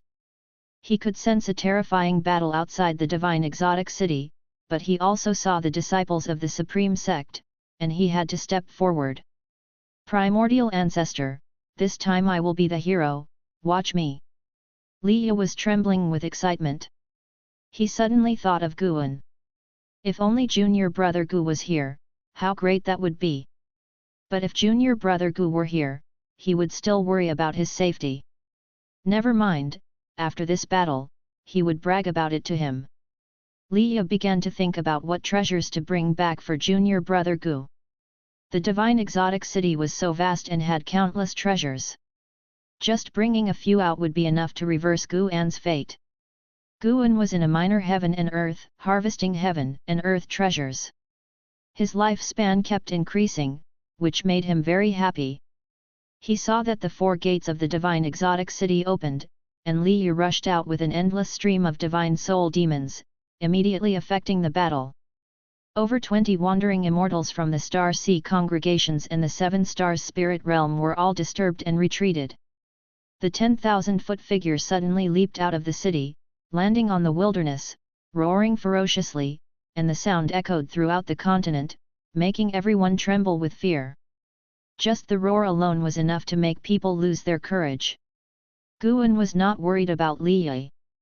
After all, the divine exotic immortal spirit itself possessed the power of a heaven and earth flying immortal. He continued harvesting heaven and earth treasures, having gained an 80,000-year lifespan today. He did not intend to harvest everything, as he had to leave some for the immortal spirit to continue planting. Since the divine exotic city belonged to him, he planned to let the immortal spirit set rules for Li Yi. Usually, don't pluck the heaven and earth treasures randomly. It would prepare mature medicinal herbs for Li Yi, who would surely accept them excitedly without suspicion. Looking at Li Yi's spirited appearance made Guan want to laugh. N/O/vel/b/in.c//om. After this battle, Li Yi would surely come to show off. Guan began imagining that 1,000 years later, when Li Yi thought his end was near and came to bid him farewell with the divine exotic city, what kind of scene would it be? Interesting, interesting. Guan was just thinking when he suddenly felt something. He frowned and disappeared from the spot. In another realm, thunder clouds rolled, covering the sky. In a basin between the mountains, Zhang Qiang slowly stood up from the ground, clutching the wound on her right shoulder with her left hand, blood flowing continuously from the corner of her mouth. She looked ahead. Figures in black robes filled the slopes. Meditating at the highest point was an elder with a wooden staff beside him, from which black gas wafted, wrapping the ghost mother of ephemera in the air. The ghost mother of ephemera had already turned into a soul body and was extremely weak. She opened her eyes with difficulty and looked at Zhang Qiang down the mountain. "Little girl, you have a good fighting spirit. Just right for luring the ghost king of hell." The black-robed elder spoke with a mocking tone. The other black-robed cultivators all looked down at Zhang Qiang with cold eyes. To them, Zhang Qiang was already a dead person. The ghost king of hell? What exactly are you looking for? Zhang Qiang gritted her teeth, thinking about how to escape. The difference in cultivation was too great. Any one of these people could easily kill her. The Ghost King of Hell is the strongest Ghost King hidden in this world. It guards an immortal treasure. The black-robed elder spoke nonchalantly. A black-robed cultivator started descending the mountain, step by step approaching Zhang Qiang. Just as Zhang Qiang was extremely anxious, a gust of wind came from afar, making her instinctively close her eyes. The gust of wind whistled past, and Zhang Qiang felt her injury had somewhat healed, whether it was an illusion or not. She quickly opened her eyes and was astonished to find that those mysterious cultivators had disappeared. The soul body of the ghost mother of ephemera was suspended in the air above the slope, slowly falling.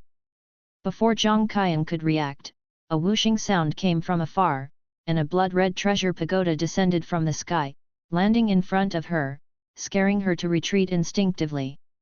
The blood-red treasure pagoda burst out with immense power, turning into blood mist, which quickly wrapped around Zhang Qiang, pulling her towards the pagoda. Zhang Qiang's face was full of fear when she heard a voice in her ear, "Do not panic." Hearing this voice, Zhang Qiang instantly felt at ease. Sword Venerable Feudao. He had come too. She was pulled into the blood-red treasure pagoda, her figure disappearing. The ghost mother of ephemera fell to the ground, turned her head to look, her face full of worry. Twilight approached. The towering divine exotic city stood on the wilderness, its 4 gates wide open. Cultivators continuously flew out, appearing as if they were being thrown out by some force instead of flying out on their own. Liya stood on a high slope at the edge of the ruins, the divine exotic immortal spirit standing on his shoulder, guarding him. 2 figures appeared beside him, one being Qi Bei, the master of Qi Juxiao, the other a middle-aged man in luxurious white robes, with a commanding presence. "I am the Sea Lord of the Star Sea Congregations, Nan Fengtian. After this battle, the 7 stars spirit realm will surely hold a grudge against you. You possess the immortal treasure, and relying solely on your own strength might not be enough to protect it. Come back with us to the Star Sea Congregations. We will train you as a true disciple, treating you better than Xian Tianyi." The man in white robes spoke. Qi Bei followed. "The Star Sea Congregations is a great righteous sect. Many cultivators from the Supreme Sect are your seniors, so you can join without worry." Liya looked at the divine exotic city and said, "Thank you both for your kindness. I am willing to join the Star Sea Congregations, but can I visit the Supreme Sect first?" He was not foolish. After this battle, he had to choose a power to lean on. LV Badian had also just sent him a message, advising him to ally with the Star Sea Congregations. Nan Fengtian smiled, "Of course, we also want to visit the Supreme Sect. I heard the Supreme Sect hides a great cultivator stronger than a loose immortal, named Sword Venerable Feudao. This indicates the Supreme Sect's great chi fortune, it's a treasure land." Liya smiled, thinking that Sword Venerable Feudao was his primordial ancestor. It was not the Supreme Sect's good fortune, but the sect had benefited from the Li family's chi fortune. Of course, he wouldn't say this out loud to avoid causing trouble for his primordial ancestor. They continued chatting. Liya wanted to take 2 companions, Zhang Buku and Guan. Hearing that Guan was only in the Foundation establishment realm, Nan Fengtian advised against taking him, as his cultivation was too low. Without a nascent soul, joining the Star Sea Congregations recklessly would only lead to setbacks, especially since Liya couldn't always look after him. As for Zhang Buku, his strong chi blood made him an excellent candidate. Liya frowned, not very happy. Qi Bei had to continue to persuade him, describing the atmosphere in the Star Sea Congregations at length, and only then did Liya give up. Far in the 3rd Medicine Valley harvesting medicinal herbs, Guan pouted. "What Foundation establishment realm? I had already formed my core." Guan inwardly sneered, having no intention of joining the Star Sea Congregations. The Star Sea Congregations had too many old monsters, making it unsafe. Unlike the Supreme Sect, where Guan was already the strongest. He had absolute confidence staying there. Seeing that Liya allied with the Star Sea congregations, Guan felt completely relieved. In the divine exotic city, he had harvested 1,500,000 years of lifespan, pushing his lifespan past 1,000,000 again, putting him in a great mood. He planned to revisit the divine exotic city after some time. Even if Liya went to the sea, with his cultivation level, he could hardly escape Guan's divine sense. Besides, Guan had established a soul connection with the divine exotic city, ensuring he could track it wherever it went. Liya had begun expelling the adventurers from the divine exotic city. Guan had not only given Zhang Qiang an immortal treasure but also given Zhen Qin one. Immortal treasures could merge into the body, making them hard to detect. Once Yelan was unsealed and her maximum lifespan increased, Guan would give her an immortal treasure too. The divine exotic city held many immortal treasures. Controlling it brought unimaginable gains. Guan couldn't help but hum a little tune. Though he was hiding in the Medicine Valley, he could benefit those around him, making him feel truly great. Deeply hiding his work and name. One day, when his companions discovered the truth, how much gratitude would they feel? Guan started to imagine again. Night fell, and a night passed. At dawn, Guan saw Liya store the divine exotic city within himself and then, under the guidance of Nan Fengtian and others, head back to the Supreme Sect. They wanted to leave the continent early to avoid any mishaps. Guan arrived early at the Mystic Valley and followed the disciples in their exercises. Just as they finished, Liya came flying from the horizon, directly into the Mystic Valley.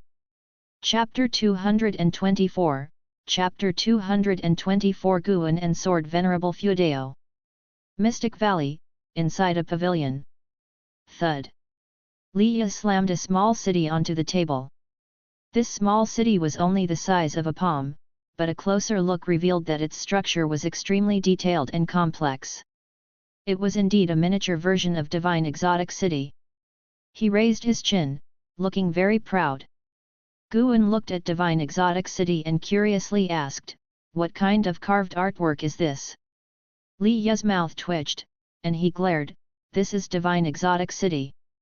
Upon hearing this, Guan's face showed a look of shock, which made Liya feel quite pleased, but Guan's next words almost made him faint with anger. "Amazing, senior brother, you actually made a replica of Divine Exotic City." "What replica? This is real." "Don't believe me? I'll summon the immortal spirit to show you." After saying this, Liya tried to summon the divine exotic immortal spirit in his mind, but no matter how he called, the immortal spirit did not come out. He immediately became anxious. "What's going on? Why are you pretending to be dead at such a critical moment?" Guan almost burst out laughing, but fortunately, years of honing his acting skills had made them flawless. He pretended to try lifting Divine Exotic City with a puzzled expression. As the whole pavilion trembled, he was unable to lift the city. Could it be real? Guan muttered. Liya couldn't care less about cursing the Divine Exotic Immortal Spirit in his mind. He said proudly, "Do you know how many great cultivators are inside Divine Exotic City?" He began to recount his experiences, not mentioning that the Immortal Spirit had approached him first, but instead claiming that he had gone through various trials to win the Immortal Spirit's recognition. Guan listened with admiration. Who knew his acting was so good? If it weren't for me personally handing it to you, I might have believed you got it through the trials. Guan was only teasing in his mind, outwardly agreeing to satisfy Liya's vanity.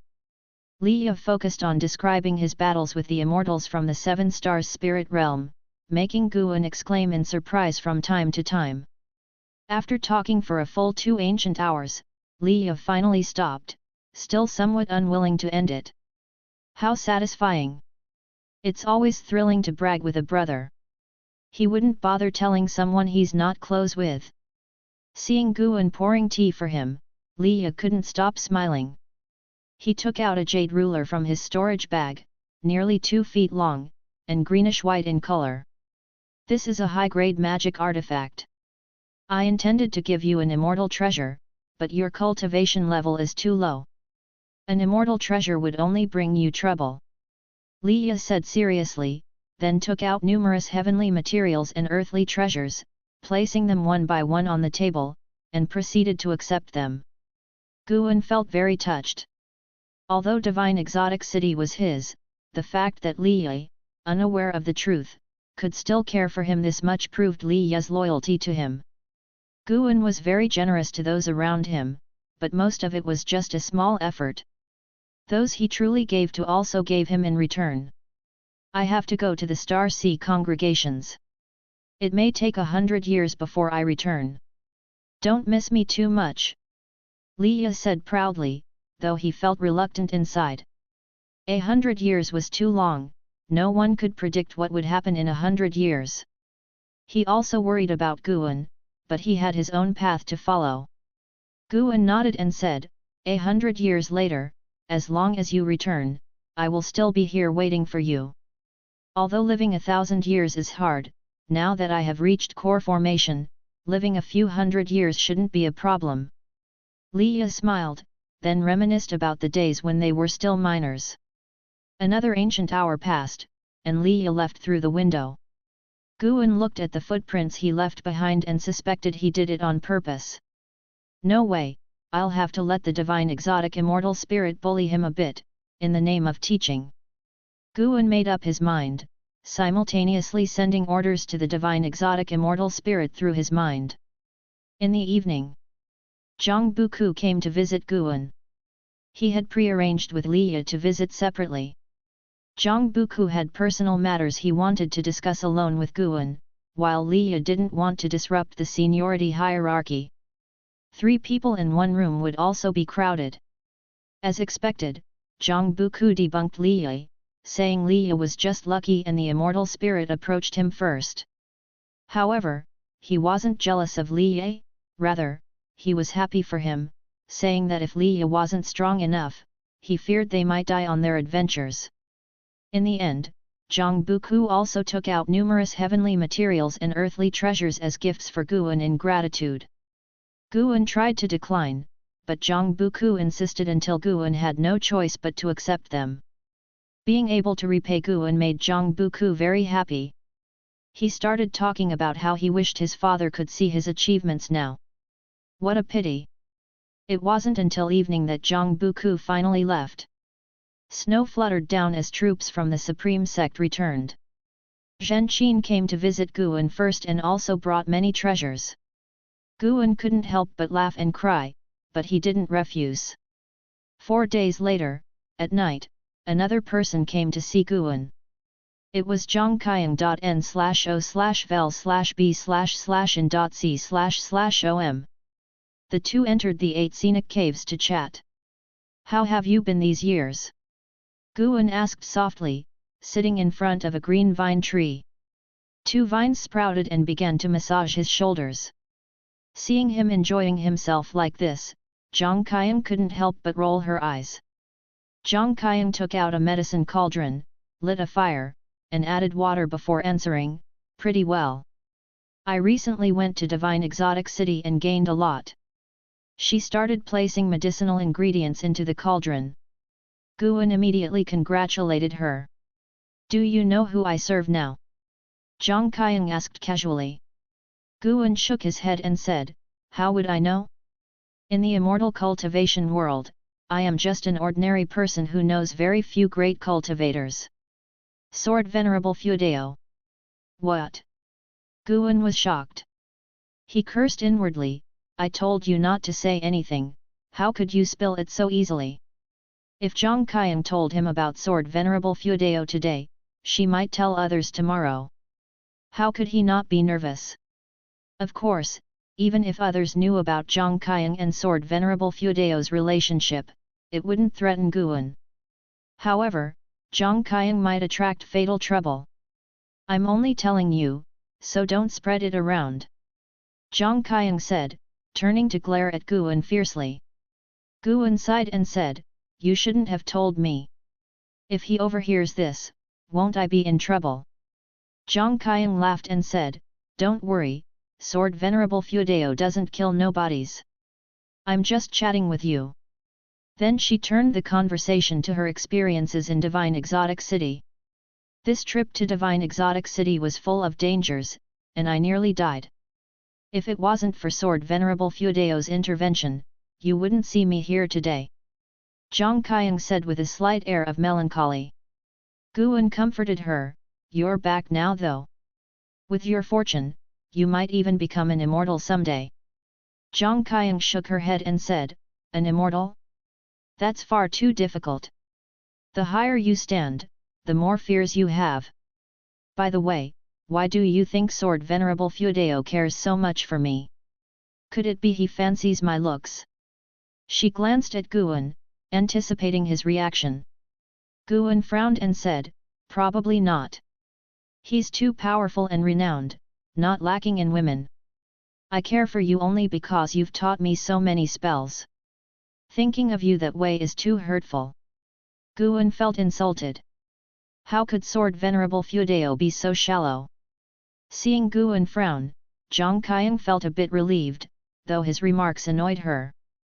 There are many women in the world, but how many have you seen that are more beautiful than me? Zhang Qiang glared, stepping forward quickly to lean over Guan and stare at him. Their faces were less than 10 centimeters apart, and Guan, sitting on the ground, had to shift to the side. Zhang Qiang lifted her left foot, brushing past Guan's ear and stepping on the tree trunk, stopping his movement. Why are you dodging? Do you find your martial masters so repulsive? Zhang Qiang snorted. Guan said awkwardly, repulsive, never. I'm just afraid of offending you. He glanced downward for a moment. Zhang Qiang was wearing a skirt, though there were pants underneath, her posture was still quite improper. Offend. Zhang Qiang withdrew her foot, squatted down, and started pulling at Guan's clothes. What are you doing? Guan exclaimed in fear. Zhang Qiang replied, in case that being really has his eyes on me, how could I refuse? Before that happens, let me fulfill you. Although Sword Venerable Fudeo was strong, Guan was more important to her, even the most important. Guan crawled away, but Zhang Qiang's strength increased, making it difficult for him to reveal his true cultivation level, leaving him in a dilemma. Stop this! This isn't right! By now, Guan's robe was in disarray, even his hair was loose, and his face was flushed with embarrassment. Zhang Qiang laughed, stopping her actions, and said, even if you don't comply tonight, it won't matter. I will force it if necessary. You! Guan panicked. Was she really going to do this? I've never even been with my junior sisters, how could I be with you, a witch? Guan was about to call for Sword Venerable Fudeo's intervention. Just then, Zhang Qiang stopped, stood up angrily, and said, look at you, so cowardly. Strip down and get into the cauldron. Did you really think I wanted to do anything to you? I'm just preparing an excellent body tempering concoction for you. Guan was stunned for a moment and then sighed in relief, quickly getting up. He walked past Zhang Qiang, only to get kicked in the butt by her. Hurry up and strip! Zhang Qiang said impatiently, feeling truly annoyed. In fact, she really had the impulse just now, but seeing Guan's terrified look, she couldn't bring herself to do it. This made her both embarrassed and angry. Did this kid really think so little of her? Was it because of etiquette?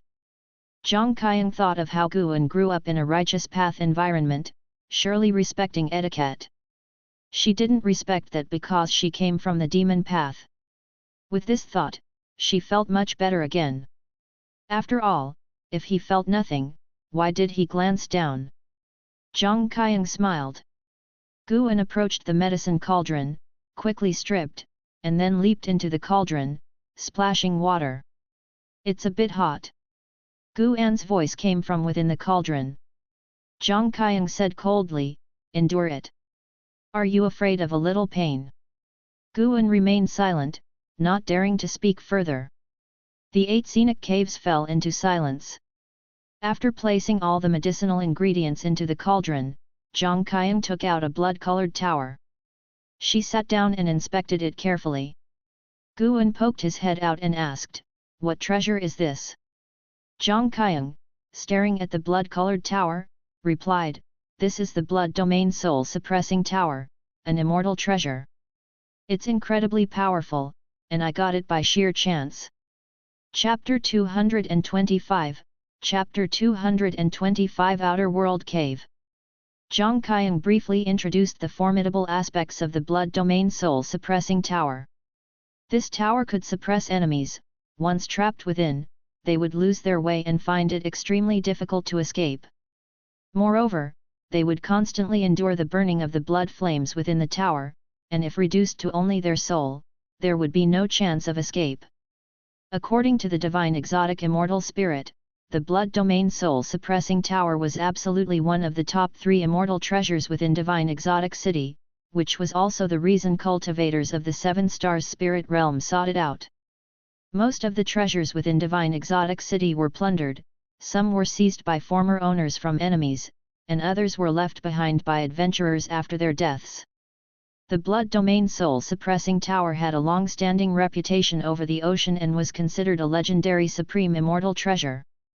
Guan often exclaimed in amazement, which caused Zhang Qiang to involuntarily smile. Watching Guan's inexperienced expression, she did not feel annoyed, instead, she found it amusing. In other places, her cultivation level was insignificant, but in front of Guan, she was a great cultivator. Even though many people looked down on her, as long as Guan admired her, it was enough. Zhang Qiang then recounted her experiences from past years, including the founding of the Taixuan Sect.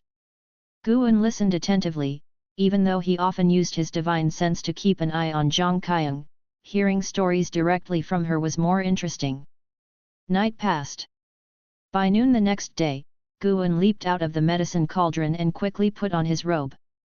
Zhang Qiang approached him, scrutinizing him with amazement and said, "I didn't expect your absorption speed to be so quick." Guan precisely controlled his qi blood, ensuring Zhang Qiang did not notice any issues. "Thank you," Guan said earnestly. Zhang Qiang thought to herself that this kid still wouldn't call her martial master. She would have been angry in the past, but now she felt a hint of delight. She raised her head and said, "Practice your sword well. Your sword Dao talent is outstanding.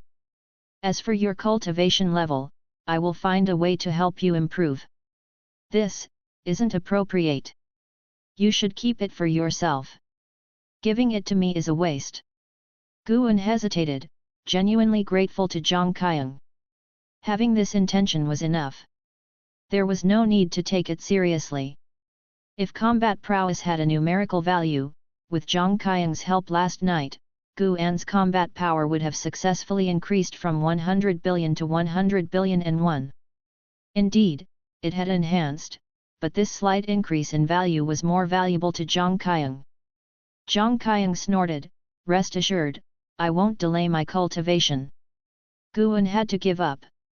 Zhang Qiang asked Guan about his experiences over the years, and Guan did not hide anything, but as she listened, Zhang Qiang became increasingly unable to withstand it. Planting herbs, why are you always planting herbs?" Zhang Qiang exclaimed.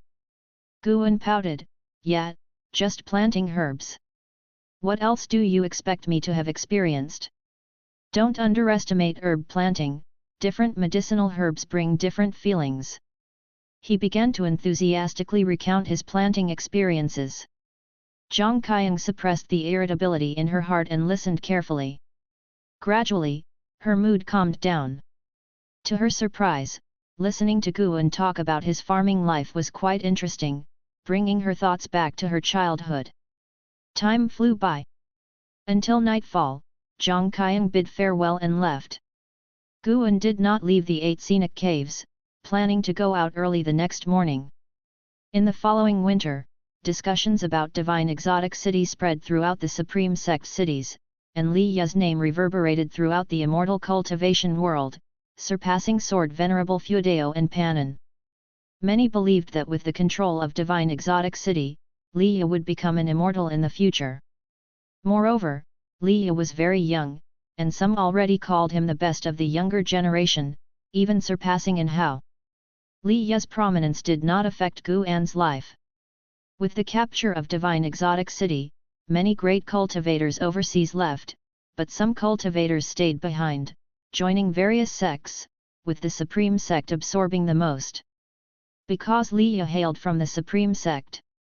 With control of Divine Exotic City, Liya didn't need to wait for the future, he possessed power beyond a loose immortal, to the extent that even wandering immortals couldn't do anything to him. In this way, a new spring arrived. That year, the Supreme Sect's New Year celebrations were livelier than ever. It was said that the Supreme Sect was preparing to head south in search of an island to establish a city, with the support of the Star Sea congregations, making the task much easier.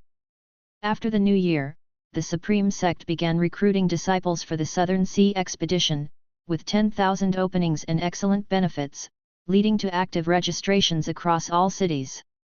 Guan remained busy harvesting medicinal herbs, occasionally worrying about the Seven Stars spirit realm stirring up trouble. Among the conflicts sparked by Divine Exotic City, the Seven Stars spirit realm suffered the most losses, but they currently appeared very calm, which made Guan even more suspicious that they were brewing something. By March, the disciples of the Supreme Sect gradually put the matter of Divine Exotic City aside. On this day, Guan went to the Outer Sect Book Collection Hall to hand over the last volume of Journey to the West. Despite the great elder Feng Shang's earnest attempts to persuade him to stay, Guan found an excuse to leave. Not far from the Book Collection Hall, a figure blocked Guan. It was Yu Yingying from the Star Sea congregations, disguised as a chubby man, looking jovial. "Brother Gu, how have you been lately?" Yu Yingying asked with a smile, having used the sound transmission skill to reveal her true identity to Guan in advance. Guan replied with a smile, "Pretty good, how about you?" He couldn't understand why Yu Yingying always enjoyed shape-shifting. What was the fun in it? Within the Supreme Sect, her reputation wasn't widespread, making her actions pointless. "I'm quite well too. Lately, I've been really bored. How about I go to your medicine valley to help you out?" Yu Yingying asked. Guan hesitated for a moment and agreed, then directed her to the third medicine valley. Upon hearing this, Yu Yingying was immediately delighted and pulled Guan towards her own residence to pack her things. "Your Supreme Sect has produced a Liye, with the support of the Star Sea congregations, you'll definitely rise to prominence. In the future, we'll at least assist you," Yu Yingying remarked as she walked, her tone slightly emotional. She had not expected that amidst the scramble of so many great cultivators, an obscure minor cultivator would gain Divine Exotic City's approval. As a member of the Star Sea congregations, she deeply understood the might of the fake immortal treasure, believing that Liya would undoubtedly become a significant great cultivator over the ocean. "That's great news," Guan responded, trying to act surprised. Following this, Yu Yingying began describing those powerful Immortal Path Supreme treasures to Guan. The Star Sea primordial unity banner of the Star Sea congregations was said to invert the stars and ocean within the formation, causing those who entered to become forever lost, and it could harness the power of stars and the ocean to change the course of events. The Seven Stars mirror of the Seven Stars spirit realm contained ancient power, under whose light nothing could hide. Guan found this very intriguing. He wondered what cultivation level was needed to craft an Immortal Path Supreme treasure. When he reached that level, he also planned to create one. Making early plans to avoid panic when the time came. Spring went and autumn came. 5 years passed quickly. After Liya took Divine Exotic City, the mainland enjoyed peace. The Supreme Sect successfully established a city overseas, with even the Outer Sect having a transmission array platform leading to Southern Sea City.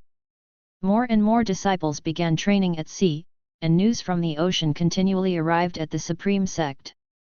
Since the completion of the teleportation array in Southern Sea City, Guan saw new things in the Outer Gate City whenever he went, making him feel like he was at a fair. In early summer, Guan arrived at Immortal Seeking Island. Led by the servant Hu Xiaojian of the Sea Protection Mansion, Guan strolled around Immortal Seeking Island, listening to the various disturbances on the sea. The friction between the Star Sea congregations and the Seven Stars Spirit Realm is increasing. The Seven Stars Spirit Realm has gone mad, constantly invading the Star Sea congregations' territories. It's said to be related to an Immortal Path Supreme treasure from 5 years ago. On a distant continent, the Seven Stars Spirit Realm released an Immortal Path Supreme treasure for others to contest, which was eventually obtained by a minor cultivator. The Star Sea congregations then recruited that minor cultivator, thoroughly offending the Seven Stars Spirit Realm, Hu Xiaojian said with a sigh. Guan asked, why would the Seven Stars Spirit Realm release the Immortal Path Supreme treasure? He had wondered about this before, finding it very puzzling. The divine exotic immortal spirit also didn't know the reason, thinking it was because it was being too powerful, making it impossible for the Seven Stars Spirit Realm cultivators to find. So, they released Divine Exotic City. But considering it from the Seven Stars Spirit Realm's perspective, even if they couldn't conquer Divine Exotic City themselves, they shouldn't give other powers the chance. Hu Xiaojian pondered, it does seem unreasonable. Perhaps the Seven Stars Spirit Realm needed an excuse to declare war on the Star Sea congregations? But using an Immortal Path Supreme treasure as bait seems too exaggerated. The two continued chatting as they walked. Guan wasn't worried about causing trouble with the topic since the surrounding cultivators were all discussing the conflicts between the two great maritime powers. Half a day later, Guan left Immortal Seeking Island and arrived at Heavenly Phoenix Mountain's Nianchou Cave, bringing Tian Yaoer, Tian Qing and Tian Bai into the Grotto Heaven. He took out the seeds he bought today and had the 3 demons plant them. Though Tian Qing and Tian Bai had not yet shape-shifted, their nimble claws made them capable of handling the planting duties. While they were planting, Guan went to the entrance of the Grotto Heaven, using his mana to create a stele, and then inscribed characters with his sword qi. Outer World Cave. The meaning was to be forever isolated from the world. In the future, Guan wouldn't bring others here to live. This would always be his secluded medicine valley, specifically providing him with a longer lifespan. Because the seeds planted in the Outer World Cave were all high-rank seeds of level 7 or above, no medicinal herbs had matured yet. He wasn't in a hurry, patiently waiting. When the first batch of herbs matured, it would bring him a significant increase in lifespan, something he eagerly anticipated. Nov. L. B //JNN. 2 ancient hours later, Guan took them out of the Outer World Cave, walking along the underground passage towards Nianchou Cave. I've prepared shape-shifting elixirs for you, you can shape-shift in the next few days, Guan said as he walked ahead. Upon hearing this, Tianqing and Tianbai were overjoyed and hurriedly came forward to thank their master for his gift. Demons could achieve shape-shifting through their own cultivation, but the shape-shifting elixir could speed up the process and increase the success rate. If they relied on themselves for shape-shifting, failure would mean death or severe injury, similar to crossing a tribulation. Master, what about me? Tian Yaoer asked as she held Tianbai, squeezing in beside Guan with a pitiful expression. Guan replied, I've prepared a batch of qi blood-enhancing elixirs for you. The elixirs he prepared for Tian Yaoer weren't ones he refined but were purchased on Immortal Seeking Island, worth a fortune, and made by the top alchemy sect on the sea, the Purple Pill Palace. Chapter 226, 226, Sudden Change in the Sea, Strange Fragrance. Guan did not personally oversee the shape-shifting of Tianqing and Tianbai. With Tian Yaoer around, he believed the 2 cat demons would be fine.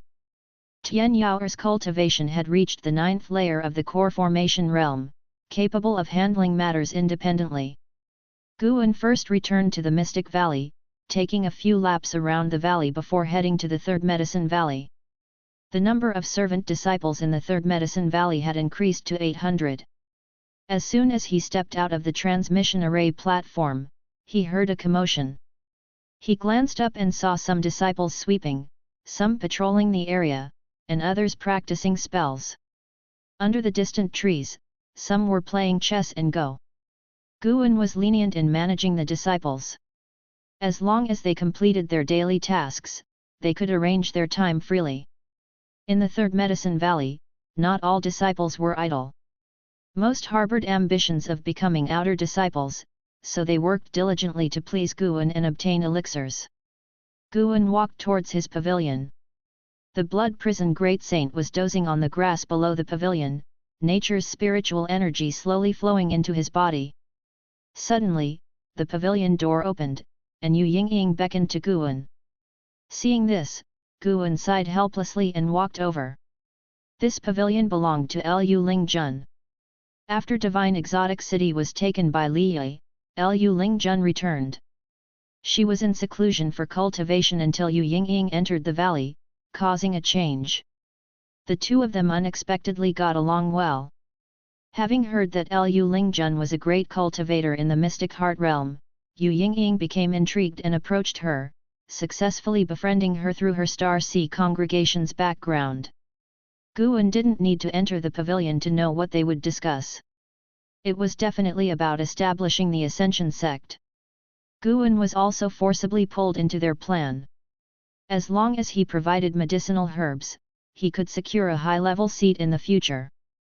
Upon entering, Yu Yingying closed the door. Guan walked into the hall. Lu Lingjun was sitting at the table, which was covered in papers, with a small white snake coiled on them.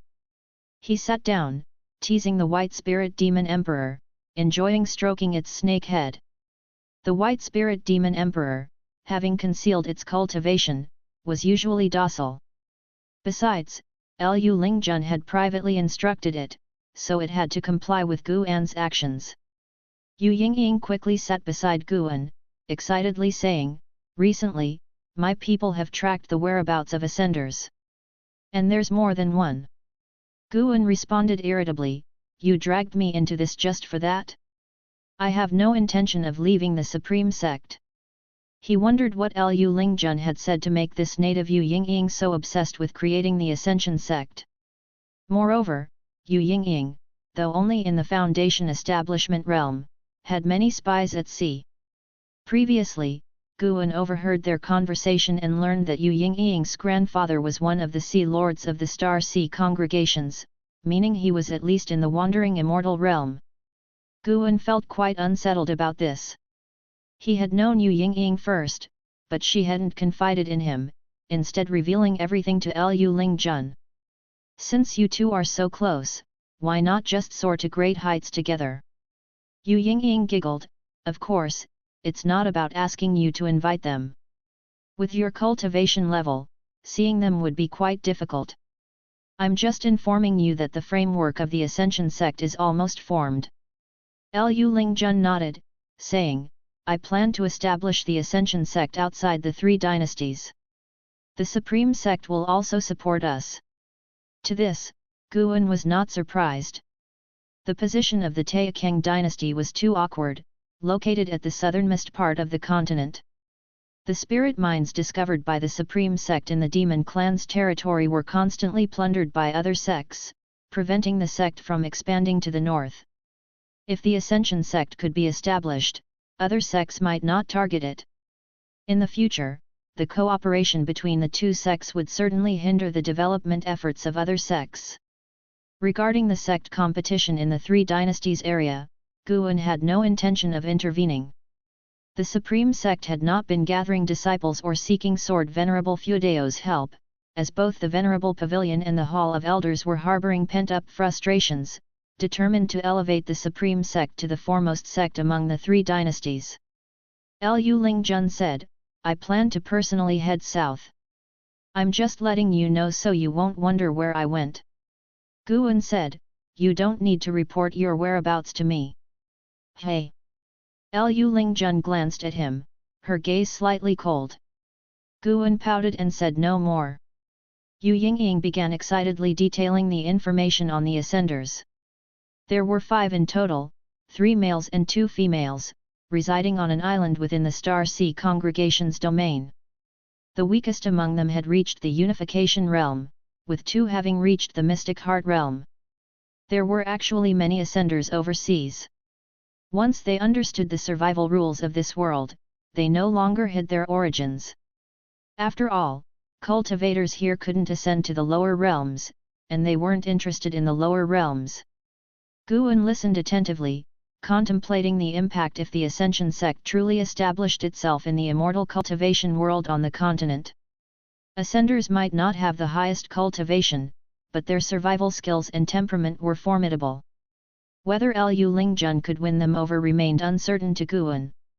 An hour later, Liu Lingjun left with the White Spirit Demon Emperor. Guan and Yu Yingying saw them off.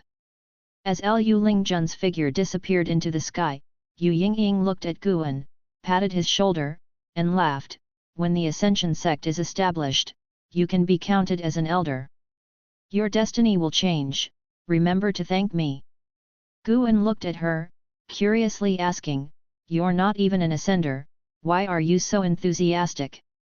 Once the Ascension Sect was established, those without ascension experience would surely be marginalized or scorned, as the sect's teachings would focus on gathering ascenders.n/o/vel/b/in.c//om. It's interesting.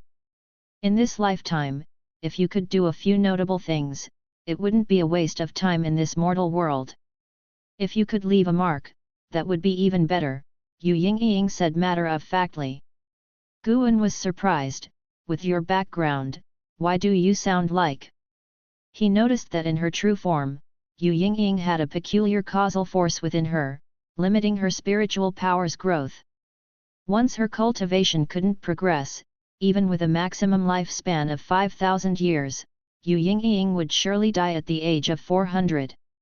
Yu Yingying looked at him and sniffed, right, I already know my fate. In this lifetime, I can't pursue the immortal path. With that, she turned and left, not wanting to continue the conversation with Guan. Guan didn't press further. Having come this far, he asked a single question, as he wouldn't involve himself in Yu Yingying's fate. He couldn't ensure his junior sister's immortality, so he wasn't qualified to help others. He turned and went back inside to practice alchemy, planning to bring the elixirs to the outer gate city in a few days. The time came to the end of summer. In the Third Medicine Valley, Guan was studying the Zaiwei Array Chronicles when he suddenly felt something, casting his gaze outside the window, frowning slightly. Why has this guy been so restless recently? Guan pondered in confusion. In the past month, Liu repeatedly used the power of Divine Exotic City, starting anew today. Liu was far from him, and he couldn't capture him with divine sense due to the prohibitions of the Star Sea congregations along the way. He didn't want to alarm their great cultivators. Even without using divine sense, he could learn about Liu's situation through the mental connection with the divine exotic immortal spirit. After a moment of hesitation, Guan inquired the divine exotic immortal spirit with his mind. Soon, the spirit informed him of the reason. Liu was exploring a secret realm, one of the legacy secret realms of the Star Sea congregations. If he succeeded, he'd gain the ancient legacy of the congregations. With the power of Divine Exotic City, Liu had already reached the final challenge, facing the remnants of the Inheritor's soul, with the army of divine soul demons unable to capture it for a while. Knowing the reason, Guan stopped worrying. Liu had been with the Star Sea congregations for over 5 years. If they had intended to harm him, they would have done so long ago. It seemed the congregations genuinely wanted to nurture him. Guan withdrew his gaze and continued studying the Zaiwei Array Chronicles in his hand. Time continued to pass. An hour later. Boom! A deafening roar from afar interrupted Guan's thoughts once again. What's special about today? Why is there so much commotion? Guan muttered quietly, sending his divine sense towards the source of the sound. Before long, his expression changed dramatically. Reflected in his pupils was an endless ocean. At this moment, a gigantic fissure appeared in the ocean, continuously expanding.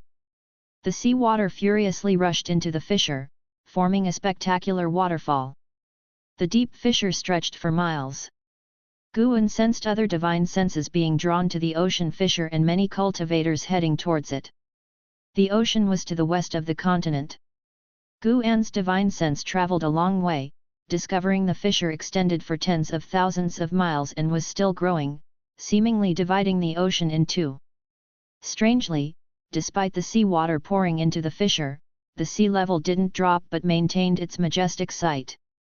Fortunately, the ocean fissure was far from the continent, with a landmass in between. Guan retracted his divine sense and continued reading, planning to visit Immortal Seeking Island later for information. On Immortal Seeking Island, Guan could always hear various significant oceanic events. Late at night, Guan arrived at Niancho Cave, walking towards the stone table. As soon as his footsteps sounded, two fragrances greeted him. Next, his arms were embraced, sinking into softness. Master! Greetings, Master! Two enchanting women clung to Guan's arms, one in a blue dress, the other in a white dress. They had graceful figures and delicate features, gazing at Guan with eyes like rippling water. They were Tianqing and Tianbai after shape-shifting. Guan, wearing a mask, asked, "What's that smell on you?" Tianqing tilted her head and said, "It's a special water mist made. It gives off a distinctive fragrance, masking our demon scent, so Master won't dislike us." Guan remained silent, inwardly satisfied. The newly shape-shifted Tianqing and Tianbai indeed had a foul demon scent, which made him reluctant to be close to them before. Allowing them to hold him, Guan walked towards the small building. The two cat demons chattered non-stop, just like Tian Yaoer. Soon, Tian Yaoer emerged from the house, beaming as she approached Guan, expecting praise. Unfortunately, Guan didn't mention the fragrance but asked about her cultivation progress. Chapter 227, 227 Immortal King. Guan sat at the stone table, enjoying Tianqing and Tianbai's shoulder and leg massages. He cast his gaze toward Tian Yaoer, occasionally giving remarks on her limitless freedom step, feeling quite content. Tian Yaoer felt rather frustrated but had no choice but to listen. After a long while, Guan finally stopped his pointers to her and said, "Tianqing, Tianbai, today I will teach you a divine skill. Do you wish to learn?" Upon hearing this, the two girls immediately nodded, their eyes shining with excitement. Guan raised his hand, using his index finger to touch their foreheads. In an instant, their bodies stiffened, and a figure practicing divine skills was reflected in their pupils, their postures constantly changing. He imparted the deduced gang primal energy to them. Tianqing and Tianbai needed many years to master it, which would also help them settle down.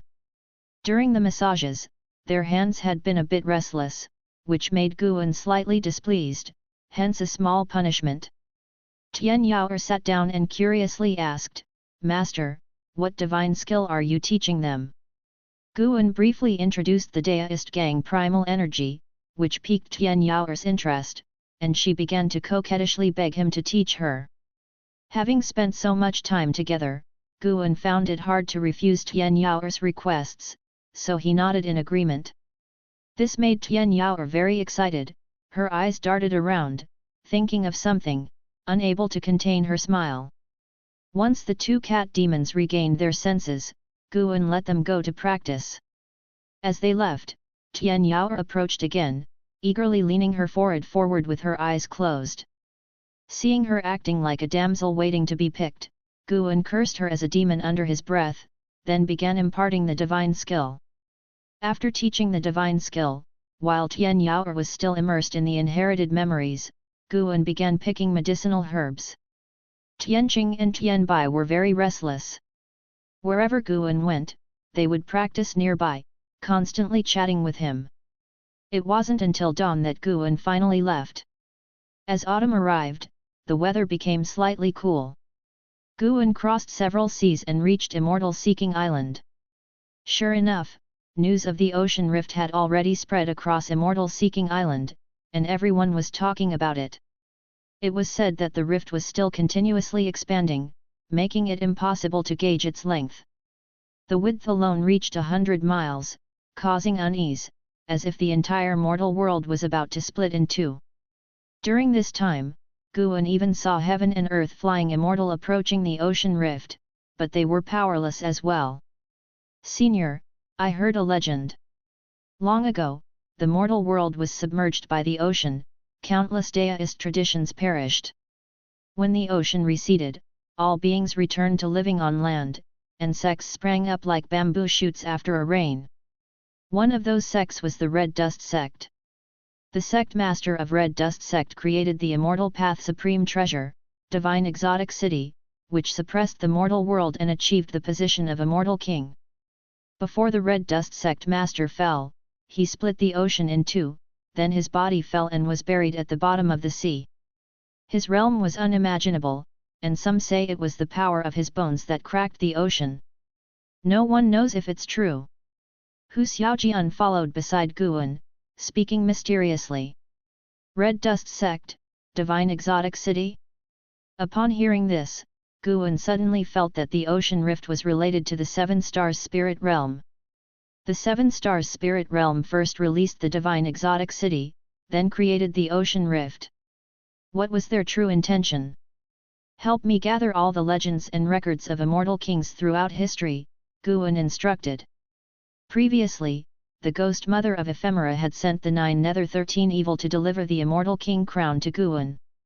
Hidden beneath the crown were the bones and soul of the evil emperor.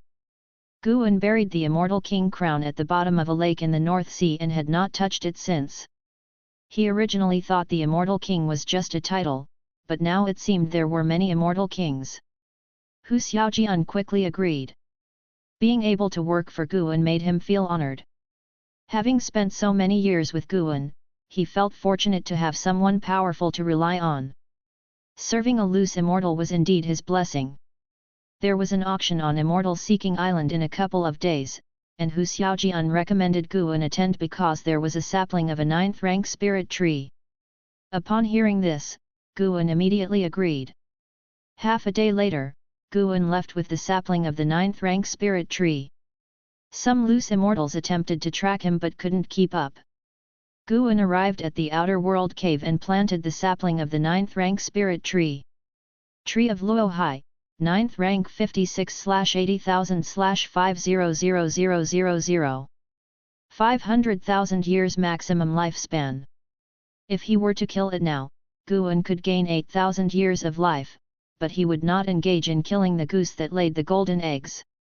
The tree of Luohai could form the Lushan energy sea, gather spiritual energy, and enhance the growth environment of all things.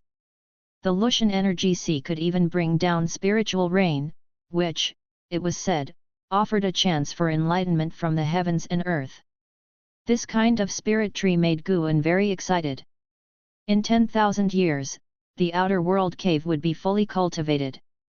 By then, if his old friends were no longer around, he could retreat there for tens of thousands of years. With Tian Yaoer keeping him company, he would never be lonely. Guan admired the tree of Luohai for a long time before leaving. When he returned again, it was already 10 years later. In 10 years, the tree of Luohai had grown significantly taller. N/O/V/B//in.C//om.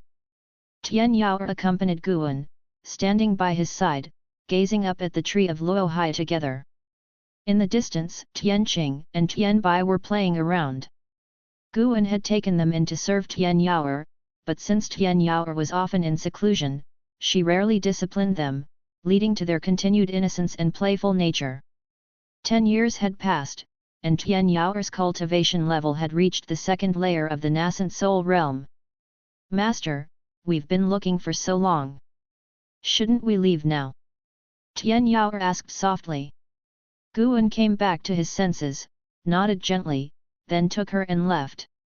Tian Yaoer urged him because she didn't want to waste time here. She had a lot she wanted to discuss with Guan. However, she could sense that Guan's mood wasn't high. This feeling persisted until Guan left. Returning to Mystic Valley, Guan sat at his desk, holding the Green Hero Travelogue, unable to calm his mind. He sighed quietly, feeling very troubled. The reason for his distress was because tonight Yelan was going to release the cultivation suppressed by the primordial reincarnation skill. He was already 122 years old, whereas Yelan was 117, only 13 years away from the end of her lifespan. He feared that the primordial reincarnation skill might have issues, so he left 13 years as a buffer. Over these years, he had sent countless elixirs to Yelan, which should have helped her accumulate a significant amount of cultivation. Guan thought this, feeling a bit more at ease. He sent his divine sense toward the outer gate city, inside Yelan's mansion. Yelan was meditating on her bed, practicing her skills. Guan could feel that her cultivation realm was loosening. He waited until the deep of night. Yelan's cultivation was completely released. Guan had set up many formations in her mansion in advance. Nonetheless, her aura still alerted many people because he couldn't lay formations beyond his apparent abilities grade. More and more people gathered toward Yelan's mansion. Fortunately, the outer sect's great elder LV Songhan arrived in time, dispersing the disciples and dispatching subordinates to guard the mansion. This was Guan's prior arrangement. Guan could feel that Yelan was forming a core, and he couldn't help but breathe a sigh of relief. Until dawn, Yelan began forming her nascent soul. This made Guan secretly shocked. The primordial reincarnation skill was quite domineering. Of course, the reason Yelan could break through so quickly was mainly because Guan had invested a lot of elixirs. The value of those elixirs had already surpassed the accumulation of most nascent soul realm cultivators. Subscribe to Chinese Novel Audio Wave. After 2 more days, Yelan's cultivation finally stabilized. But her commotion had attracted the attention of the inner sect and the main city of the sect. Guan had no choice but to stand guard at the mansion's entrance. LV Badian flew over. Seeing Guan, he immediately approached him. Facing the sect leader, Guan did not conceal anything. He explained the origin of the deduced expansion skill and revealed that the reason Yelan's breakthrough caused such a stir was that he had poured all the medicinal herbs he had obtained over the years into elixirs for her. LV Badian had heard of the deduced expansion skill. Wuxin was now a key figure beside Li Suandao, and the power of the deduced expansion skill had already spread in the immortal cultivation world. He hadn't expected Guan to be so sentimental. He knew that Guan possessed 3 medicine valleys, and the quantity of medicinal herbs he obtained yearly was immense. That he would pour it all into Yelan was astonishing. I'll handle this. You can wait here in peace. LV Badian said and then signaled to LV Songhan. He had LV Songhan proclaim that a great cultivator at the divinity transformation realm was practicing in the mansion, and no one was to disturb. A foundation establishment realm cultivator reaching the divinity transformation realm in 2 days would indeed cause a huge stir, but if it was a divinity transformation realm cultivator practicing, the impact would be much less. Guan stood and waited in front of the mansion. Until evening, when Yelan's aura calmed, LV Songhan finally led his people away. Guan entered the mansion and walked toward Yelan's room. Standing in front of the door, he waited. "Senior brother, why don't you come in?"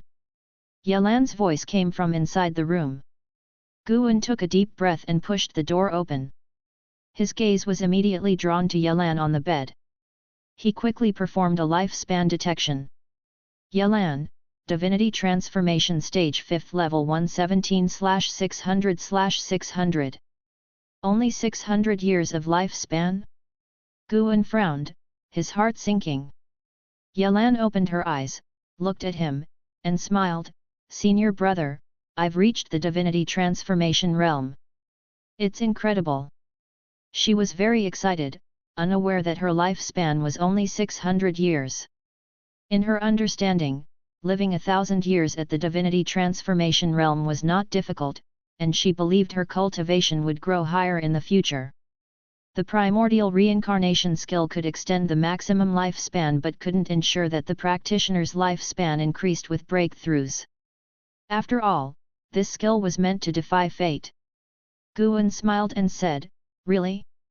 That's great, junior sister. You'll have to look after me from now on. Yelan laughed, the technique is yours. When you release your cultivation, you'll definitely be more powerful than I am. Guan hadn't practiced the primordial reincarnation skill, but hearing her say this, he had no choice but to agree. Yelan got up and sat at the table with Guan, starting to talk about her breakthrough experiences. Guan, meanwhile, pondered how to help Yelan achieve enlightenment. At present, it seemed enlightenment was the best way to extend the maximum lifespan. But how difficult enlightenment was. Chapter 228, Chapter 228 The 9,999-year lifespan limit. Feeling down, Guan looked at the excited Yelan, and his mood gradually improved. No matter what, he at least helped Yelan extend her life by 470 years, and her cultivation progressed from the foundation establishment realm to the divinity transformation realm, making her future life more exciting. With nearly 500 more years of life, perhaps she would have her own opportunities in the future. Guan smiled and occasionally echoed Yelan's words. When Yelan finished speaking, Guan said, I recommend you go to the inner sect. Yelan nodded, with a face full of yearning she said, if I cannot progress further in this life, it would not be in vain to experience the world of great cultivators. Since Guan stepped into the room, Yelan had noticed something was off with his expression. Recalling Guan's usual advice, Yelan thought of many possibilities. One thing was certain, her senior brother was very concerned about her lifespan. Yelan did not feel afraid or disappointed, instead, she felt very content. Without her senior brother's help, she might have been a servant disciple for her whole life, let alone reaching the foundation establishment realm. Everything now seemed like a dream. If I can only live for a few hundred years, senior brother, you need not regret. If fate allows, we can meet in the next life, right? Yelan blinked and said with a light laugh. Guan was startled, then laughed, yes, if it's meant to be, even reincarnation can't stop it. They talked from the future to the past this time. Guan chose to stay overnight at Yelan's residence and they talked all night without feeling tired. Early the next day, Guan left. Yelan saw him off to the gate, watching his departing figure, the sense of loss welled up in her heart once again. After her cultivation level rose, she increasingly found her senior brother's demeanor extraordinary. Perhaps her senior brother had already reached a certain stage, after all, he was valued by the sword Venerable Feudeo. Yelan knew one thing for sure, if it was not just a chance meeting with the sword Venerable Feudeo, the sword Venerable would not have taken action with the Qinghong sword. Guan just wanted to avoid trouble, that's why he hid his relationship with the sword Venerable Feudeo. Yelan could understand this. Senior brother, I will always be with you for the rest of my life. Yelan smiled, her eyes filled with an expectant smile. The future was far away, she did not want to think about it too much, she just wanted to cherish the present. Putting aside Yelan's matter for the time being, unlike the deduced expansion skill which could only lift the cultivation constraints once in a lifetime, the primordial reincarnation skill could be repeatedly cultivated. Yelan would continue to suppress her cultivation in the future and release it after hundreds of years, then the ultimate lifespan should be able to increase again, but Guan was not sure if the effect would be the same as the first time lifting the cultivation constraints. Anyway, this was at least a hope. After hundreds of years, Guan's cultivation would also transform, and perhaps he could find the chance to change Yelan's fate against the heavens. Compared to Yelan, Guan was more worried about Xiao Chuan. Xiao Chuan, this fellow usually did not work hard on cultivation, and even if the cultivation constraints were lifted, the improvement would be limited, certainly not as good as Yelan. But Xiao Chuan had already seen through life and death, without fear of life and death, so Guan was not so regretful. Everyone has their own choice, everyone will experience farewells, Guan was not a stubborn person. If he was powerless, he could only work hard on his cultivation and see the end of the immortal path on behalf of his old friends. This year's summer was not as hot as previous years. In the third Medicine Valley, Guan went downstairs, looking at the myriad forms of life in the valley, and he had a smile on his face, feeling very good. In the distance, Yu Yingying was instructing an Xin and several female disciples in practicing spells. Although her cultivation level was very low, she understood many spells. The Blood Prison Great Saint was chasing the White Spirit Rat again. The gap between them was very small.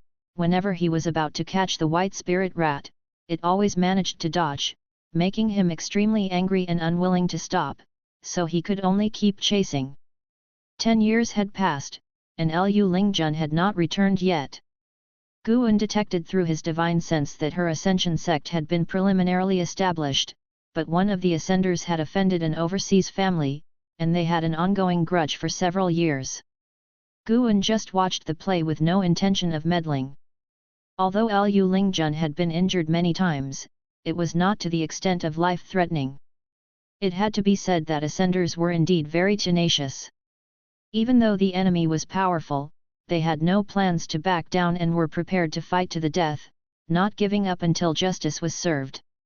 Xiao Chuan came to Guan's side and said, "Senior brother, I just recruited 100 servant disciples, do you want to take a look?" Over the past 10 years, disciples have constantly established their foundations and left, while new disciples joined, and the total number of disciples had breached 900. Guan, being idle, agreed and nodded. He followed Xiao Chuan to the grassy area at the edge of the pavilion area, where 100 servant disciples were waiting, very nervous and whispering to each other. "Will the Valley Master accept us?" "He should. The head disciple brought us here." Nov. L. B //JNN. This third Medicine Valley is not simple. It sends out several Foundation Establishment Realm disciples each year to help them become Outer Sect disciples. I've heard that too. It's said that the Valley Master is the disciple of the sect leader. The most important thing is that the Valley Master is very generous. Some were excited, some were anxious, and some were so nervous that they were shaking all over. When they saw Xiao Chuan and Guan approaching, they all shut up. Their gazes fell on Guan and were amazed by his appearance and demeanor. So young. So handsome. Guan's eyes swept over these servant disciples, constantly checking their lifespans. In the past decades, there were no few buried talents among the servant disciples recruited by Xiao Chuan, but none had an ultimate lifespan exceeding 1,000 years. Guan had never focused on cultivating servant disciples, so the master-disciple bond was not close. With one glance, all had ultimate lifespans of 100 or 200 years, occasionally showing up one with over 300 years. Yangjian, Energy Cultivation Realm 3rd Layer 15/97/9999. Yangjian? Even true Lord Erlang appeared? And with the same ultimate lifespan as Hao. Guan's gaze fixed on Yangjian, he pointed at Yangjian and transmitted his voice to Xiao Chuan, asking him to call that kid out. Yangjian wore simple grey clothes, his face slightly black, looking like he had been doing farm work since childhood, but his facial contours were very good. If well groomed, he would appear handsome. He stood in the crowd, very inconspicuous. Watching Xiao Chuan approach, everyone held their breath, both nervous and expectant. Xiao Chuan squeezed into the crowd, patted Yangjian on the shoulder, and asked him to come out. Yangjian was stunned, and quickly followed, feeling very anxious, afraid that Guan would find him unpleasant. When he stood in front of Guan, he heard Guan ask, "Introduce yourself." Yangjian came to his senses and hurriedly said, "My name is Yangjian, from Longhu Town, Su Province. I am 15 years old, and my family has 9 members." Before Guan could speak, Xiao Chuan couldn't help but ask, "Yangjian? Which Yang, which Jian?" Yangjian scratched his head awkwardly and said, "It's Yangjian from the Investiture of the Gods, True Lord Erlang from Journey to the West. I really like these 2 books, so I changed my name to Yang Jian after joining the Supreme Sect. My old name was Yang Xiaohu, which sounded really bad. As soon as he finished speaking, the other servant disciples burst into laughter. Hearing this, Guan breathed a sigh of relief. Scared me to death. He really thought this kid was Yang Jian from the investiture of the gods. After all, this nearly 10,000-year ultimate lifespan was too eye-catching. To date, Guan had encountered 3 people with an ultimate lifespan of 9,999 years, and Hao, the blood prison great saint, and Yang Jian. He scrutinized Yang Jian, finding his bones peculiar, and his spirit root was a mixed spirit root of the 5 elements, but his bones were unlike ordinary people. This point was hard to detect without reaching the immortal path realm. His bones needed a vast amount of spiritual energy to revive. In other words, if Yang Jian could not awaken his physical body, he was no different from an ordinary servant disciple. Without the lifespan detection, Guan would not have detected this. If not encountered by Guan, Yang Jian would likely never have been noticed for his extraordinary traits, as the number of immortals in the Taixuan dynasty was few, making it hard for him to come in contact with them. Net. Xiao Chuan, with a dark expression, said, "You really know how to name yourself, daring to take the name of true Lord Erlang, who is so divine and handsome."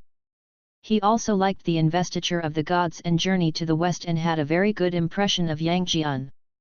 In the investiture of the gods, Guan included the story of Yang Jian rescuing his mother on Peach Mountain, making Yang Jian's character more complete and raising his popularity to the highest in the investiture of the gods, surpassing even Neza. The other servant disciples joined in the teasing, making Yang Jian's face turn red, wanting to find a hole to crawl into. Choosing a new name after embarking on the path of immortal cultivation is also a way to show your ambition. From now on, you shall be called Yang Jian. Guan said. With his words, the other disciples dared not laugh anymore. Then, Guan gave some courteous encouragement and explained some rules of the Medicine Valley, stating that as long as the disciples worked diligently, he was willing to help them establish their foundations and pursue the immortal path. After speaking, Guan turned and left. He would not accept someone as a disciple based solely on their ultimate lifespan, he would observe Yang Jian's future behavior. If he had good character, Guan would be willing to help, forming a kind fate. If his character was mean, then he would live his exceptional lifespan in mediocrity. Due to being singled out by Guan, Yang Jian was pursued by other disciples looking to befriend him, making him feel flattered. He looked at Guan's departing figure, his eyes full of gratitude. Without Guan's recognition, his name would have been constantly mocked. He decided secretly that he must perform well and strive to get a foundation establishment pill someday. Back in his room, Guan couldn't help but turn his gaze to An Hao. Compared to Ye Yan, Su Han, and Zhen Qin, An Hao was his true disciple, inheriting his cultivation techniques and ultimate skills.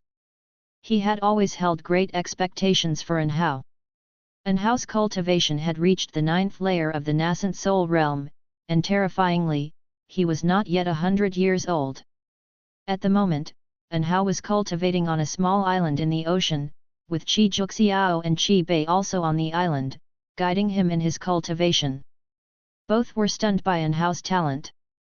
If they didn't know that An Hao had a mentor at the heaven and earth flying immortal realm, they would have fought to take him as a disciple.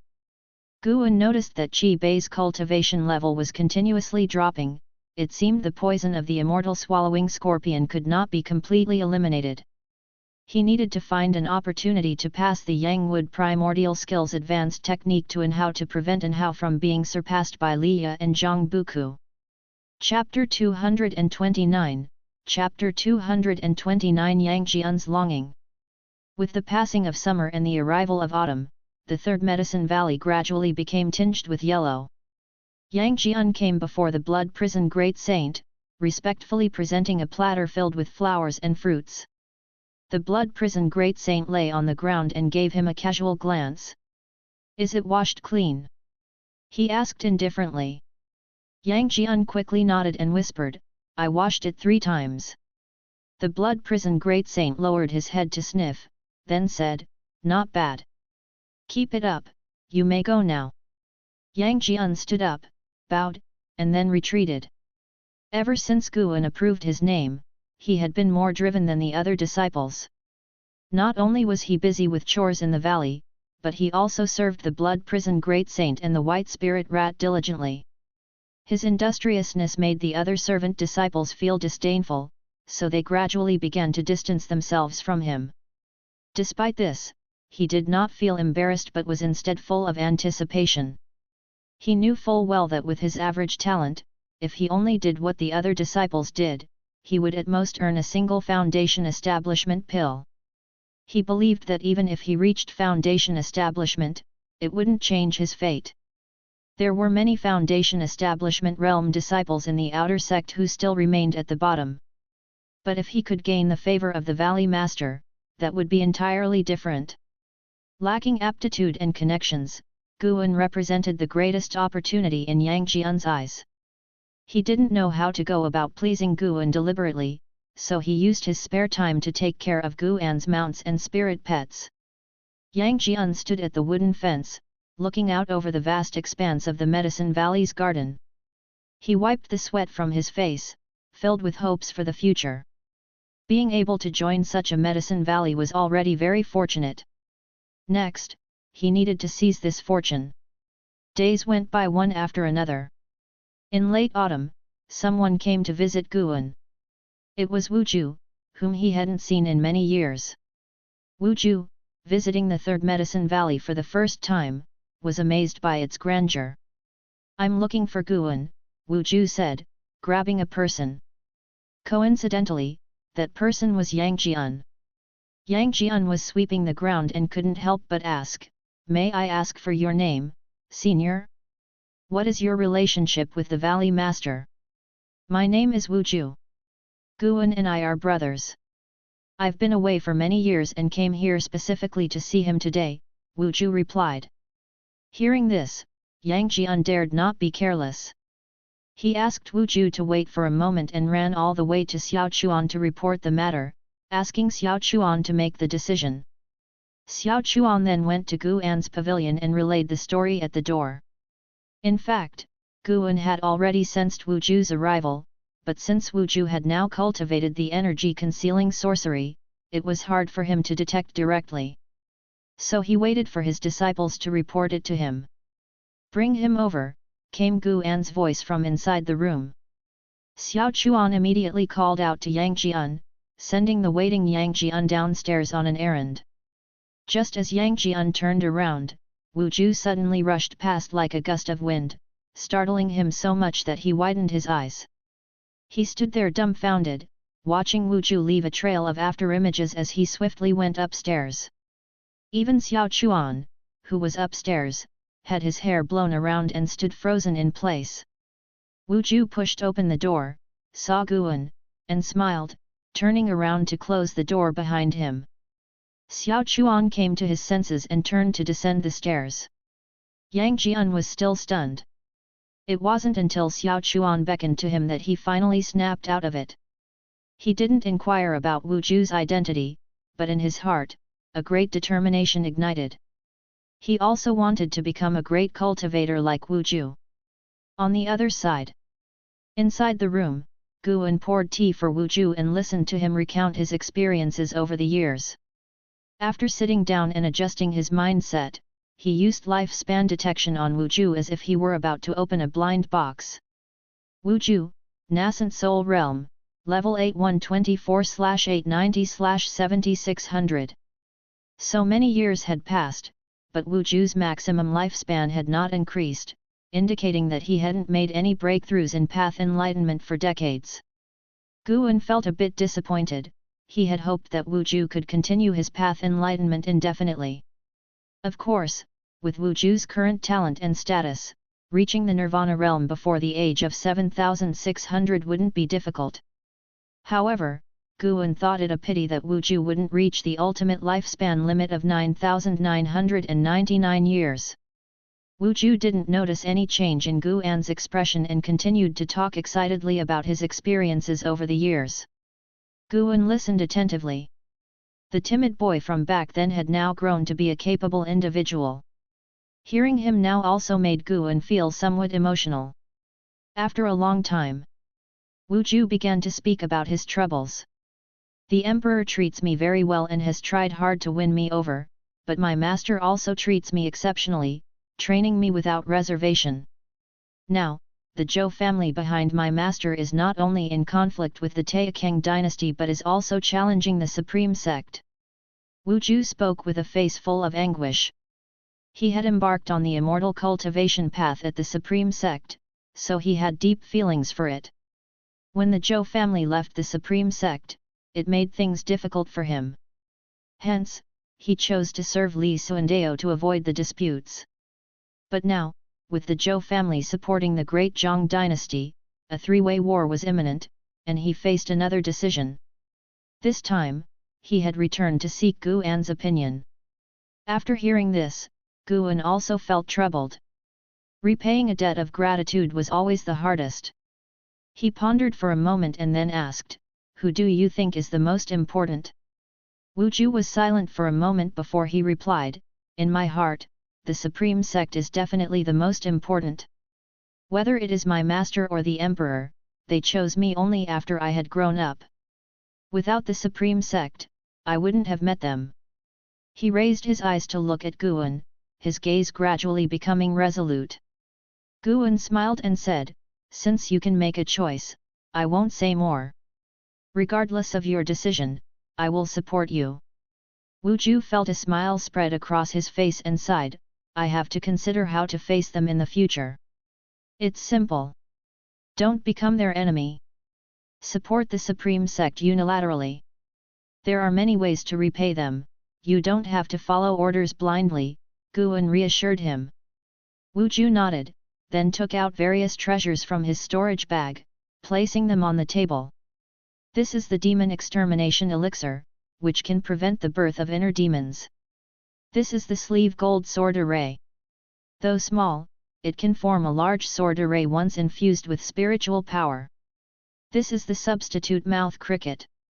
It's of no practical use but can speak for you and serve as entertainment.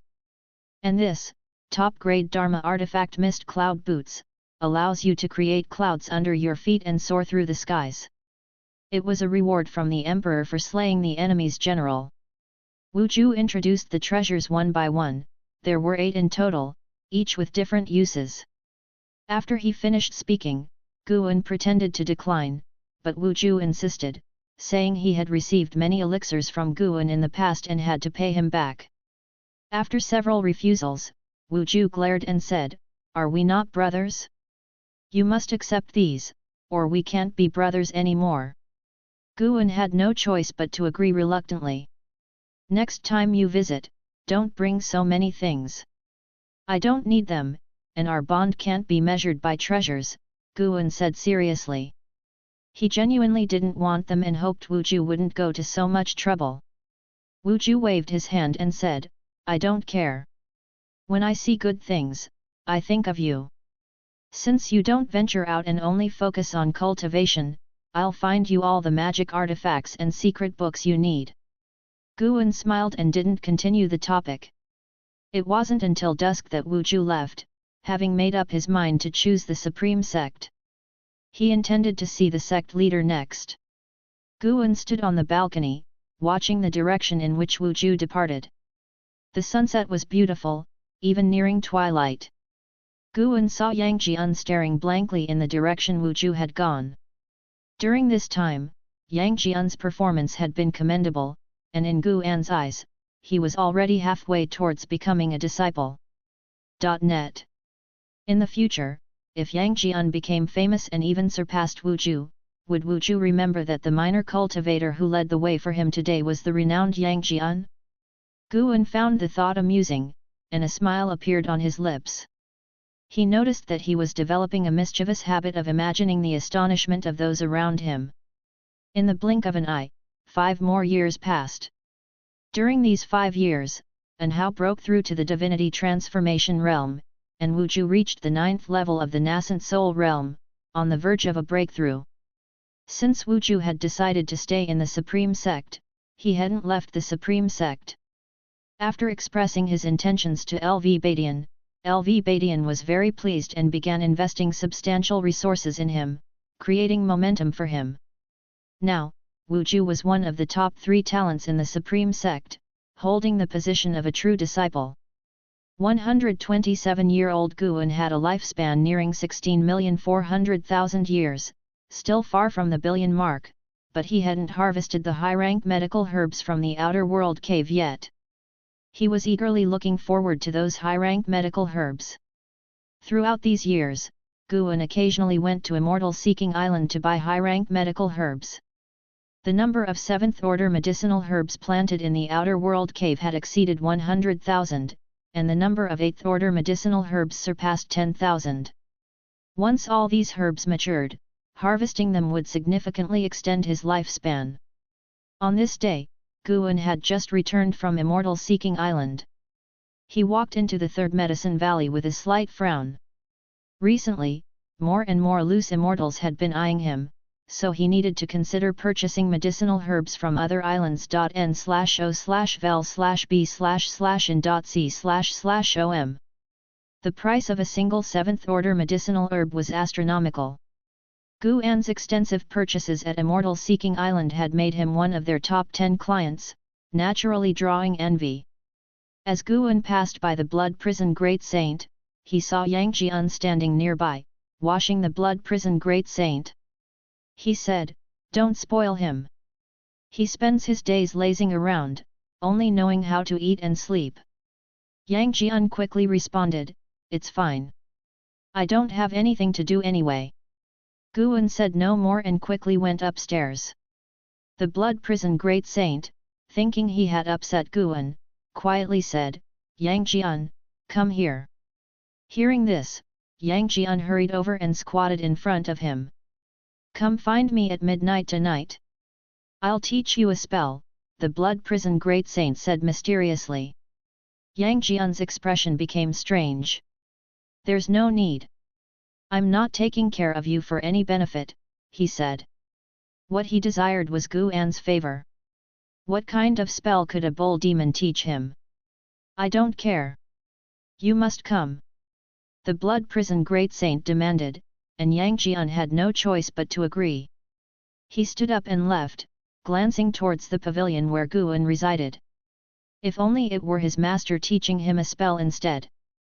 Inside the room, after sitting down, Guan spread his divine sense, looking towards the ocean trench to the east. This great trench had ceased to extend but still existed across the ocean, frequently drawing great cultivators to observe. Guan sensed the presence of an entity surpassing the wandering immortal realm flying above the ocean trench. The individual displayed their aura recklessly, drawing many divine senses to probe. Chapter 230 Sect Leader's Successor. Guan looked for a while and then withdrew his gaze. Without knowing the other party's intentions, he didn't want to provoke them. The ocean trench had been around for many years without any disasters so far. Guan hoped this tranquility could last long enough to give him time to grow. He picked up the latest volume of the Green Hero Travelogue from the table and started reading. This book was sent by Xian Tianyi, and he had already read it several times. Each reading gave him a different flavor. Xian Tianyi seemed flamboyant and unrestrained, but he was actually meticulous and skilled in writing about women. Night fell.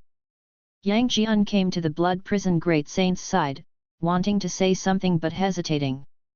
The Blood Prison Great Saint stood up and, with a twist of his ox-like butt, dropped a line before leaving, "Follow me." Yang Jian had no choice but to follow. Well, maybe by appeasing it, it will mess with me less in the future, Yang Jian thought silently, his mood improving. The man and ox arrived in a forest a dozen miles away. The forest was vast, echoing with the sounds of insects. The Blood Prison Great Saint turned around to face Yang Jian, then started cultivating energy. In an instant, his red ox hair began to flow like burning blood flames, and a fierce aura erupted from his body. "Hey! Yang Jian's eyes widened, his whole being becoming alert. This aura. .net. Could this lazy ox really know spells? The blood prison great saint let out a deep ox roar, making Yang Jian feel an explosion by his ear, his brain buzzing. It took him a while to recover, looking at the blood prison great saint in horror. The great saint still maintained his aura, looking especially menacing in the night. Yang Jian's gaze towards the blood prison great saint became fervent. The blood prison great saint raised his ox head and said, "This is a spell of the blood prison divine skill called the blood prison roar. If you train to a minor achievement realm, it can cause the enemy's divine soul to become unsettled in battle. If perfected, it could kill enemies with a roar. So powerful? I want to learn. I want to learn." Yang Jian felt ignited, the image of the blood prison great saint completely transforming in his eyes. The blood prison great saint, full of pride, said, "Cultivating the blood prison roar isn't easy, are you ready for hardship?" "I'm not afraid of hardship," Yang Jian said firmly. The blood prison great saint grinned. Under Guan's divine sense, he found an ox smiling to be quite eerie. This guy didn't have any ill intentions, right? Autumn and winter passed, and the new spring arrived. The Third Medicine Valley began preparing for the spring festival once again. On this day, Wu Ju arrived, but Guan wasn't there, so he wandered around the valley. He saw the minor cultivator who had previously guided him carrying water, so he walked over and asked with a smile, "Little brother, aren't you a cultivator? Why are you carrying water yourself?" Yang Jian's eyes lit up when he saw Wu Ju. He hadn't forgotten Wu Ju's movement technique from that day, ethereal like an immortal. He replied, "This is, a form of, cultivation method." His voice was hoarse, speaking haltingly, making Wu Ju uncomfortable to listen to. "What happened to your voice?" Wu Ju asked with a frown. Yang Jian answered, "From practicing." Wu Ju shook his head with a smile, patted Yang Jian on the shoulder, and turned to leave. The reason Wu Ju remembered Yang Jian was that before leaving last time, Guan had asked him about his thoughts on Yang Jian. Being remembered by Guan, he naturally developed a bit of interest in Yang Jian. But now it seemed, this boy's talent was quite mediocre, with almost no advancement in cultivation over the years. Yang Jian didn't know what Wu Ju was thinking. Just being asked by him already made him very happy. Wu Ju continued wandering in the valley. An hour later, he sensed Guan's aura. But when he turned his head, he frowned. There were actually two women beside Guan. Why isn't it Ms. Shen? Wu Ju wondered. He always thought Guan and Shen Zhen liked each other, but now seeing Guan chatting and laughing with two women beside him, he felt upset. Brother Gu was letting down Ms. Shen. Guan, with Yalan and Zhen Qin, flew in. The two women were curious about the scene in the Third Medicine Valley, constantly asking questions, and he answered with a smile. After landing, Wu Ju approached, pointing at Zhen Qin and asked, "Guan, who is this?" His tone was sharp, making Zhen Qin look at him in confusion. He knew Yalan, Guan's junior sister, but seeing Zhen Qin clinging to Guan's arm made him feel uneasy. Zhen Qin's eyes lit up and said, "Are you Wu Ju?"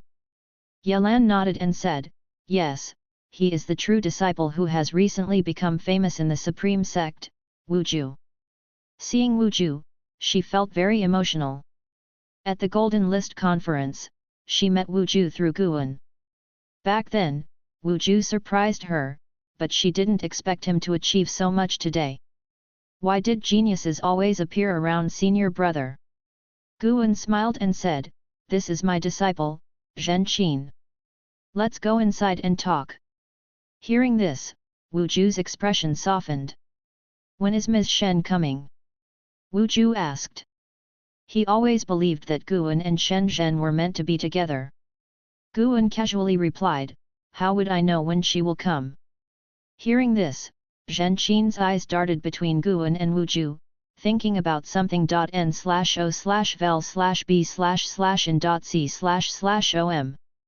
The four of them headed towards the pavilion, Zhenqin continuously asking Wu Ju questions enthusiastically, making Wu Ju a bit shy. Before they reached the pavilion, a figure flew in quickly. Guan silently thought, "Oh no! Ms. Shen!" Wu Ju called out excitedly and waved at Shen Zhen. Yelan and Zhenqin looked towards Shen Zhen. She wore a white dress with a veil on her face, looking like a celestial being, with an outstanding temperament. Shen Zhen landed beside Zhenqin and smiled, "Wu Ju, long time no see." She was often in seclusion and didn't know about Wu Ju's reputation over the years. She looked at Yelan and Zhenqin, full of curiosity. Guan pretended to be calm and began introducing them to each other. The three women exchanged pleasantries, creating a harmonious atmosphere, but Guan could feel the undercurrent. "I didn't expect it, Guan, you have so many female confidants." Yu Yingying suddenly approached, asking excitedly. Wu Ju's loud voice had drawn her attention. Seeing the three women surrounding Guan and chatting, while Wu Ju maintained a polite distance, she felt there was a good show to watch. Guan turned black-faced and said, "Don't talk nonsense." Yelan looked at Yu Yingying and asked, "Who is this?" So senior brother's previous jokes were true, many female disciples in the valley liked him. "I'm Yu Yingying, working for Guan," Yu Yingying said with a smile. No one believed her, as how could an errand girl call the valley master by name? Yu Yingying continued, "I forgot to tell you, Senior Lu should be coming back for the festival." Guan kept a straight face and said, "Let her come back if she wants to." Yelan squinted her eyes and asked, "Is Senior Lu a man or woman?" Yu Yingying said, "A woman, Lu Lingjun. You should have heard of her. She's a great cultivator in the mystic heart realm." Yelan and Zhenqin's faces changed. They had indeed heard of Lu Lingjun, but didn't expect her to be connected with Guan. Shen Zhen's eyes curved in a smile, looking appreciatively at Yu Yingying. "What a talent! I like her." Guan took Yelan's hand and walked towards the pavilion, saying, "My junior sister is here for the first time, I need to attend to her." Yelan's face blushed, Zhenqin hurriedly followed, feeling victorious. She proudly gave Yu Yingying a challenging look. Yu Yingying glared at Zhenqin before turning to leave. Shen Zhen tacitly followed suit without a word. Wu Ju stood in place, watching the backs of the three women. After thinking it over, he decided not to follow them. If they really start fighting, he would step in to protect Guan. Ah, no wonder Brother Gu doesn't cultivate, too busy tending to his peach blossoms. Indeed, Master is right, women are obstacles on the immortal cultivation path, they are inner demons. Wu Ju shook his head and continued strolling through the valley. Upstairs in the room, Guan poured tea for the three women. Yelan started chatting with Shen Zhen. Having worked in the law enforcement hall for many years, she was adept at handling people and situations, making the conversation lively and pleasant among the three women, appearing like close friends. After Guan sat down, Shen Zhen asked, "After Journey to the West, will you write another book? I want to read about Sun Wukong becoming the victorious fighting Buddha." Yelan and Zhenqin already knew Guan was Panan, but still looked at him curiously, eager for his answer. Zhenqin looked at Guan, marveling inwardly. Her master's cultivation talent might be mediocre, but his writing was extraordinary. By now, more and more people knew Guan was the author, so he didn't mind Shen Zhen revealing his identity intentionally. After all, his apparent cultivation level was no longer weak, and he could defend himself. No more writing, busy researching other minor arts. Guan answered casually. Shen Zhen felt a bit disappointed and began praising Journey to the West, saying it was better than the Investiture of the Gods and more meaningful. She felt Journey to the West was critiquing something. Yelan also joined in the discussion about Journey to the West, while Zhenqin gazed at Guan with admiration, realizing its impact had even surpassed the investiture of the gods. An hour later, another guest arrived at the valley, freeing Guan somewhat. LV Badian. LV Badian entered the room, and Yelan and Zhenqin quickly stood up to greet him. They were already true disciples and had naturally met LV Badian before. Shen Zhen also greeted LV Badian courteously. You all go out and have a look around. I have something to discuss with Guan, LV Badian said indifferently, but he laughed inwardly. This kid was impressive, having so many peach blossoms, not inferior to my younger days. Zhenqin couldn't help but curiously ask, Sect leader, are you very familiar with my master? LV Badian looked at her, knowing she was Guan's disciple, then laughed, of course. He is my appointed successor to the sect leader. During the Golden List Conference, the world's #1 Sword Deo tournament, the Alchemy Conference, and so on, it was all his idea. From now on, you can call me Martial Master. Upon hearing this, the three women widened their eyes. Guan silently thought, this is bad. Shen Zhen also felt surprised. She knew Guan was close with LV Badian, thinking it was because of Pan An's identity. She didn't expect LV Badian to hold Guan in such high regard. Seeing Guan's expression, LV Badian was amused and said, never mind, you all stay and listen. The three women quickly thanked him. Their gazes towards Guan made him uneasy. Chapter 231 The world-destroying catastrophe is coming. LV Badian sat down, then began to ask Guan about what kind of event to hold next to make it more attractive. Yelan, Zhenqin, and Shen Zhen stood by, listening. They were also curious about how Guan strategized for LV Badian.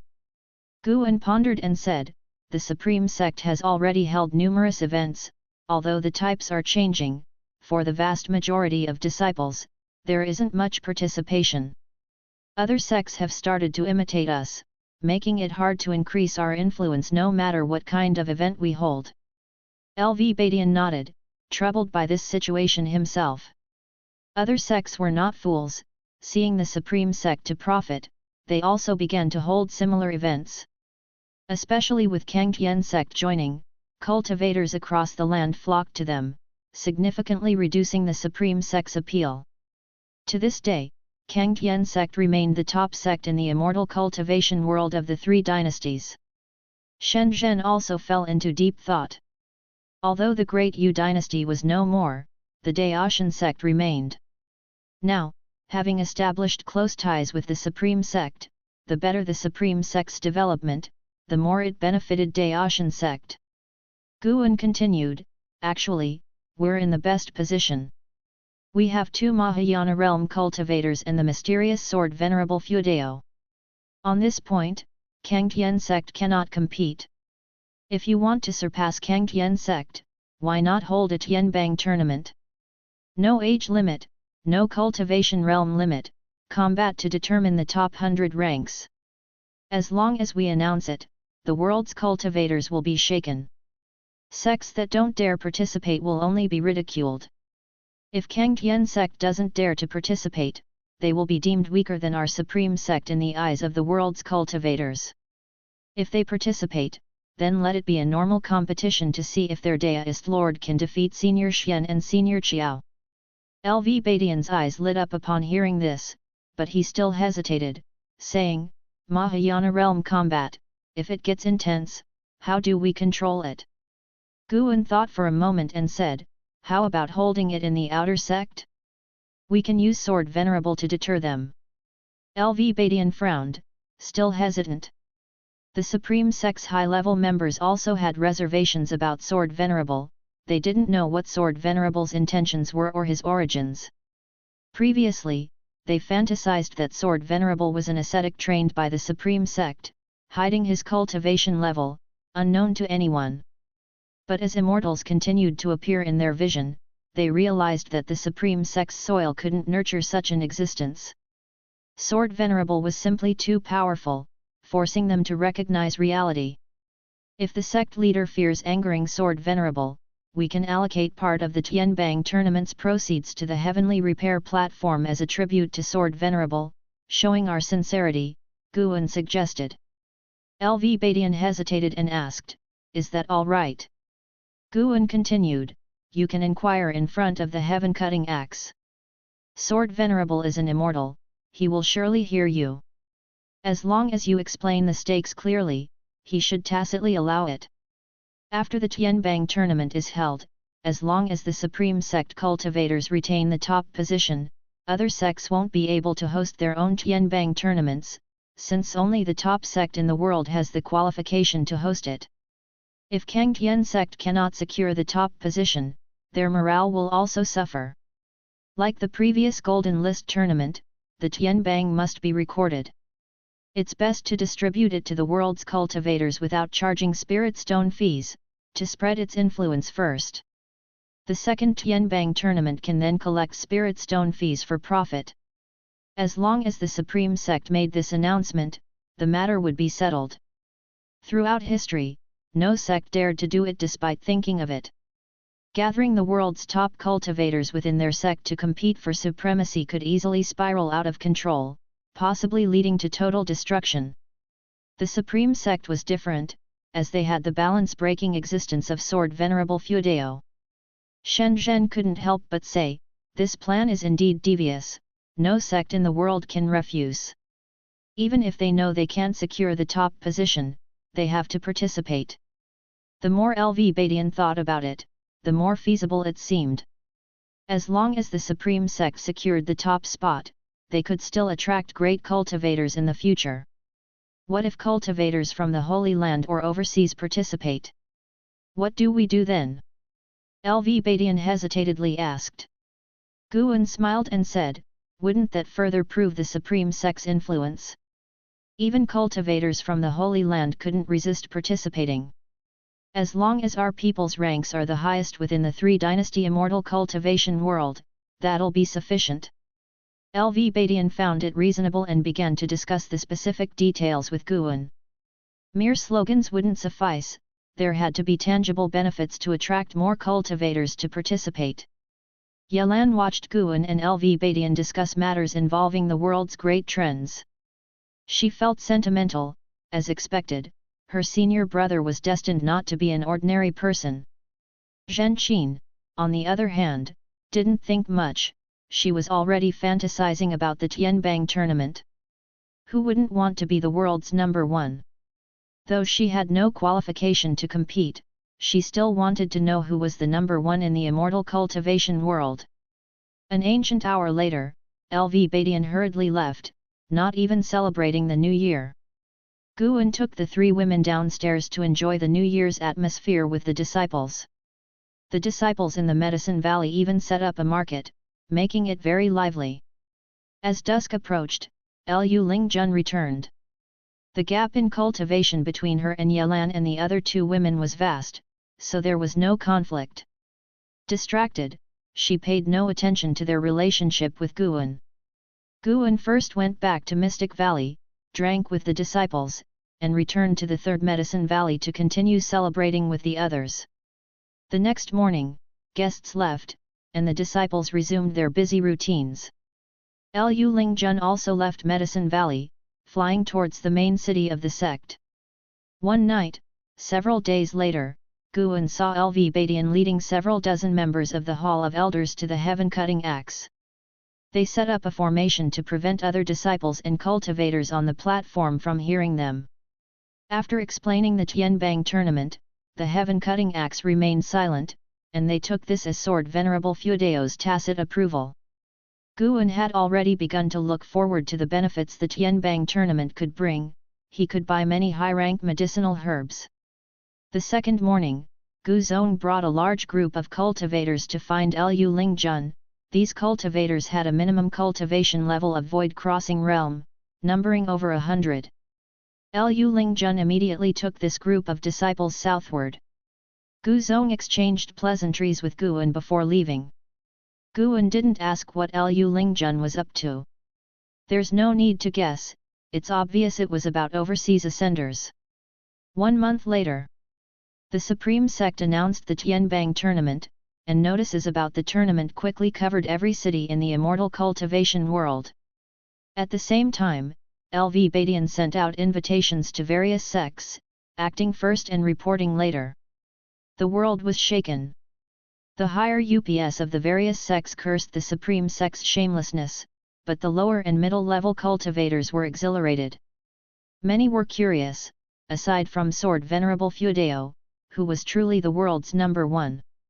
Sword Venerable, being too powerful, was considered an outsider by the cultivators of the three dynasties. The local world's #1 had never been definitively determined. When Guan rode the Blood Prison Great Saint into the outer city, the disciples passing by discussed this matter excitedly. Yang Jian, who was following beside the Blood Prison Great Saint, also felt his blood boiling. He wondered if he would ever have a chance to be on the Tianbang in this lifetime. Throughout the journey, Yang Jian saw Guan greeting people frequently. He knew many, including cultivators with their subordinates, which made Yang Jian admire Guan even more. This morning, Guan had Xiao Chuan send word to Yang Jian, saying he would take him to the outer gate city, thrilling him. It meant Guan was truly accepting him. Not just him, other servant disciples also thought so, which led to many imitating him, gathering around the white spirit rat, leaving an Xin helpless. Yang Jian, are you willing to truly become my disciple? Guan suddenly asked, making the daydreaming Yang Jian freeze. He asked reflexively, what, n/o/vel/b/in. .c//om. Guan glanced at him, giving him a fright that drenched him in cold sweat. Fool, the master is asking if you are willing to truly become his disciple. The Blood Prison Great Saint said mockingly, it was his way of caring for Yang Jian. Yang Jian had served him for 5 years, so he naturally had a liking for him and wanted to help him. Others might not know Guan's true cultivation level, but the Blood Prison Great Saint knew very well. The strongest person in the Supreme Sect was Guan. He even suspected that the mysterious Sword Venerable Feudeo was Guan. Ah! I am willing. I am willing. Master, please accept my bow. Yang Jian was overjoyed and knelt in the street. The passing disciples all looked at him with strange expressions. Guan didn't feel embarrassed, accepting his bow. After he kowtowed 3 times, he let him up. The Blood Prison Great Saint continued forward, and Yang Jian followed closely, trembling with excitement. He had been in the Third Medicine Valley for 5 years. In his mind, Guan was highly esteemed. Although Guan seemed to only be at the core formation realm, there were actually mystic heart realm great cultivators hidden in the valley, leading him to imagine many things. The Blood Prison Great Saint glanced at the trembling Yang Jian, feeling a bit sour. Why? This kid seemed unremarkable and extremely ordinary. This kind of person could be Guan's disciple, while he, an invincible ascender in the mortal world, could only be a mount. The Blood Prison Great Saint felt conflicting emotions. If he hadn't been so reckless when he first ascended, hadn't hunted down Liya and Zhang Buku, he wouldn't have ended up like this. But then he thought, if not for those incidents, even after 1,000 years of cultivation, he might not have encountered a great cultivator like Guan. Even if he did, he would probably be killed. He considered it a blessing in disguise. He can have many disciples, but if I am his only mount, it would be different, the Blood Prison Great Saint thought, getting excited again. As the saying goes, beating a dog depends on the owner's face. Spit. Disciples eventually graduate, but a mount is a lifelong bond. Even if Guan freed him 1,000 years later, he would pledge loyalty, saying he would always be Guan's mount. He wanted Guan to be his backing in the great heavenly spirit land. Continue reading on mvle-novelbin.net. The more the Blood Prison Great Saint thought about it, the more excited he became. His ox body began to tremble. Guan looked down at him and then at Yang Jian. He suddenly worried that Yang Jian might be led astray by the Blood Prison Great Saint, as his mind didn't seem stable. Just then, a shabbily dressed old man stopped the blood prison great saint. He looked at Guan, his eyes wide, rambling, "The mortal disaster is coming, the ocean will engulf everything, the apocalypse is nearing." The blood prison great saint stopped, eyeing him suspiciously. Yang Jian also glanced at him, drawn by his words. The old man finished speaking, turned and stopped other passing cultivators, saying the same things. Chapter 232 First Heaven's Pride. Watching the old man crazily preach about the apocalypse, the cultivators passing by on the street couldn't help but discuss, most of them not taking it seriously, just curious about where this old man came from to dare be so presumptuous at the supreme sect. Guan remained half skeptical. The ocean would swallow everything? He had heard such legends before. On the ocean, these kinds of legends were not uncommon. Moreover, in recent years, a large rift had mysteriously appeared on the ocean, making it hard for him not to believe. "I am only 127 years old, why so much hardship?" Guan thought helplessly, but the previous demon calamity was not a disaster for the mortal world, just a scheme by the immortal cultivation forces, and such things were by no means rare in this world. This time, he hoped the ocean calamity wasn't targeting him or the Three Dynasties' lands. If that's the case, he would have to think more, wondering if the heavenly Dao was scheming against him. Indeed, he shouldn't get too involved in the mortal world. Could his way of crazily growing stronger without crossing tribulations be seen as an anomaly by the heavenly Dao?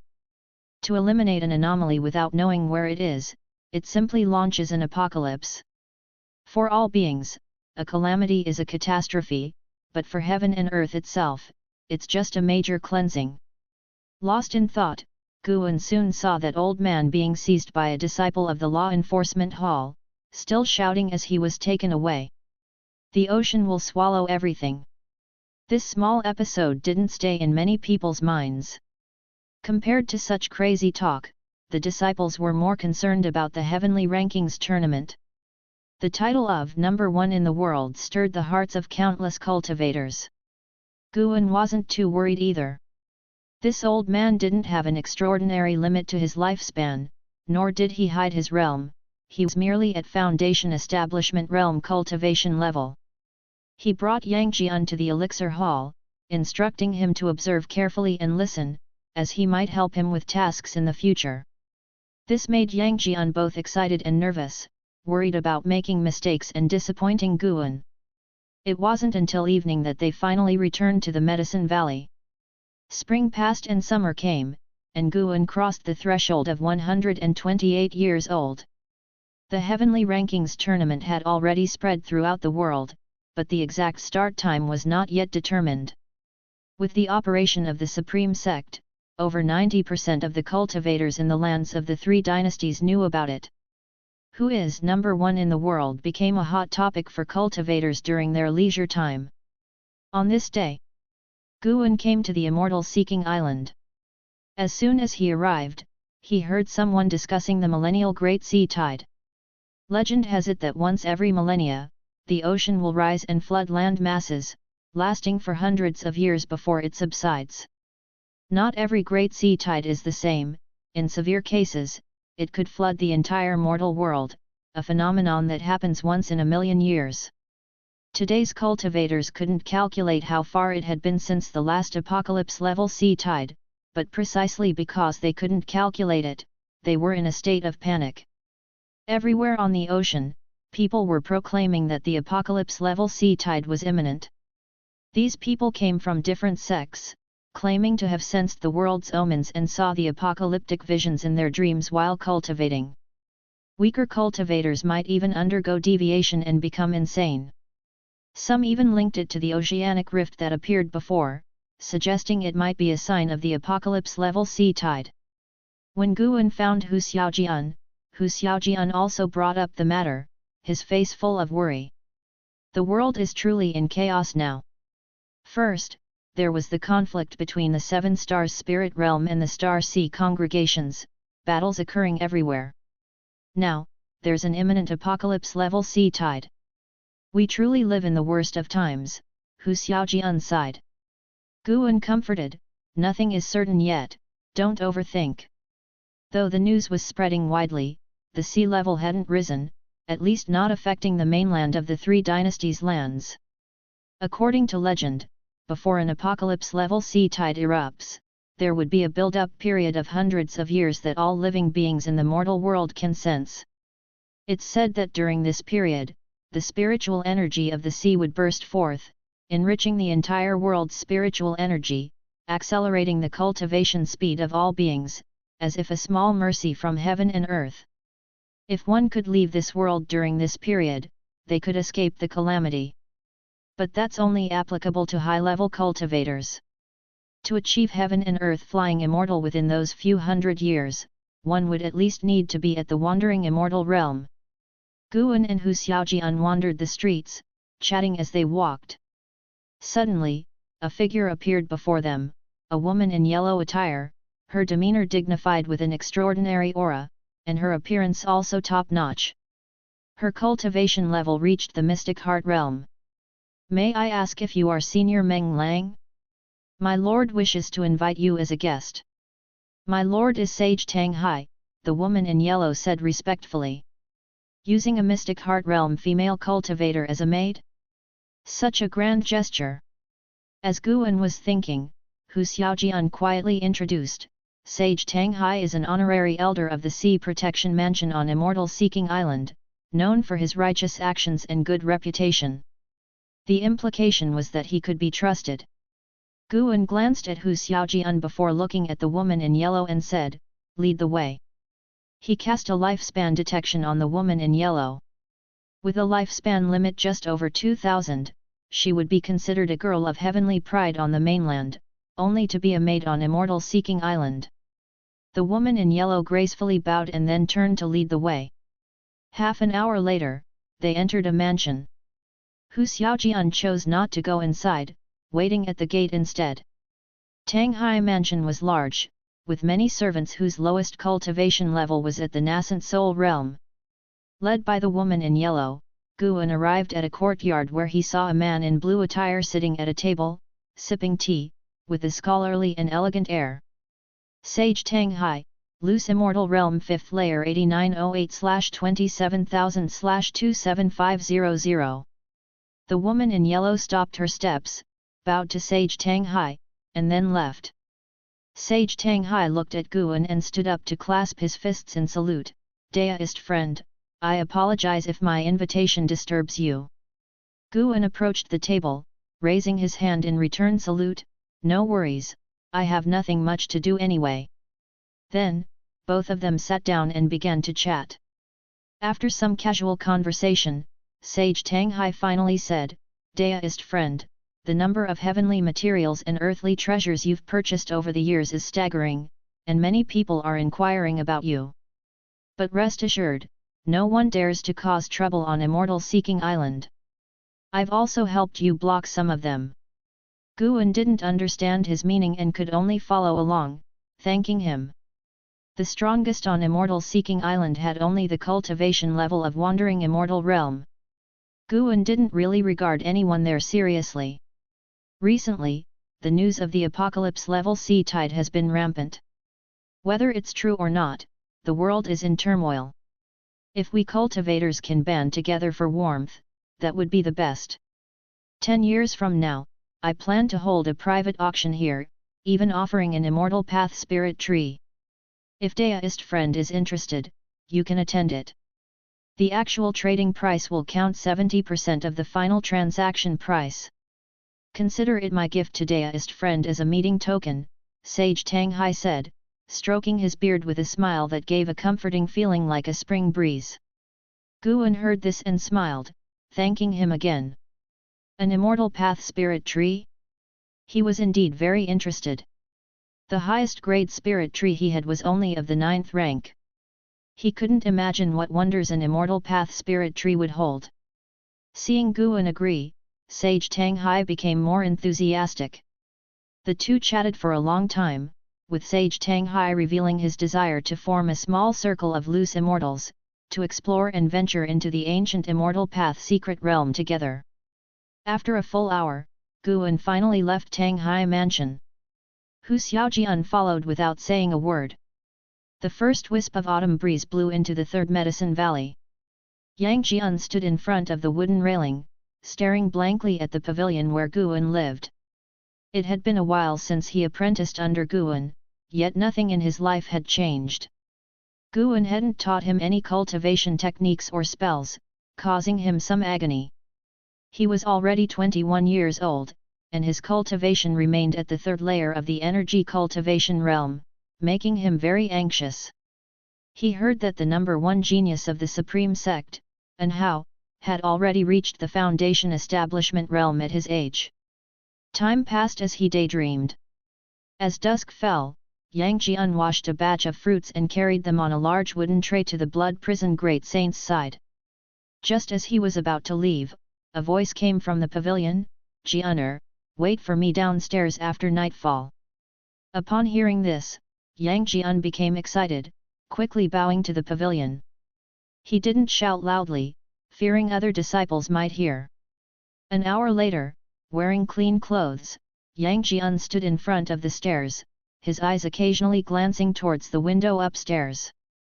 Blood Prison Great Saint found it amusing, teasing him now and then, making him blush, not knowing how to respond. Suddenly, the door upstairs opened, and Yang Jian immediately stood straight. Guan descended the stairs and headed towards the transmission array platform. Yang Jian quickly followed, and Blood Prison Great Saint also trailed behind. The two of them, along with the ox, used the teleportation array to reach the Mystic Valley and then headed towards the deserted mountains and forests. Subscribe to Chinese Novel Audio Wave. Seeing Guan riding on the ox's back, Yang Jian felt very nervous. He wanted to ask his master when he would teach him cultivation techniques but was afraid of being rude. They walked through the night. L.B//JNN. By dawn, Yang Jian was in a daze. Guan made Blood Prison Great Saint stop. Beside them was a large river, the water so clear that they could see small fish and crabs. Guan looked at the rising sun and asked, "Jianer, do you wish for superior cultivation techniques?" Yang Jian awkwardly scratched his head and said, "If such exists, I naturally want it." Guan didn't dislike his utilitarian nature. He looked at Yang Jian and asked, "What are you willing to sacrifice for immortal cultivation?" He planned to nurture Yang Jian well and keep him close, a treatment even and Hao didn't receive. Yang Jian was stunned for a moment and said, "I have nothing, but I desire only immortal cultivation, even if it costs my life." Guan said calmly, "Your root and bones are special, making energy absorption difficult. You should feel it too." Upon hearing this, Yang Jian's face instantly darkened. His aptitude was not merely humble, even in the Third Medicine Valley, it was considered low tier. After many years in the valley, he hadn't even broken through a single minor stage, which made him yearn even more for higher level cultivation techniques. "I can transform you into a genius, but you must endure unimaginable pain, perhaps even facing physical destruction. Are you willing?" Guan fixed his gaze on Yang Jian, his tone indifferent. Facing his master's gaze, Yang Jian felt inexplicably flustered. Read new chapters at m_vlenovelbin.net. "Master, are you scaring your disciple?" Yang Jian asked cautiously. Physical destruction sounded terrifying. Guan said, "Changing one's fate against the heavens isn't easy. If you fear, I won't force you. I will still teach you appropriate cultivation techniques and spells, but your path will progress slowly." Yang Jian asked, "Master, has any other senior brother or sister succeeded?" Guan shook his head and said, "I've truly taken only 2 disciples. The others are just given elixirs, and your senior brother is already a world-renowned genius." "World-renowned?" Yang Jian opened his mouth, filled with confusion. Isn't the master at the core formation realm? How does he have such a powerful disciple? World-renowned? Could he compare to the legendary first genius of the Supreme Sect, and how? Chapter 233 What realm is above the heaven and earth flying immortal? Guan saw through Yang Jian's thoughts but didn't explain and instead waited for his choice. Yang Jian's bones were special and required vast amounts of spiritual energy for body tempering. This process was bound to be painful, so Guan let him choose. No matter how strong the aptitude, without a firm will, the road ahead would be difficult. The blood prison great saint looked at Yang Jian mockingly, wanting to see how the boy would choose. Yang Jian clenched his teeth and said, Yang Jian from investiture of the gods was able to split a mountain to save his mother and fight against the heavens. Since I've renamed myself Yang Jian, I can't disgrace his name. Even if it means my body is shattered to pieces, I will have no regrets. Master, please help me defy destiny. With that, he knelt down suddenly. Guan's lips curved upwards, and Yang Jian felt a terrifying force envelop him, sending chills down his spine. Before he could think further, he felt the world suddenly shift, causing his internal organs to quiver. The next second, the world returned to normal, and he felt his feet touch the ground. The intense sense of weightlessness made him almost want to vomit. He supported himself on the ground and instinctively looked up to see his master still sitting on the bull demon king's back. He couldn't help but sigh in relief. He opened his mouth and asked, Master, just now. Before he could finish his sentence, a sea breeze blew, instantly clearing his mind. He stood up and turned around, dumbfounded by what he saw. What did he see? The sea, how is that possible? Yang Jian looked towards the vast ocean in front of him, utterly stunned. Though he had never seen the ocean, he had heard old stories saying it was larger than a lake, boundless, like another world. The blood prison great saint had felt the limitless freedom step before, but each time it left him astonished. This divine skill was truly unbelievable. Without any warning, it was so fast that even he, a Mahayana realm cultivator, couldn't react. Guan dismounted from the bull and walked towards the island's interior, saying, Follow me. Yang Jian snapped out of his stupor and quickly followed Guan. The blood prison great saint also followed, curious about how Guan planned to help Yang Jian defy destiny. Could such a mediocre talent truly transform into a favored son of heaven? He was filled with doubt. Yang Jian's feelings were complex, a mix of excitement and trepidation. Just from that earlier display, he could tell that his master was definitely not a core formation realm cultivator. In other words, his master's words were true. He could defy destiny, but he would have to face bone-crushing pain. The mere thought of it made his legs tremble. N/O/vel/b/jn.c//om. Guan noticed Yang Jian's state but didn't offer any comfort because Yang Jian would have to face it eventually. After walking into the forest, Yang Jian's attention was diverted. He found the spiritual energy here incredibly abundant, and the creatures on the island seemed unusual. He saw a blue-furred rabbit as fast as lightning. There were also snakes resembling white jade, spiders like gemstones, and long creatures hovering in mid-air like sea dragons. All these new sights stimulated his senses. After walking for an hour, Guan finally stopped at a lakeside deep within the forest. He stood by the lake, took out a great cauldron, and started a fire. Yang Jian watched as Guan pointed with his right hand, shooting out a blue flame, feeling an even deeper sense of awe. Master, what realm are you in? Yang Jian braved himself to ask. Guan casually replied, Loose immortal realm. What is a loose immortal? Qi cultivation, foundation establishment, core formation, nascent soul, divinity transformation, void crossing, unification, mystic heart, Mahayana. These are the 9 ranks of the mortal realm. Beyond that is the immortal path realm. Nirvana is the first step on the immortal path, and loose immortal is the second step. Guan explained, and Yang Jian gasped in shock. The blood prison great saint also learned about the immortal path realm for the first time. Was his master really only 2 major realms above him? The blood prison great saint suspected Guan was hiding something. Fortunately, Yang Jian, the innocent one, asked the question he wanted to ask: what realm is above loose immortal? That is something you will have to seek out yourself in the future. Guan answered. While he intended to reveal part of his strength, he couldn't fully expose himself, there always had to be some reserve. He had recently been contemplating breaking through to a higher realm. In case a world-destroying sea tide erupted, he feared the heaven and earth flying immortal technique wouldn't suffice. He wasn't too worried, though.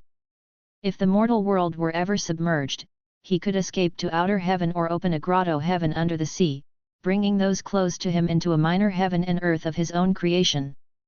Yang Jian continued to inquire about the differences between the various realms, and Guan patiently answered, gradually emboldening Yang Jian. He suddenly felt that his master wasn't as terrifying as he had initially thought and was actually quite gentle. In reality, Guan treated all his disciples gently, including him, but his desire to depend on Guan brought inevitable pressure. After Guan had finished preparing the medicinal herbs, he instructed Yang Jian to enter the medicine cauldron. Yang Jian asked if he needed to undress, and Guan replied that it wasn't necessary. Ordinary robes couldn't block spiritual energy. Yang Jian sat inside the medicine cauldron, extremely nervous, clutching the corners of his robe tightly, with cold sweat the size of beans dripping from his forehead. The blood prison great saint stood up, placing his hooves on the edge of the medicine cauldron, and said, "Boy, the path of immortal cultivation is arduous. Many times, you just need to think about holding on a little longer, just a little longer, and the pain you're enduring will soon pass." Yang Jian took a deep breath, looked at the blood prison great saint, and asked, "Senior Niu, may I ask what realm you are in?" Since his master was a loose immortal, the Bull Demon King, as his master's mount, must be incredibly strong. Otherwise, why would his master only bring him along? The blood prison great saint looked at Guan, saw him nod, then turned back, smiling proudly, and said, "I am at the Mahayana realm's 8th floor, and I'm not just a bull demon, I am the blood prison great saint who ascended from the lower realm." He recounted his glorious history endlessly, leaving Yang Jian with his mouth agape. The Mahayana realm's 8th floor. He knew that the Supreme Sect had only 2 Mahayana realm cultivators in name. Who would have thought that the bull raised by his master was at the Mahayana realm? Yang Jian was dazzled by the immense joy, feeling as if he were dreaming. Guan instructed the blood prison great saint to step aside, and the blood prison great saint had no choice but to shut up and move away, showing none of the bearing of a Mahayana realm cultivator. Guan took out an elixir and handed it to Yang Jian, saying, "After consuming this, follow the mental method I described and cultivate your energy. I will guide you in your training. No matter how much it hurts, you must follow my guidance to absorb energy, otherwise, you will perish, and not even an immortal Deluo can save you." Yang Jian was about to ask what an immortal Deluo was when he saw Guan turn away. He could only toss the elixir into his mouth. The moment it entered, it dissolved, and Yang Jian felt his throat burning, his body suddenly heating up. At this moment, Guan's voice reached his ears using the sound transmission skill, along with a domineering force entering his body, guiding him to absorb nature's spiritual energy. Guan was teaching the All Things Form and Energy art. The All Things Form and Energy art originated and continually elevated from the energy nurturing skill. It was fundamentally a body tempering technique. Although Guan rarely engaged in close combat, his physique was robust. Furthermore, the All Things Form and Energy art could conceal one's aura, making it perfect for Yang Jian to hide his strength in the future. Guan wasn't worried about Yang Jian revealing the technique, as he himself would inevitably upgrade it further. Yang Jian began absorbing energy following the power within him while keeping his master's mental method in mind. As time passed, the medicinal soup in the cauldron started to boil. Yang Jian's skin turned hot red, but the pain in his skin was insignificant compared to the agony of tearing in his bones and muscles. Find exclusive stories on m_vlenovelbin.net. Pain. Pain beyond imagination.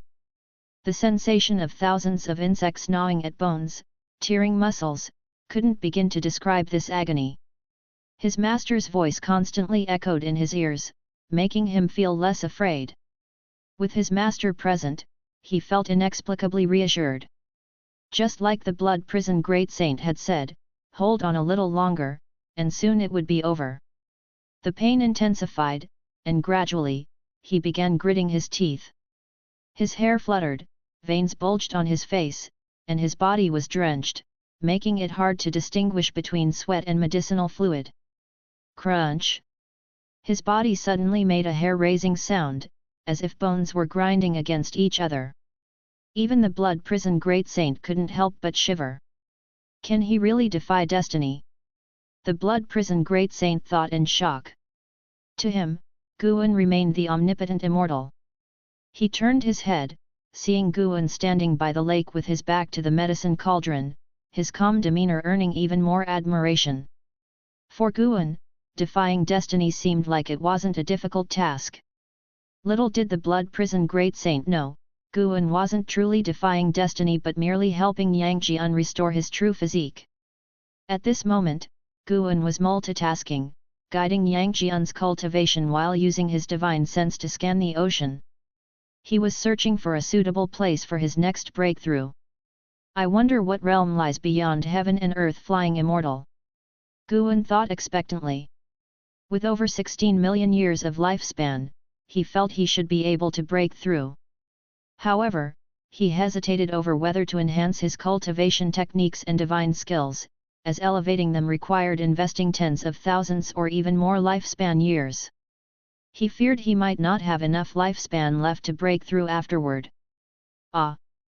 Yang Jian suddenly let out a shrill scream, making the blood prison great saint's heart tighten. This seemed more painful than when he had absorbed the true blood of the divine beast. Guan didn't turn back, seemingly unconcerned about Yang Jian. The elixir he had given Yang Jian was extraordinary, worth 100 supreme-grade spirit stones, equivalent to 10,000 top-grade spirit stones. 100 million low-grade spirit stones. It was known that outer sect servant disciples only received 1 low-grade spirit stone per month as stipend. The treatment in Mystic Valley and the Third Medicine Valley was better, but not by much. With this elixir, Yang Jian might even make a direct breakthrough, depending on how much of the medicinal power his physique could absorb. Time passed by second by second. After a while of screaming, Yang Jian's voice suddenly stopped. The blood prison great saint widened his eyes in shock. Yang Jian slowly rose from the cauldron, still in a meditative posture. His black hair fluttered, skin glowing red. Strangely, he emitted a menacing aura, frightening the blood prison great saint. This feeling was like encountering a nemesis. Rumble! A thundercloud had quietly formed in the sky, brewing a mighty force. What kind of life grid is being altered? This is too overwhelming. The blood prison great saint thought in astonishment.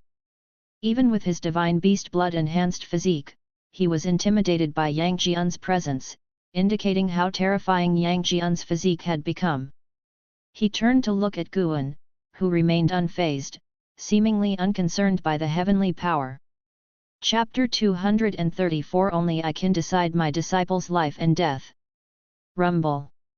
The sound of thunder continued to roar, causing the ocean around the island to rise and fall, with howling winds signaling the approach of a storm. Guan had his back to Yang Jian, his divine sense enveloping the sea area spanning thousands of miles, constantly on guard against any approach by a great cultivator. He wasn't worried about the celestial tribulation Yang Jian was causing, as such tribulations were insignificant over the ocean. Yang Jian's cultivation level was formidable enough that, though terrifying, it was only a threat to cultivators of lower realms. Yang Jian still had his eyes closed, meditating in mid-air. His robe fluttered wildly as the nature's spiritual energy surged into his mouth and nose. Simultaneously, his pores expelled searing qi, enveloping him and making him appear extremely imposing. His eyebrows were tightly furrowed, enduring unimaginable pain. His entire focus was on his inner being, completely unaware of the outside world, or even that he had floated up into the air. The thunder roared like a heavenly god, oppressively overwhelming. The blood prison great saint lay prone on the ground, his mindset now adjusted and filled with anticipation. He was eager to see what kind of defying fate Yang Jian would create. Stay connected with mvlenovelbin.net. Bang! A sudden bolt of lightning struck down, hitting Yang Jian. In an instant, his robe was reduced to ashes, and his body turned charred. As the lightning subsided, blood began to seep from his skin, making him look ghastly. Within 3 breaths, he was transformed into a bloodied figure. Guan turned to look at Yang Jian, his gaze remaining calm. The blood prison great saint also remained composed, sensing that Yang Jian's life was not in immediate danger. One bolt of heavenly lightning after another struck down. Guan sharply noticed that these heavenly lightnings contained 5 elements spiritual energy. Could it be that Yang Jian's physique could directly absorb the 5 elements spiritual energy? No wonder such immense spiritual energy was needed to break through the constraints deep within his bone marrow. Too monstrous, thus unaccepted by the heavenly Dao. Guan's expectations for Yang Jian grew. He wanted to see what kind of transformation Yang Jian would undergo. Yang Jian continued to endure the lightning strikes, his skin and flesh splitting open, blood splattering, yet his aura didn't weaken. Instead, it brewed an even stronger force. After around 30 minutes, Yang Jian's body was devoid of hair, his skin was completely charred, with white bones faintly visible at the joints. The might of the heavenly lightning reached a new height, causing the blood prison great saint to grow tense, fearing that Yang Jian might suddenly die. At this moment, Guan felt an aura rapidly approaching. It was a Nirvana realm cultivator, not too strong. As long as a loose immortal or higher did not appear, Guan wouldn't need to forcibly take Yang Jian away. Soon, a figure flew into the island, traversed the forest, and quickly landed by the lake. Without looking at Guan or the blood prison great saint, his gaze fixed on Yang Jian, filled with astonishment. Immortal seeking Taoist, Nirvana realm 9 layers, 20489/25000/300000. Immortal seeking Taoist. This name seemed familiar. Guan suddenly remembered that Wuxin mentioned being taught the Daoist expansion skill by a divine monk who called himself Immortal seeking Taoist. He didn't expect this person to be a Nirvana realm existence. In other words, during his weaker days, there was a Nirvana realm great cultivator in the Trithri halls. If he had recklessly seized lifespans and grown rapidly, he could have very likely perished at the hands of a Nirvana realm great cultivator. This made him feel fortunate for having kept a low profile. Though named a Daoist, Immortal seeking Taoist looked more like a monk, clad in a dark yellow monk robe and cassock, with a youthful and handsome face. Guan remained silent, but the blood prison great saint wasn't pleased. He grumbled, "Hey, smelly monk, who let you in? You come in without a greeting." Since deciding to be Guan's exclusive mount, his mindset had shifted. The monk could disrespect him, but he must respect his master. Immortal seeking Taoist glanced at the blood prison great saint, smiled, then looked at Guan, cupping his fists in salute. "This humble Daoist is Immortal seeking Taoist. May I know the honored name of Daoist friend, and what is your relationship with this person?" Guan calmly replied, "My name is Meng Lang, he is my disciple." Immortal seeking Taoist noted that Guan's aura only indicated a core formation realm cultivation level, but he didn't believe it, growing even more curious. Being unable to discern the other's true cultivation meant the other was likely far superior to him. He smiled, "Daoist friend Meng, your disciple is extraordinary. His heavenly destiny exceeds the current world's limits, it should have been buried, but you discovered it. This world will change because of him." Guan asked, "Oh? Did I make a mistake?" "Not at all, the affairs of heaven and earth are about change. The old gives way to the new, and everything changes daily. There's no right or wrong." Immortal seeking Taoist smiled, his gaze then returning to Yang Jian, filled with wonder. Guan inquired, Deist friend, do you know what his physique is?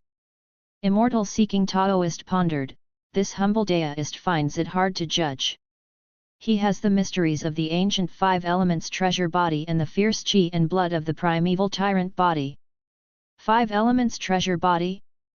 Guan had once possessed the five elements treasure body but had ascended to an innate Taoist body, transforming further into his current mystic holy body.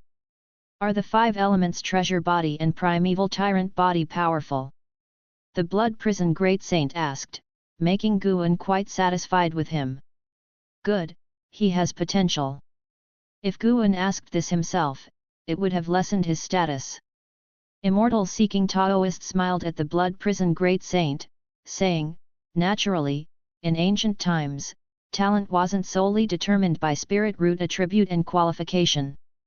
Physique also played a major role. Those with treasure bodies, regardless of spirit root qualification, ultimately became legendary rulers of the immortal path. He began to recount the ancient treasure bodies he knew about. The exquisite treasure body, a physique of great comprehension, impervious to evil influences. The flame primordial treasure body, a body like blazing sun, which could transform into a glorious sun at its peak. The defying blood treasure body, where near-death situations trigger immense potential, possibly leading to permanent power increases. And so on. Immortal-seeking Taoist described 8 types of treasure bodies, astonishing both Guan and the blood prison great saint. From his tales, ancient immortal paths seemed stronger than today's, with various treasure bodies thriving, myriad races standing tall, and even reincarnation existing, allowing the mighty to seek immortal opportunities through rebirth. Deist friend, I hope today's events remain between us, Guan said. Immortal-seeking Taoist had shown no hostility and shared much ancient lore, which spoke well of him, though not necessarily proving him absolutely good, but certainly not bad at the moment. Immortal-seeking Taoist nodded, rest assured, this humble Deist doesn't wish to see such a promising figure fall either.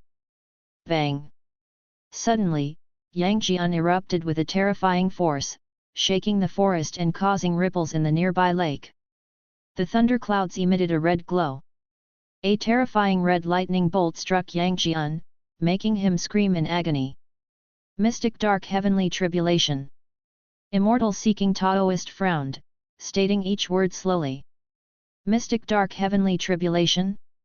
Guan remembered this name, it was the tribulation he faced when breaking through to the void-crossing realm in his cultivating visions. This tribulation is odd, beyond what his cultivation should attract. It's a certain death tribulation. The blood prison great saint shouted in horror. This tribulation surpassed even his unification realm tribulation in intensity.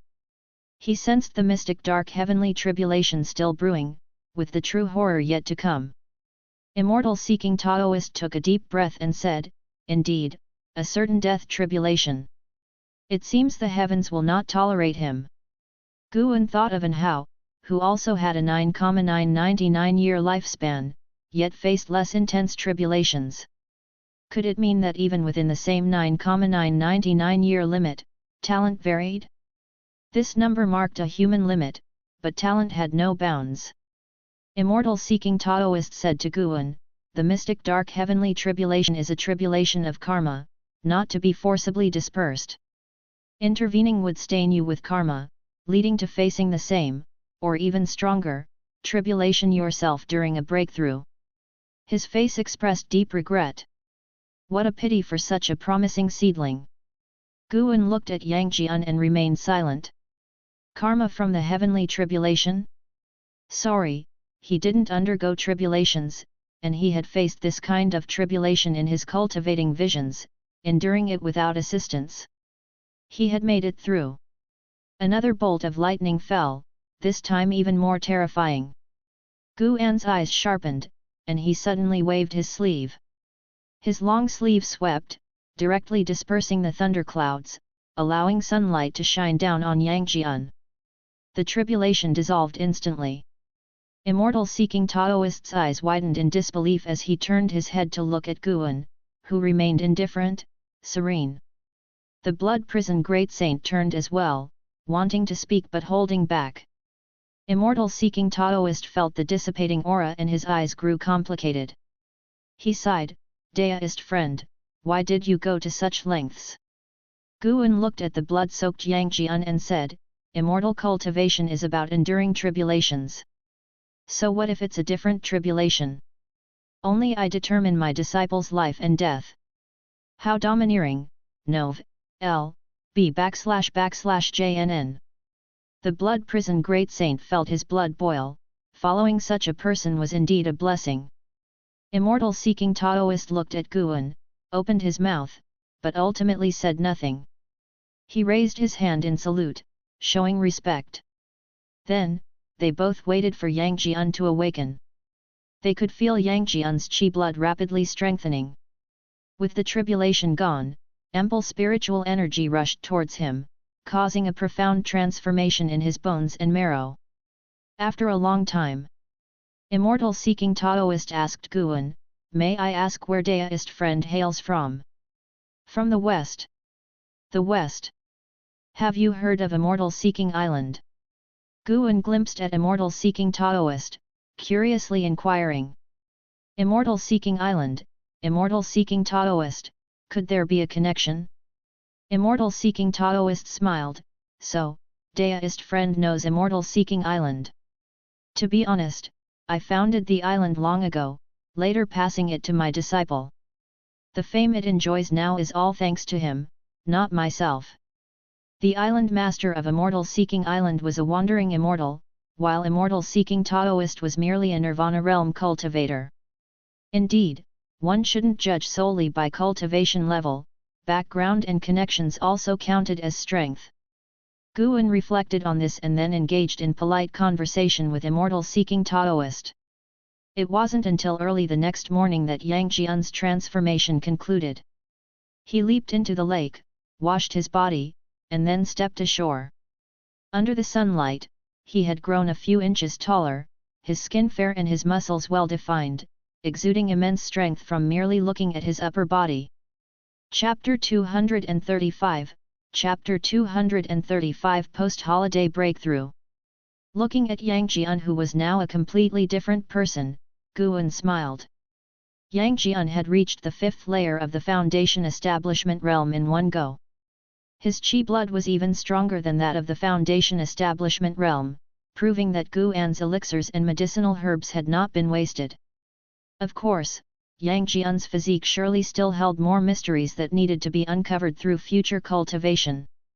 Guan took out a blue robe and tossed it to Yang Jian, who hurriedly put it on. The immortal-seeking Taoist quickly walked up to Yang Jian and carefully looked him over. The more he looked, the happier he became, as if staring at a rare treasure, making Yang Jian feel very uncomfortable. "Young friend, your master is exceedingly good to you. Do you know what kind of tribulation you just went through?"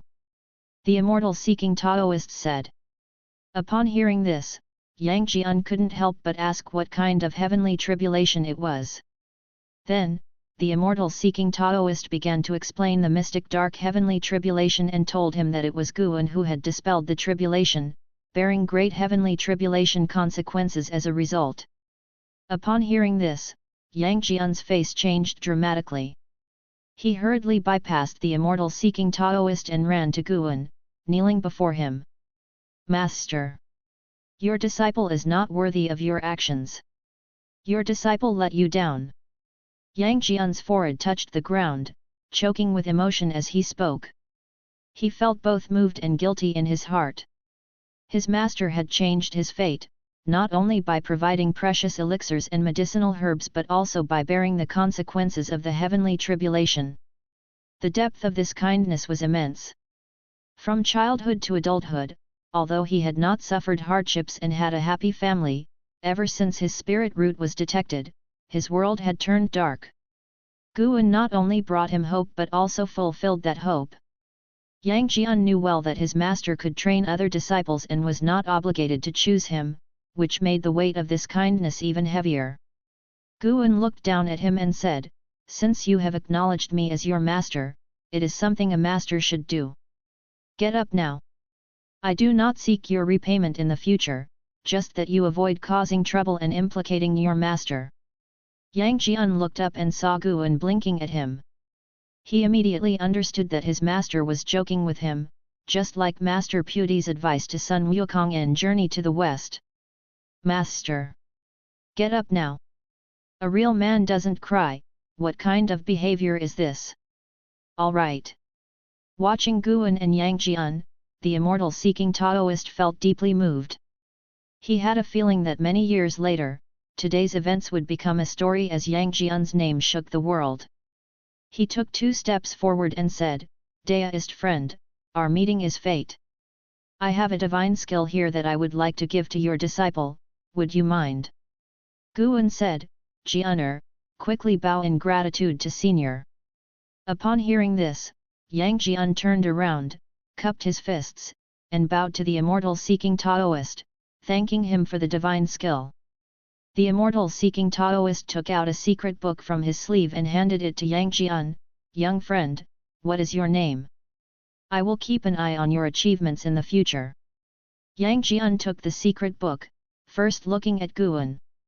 Seeing him nod, he then replied, "My name is Yang Jian."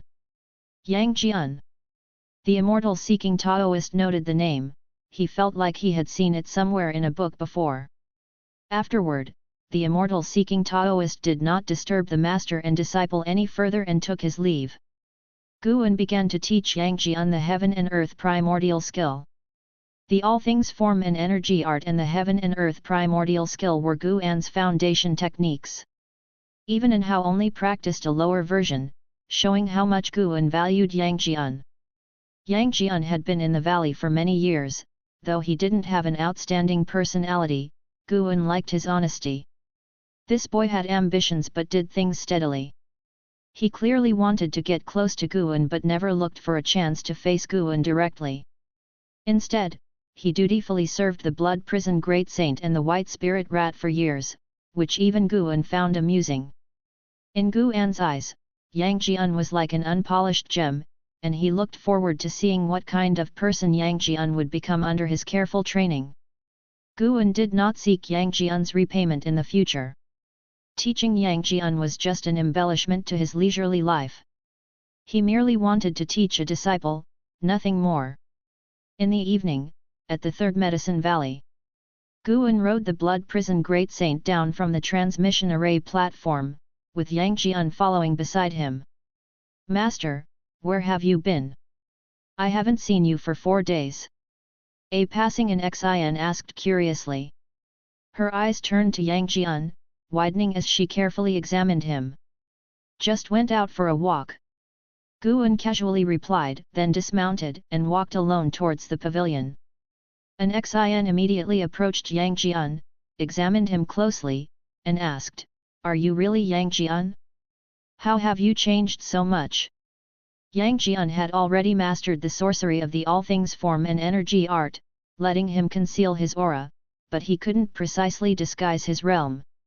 He said nervously, "Master gave me an elixir to temper my muscles and bones, so my skin has become a bit whiter." "I see, it looks like Master has accepted you as a closed-door disciple." An Xin smiled. She did not harbor any jealousy, as her master was far more powerful than Guan. Although the disciples of the Medicine Valley all called Guan master, it was merely a term of respect with no actual relationship. Yang Jian scratched his head and smiled. Though still shy, he now exuded more confidence. The two chatted for a while, and more disciples noticed Yang Jian's changes, gathering around to inquire. In just a few days, Yang Jian seemed to have transformed from a countryside boy into a clean and handsome young gentleman, which was quite a shock for the disciples who knew him. Soon, the news about Yang Jian becoming Guan's closed-door disciple spread, and because of Yang Jian's transformation, Guan became even more mysterious in the eyes of the disciples. In the days to follow, Yang Jian continued to do chores like other servant disciples, but he spent most of his spare time on cultivation, hiding in his room for most of the day. To prevent anyone from disturbing his cultivation, Guan arranged a separate courtyard for him. Yang Jian truly felt the change in status that came with becoming Guan's disciple, making him even more grateful to Guan. Time flew by. Another new spring festival arrived. The immortal cultivation world was already dominated by the Heavenly Rankings tournament. The Supreme Sect had set the specific date for the Heavenly Rankings tournament to be in 10 years during the Spring Festival. When Yelan and Zhenqin came to the Third Medicine Valley to visit Guan, Guan introduced Yang Jian to them and pointed out that he was his disciple. Because of this, Yelan even gifted Yang Jian a magic artifact. Zhenqin was very happy, considering herself his senior sister, and told him to come to the inner sect if he ever needed anything. Little did they know, Guan introduced Yang Jian to them to provide them with a backing. Since his physique awakening, Yang Jian had cultivated for half a year, raising his cultivation level from the 5th layer to the 6th layer of the Foundation Establishment realm. This speed was very fast, and it was estimated that he could form his core before the Heavenly Rankings tournament started. One should know that half a year ago, he was only a 3rd layer energy cultivation cultivator. Apart from the increase in cultivation level, Yang Jian's understanding of the all things form and energy art was very quick. It seemed he was naturally suited for body refinement. LV Badian also visited the Third Medicine Valley to speak with Guan. Guan similarly introduced Yang Jian to LV Badian. In the room, LV Badian looked over Yang Jian, who was energetic, becoming more astonished as he gazed. This chi blood was extraordinary. Even though Yang Jian hit his cultivation level, his aura made anyone feel that he was not ordinary at first glance. Upon knowing that this person was the sect leader of the Supreme Sect, Yang Jian was very surprised. But compared to before, he treated others more composedly, a confidence that came from his strength. Moreover, he knew his master was a loose immortal, more powerful than anyone in the Supreme Sect. This secret was only known to him and the Blood Prison Great Saint, making him more proud. Your disciple is remarkable. It's a waste for him to be your disciple. Why not let him come with me to the inner sect for training? LV Badian said. N/O/vel/b//jn.c//om. Before Guan could answer, Yang Jian quickly responded, "Thank you for your kind offer, sect leader, but I only wish to serve my master. I will never take a second master in this life." LV Badian's expression became strange. Guan chuckled and said, "Naughty boy, how dare you interrupt when I'm speaking with the sect leader?" LV Badian couldn't help but look at Guan. For some reason, he felt that Guan had changed. This change was hard to articulate. Auras. Yes. That was the feeling. From the moment he entered the room, he felt that Guan and Yang Jian shared a common aura, one that only the proudest of heaven possessed. Could it be that Guan had encountered a great opportunity? LV Badian pondered and then smiled, "No harm done. Since he is your disciple, I wouldn't force it. Let's talk about the Heavenly Rankings tournament." Guan nodded, and the two began discussing the Heavenly Rankings tournament. Only then did Yang Jian learn that the Heavenly Rankings tournament, which had become the talk of the immortal cultivation world, was his master's idea. Although a bit surprised, he was not shocked. What is the Heavenly Rankings tournament compared to this? His master was a loose immortal, definitely the most powerful in the world. Even the mysterious Sword Venerable Feudeo might not be his master's opponent. Sword Venerable Feudeo's battle records were widely known, but the realm of his opponents was not clearly transmitted. At least, Yang Jian didn't know. An ancient hour later, the three descended the stairs. LV Badian did not leave but stayed at the Third Medicine Valley for the festival, chatting with Guan. He found it very enjoyable, as Guan always inspired him, and there was no scheming between them. They could open up their hearts and drink freely. Yang Jian was also praised by many disciples. His wine cup rarely left his hand, making this the happiest spring festival of his life. Discover more content at mvlenovelbin.net. Late at night, Guan came to Niancha Cave, bringing fine wine and delicacies. He sat with Tian Yaoer, Tian Qing and Tian Bai around a stone table. Eat slowly, there's plenty more. Guan said, watching the three demons devour the food, laughing. He still wore a mask, which exposed his mouth so he could drink. Tian Yaoer put down the roasted lamb leg in her hand, wiped the grease from the corner of her mouth, and asked curiously, Master, you seem very happy. Not bad. I accepted a disciple in the past half-year.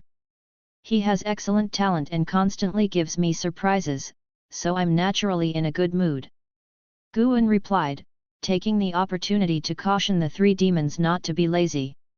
Tian Yaoer frowned and asked, Disciple? Male or female? Male, why? Nothing. Don't worry, Master, I won't disappoint you either. I'll spar with your disciple sometime in the future. Tian Yaoer said confidently. Guan smiled and agreed to the request. Although Tian Yaoer's maximum lifespan was longer than Yang Jian's, as a demon, it was not comparable.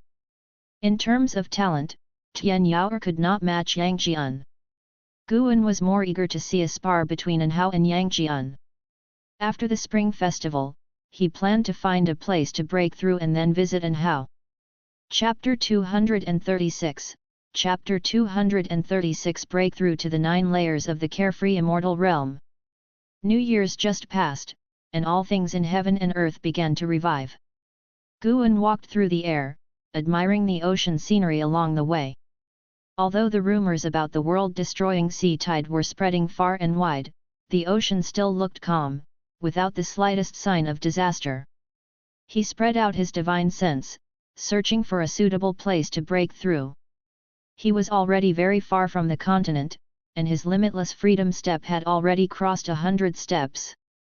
With his current cultivation level, he could step across a distance dozens of times that of the continent, showing just how far the sea area was from the continent.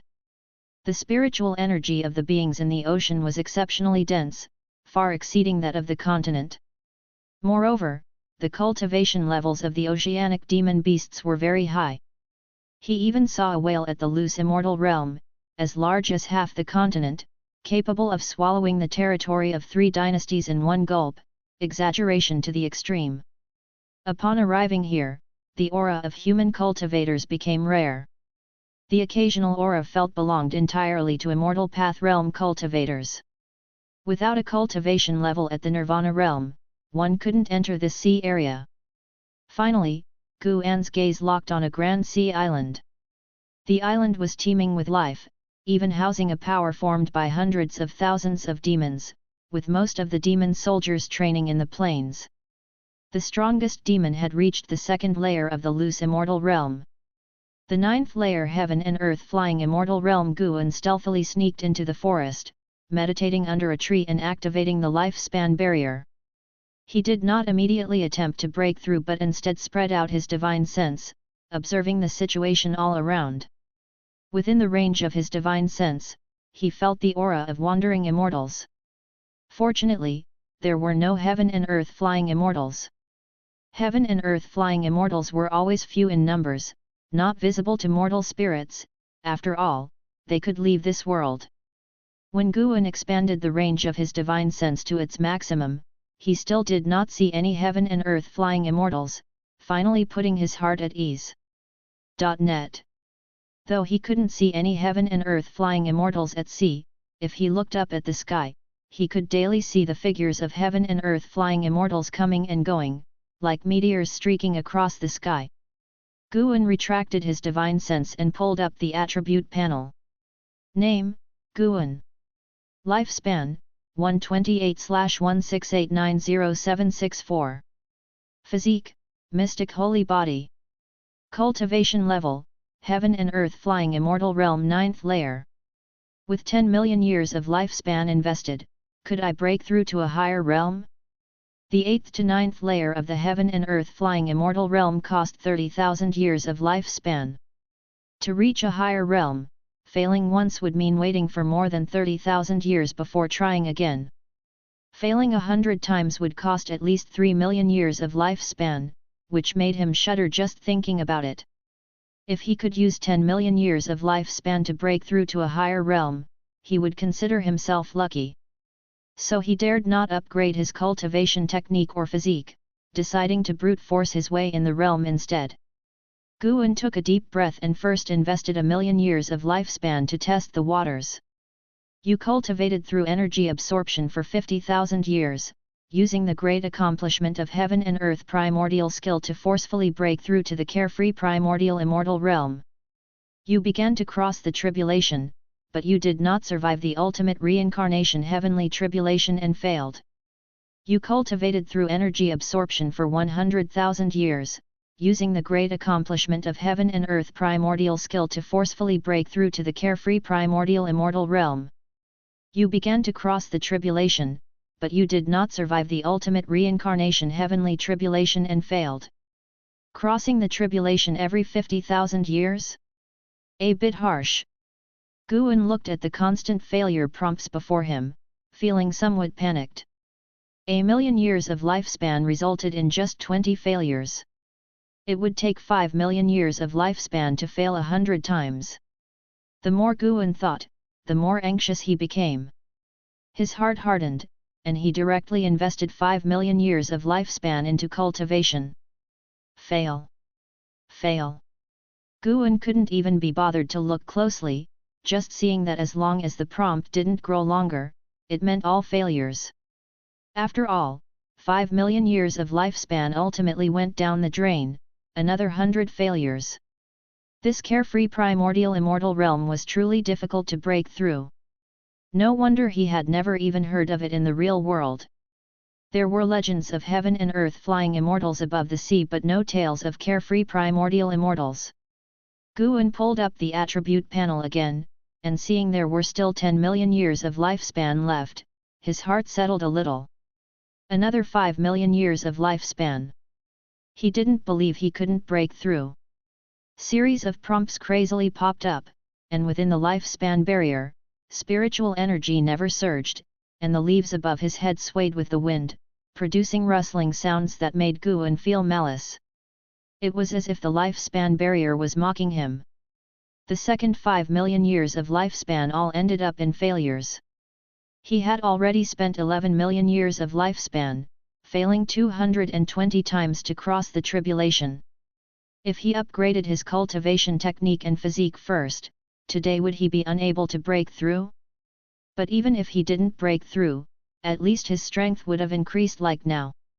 If he ultimately failed, he would have gained nothing. Guan couldn't accept such a failure, so he continued investing, this time putting in 500,000 years of lifespan. Constant failures appeared before him, but finally, a prompt suddenly lengthened, surprising him with joy. It worked. You cultivated through energy absorption for 350,000 years, using the great accomplishment of heaven and earth primordial skill to forcefully break through to the carefree primordial immortal realm. You began to cross the tribulation, you survived the ultimate reincarnation heavenly tribulation successfully, and your cultivation level advanced to the first layer of the carefree primordial immortal realm. You cultivated through energy absorption for 410,000 years, advancing your cultivation level to the second layer of the carefree primordial immortal realm. You cultivated through energy absorption for 470,000 years, advancing your cultivation level to the third layer of the carefree primordial immortal realm. You cultivated through energy absorption for 500,000 years, your cultivation level increased. 60,000 years for a small realm advancement, this carefree primordial immortal was truly fierce. Guan felt sentimental, the lifespan barrier finally began to function, and earth spirit energy surged into his body. He didn't remain idle, continuously investing lifespan into his cultivation. His cultivation small realms could only be at the 9th layer, he wasn't used to presenting himself as an observer below the 8th layer, lacking a sense of security. Eventually, he spent another 490,000 years of lifespan to attain the 9th layer of the carefree primordial immortal realm. The 8th layer to the 9th layer shockingly cost him 150,000 years of lifespan. This breakthrough took nearly 12 million years of lifespan to reach the 9th layer of the carefree primordial immortal realm, an utterly terrifying figure.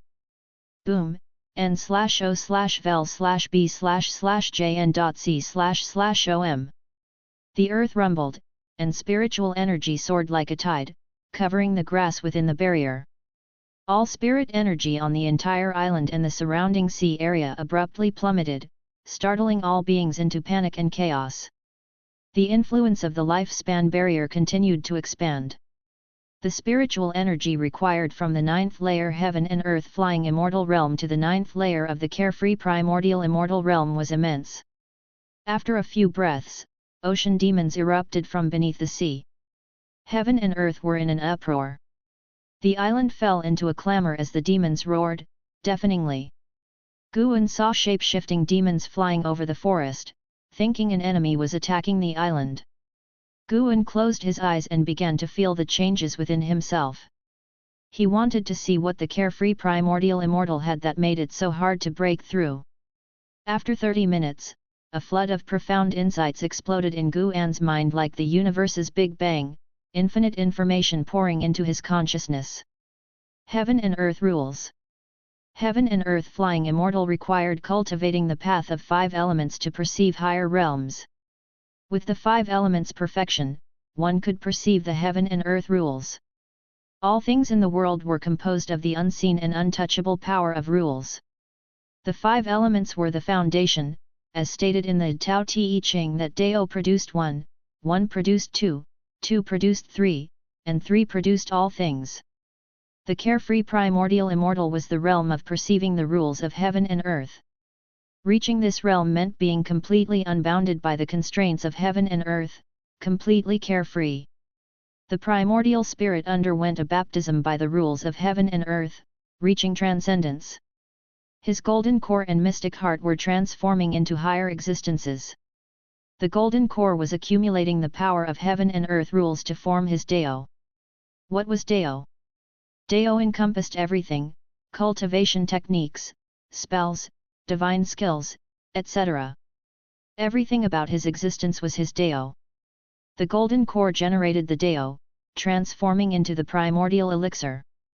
No wonder the nascent soul and golden core independently existed. The nascent soul transformed into the primordial spirit, and the golden core transformed into the Dao. Guan guessed they would merge at some future realm, making him the incarnation of the Dao. Time flew by quickly. As Earth's spiritual energy sank faster, the clouds above churned violently as if ready to collapse with the spiritual energy. The island's demons were terrified, assembling in formations and hiding within the island, not daring to come out. Fortunately, no demon intruded into the lifespan barrier. After an hour, Guan successfully transformed into a carefree primordial immortal. Breaking free from heaven and earth rules, truly carefree. Wherever the Dao existed, the mind could reach. What was the existence of Dao? Places and beings inheriting Guan's Daoist sorcery were where the Dao existed, enabling him to easily escape and control their causes and effects. Guan realized the way of cause and effect was a unique Daoist sorcery. As his realm increased, his mastery over cause and effect grew deeper. The so-called cause and effect were the invisible forces produced by the interaction of all beings. There were cause and effect, and gathering endless cause and effect together was the world. After a major realm breakthrough, Guan's cultivation level began to surge. The primordial elixir had already deduced his Dao, and all the cause and effect related to him would appear in his Dao. He was moving towards the realm of omniscience. First, understand all his cause and effect. At higher realms, who knows if he could comprehend all cause and effect. After 3 hours, night fell, and Guan finally reached the 9th layer of the carefree primordial immortal realm. His divine sense range was expanding continuously, perceiving the lifespan barrier's extraction range of earth spirit energy significantly exceeded his 9th layer heaven and earth flying immortal realm range. Due to this immense scope, no one, not even a demon, could detect the focal point of spiritual energy's descent. When the earth's spiritual energy ceased flowing into Guan, he slowly stood up and opened his eyes. He instantly transformed into an aurora and vanished from the spot. Then, he arrived in front of a mansion. As it was late at night, the streets were empty, but the mansion within was brightly lit. He looked up, and the signboard bore 2 words. G Mansion. Through the dao of his primordial elixir, he arrived at the G Mansion where his cause and effect resided. Yes, it was arriving, not teleporting. Arriving wouldn't produce any signs between the 2 places, breaking free from the rules of heaven and earth, arriving at another place from a higher dimension. He was essentially traveling within his dao. This feeling was truly marvelous. Guan walked towards the G Mansion, the place of his birth and childhood. Taking a step past the main gate, he walked within the courtyard. An old servant carrying a lantern walked towards him, passing through his body. This, too, was the mystical nature of the carefree primordial immortal. Mortal spirits couldn't see, mortal spirits couldn't touch. No wonder there were no legends of the carefree primordial immortal. For the first time, Guan felt invincible. Chapter 237 Soul of the G Family Ancestor. Late at night, the G Mansion was dimly lit. Guan walked leisurely through the corridors, and childhood memories kept surfacing. As the starting point of Guan's life, he had deep feelings for the G Mansion. From childhood to adulthood, he lived quite well in the G Mansion. Apart from the incident when he smashed the flower bed and was nearly punished by having his hand cut off, he had a good life without being bullied by other G family members. Although there were occasional conflicts among the house servants, it never escalated to a point of deadly enmity. Having not returned for 100 years, the G Mansion felt both familiar and unfamiliar to him. What was familiar were the furnishings and environment, which had not changed much. What was unfamiliar were the people. There were many branches of the G family, and the G Mansion he was in was just one among many, with branches spread across 3 generations. Before the demon catastrophe, the G family had hidden in the 7 stars spirit realm. Only the main family and the high-ranking and talented disciples went into hiding. After the catastrophe, those who had hidden in the 7 stars spirit realm returned to their respective homelands to continue developing the family. Guan even saw branches of the G family on the ocean, though they stayed close to the mainland, not daring to venture far because the demons in the ocean were powerful, and high-level demons could be encountered frequently. The person with the highest cultivation level in this G Mansion was in the unification realm. Back then, those in the unification realm were beings he had to look up to. Suddenly, Guan detected a faint soul aura, piquing his interest. He immediately walked toward that direction. Along the way, figures passed by him, he even walked through the courtyard walls as if everything there was illusory to him. Guan saw a familiar face, the court guardian who almost cut off his hand back then. 100 years had passed, the guardian now had grey hair and looked aged. He no longer appeared fierce but rather kind and gentle. Guan merely glanced at him, having no thought of seeking revenge. Indeed, it was his fault for smashing the flower bed back then. The guardian was just doing his duty, and now, their realms were worlds apart. Why should he hold a grudge? The G Mansion was large, and Guan walked leisurely as if on a casual stroll. An hour later, he arrived at the place where the mysterious soul resided, which turned out to be the ancestral hall of the G Mansion. He passed through the door and saw rows of spirit tablets, all of G family's ancestors, and the soul was hidden within the main spirit tablet. Guan approached the spirit tablet, noting the name on it. Ji Zhan. A soul was hidden deep inside the spirit tablet, an old man, lying on his side, seemingly napping. He was hidden in the power of cause and effect, not in an ordinary exotic space, where beings couldn't detect his presence with divine sense. Ji Zhan turned over as if dreaming, unaware that someone was spying on him. Guan cast lifespan detection on him, but the data came back as 0, not even displaying his realm. In the unseen, Ji Zhan had countless connections with the entire G Mansion, threads of cause and effect among them, one involving Ji Xiaoyu. Ji Zhan was an ancestral bloodline of Ji Xiao. Following Ji Xiao's line of cause and effect, Guan saw a segment that was very blurry, even to his eyes. N/O/vel/b//in.c//om. Ji Xiao's cause and effect seemed off, giving Guan an eerie feeling as if Ji Xiao had suddenly become someone else at a certain stage. Looking closely, the change seemed to occur when Ji Xiao was 10 years old. He did not dwell on it, for he wasn't here to investigate Ji Xiao.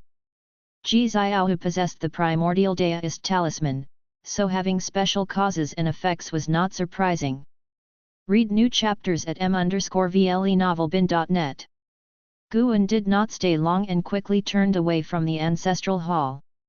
Deep within the spirit tablet, Ji Zhan suddenly turned over and sat up. He scratched his head, muttering, "Strange, just now I felt a sense of unease. Could it be that the Ji family is facing another calamity? Blame it on that 7 stars spirit realm. Sigh, the current generation truly lacks ambition, always relying on others. I can only watch and hope that she can restore the Ji family to its former glory." Ji Zhan lay down again and continued to sleep. For him, time had no meaning. He was accustomed to indulging in dreams, enjoying the reincarnations he created for himself. At dawn, the sunlight swept from the horizon. Qi Bei stood on the beach, frowning as he gazed into the distance. His face was pale. During the battle in Divine Exotic City, he had been stung by the immortal swallowing scorpion from the 7 stars spirit realm, and the scorpion venom had not been fully purged from his body.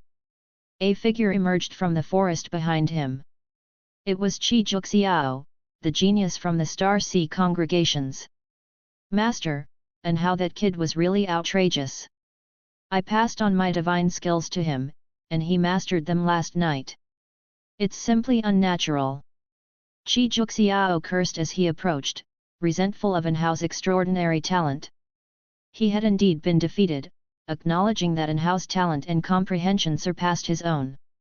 Qi Bei did not respond, still staring into the distance. "Master, what are you looking at?"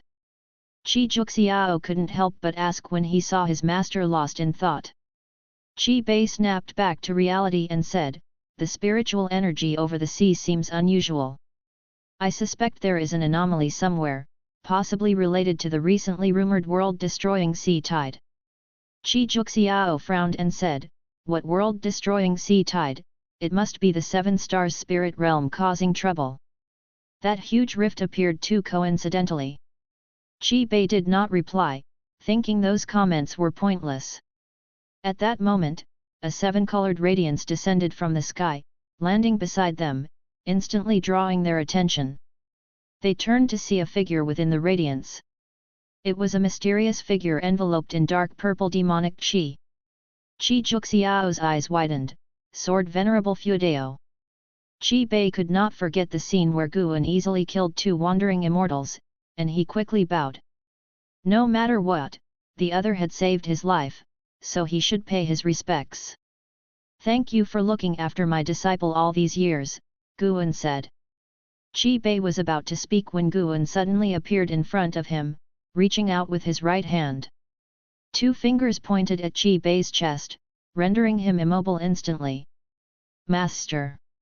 Qi Juxiao was startled, instinctively wanting to rush forward. "Stay put!" Qi Bei shouted, even using his mana to restrain Qi Juxiao. "The senior is detoxifying me." Qi Bei took a deep breath and said slowly, his eyes filled with complex emotions. As Guan's mana entered his body, he suddenly felt insignificantly small. In the face of this power, the wandering immortal realm was so weak, vulnerable. How powerful were the heaven and earth flying immortals? Although Qi Bei was a wandering immortal, he lacked the confidence to reach the heaven and earth flying immortal realm in the future. It seemed only one great realm apart, but he couldn't imagine how to break through to the heaven and earth flying immortal realm. Qi Juxiao was overjoyed at his master's words. He had been constantly worried about his master's poisoning, feeling helpless and anxious.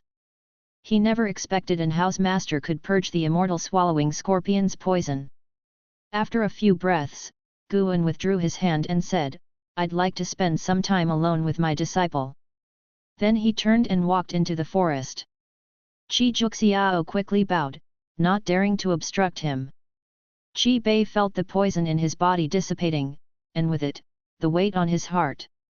He looked at Guan with awe. Such a terrifying poison, yet he could easily expel it. Little did he know, Guan could have eradicated the poison instantly but deliberately prolonged the process. Even so, it was beyond Qi Bei's reach. Qi Juxiao quickly came to Qi Bei's side, concerned about his condition. Deep within the island, hundreds of miles away in the mountains, An Hao sat cross-legged on a mountainside, cultivating. Divinity Transformation Realm, 4th layer. Still stunning. Guan stood behind An Hao, reflecting on his current cultivation level.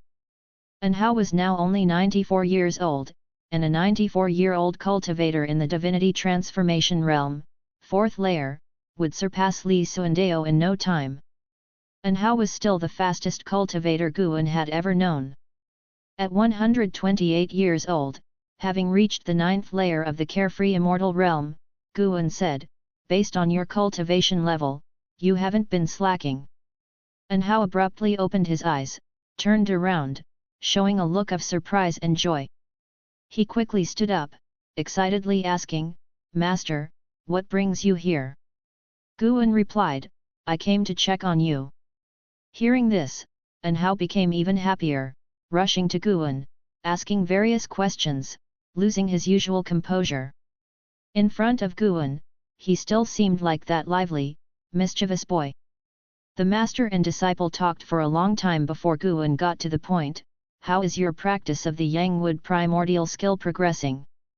An Hao's spirit root qualification was strong, not because of a single root attribute but because each of his spirit roots was of heavenly spirit root level. In other words, An Hao could cultivate the 5 elements skill. Practicing the heaven and earth primordial skill was not considered abandoning his current practice because the 2 cultivation techniques were from the same origin. "Very well, I have already cultivated the Yang Wood. This spiritual wood can absorb spiritual power, and it's quite domineering." An Hao eagerly described his accomplishments, not wanting to disappoint his master. After he finished, Guan said, "I will teach you a higher level cultivation technique. The Yang Wood primordial skill is just one foundation of this technique." Upon hearing this, An Hao's eyes lit up, and he quickly nodded. "This technique cannot be disclosed, as it may attract calamities. Also, your tribulation crossing will be more difficult than cultivators of the same realm, so be mentally prepared." Guan reminded him. An Hao suddenly realized, heavenly tribulation is related to the cultivation technique? No wonder my tribulations always astonish others. Guan continued, saying, "Recently, I have taken on another disciple. Your junior apprentice's qualification is also outstanding, not inferior to yours. As the senior apprentice, you must set an example and not be surpassed by him." "A junior apprentice?" An Hao frowned, feeling a sudden tension. If someone else had said this, he would have dismissed it, believing no one could match his qualifications. But hearing it from his master, he didn't doubt it. There was someone with qualifications comparable to his, possibly younger, giving him a sense of urgency. "Master, what is my junior apprentice's name?" An Hao cautiously asked. "One day, you will meet and get to know each other because you are cultivating the same technique." Guan answered. Could it be Liye? An Hao thought of the Taixuan divine shocking sword that Liye had used. Soon, he dismissed this guess. Liye was older than him and wasn't considered a genius, at least in his eyes, quite ordinary. Chapter 238 7 Days in Outer Heaven, Vast Expanse of Heaven and Earth. After passing down the Heaven and Earth primordial skill to An Hao, Guan didn't linger longer and quickly left the island. In the sky, he saw the distant ocean stirring up massive waves, originating from the place of his breakthrough. The spiritual energy he consumed during his breakthrough was enormous, causing the spiritual energy of heaven and earth to sink, inevitably shaking the ocean. Fortunately, that sea region did not have any human-occupied mainland. The demon creatures surviving there all had cultivation levels, so even if the island was flooded, they wouldn't die. Besides, the waves just swept across rather than raising the sea level. Guan just glanced at it and did not give it much thought, avoiding any burden on himself. He harbored good intentions and avoided harming innocent beings as much as possible. Still, if his cultivation inadvertently affected innocent lives, he couldn't help it, and he would not stop his progress. Upon returning to the Supreme Sect, Guan first wandered around the Mystic Valley. Lujia and the servant disciples were already accustomed to days without Guan. Although Guan often visited the Mystic Valley, everyone knew that his focus was on the inner sect's Medicine Valley, which they understood. Without Guan, they felt no pressure. Half an hour later, Guan arrived at the third Medicine Valley. Compared to the Mystic Valley, the third Medicine Valley was much livelier. Guan stepped down from the transmission array platform, looked around, and saw the past of every servant disciple before his eyes. A mortal spirit's century-long life was just a fleeting moment for him. Guan looked at an Xin, peering into her past, and sure enough, he saw his own figure. He could see the past of mortal spirits, and so could other carefree primordial immortals. This made him more grateful for his choice. Luckily, he stayed in the Supreme Sect. If he had roamed the world, the increasing causality would have attracted the attention of hidden carefree primordial immortals. If such transcendental beings found his growth speed unreasonable, it would have been troublesome. Guan walked to the wooden fence in the garden area, looked up, and found his vision far beyond before, feeling more and more that the great heavenly spirit land was vast. The name Great Heaven and Earth was indeed well deserved. This continent was already vastly broader than Earth in his past life, yet it was like dust in the entire great heaven and earth. As his field of vision expanded, he saw more heaven and earth flying immortals coming and going. He could even see the scenes beyond heaven, a splendid star sea with breathtaking spectacles, with starry lights resembling celestial rivers, filled with countless stars like great waves sifting through sand, and gigantic nebulas like cosmic trees guiding all beings. Guan's gaze was drawn to the sun illuminating heaven and earth. Outside the great heaven and earth, there were not just one, but 7 enormous suns, orbiting around the great heaven and earth under some mysterious rule, allowing every place within it to maintain a regular pattern of 4 seasons and day-night cycles. With his eyesight, he saw that each of the 7 suns contained a mysterious being. They were colossal, with various forms. Some were birds, others beasts, and even human-like figures, instilling awe. The sun's surface had a power barrier that prevented Guan from seeing their true forms, which also made lifespan detection impossible. Guan merely glanced before looking away, avoiding disturbing the beings within the suns. Carefree primordial immortals could easily cross the sky to the outer universe, but he didn't want to go for now. Staying at the Supreme Sect was good enough. He had no urgent enemies, so exploring was unnecessary. He could now roam the world freely. With the mystique of a carefree primordial immortal, if he wished, no life below a carefree primordial immortal would see or touch him. Guan looked towards the distant heaven and earth, his vision extending rapidly for countless miles. Find your next adventure on m_vlenovelbin.net. A vast expanse of ocean swept past his eyes. He saw more prosperous continents and scenes of life fighting, including wars, battles between immortal great cultivators, and giant spirit beasts revered as divine beasts roaming the world, with countless mortals kneeling in worship. There were also many places his vision could not penetrate, indicating that they might be home to carefree primordial immortals. Such places were either far from the mortal world or within extremely prosperous human or demon lands. Guan even saw a continent full of immortal beings, with the lowest cultivation being the Nirvana realm, which amazed him. Fortunately, that continent was incredibly distant. Even Nirvana realm cultivators would find it difficult to cross because the journey was fraught with dangers. He had just seen a loose immortal swallowed by a mysterious giant sea demon, an event that happened so suddenly. The loose immortal was just passing by at an immense speed beyond mortal sight, yet was still devoured, perishing instantly. Guan felt as if he was exploring. This kind of peering brought him novelty. The whole world seemed to reveal its true face before him, making him unable to stop. He did not know how much time had passed. Yu Yingying came beside him and asked, "What are you thinking about? Why have you been staring blankly for so long?" Guan withdrew his gaze, looked at her, and smiled gently, "I am thinking about how vast the star sea congregations are, and how broad the world outside is." Yu Yingying laughed and replied, "If you want to go to the ocean, I can arrange it for you.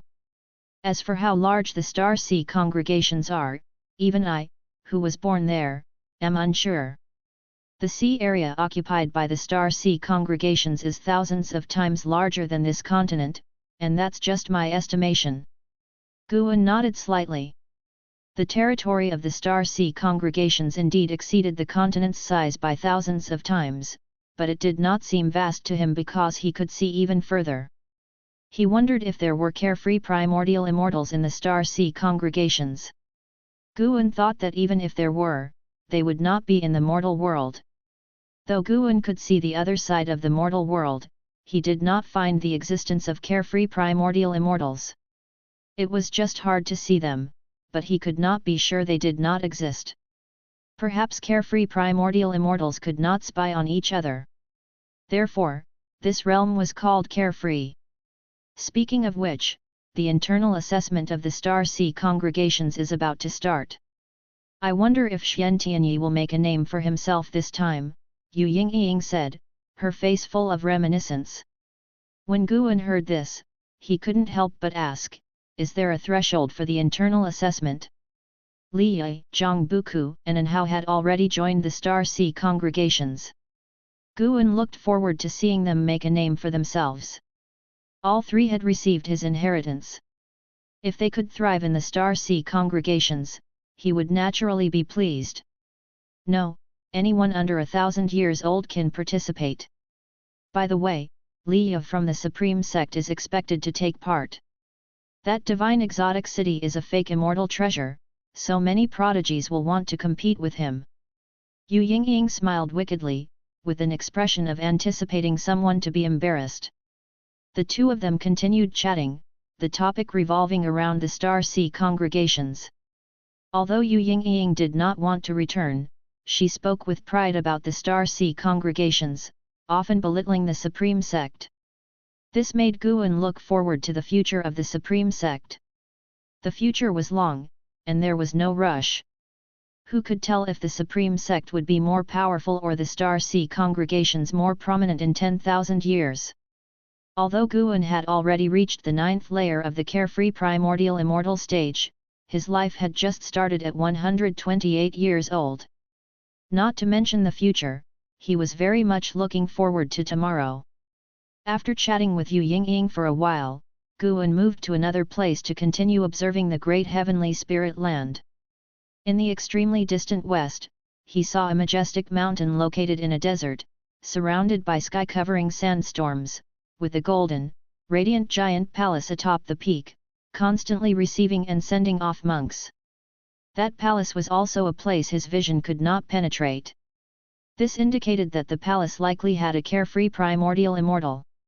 The world was indeed vast and populated with numerous great powers. Not every heaven and earth flying immortal or higher existence would leave the mortal world.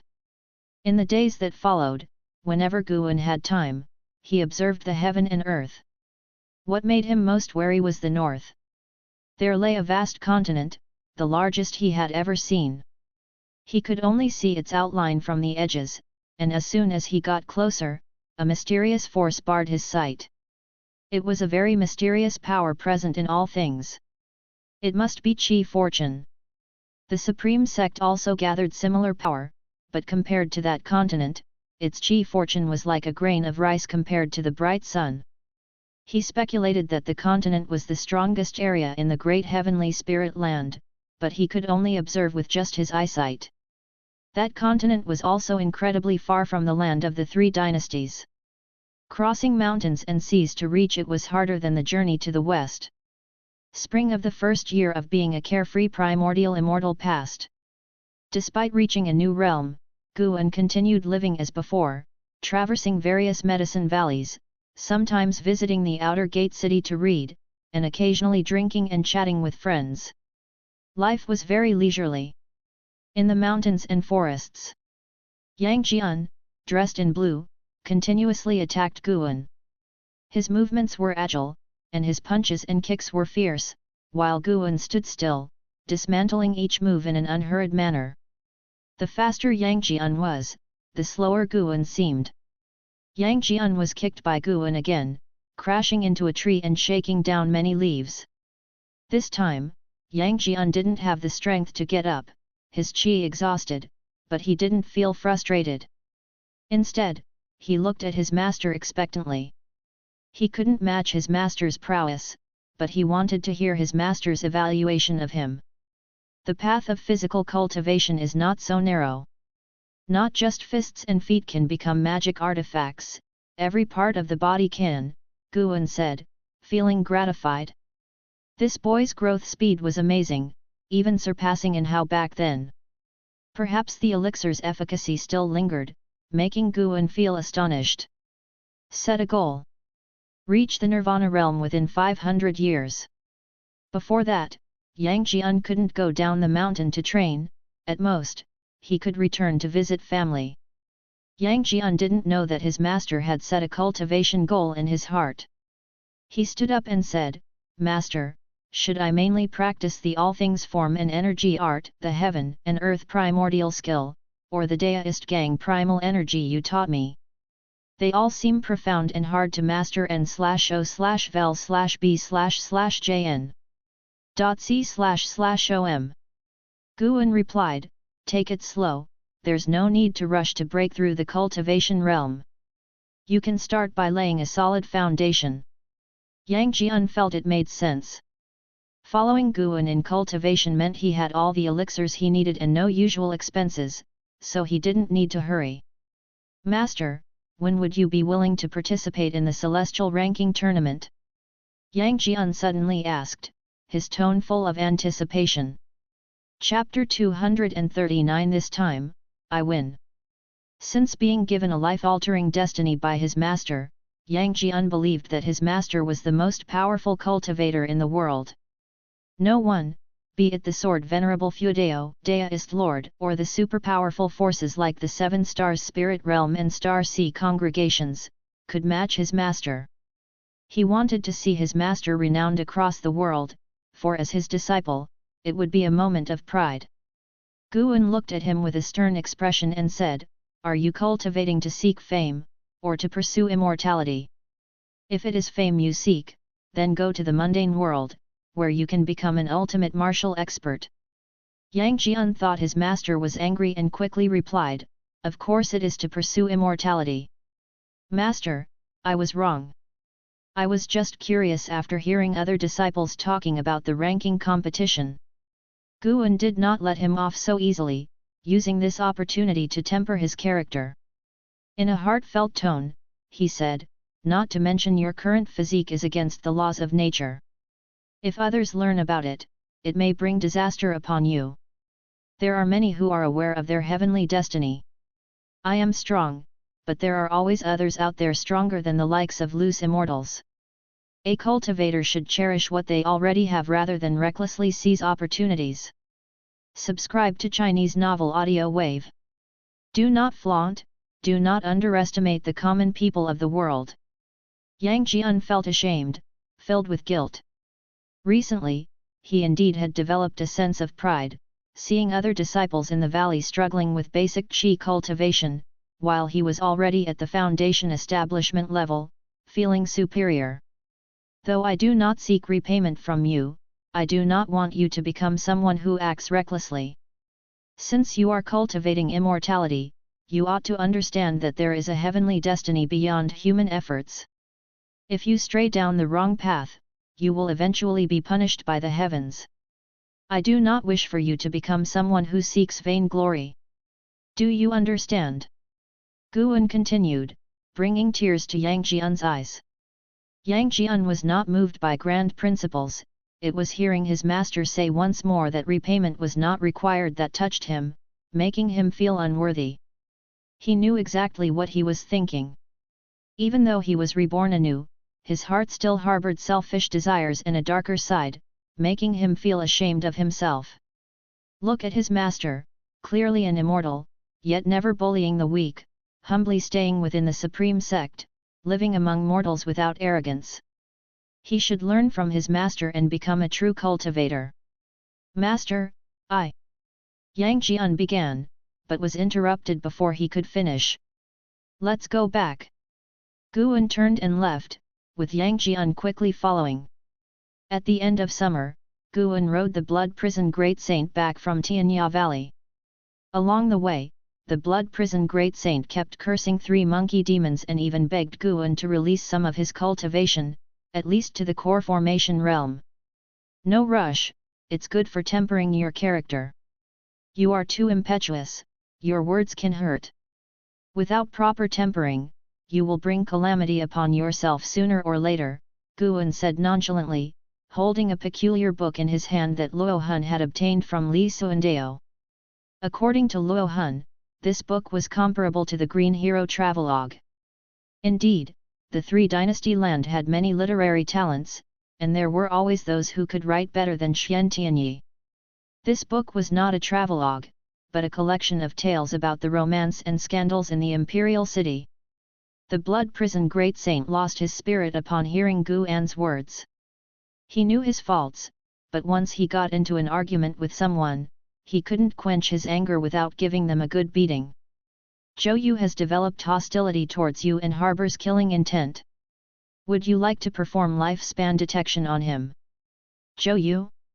The former venerable pavilion of the Supreme Sect? Guan frowned, wondering why this guy had suddenly developed a killing intent towards him. Could it be related to Wu Ju? The Zhou family had already left the Supreme Sect, causing quite a stir.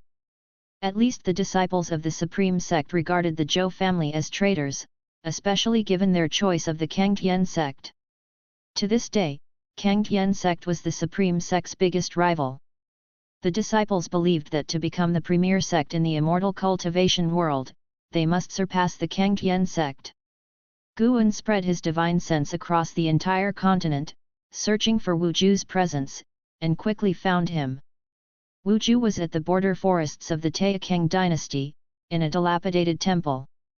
Besides him, there were several other cultivators present, standing off against him. At this moment, Wu Ju frowned deeply, his hands clenched into fists inside his sleeves. Zhou Yu, dressed in a black robe, stood in front of him, exuding authority. The other Zhou family cultivators looked at Wu Ju with disapproval. Wu Ju, our Zhou family has invested a lot of resources in you. Without the Zhou family, you wouldn't be who you are today. Are you really going to forget our kindness? A female cultivator said sternly. Others chimed in, with most of them hinting at threats in their tone. Wu Ju gritted his teeth and said, "The Supreme Sect has also been kind to me.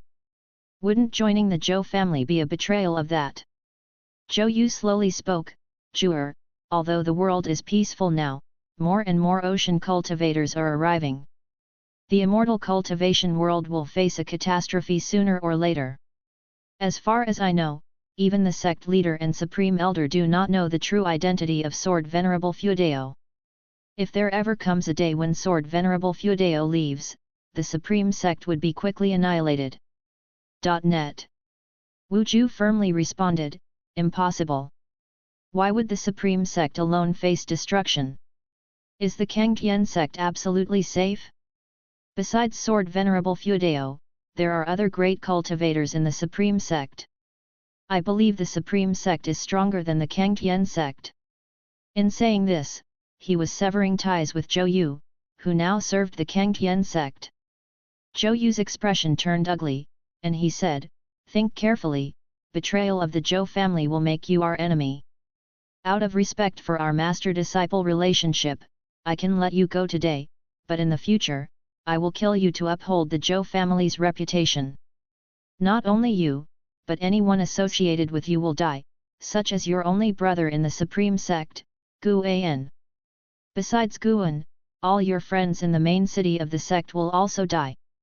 Zhou Yu truly did not want to let Wu Ju go, as Wu Ju's perception was too formidable. He believed Wu Ju could rival An Hao. The Taixuan Sect had no talent comparable to An Hao. Moreover, Wu Ju had no background and was alone.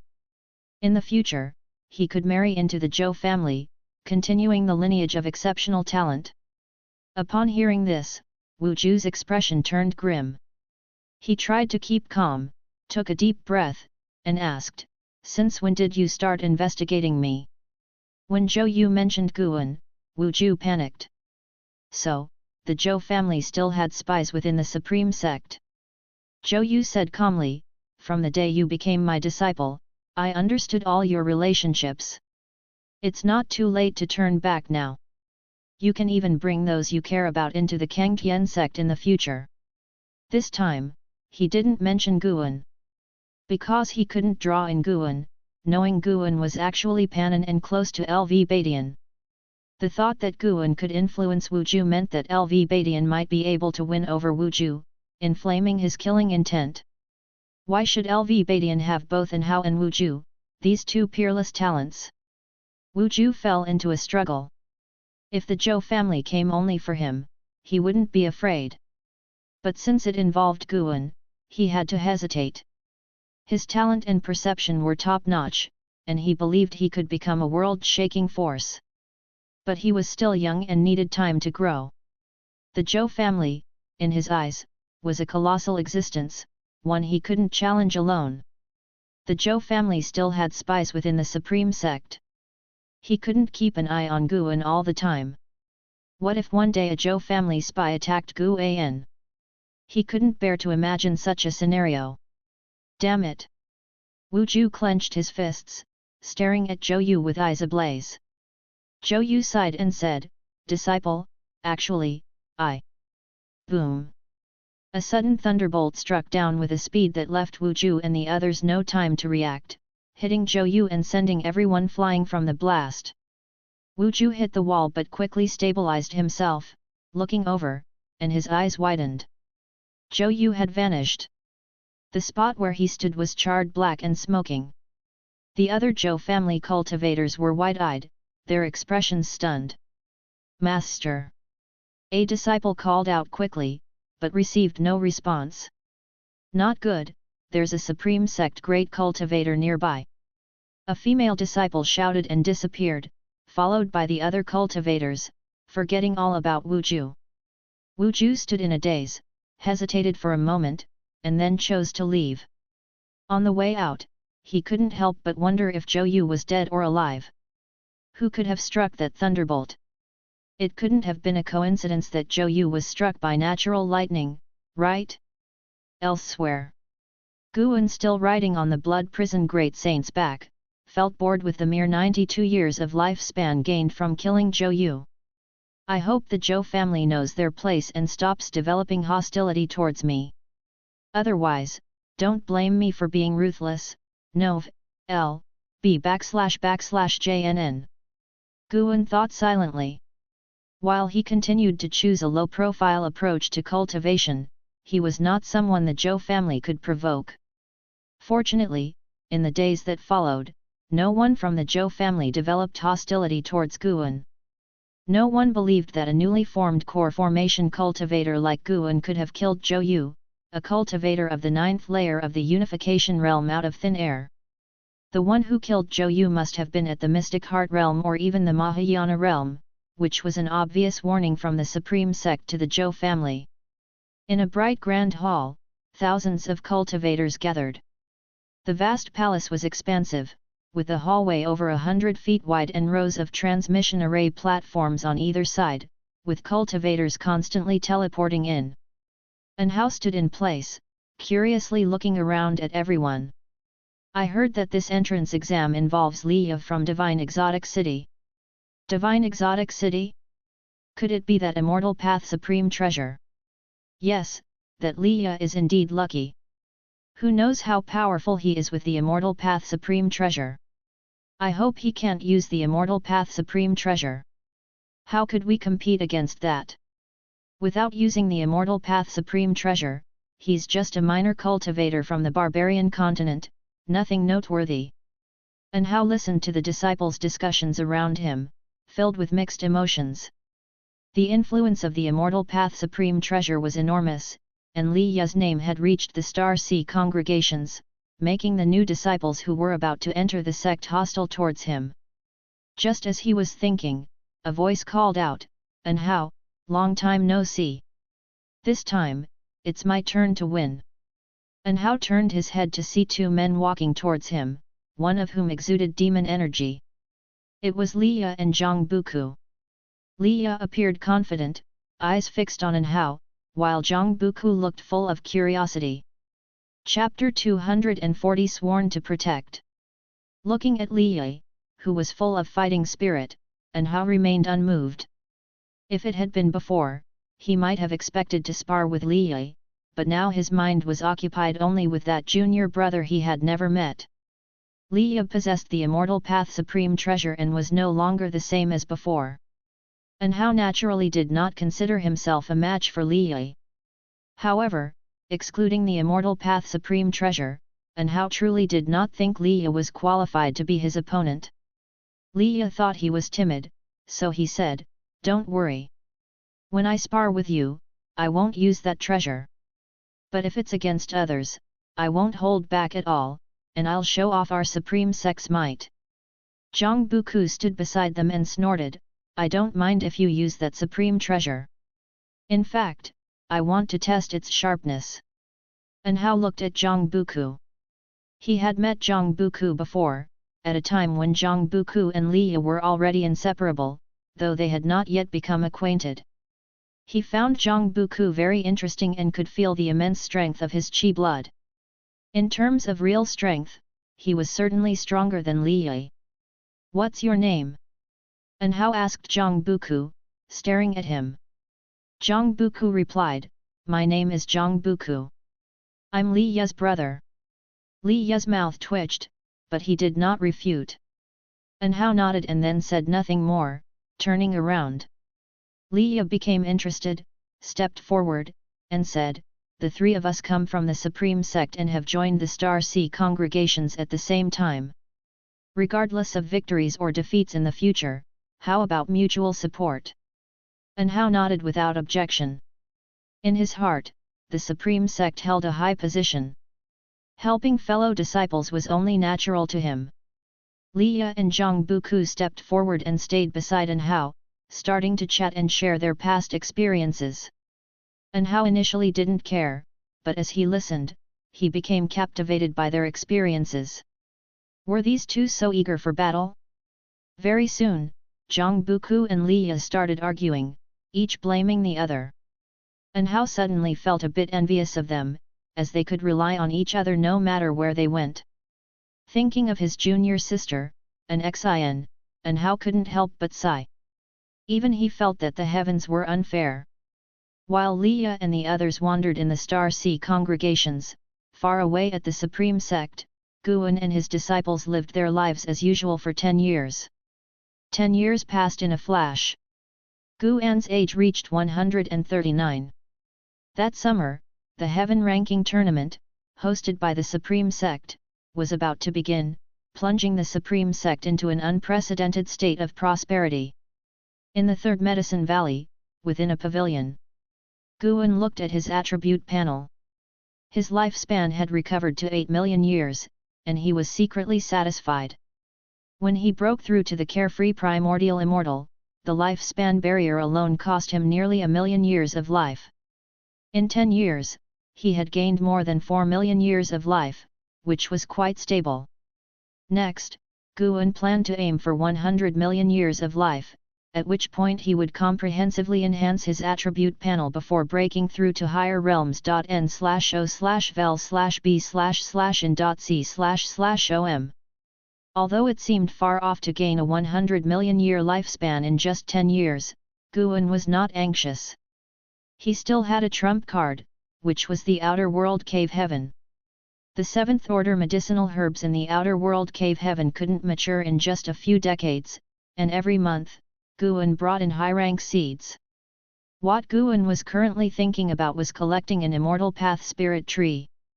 Last year, during a private auction held by Sage Tang Hai, an immortal path spirit tree appeared, but unfortunately, its price skyrocketed. Guan could not afford it due to his regular purchases of high-rank medical herbs. The other party was a great cultivator from the Star Sea congregations with deep pockets and an astonishing background. Guan had not resorted to robbing for a single tree. There was no need to make enemies, as an immortal path spirit tree would not gain him a million-year lifespan at once. Moreover, at that time, the Supreme Sect and the Star Sea congregations were on good terms. His disciple, An Hao, was also comfortably staying in the Star Sea congregations. There would be another chance in the future. Seizing this heaven-ranking tournament, Guan planned to amass wealth. He was looking forward to the upcoming excitement. He stood up, preparing to head for the Mystic Valley, as an acquaintance had returned. After coming downstairs, Guan called over Yang Jian, then rode with the Blood Prison Great Saint to the Mystic Valley through teleportation. The disciples of the Mystic Valley had all seen the Blood Prison Great Saint and Yang Jian over the years, so they knew of their relationship with Guan. Guan did not go upstairs but began patrolling the gardens in the valley, with Yang Jian and the Blood Prison Great Saint following. After 10 years, the 32-year-old Yang Jian had already reached the second layer of the core formation realm. At such an age, with such cultivation, he was among the top-tier talents of the time. Considering that Yang Jian, at the age of 20, was only at the third layer of Qi cultivation realm, his talent was immeasurable. Yang Jian still concealed his cultivation, appearing to be at the seventh layer of Qi cultivation realm. Yang Jian, who practiced the all things form and energy art and the heaven and earth primordial skill, had an extremely powerful Qi blood. Guan judged that cultivators at the nascent soul realm couldn't withstand his strength. With Guan's teaching, Yang Jian had grown more steady, neither arrogant nor impetuous, showing the demeanor of a true disciple. I heard the Taixuan Lord of the Taixuan Sect has arrived. Yang Jian chatted with the Blood Prison Great Saint about the heaven-ranking tournament. The Blood Prison Great Saint was also very interested, and the two only talked about others, not their own cultivation, a habit developed under Guan's long-term instructions. After a while, a figure flew from the distant sky. It was Li Yi. Yang Jian turned his head to look, curiosity showing in his eyes. What a powerful aura! Li Yi came on his sword, like an immortal descending from the sky. After sheathing his sword, he quickly walked to the edge of the garden and greeted Guan. Guan smiled and said, "Senior brother Li, what brings you here? Wait for me for a moment." Li Yi nodded, his gaze inadvertently falling on Yang Jian. Although Yang Jian's cultivation was low, his demeanor was extraordinary. What is this person's relationship with junior brother Gu? Li Yi thought to himself. After a while, Guan handed over medicinal herbs to a servant disciple, then led Yang Jian towards Li Yi. He introduced Yang Jian to Li Yi, asking Yang Jian to greet him. Yang Jian greets Uncle Master. Yang Jian clasped his fists, neither humble nor overbearing. Although Li Yi's aura was strong, it couldn't compare to Guan.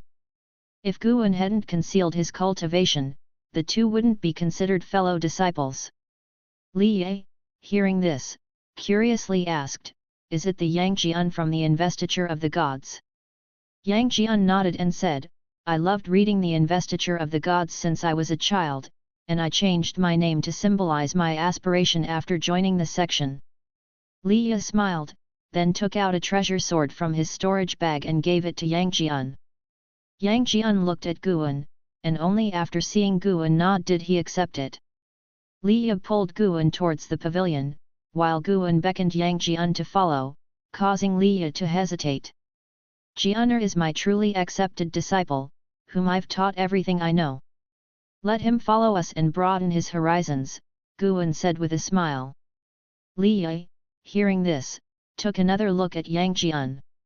He understood Guan's implied meaning. I see. If you ever encounter trouble while adventuring out there, you can always come to me, your uncle master, Liya said with an air of spirit, to which Yang Jian quickly expressed his gratitude. Guan found it amusing. Liya had guessed his intention correctly, but got the relationship wrong. He wasn't setting Yang Jian up with a backer but the other way around. After the three went upstairs, Liya began recounting his experiences within the Star Sea congregations.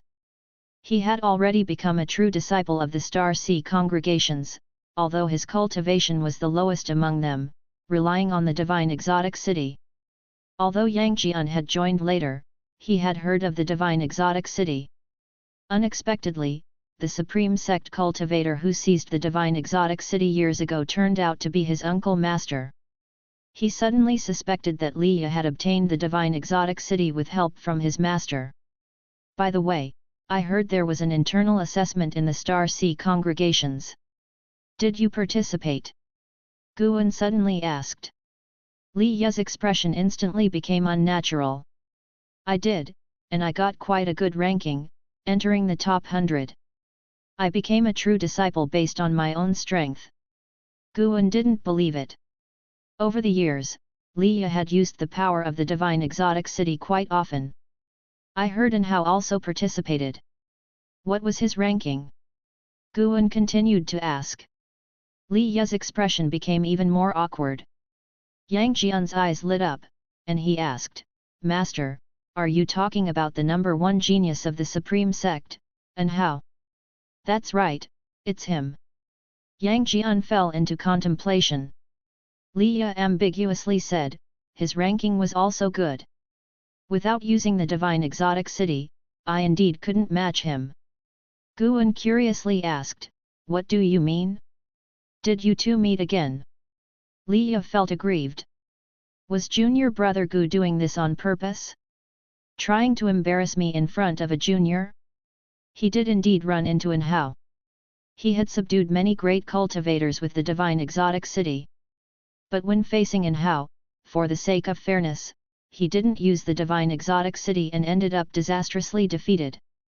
This incident became widely known inside the Star Sea congregations, and An Hao made a name for himself by stepping on him, leaving him very frustrated. Although frustrated, he did not regret it. An Hao had always been his goal to chase.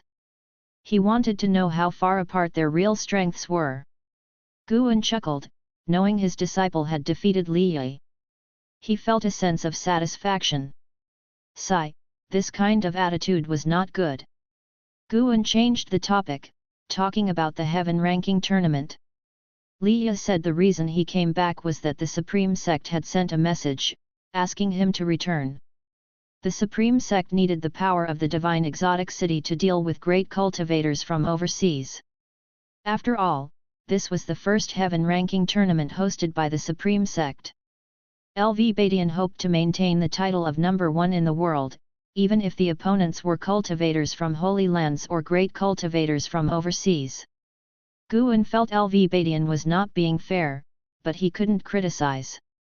Dharma treasures were part of a cultivator's strength. Besides him, who on the immortal path didn't rely on Dharma treasures in combat? Senior brother Li, what do you think of my disciple?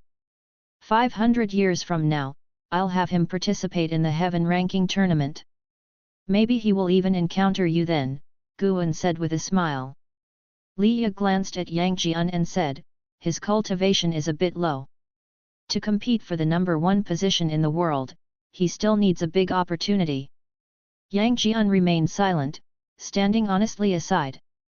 Guan laughed and said, in any case, I believe my disciple has great chi fortune. He will eventually astonish the world. Although I'm uncertain if I'll live to see that day, I hope you will support each other on the immortal cultivation path, advancing and retreating together. After all, this path requires more than just oneself. Read new chapters at m_vlenovelbin.net. These words made Liya emotional. He knew junior brother Gu's talent was mediocre, so he certainly couldn't vie for longevity like him. Liya earnestly said, rest assured, your disciple is my disciple. As long as I am alive, I will protect him with my life. Anyone who dares to harm him must step over my dead body first." Yang Jian looked at Li Yi, his eyes showing a change. Chapter 241 Sword Venerable Feudao, will you battle me? Li Yi returned this time and brought many gifts for Guan, including immortal cultivation medicinal herbs and overseas magic artifacts. When Guan tried to make some polite conversation, Li Yi didn't bother with the pleasantries and left directly through the window, leaving Guan in silence. Yang Jian also marveled at what a peculiar person this uncle master was. Although Li Yi seemed unreliable, Yang Jian still held a good opinion of his actions and words. Just based on Li Yi's previous declaration that he would protect him to the death, Yang Jian acknowledged him as his uncle master. After staying in Mystic Valley for a while, Guan took Yang Jian and Blood Prison Great Saint to the outer gate city. With the approaching grand tournament, cultivators frequently flew across the sky, not just from Supreme Sect but from all over the world. No matter the outcome of the grand tournament, Supreme Sect was set to gain substantial benefits this time, and Guan was eager to see how much profit Supreme Sect would share with Sword Venerable Feudao. Days passed by. 5 days later, though the weather was hot, the inner and outer gate city was crowded due to the imminent start of the grand tournament. In front of the South City Gate, countless cultivators gathered, forming a vast sea of humans, their heads bobbing, creating a spectacular scene. Explore more at mvlenovelbin.net. Following their gaze, in the sky stood an array platform surrounded by 72 large flags, with a diameter over 100 miles, its base emitting a faint golden light forming a golden platform that blotted out the sky when looked at from below. This array, known as the Lushan Floating City Battle Array, was purchased by Supreme Sect from Star Sea congregations, specifically for great cultivators to compete in combat, at a huge cost. Maintaining this array required massive amounts of spiritual energy. It was said that Supreme Sect had already channeled the spiritual energies from their underground spirit lineages into the array. Every city and medicine valley within Supreme Sect had formations projecting the scene of the Lushan Floating City Battle Array.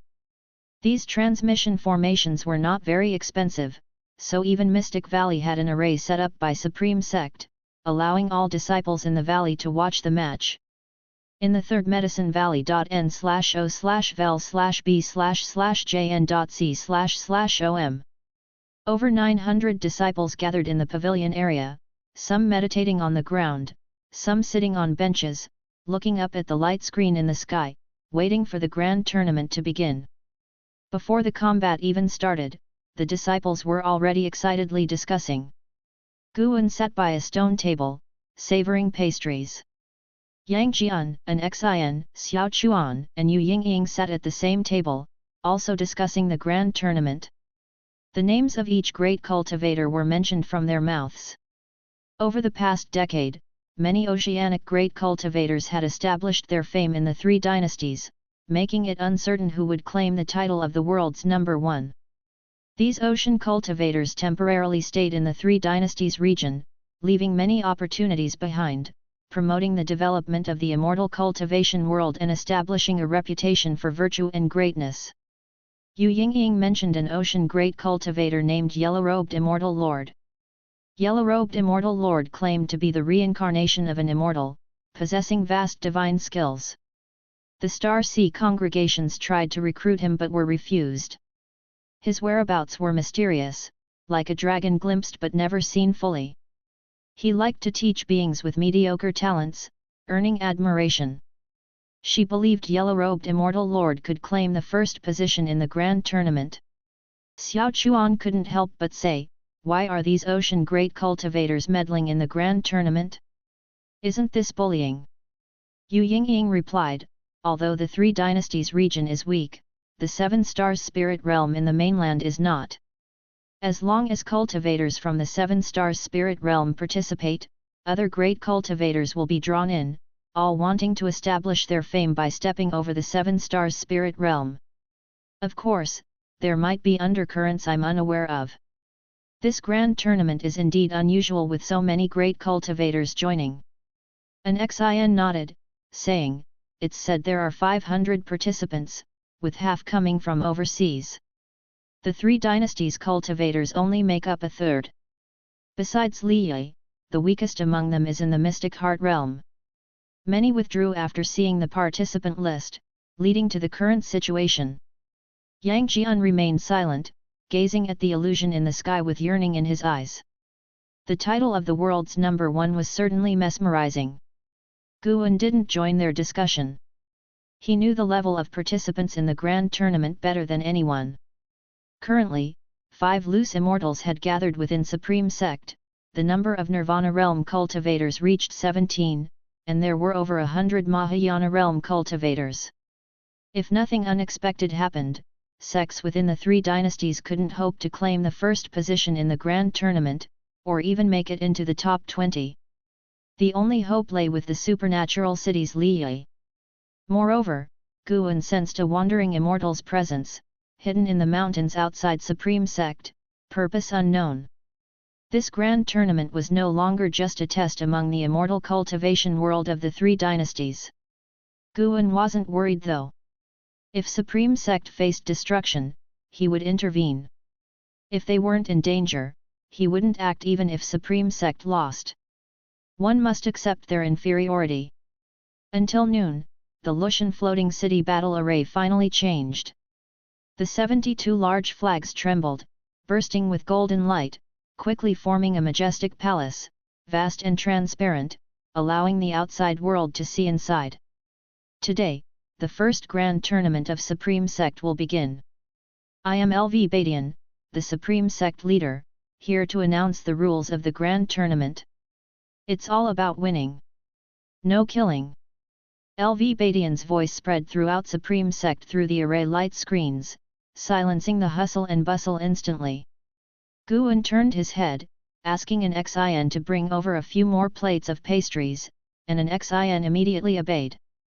After a while, LV Badian finished explaining the rules of the grand tournament and began announcing the first match. The first match today will be between the Taixuan Sect. Before LV Badian finished his words, a vast pressure engulfed Supreme Sect, interrupting him. "Wait a moment."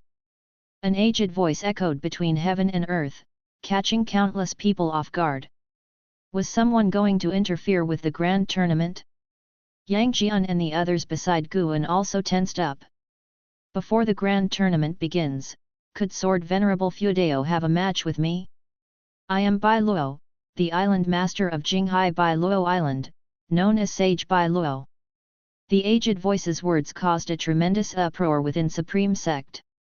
Someone dared to challenge Sword Venerable Feudao.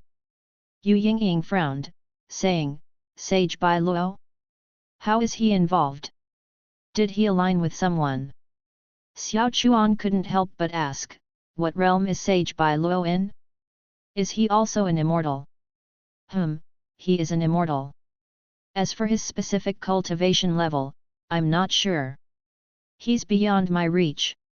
I just heard rumors, Yu Yingying replied. Meanwhile, a figure appeared within the Lushan floating city battle array, prompting countless people to look up. Through the array light screens, they saw the figure. Clad in a green robe, the figure stood tall, holding a long staff. His white hair was coiled under a jade crown, his face old and stern, with green flames burning atop the staff, resembling coiling dragons and serpents, emitting a mysterious aura. Sage Bai Luo. An overwhelming ancient aura descends upon him, causing every cultivator who witnessed his true form to feel an innate sense of awe, akin to mortals gazing at the vast sky, instinctively revering heaven.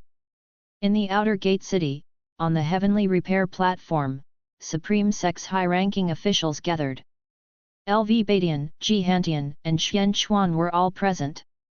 Zhou Yujian stood beside the heaven-cutting axe, frowning, his gaze towards Sage Bai Luo filled with hostility.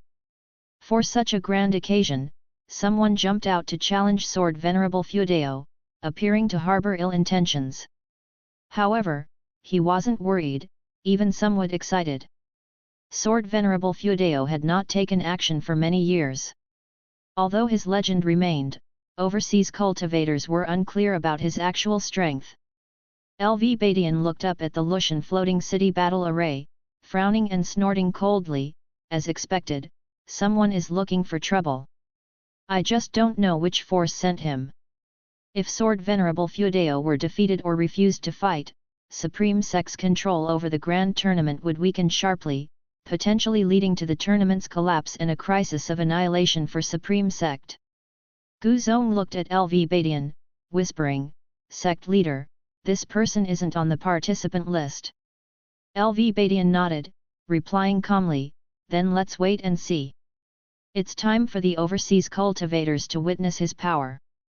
Other high-ranking officials in Supreme Sect also showed anticipation. Sword Venerable Feudeo was not only invincible in the hearts of Supreme Sect's disciples, but also to these high-ranking cultivators. He quelled internal strife, slew demon ancestors, killed immortals, vanquished evil demons, and more. Sword Venerable Feudeo's might wasn't just talk, it was established through battles witnessed by Supreme Sect's disciples. In the Third Medicine Valley, just by listening to the disciples' discussions, Guan realized he couldn't avoid taking action. So be it, it had been a long time since he showcased his swordsmanship. Guan leaned against the stone table, swirling his wine cup with one hand, a slight smile playing at the corner of his mouth. Yang Jian, who had been observing his master, noticed the change in his master's expression and felt a shock in his heart. Could it be that Sword Venerable Feudeo was his master? Having learned about Sword Venerable Feudeo's legendary tales over the years, Yang Jian had often speculated about this. Could a sect hide two mysterious powerhouses surpassing all disciples? Sword Venerable Feudeo, could it be that you dare not show yourself? Or do you look down upon someone from a remote island like me? Sage Bai Luo's voice rang out again, majestic and resounding. Hearing his mocking words, Supreme Sect's disciples were enraged, their anger surpassing their innate reverence. They began hoping that Sword Venerable Feudeo would take action and teach this oceanic rogue a good lesson. Rumble. Suddenly, the sky's weather changed, clouds churned, white clouds turned black, and the world darkened, prompting countless people to look up. Inside the Lushan floating city battle array, Sage Bai Luo also looked up, seeing the rolling thunderclouds. He snorted, shaking his long staff, and his vast mana erupted, forming two azure dragons coiling within the array palace. Their bodies spanned 100 miles, enough to silence all beings. The two azure dragons slowly lifted their heads, roaring towards the sky, their dragon cries echoing endlessly. It is said that Sword Venerable Feudeo's swordsmanship is unparalleled in the world. Today, let's see if you can break my array. Sage Bai Luo's voice echoed again. He waved his sleeve, sending countless magic artifacts into the air between the two azure dragons. Wind and fire swirled, entangling the dragons, causing them to grow rapidly, their heads piercing the top of the Lushan floating city battle array. At that moment, the thunderclouds suddenly parted, revealing a vast starry sea in the sky. All creatures' eyes reflected the resplendent starry sea, magnificent and fantastical. Chapter 242 The Sword Intent that Silences Heaven and Earth. The moment the vast star-suppressing heaven-boundless sword was unleashed, a majestic panorama of the starry sea unfolded above the sky, occupying the vision of all cultivators within the Supreme Sect. When the demon ancestor had previously attacked the northern territory, this sword array had also appeared, but only the frontline cultivators had seen it. Now, 90% of the cultivators within the Supreme Sect were seeing this sword array for the first time, and they were all astounded. Especially the disciples who had joined the Supreme Sect in the past few decades, they were utterly stupefied. A sword array capable of changing the heavens, how many years of cultivation would it take to reach such a level? Within the Lushan floating city battle array, Sage Bai Luo was locked in by the sword intent of the vast star-suppressing heaven-boundless sword. The moment the infinite starry sea appeared, he felt his mana solidify within him, a suppression so intense that it made his heart pound. Sage Bai Luo's face paled, regret creeping into his heart. He had thought that sword Venerable Feudeo was merely a wandering immortal. After all, sword Venerable Feudeo had previously only slain loose immortals. Despite knowing he might not be a match for Feudeo, he believed he could at least gauge his opponent's strength. Now, feeling the sword intent of Feudeo, he was reminded of the insignificance he felt a million years ago. The gap between them was immense, at least a full major realm apart. He was a wandering immortal, so sword Venerable Feudeo must be. Heaven and earth. Sage Bai Luo muttered through gritted teeth. This time, he did not call out to heaven and earth, knowing he couldn't escape and had no choice but to fight to the bitter end. After a brief moment of silence, the Supreme Sect exploded in an uproar. Countless disciples of the Supreme Sect raised their arms and cheered. The high-level cultivators on the heavenly repair platform were equally excited, with Zhou Yujian beside the heaven-cutting axe even kneeling down in a posture of devout worship. In the Third Medicine Valley, over 900 disciples were similarly excited, shouting the name of sword Venerable Feudeo. Yu Yingying saw sword Venerable Feudeo in action for the first time, her small mouth agape with an expression of incredulity. Yang Jian was also frightened. What kind of sword array was this? Too exaggerated. He couldn't help but look at Guan, who also wore a shocked expression. Could sword Venerable Feudeo not be his master? Indeed, he had not sensed his master's mana dissipating.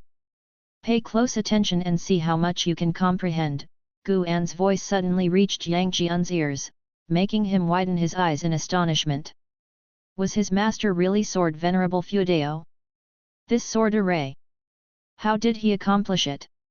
He didn't see him make a move. Already having formed his core, Yang Jian felt he had a deep understanding of immortal cultivation, but today, his master's technique overturned his comprehension. The vast star-suppressing heaven-boundless sword was high above, far from the Third Medicine Valley. No one would have thought that sword Venerable Feudeo was hiding here. Yang Jian had thought that sword Venerable Feudeo was up in that vast starry sea, overlooking all beings. At that moment, the stars in the vast sea burst into light, and one by one, stars began to fall, more and more, densely packed, with a momentum that suggested the sky was collapsing, bringing the clamor of heaven and earth to a sudden halt. All beings looked up, their eyes wide and silent, as if witnessing an immortal phenomenon. Countless stars fell, bursting with sword chi, causing the trees of the mountains and rivers to sway violently, and dust to be swept away into the distance. Within the inner sect city, Liya stayed in a courtyard, looking up at the vast star-suppressing heaven-boundless sword, secretly alarmed. Could the Taixuan divine shocking sword reach such a degree? He turned his head to look at the divine exotic immortal spirit on his shoulder and asked, could divine exotic city withstand this sword with its power? Withstand? I almost got killed by him and you're asking me that? The divine exotic immortal spirit, feeling the sword intent from the sky, could confirm that sword Venerable Feudeo was indeed his master. He replied, not sure. His voice, full of childishness, contrasted sharply with his inner thoughts. Liya continued watching the light screen in the sky, wanting to see if Sage Bai Luo could withstand a single strike from sword Venerable Feudeo. Facing the endless stream of star sword energy, Sage Bai Luo shouted angrily, raising his staff as surging mana flowed into two azure dragons, which were wreathed in fierce flames and strong winds as they soared into the sky. The dragon's roar exploded. Countless people held their breath. Numerous streams of star sword energy fell, colliding with the dragons in midair. The gigantic azure dragons, ridge-like, were blocked abruptly. Starting from the dragon's head, they were shattered one after another, dissolving into azure winds sweeping across the world. In an instant, the two azure dragons were obliterated by the star sword energy. The power of the sword chi was unstoppable. Sage Bai Luo was illuminated by the sword light, his eyes widened, filled with fear. As the relentless star sword energy poured into the Lushan floating city battle array, a resplendent sword light erupted, causing heaven and earth to lose color, and countless beings to close their eyes. Blinded, only the sound of the wind could be heard. Several breaths later, cultivators gradually regained their vision. As more and more people opened their eyes, when they saw the scene within the light screen in the sky, their hearts raced. The Lushan floating city battle array remained, but its golden light at the base fluctuated violently, on the verge of dispersing, while Sage Bai Luo, kneeling inside, maintained a raised staff stance. The staff in his hands was only half remaining, smoldering, and he was covered in blood, his hair disheveled and utterly battered. Sage Bai Luo trembled all over, his bulging eyes bloodshot. The infinite starry panorama was slowly dissipating, signaling the end of the battle. Sage Bai Luo's heart filled with endless fear. Luckily, he had sought battle before the heavenly ranking tournament, otherwise, at any other time, he might have perished. He couldn't even withstand a single move from Sword Venerable Feudeo. Gritting his teeth, he wobbled to his feet, turning and flying towards the horizon, rapidly escaping the Lushan floating city battle array and disappearing to the edge of the sky.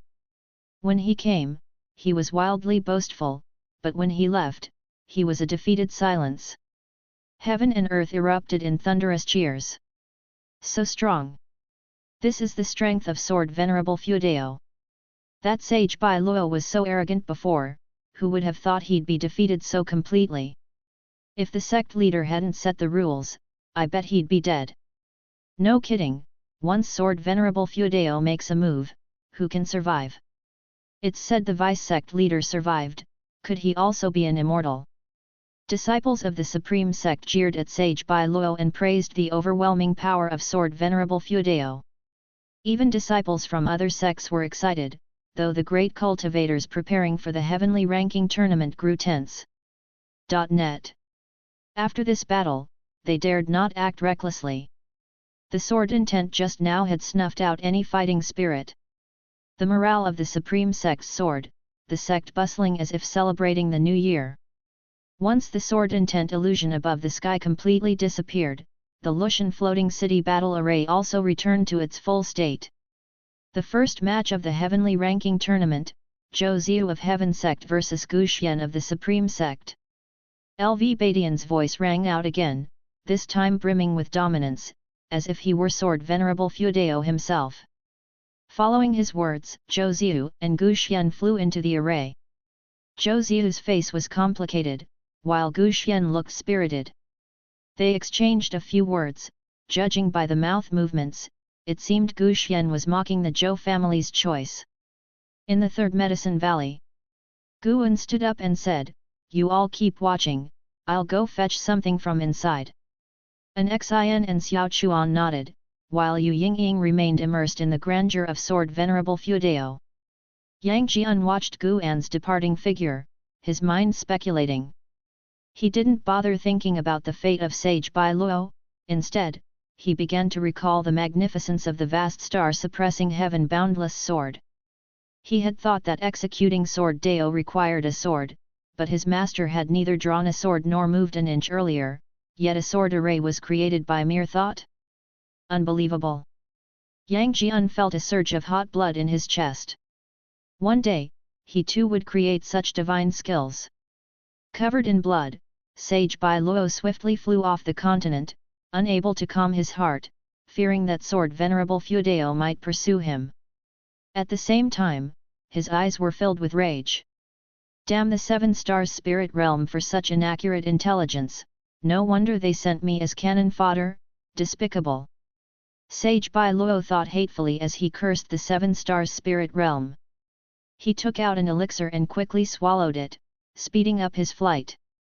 As he passed an island, a hand suddenly landed on his shoulder, his face changed dramatically, and before he could react, an immense force he had never felt before pressed down, causing his body to plummet rapidly.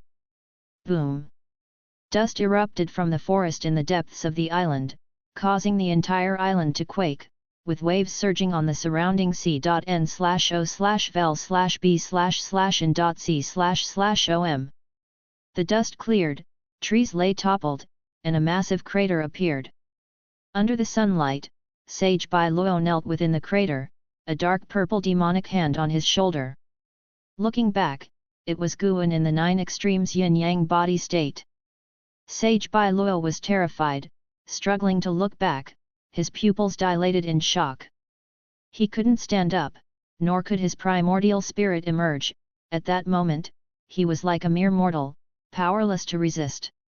His terror peaked, and despair cloaked his heart.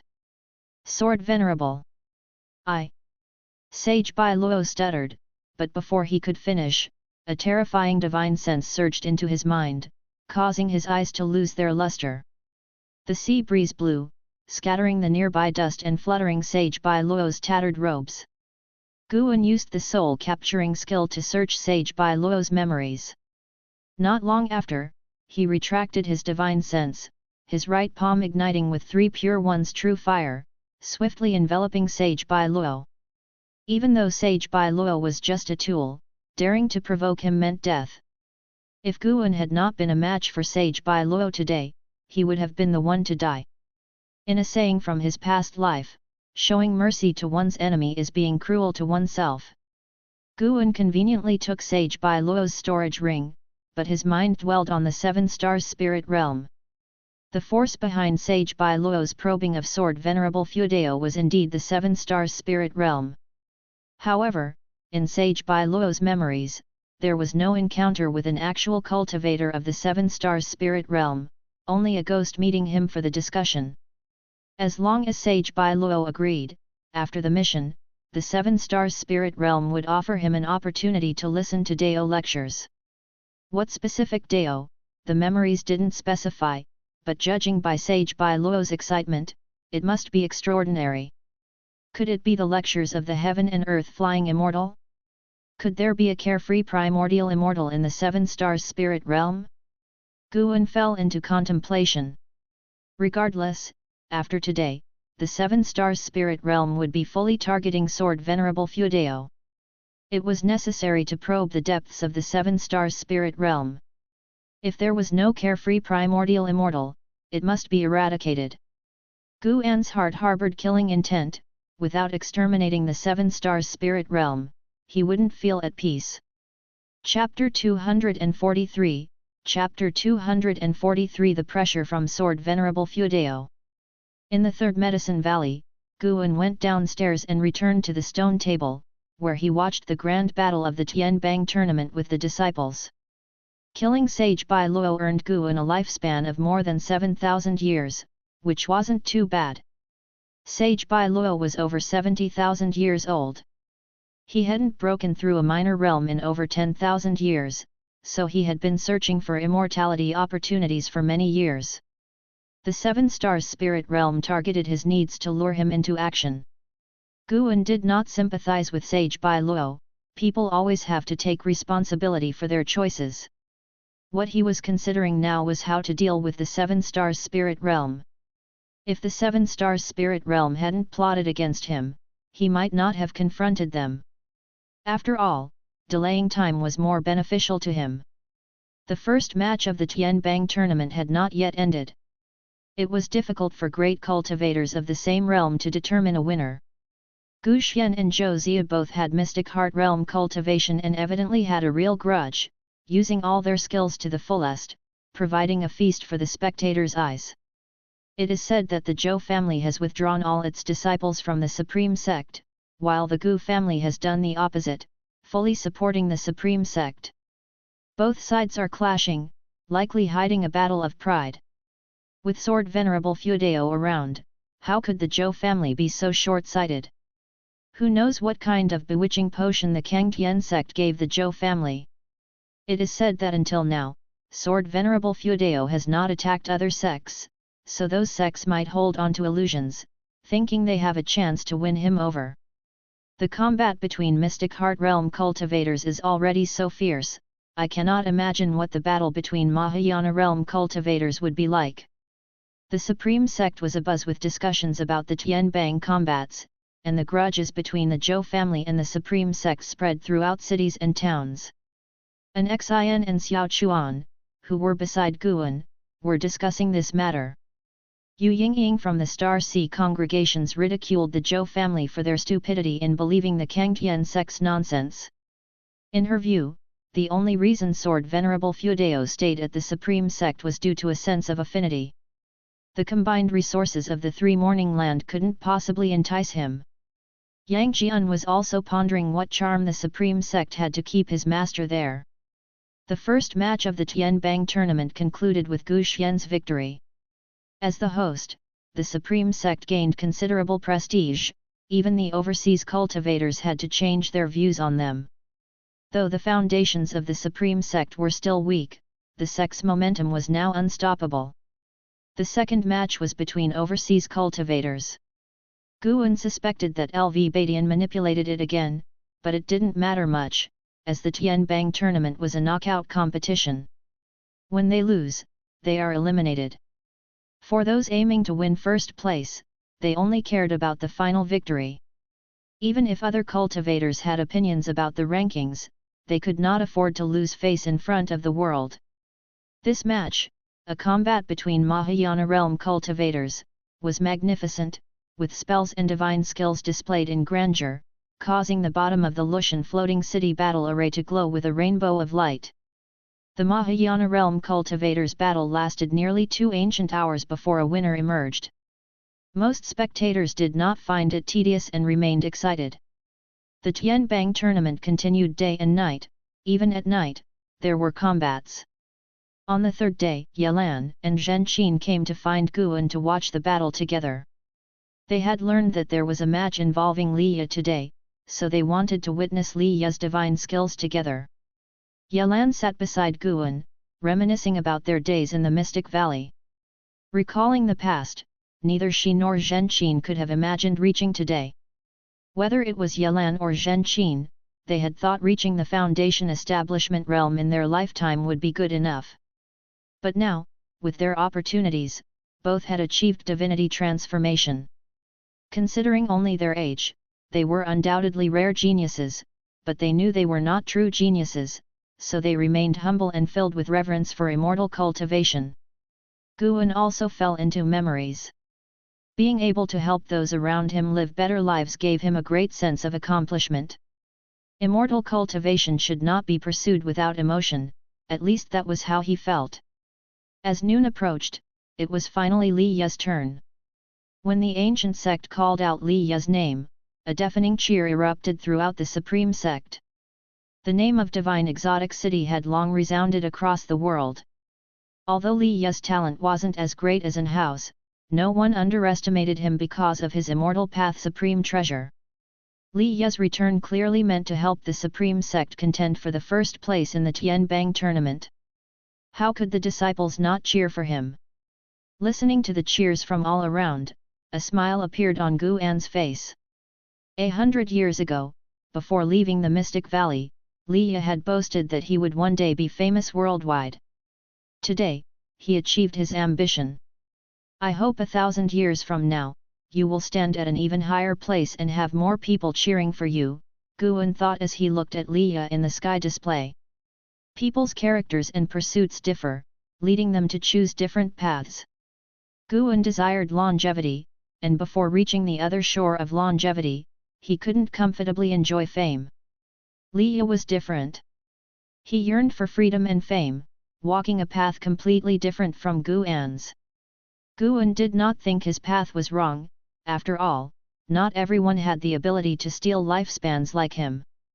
If he didn't have that ability, Guan would also have to go on the run, risking everything for opportunities. Guan eagerly anticipated seeing how far Li Ye could go, whether he could transcend heavenly destiny and achieve nirvana. Li Ye's ultimate lifespan had not increased until now. Within the Lushan floating city battle array, Li Ye stood proudly with a divine exotic immortal spirit perched on his shoulder. The small, pitch-black creature bared its teeth and claws at Li Ye's opponent, looking very cute. Li Ye's opponent was an old man in a Taoist robe with third-layer Nirvana realm cultivation. At this moment, facing Li Ye, the man's expression was solemn. He silently cursed the Supreme Sect for their shamelessness.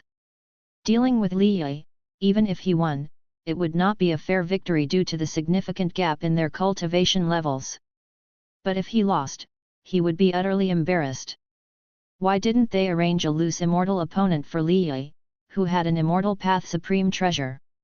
Were they using him as a whetstone? The Taoist-robed old man took a deep breath, drew out his Dharma treasure, and prepared for battle.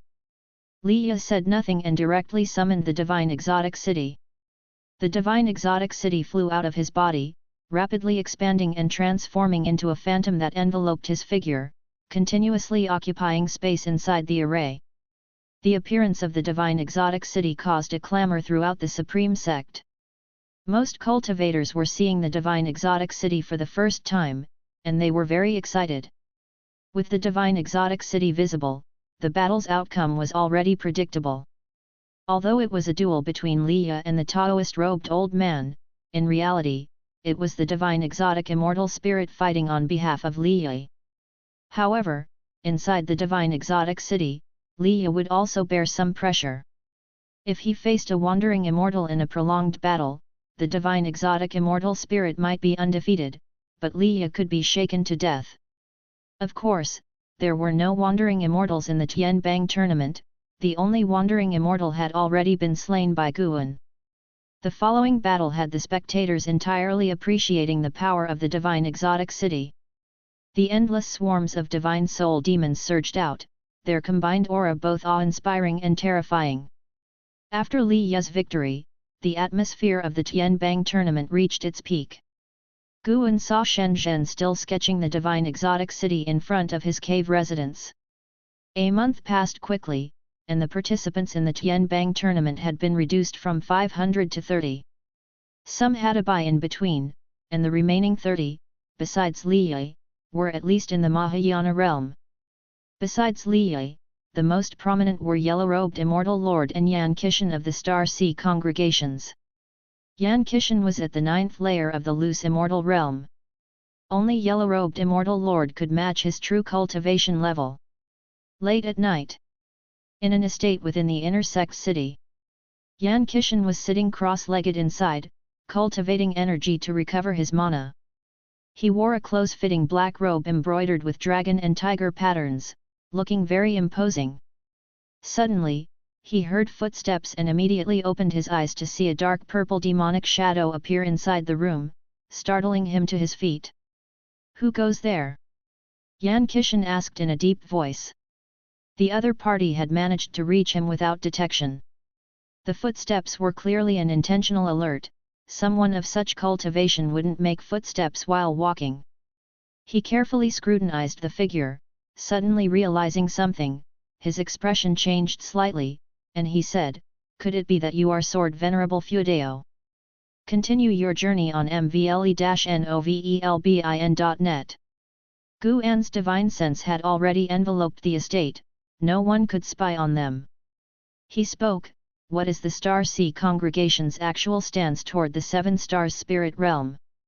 Hearing this, Yan Kishan secretly relaxed as the other party had spoken, meaning they could talk. Having witnessed the vast star-suppressing heaven-boundless sword, he didn't consider himself a match for Sword Venerable Feudeo. Even wandering immortals couldn't take a single move from him, how could he resist? He didn't answer immediately, instead, falling into deep thought. Guan cast a lifespan detection on him. Yan Kishan, Loose Immortal Realm 9th Layer 14590/25000/50,000. With a maximum lifespan of 50,000 years, he seemed to have the potential of a wandering immortal. Guan thought silently and wasn't in a hurry, waiting for Yan Kishan's response. In fact, he didn't need to ask. The Star Sea congregations had long been at war with the Seven Stars spirit realm. He was merely following protocol, examining the attitude of the Star Sea congregation's cultivators toward the Seven Stars spirit realm. Yan Kishan took a deep breath and said, "To be honest, our grudge with the Seven Stars spirit realm has lasted for hundreds of thousands of years, reaching an irreconcilable stage. It won't be long before the Star Sea congregations launch a full-scale attack on the Seven Stars spirit realm n/o/vel/b/jn.c//om." He organized his thoughts about the happenings on this continent, feeling that Sword Venerable Feudeo was against the Seven Stars spirit realm. When Xian Tianyi of the Supreme Sect returned to the Star Sea congregations, he had spoken ill of the Seven Stars spirit realm everywhere. Guan said, after the Tianbang tournament ends, return to the Star Sea congregations and collect all information on the Seven Stars spirit realm for me, especially regarding the cultivation realms of their cultivators. I only want the information. You won't be short-changed. This is a personal deal between you and me, without involving the Star Sea congregations. You must not mention this to anyone. Hearing this, Yan Qishan was delighted. Was Sword Venerable Fudeo going to deal with the Seven Stars spirit realm? He quickly agreed, no problem. There's no need for a deal, senior. I'll collect the information for you for free. The Seven Stars spirit realm is not only your enemy but ours as well. But it's best not to inform the Star Sea congregations about this, at least not for now. Understood, senior. Guan immediately disappeared from the spot. Yan Qishan breathed a sigh of relief, feeling immense pressure facing Sword Venerable Fudeo. It felt like walking on a knife's edge. Could it be that Sage Bai Luo was invited by the Seven Stars spirit realm? Yan Qishan pondered. He had heard of Sage Bai Luo's deeds. This person rarely provoked others. His challenge to Sword Venerable Fudeo before the Tianbang tournament was clearly out of enmity. Chapter 244 Are you really in the energy cultivation realm? The struggle for the top 30 in the Heavenly List tournament became even more intense than before. At this stage, opponents of the same realm required a long time to secure victory, unless there was a significant disparity in their minor realms. Days passed by. The number of cultivators coming to the Supreme Sect to watch the tournament grew, and the entire immortal cultivation world was discussing the Heavenly List tournament. Cultivators who displayed their talents in the tournament became famous worldwide and were revered by countless cultivators. After half a month, 15 cultivators remained in the Heavenly List tournament. Xiao Dai from the Supreme Sect advanced again without contest, successfully entering the top 15. Causing much discussion among the cultivators. Everyone could see that the Supreme Sect was protecting Xiao Dai, but his Xiao family came from the Seven Stars spirit realm, which made many hesitate to openly question him. Li Ya also successfully entered the top 15, but his condition was worrisome. The high-intensity combat had continuously inflicted internal injuries on his physical body, and fighting between mortal spirits and immortal spirits also harmed the soul. Everything has its pros and cons. Guan didn't help Li Ya too much, as he needed Li Ya to respect the power far beyond his own. Nevertheless, the Supreme Sect had succeeded, as there were no cultivators from the Taixuan Sect in the top 15. Apart from the Supreme Sect, the best rank among the three dynasties sects was 29th, held by a deist lord of the Taixuan Sect. With 2 cultivators from the Supreme Sect in the top 15, it solidified their position in the immortal cultivation world of the 3 dynasties. Another 10 days passed, and only 8 cultivators remained vying for the top spot in the Heavenly List. The Supreme Sect held 2 places, represented by Li Ya and Xiao Dai, who advanced by default. In the battle of the top 8, Xiao Dai fell in the first match, stopping at the 8th position. Li Ya, relying on Divine Exotic City, advanced to the top 4 but ultimately stopped at 4th place. His chi was exhausted, and he fainted on the battlefield after just summoning the army of divine soul demons. The disciples of the Supreme Sect weren't disappointed but rather admired Li Ya. Li Ya, barely over 100 years old, shouldered the honor and mission of the entire sect. Reaching 4th place in the Heavenly List tournament was already commendable. In the previous Golden List tournament, Li Ya encountered An Hao early and didn't even make the top 500. This time, winning 3rd place, Guan thought he should have no regrets. As Guan had speculated, the final contenders for the top spot in the Heavenly List were the yellow-robed Immortal Lord and Yan Qishan. Their grand battle lasted 3 days and 3 nights, finally ending with Yan Qishan conceding defeat. The Supreme Sect remained bustling, and the tax revenue from various resource transactions delighted the sect leaders. The first heavenly list tournament was highly successful, other sects couldn't easily imitate such grandeur. Only until autumn did the Supreme Sect regain its peace. Before leaving, Liya visited Guan. They chatted for 2 ancient hours before Liya departed with grace. This time, he truly became a hero, gaining great renown.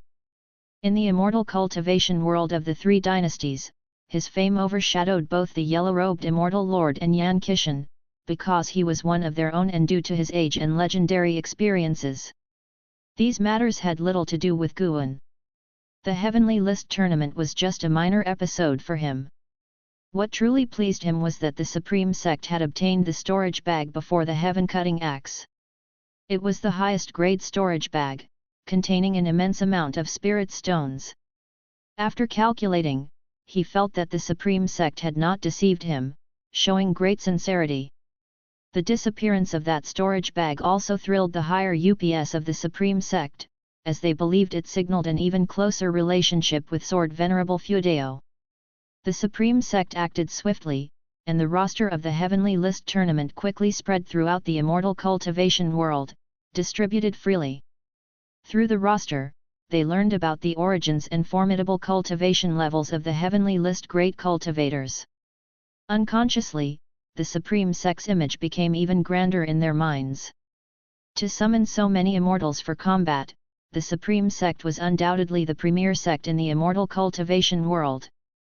In the Taixuan dynasty, Kangzhou, in the palace garden, Li Suandao, clad in a dragon robe, sat at a table, perusing the heavenly list, and softly praised, "The Supreme Sect is ruthless with this move.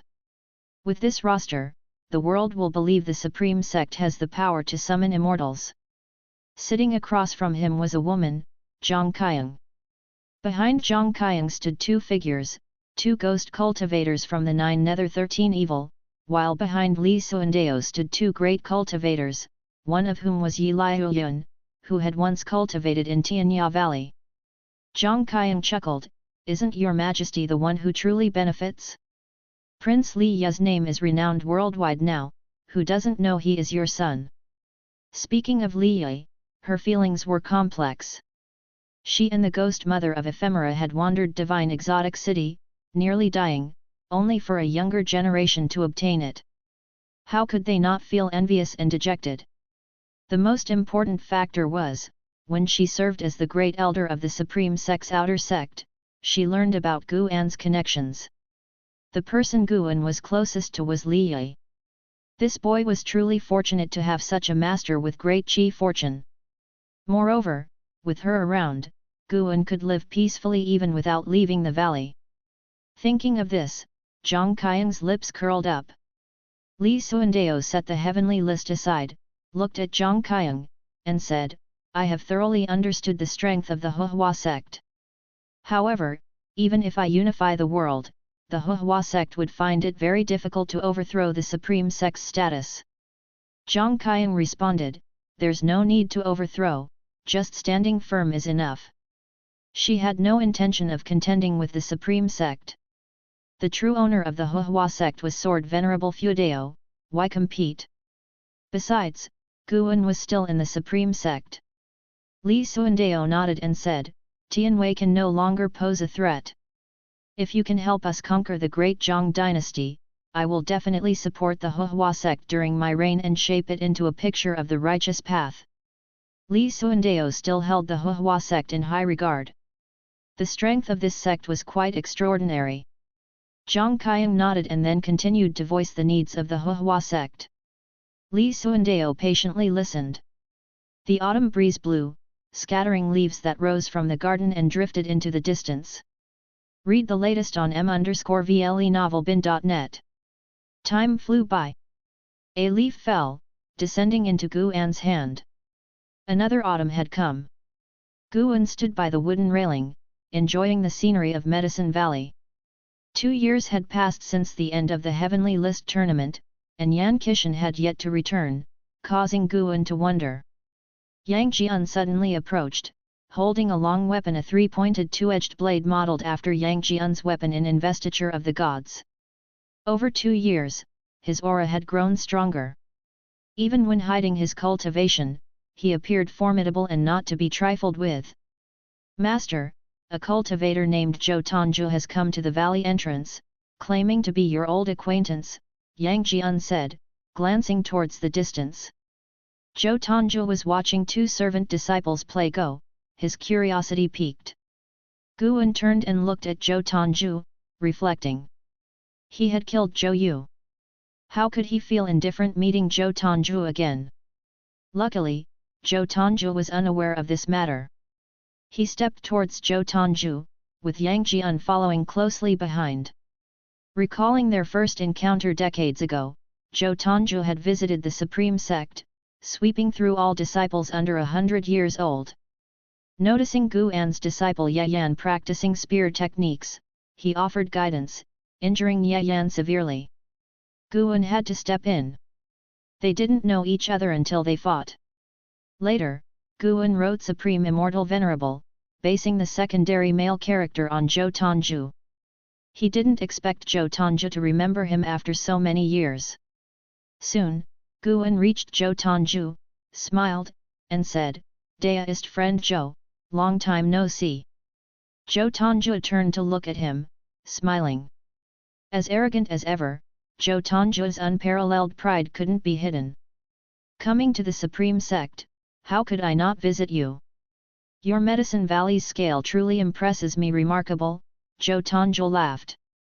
The two began exchanging pleasantries. Zhou Tongzhu came as a representative of the Taixuan Sect for an exchange. He wasn't alone, a group of talented disciples accompanied him, though he acted independently. The reason he thought of Guan was due to an encounter with Guan's disciple Yayan years ago. Your disciple's cultivation level may not be high, but his comprehension of spear techniques is remarkable. He has already grasped spear intent, Zhou Tongzhu praised Yayan. Yang Jian was curious, was Yayan his senior brother? As he listened, he realized Yayan was merely a servant disciple from the valley and had not received genuine guidance from his master. He was a senior brother in name but not the one his master always mentioned. The master was truly impressive, nurturing a genius with just a few tips. In the end, Zhou Tongzhu's gaze fixed on Guan, eyes burning. "It's been years, shall we spar again? I will still suppress my cultivation to match yours, how about it?" Among his peers, Zhou Tongzhu had only lost to two people, Lv and Guan, the latter due to suppressed cultivation. Guan feigned hesitation. "Suppressed cultivation? Then why not let me fight on behalf of my master?" Yang Jian suddenly spoke up. Zhou Tongzhu frowned, looking at Yang Jian. Just as he was about to refuse, his heart inexplicably trembled meeting Yang Jian's gaze. N/O/vel/b/jn.c//om. For some reason, he thought of Lv, that peerless genius of the past. "Well, let's see your power then, and whether you can match your master," Zhou Tongzhu laughed, his eyes turning aggressive. The two disciples playing Go looked up in anticipation. Guan said, "Let's find an empty place." He patted the heads of the two disciples, refocusing their attention on the game. Zhou Tongzhu and Yang Jian followed Guan. Walking along, Zhou Tongzhu inquired about Yang Jian like an elder. Knowing Yang Jian was selected as a servant disciple, he felt relieved. He truly feared this one was a genius Guan recruited from a noble family. Ordinary servant disciples couldn't be geniuses, as the spirit root testing in great sects was reliable. 30 minutes later, outside Medicine Valley in a forest. Zhou Tongzhu clutched his chest, his face full of shock, staring at Yang Jian, who remained in a kicking stance as if looking at a monster. "Are you really in the energy cultivation realm?" Zhou Tongzhu couldn't help but ask. Yang Jian retracted his leg and said, "We both didn't use spiritual power, so what realm doesn't matter, does it?" Zhou Tongzhu nearly spat blood at his words. He felt his chest bones were about to break. How could this guy's chi be so strong? Zhou Tongzhu himself was a physical cultivator and had even cultivated the evil-suppressing golden body. To him, Yang Jian seemed even more terrifying than Lv. Chapter 245 Heaven and Earth Flying Immortal, is it very powerful? Again. Zhou Tongzhu gritted his teeth. He couldn't believe it, he couldn't be defeated by a mere servant disciple. It was said that the Supreme Sect's Qi fortune had been soaring in recent years. He didn't believe Qi fortune could defy the heavens to such an extent that even a randomly picked servant disciple could defeat him. What a joke! He was the number one genius of the Zhou family. Yang Jian waved at him, and this gesture made him even angrier. The two quickly tangled again. Guan could see that Zhou Tongzhu's physique was special, but unfortunately, he met Yang Jian. Yang Jian's physique was comparable to an ancient treasure body. According to the immortal-seeking Taoist, as long as an ancient treasure body grew smoothly, it would undoubtedly become an immortal king of an era. No matter how strong Zhou Tongzhu's aptitude was, it was still below the immortal path. 200 years ago, there were no legends of the Mahayana realm on this continent, and even the mystic heart realm was known to only a few cultivators. Zhou Tongzhu's evil-suppressing golden body, compared to Yang Jian's physique, was as different as heaven and earth and posed no threat. Their bodies clashed, fists and kicks met, and their attacks were fierce and as fast as a gale. The blood prison great saint was attracted over. He stood at the edge of the forest and slowly approached. In the end, Zhou Tongzhu, in his desperation, accidentally used spiritual power, forcing Yang Jian back. Yang Jian steadied himself, shook his right hand, and frowned. Facing his gaze, Zhou Tongzhu's face turned red instantly, and he said, "I admit defeat." Upon hearing this, Yang Jian's frown immediately relaxed. This was his first sparring match since following Guan in immortal cultivation. He cared deeply about the outcome. If he lost, wouldn't he be letting his master down? Guan laughed and said, "This kid has brute strength. How can a cultivator rely solely on qi?" It was an advantage for him. Winning or losing doesn't matter. Jianer, quickly thank the senior for his guidance. Yang Jian quickly cupped his hands in salute, sincerely expressing his thanks. The more sincere he was, the worse Zhou Tongzhu's expression became. Zhou Tongzhu noticed a sneaky demon bull wandering in the distance and couldn't help but ask, "Is that bull yours?" Guan thought, "You don't want to spar with the bull, do you?" "Yes, how about it?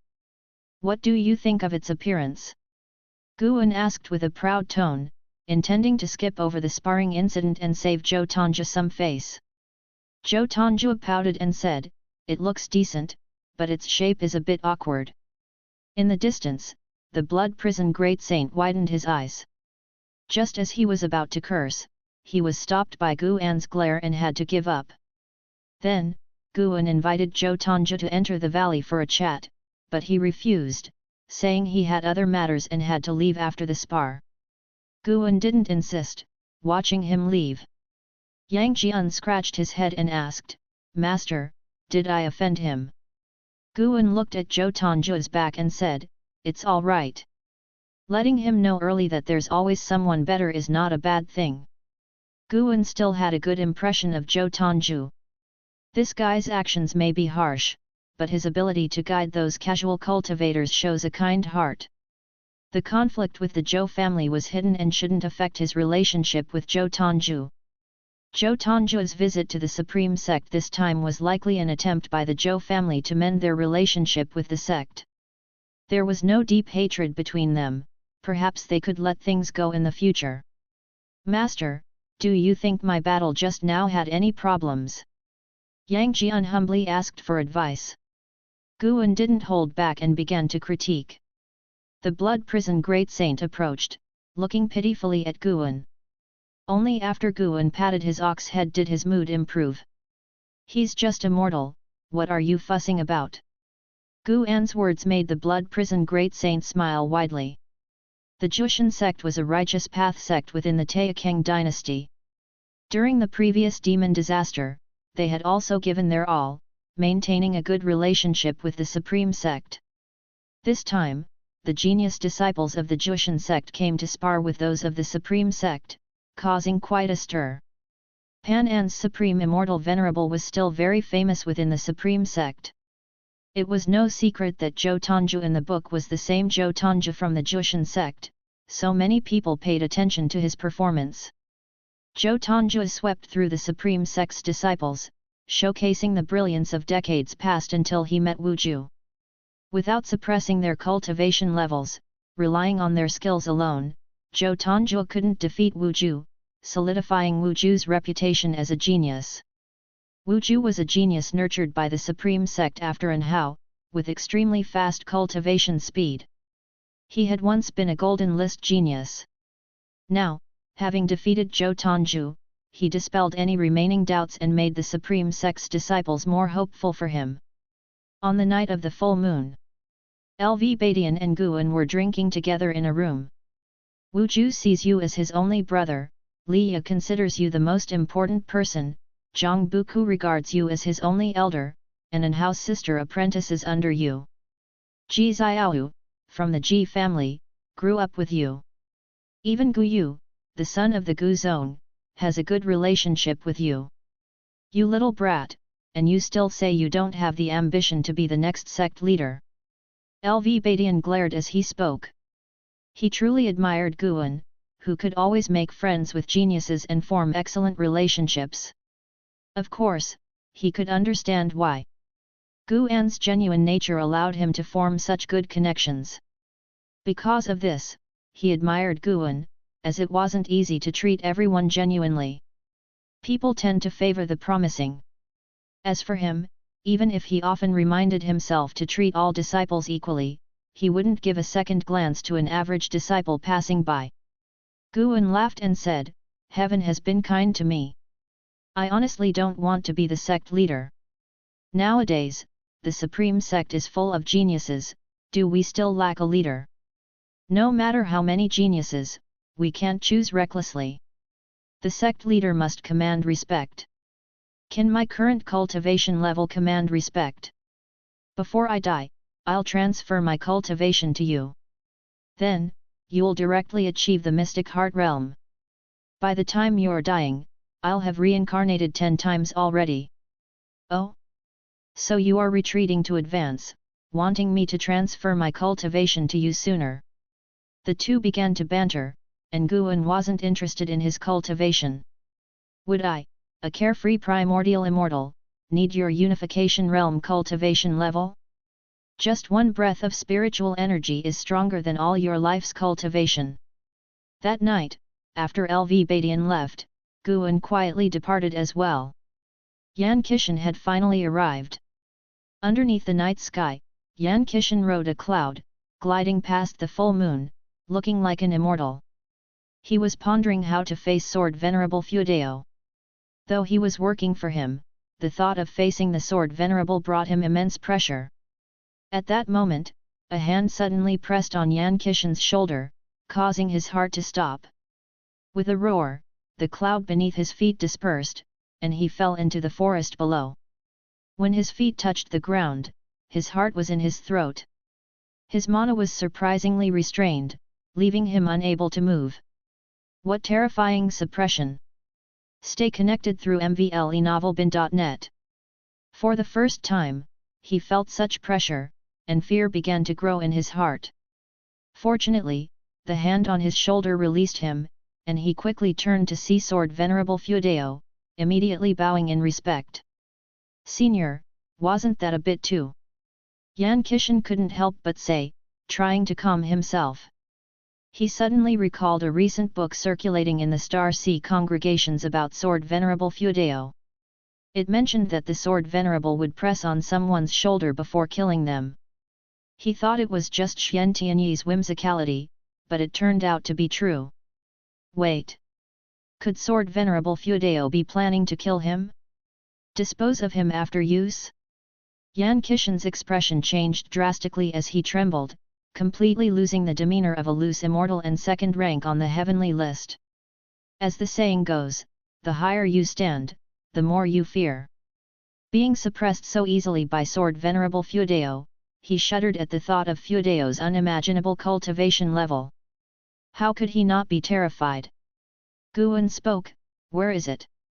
Yan Kishan hurriedly took out a scroll from his storage ring, offering it with both hands, nervously replying, "This is collected through the power of my family and master." Though not entirely clear, it should give a general understanding of the 7 stars spirit realm's strength. Guan made a gesture, and the scroll entered his hand. His divine sense penetrated it, dispelling all the restrictions within. Yan Kishan nervously stood aside, fearing that Sword Venerable Fudeo might suddenly decide to kill him. He didn't dare to flee, as it would be useless. It was better to try to make a good impression. After a while, Guan looked at him and said, "You did well. Our transaction hasn't been leaked, right?" Yan Kishan quickly replied, "Only my master knows. I mentioned a mysterious senior with a grudge against the 7 stars spirit realm wanting information. My master didn't press further. Except for me, no one knows it's you." Guan nodded. Yan Kishan added, "Senior, dealing with the 7 stars spirit realm can't be done rashly. If you are willing, why not join forces with our Star Sea congregations? From the information I've gathered, the cave master of 1 star cave is a heaven and earth flying immortal who achieved it 50,000 years ago. Even our sect hierarch isn't confident in defeating him. Heaven and earth flying immortal, are they strong?" Guan's question left Yan Kishan speechless. "Are they strong?" Yan Kishan opened his mouth, suddenly realizing something. Could it be that the other party wasn't unaware of the heaven and earth flying immortal realm but simply didn't fear any heaven and earth flying immortal? His gaze changed instantly. Looking at Guan, he felt an urge to kneel on the spot. "You did well. Tonight's conversation must not be mentioned to anyone. If you dare to speak of it, no matter where you hide, I will find you, and no one can stop me." Guan suddenly spoke, scaring Yan Kishan, who immediately bent over and promised. After he finished speaking, Guan stepped up to him and placed 2 fingers on his forehead, making him stiffen and his eyes go vacant. Under the moonlit night, in a courtyard. Nov. L. B //JNN. Ji Xiao was meditating in a pavilion, continuously casting spells, and cultivating some sort of cultivation technique. A figure walked in from the yard, a middle-aged man in a large robe with a stern countenance. He stopped before the pavilion, gazing at Ji Xiao and sighing, "Xiao, have you still not made up your mind?" Ji Xiao did not respond. The primordial deist talisman truly is extraordinary, but our Ji family can't protect it. Moreover, now that the Ji family has allied with the 7 stars spirit realm, we can only choose to trust them, the middle-aged man said earnestly. Ji Xiao opened her eyes and looked at him calmly, her gaze making him feel uneasy. Chapter 246, Chapter 246 Heavenly Eye Prophecy. Ji Kyunkan felt uneasy under Ji Xiao's gaze. Ever since a certain point, he began to feel like he couldn't see through his own daughter. Despite his higher cultivation level, he always felt that his daughter was dangerous. He even suspected that she had been possessed, but after examining her, there were no signs of possession. Ji Xiao slowly spoke, "Father, do you know the origin of the primordial deist talisman?" Ji Kyunkan frowned and said, "The primordial deist talisman is a legacy left by ancient immortals. They choose their master through reincarnation. Those who possess the primordial deist talisman have extraordinary talent. With every major breakthrough, they will receive a legacy. Xiao, it was I who introduced you to the primordial deist talisman back then. I naturally understand its importance. However, the primordial deist talisman is not unique in this world. The development of the Ji family has already hit a bottleneck. We need a force like the 7 stars spirit realm to open a path overseas. Sacrificing for the family will not treat you unfairly." Ji Xiao stood up and looked at Ji Kyunkan from within the pavilion. The moonlit night was like water, and the cold wind was bleak. Ji Kyunkan felt irritated by Ji Xiao's gaze. Just as he was about to speak, he heard Ji Xiao say, "The primordial deist talisman in my body gave me a heavenly eye. Do you know what my heavenly eye sees? Looking at Ji Xiaohu's extremely cold face, Ji Quncan felt inexplicably uneasy. He pressed on, what did you see? Ji Xiaohu stepped forward, circled around the stone table, and walked outside the pavilion. As she moved closer to Ji Quncan, her momentum surged with each step. Her expression was as cold as an immortal in the skies, and her eyes were fixed on Ji Quncan. I saw the 7 stars spirit realm shatter, with countless corpses lying around, blood flowing like a river. I saw the Ji family reaching its end, with the Kailan wailing in sorrow. I saw you, father, your head separated from your body, dying with unfulfilled wishes. Ji Xiaohu's voice was not loud, nor did her tone drop, but every word shook Ji Quncan to his core. The primordial deist talisman, a result of ancient immortals' cultivation, contained an unknown power. The Ji family was also unaware of the power held by Ji Xiaohu's primordial deist talisman. Ji Xiaohu stopped on the steps and looked at Ji Quncan. If the Ji family only wanted me to offer the primordial deist talisman, I might not refuse. But you all want me dead. How do you expect me to agree? Ji Quncan remained silent. He wanted to say something, but looking into Ji Xiaohu's eyes, he felt that any words would be futile. No matter how you ramble, this matter is settled. You do not have much time left.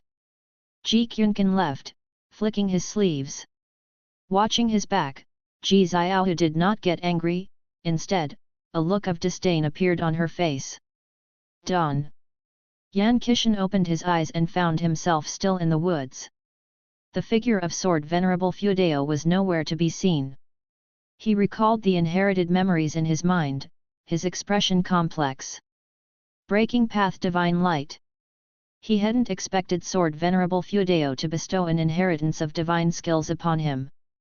Although he had previously stated he needed no reward, for Sword Venerable Fudeo to do this demonstrated a conduct that he greatly respected. N/O/vel/b/in.c//om. At the same time, he understood that if he publicized this matter, Sword Venerable Fudeo would not let him off lightly. Sword Venerable Fudeo was a cultivator who clearly distinguished between gratitude and grievances, always keeping his promises. He sensed that the breaking path divine light was highly unusual, it was undoubtedly a rare and great opportunity. After much contemplation, he decided to visit the Supreme Sect. After all, Sword Venerable Fudeo was in seclusion within the Supreme Sect. Building a good relationship with the Supreme Sect was also a way to show his respect to Sword Venerable Fudeo. Moreover, he felt this might be an opportunity for him. Perhaps, with the help of the Supreme Sect, his path of immortal cultivation could proceed more smoothly.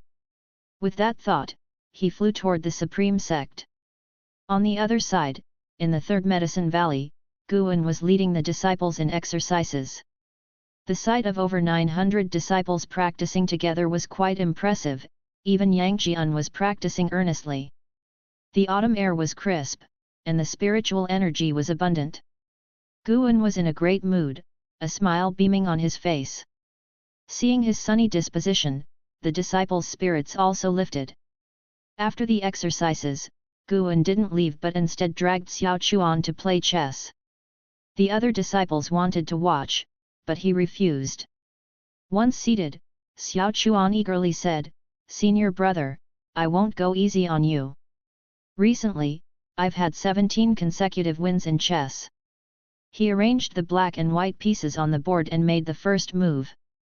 Guan followed with a move of his own and asked with a smile, "How is your practice going recently? Have you been taking the elixirs I gave you on time?" Xiao Chuan was only 3 years younger than him and was nearing his lifespan limit.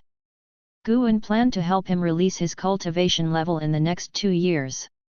Xiao Chuan, unlike Liya or Zhen Qin, who ventured into the immortal cultivation world, had little ambition and only helped Guan manage medicinal herbs. Yet in Guan's heart, he held considerable significance. In this lifetime, the one who had accompanied him the longest was Xiao Chuan. Their relationship had long since become like family. Xiao Chuan casually replied, "It's all right, I've been taking all the elixirs." His focus was on winning the chess game to impress his senior brother. Each time he moved, Guan would make his move quickly, initially not paying much attention. But as time went on, Guan's speed in playing brought him immense pressure. What made it worse was that Guan kept expressing concern for him, forcing him to respond, which left him increasingly agitated and frustrated. Of course, Guan noticed Xiaoquan's frustration, it was intentional on his part. Watching Xiao Chuan become frazzled, Guan found it highly amusing. Suddenly, Guan asked, "Xiao Chuan, would you like to leave the mountain to marry and have children?" Startled by this, Xiao Chuan immediately looked up in panic. "Senior brother, do you want to get rid of me?" Guan rolled his eyes at him and said, "Experiencing various pleasures in life is a must. I'm just suggesting you marry and have children. If you want to come back later, you're welcome anytime. Of course, if you don't like women, that's fine too." Xiao Chuan was already 138 years old and had never experienced romantic relationships before. As his senior brother, Guan felt it was his duty to help him. Although Guan himself had not experienced romantic relationships in this lifetime, he had tasted it in his previous one, so it wasn't intriguing for him. But for Xiao Chuan, it was different. Xiao Chuan didn't even read Green Hero Travelogue, so Guan was somewhat worried about him. Xiaoquan's face turned crimson. "Isn't this inappropriate?" "What's inappropriate about it? When the time comes, I'll give you money. You can buy a house deed when you leave the mountain, and matchmakers will naturally come knocking. Experiencing a couple of decades in a normal life might not be a bad thing," Guan said softly, placing another chess piece. This move made Xiaoquan's face turn green. Shameless. Playing chess was just playing chess. What was with these underhanded tactics? Xiaoquan's thoughts were disrupted, but he was moved by Guan's words. In fact, Guan had a deeper consideration for suggesting he leave the mountain, which was to see if experiencing worldly life could lead Xiao Chuan to path enlightenment. Path enlightenment was very mysterious. Even a carefree primordial immortal couldn't force someone to achieve it at will. The reason path enlightenment could alter one's lifespan was because it gained the essence of heaven and earth. Human life was inherently determined by heavenly destiny. Thus, with Guan's relentless persuasion, Xiao Chuan was defeated utterly in chess, ending in frustration.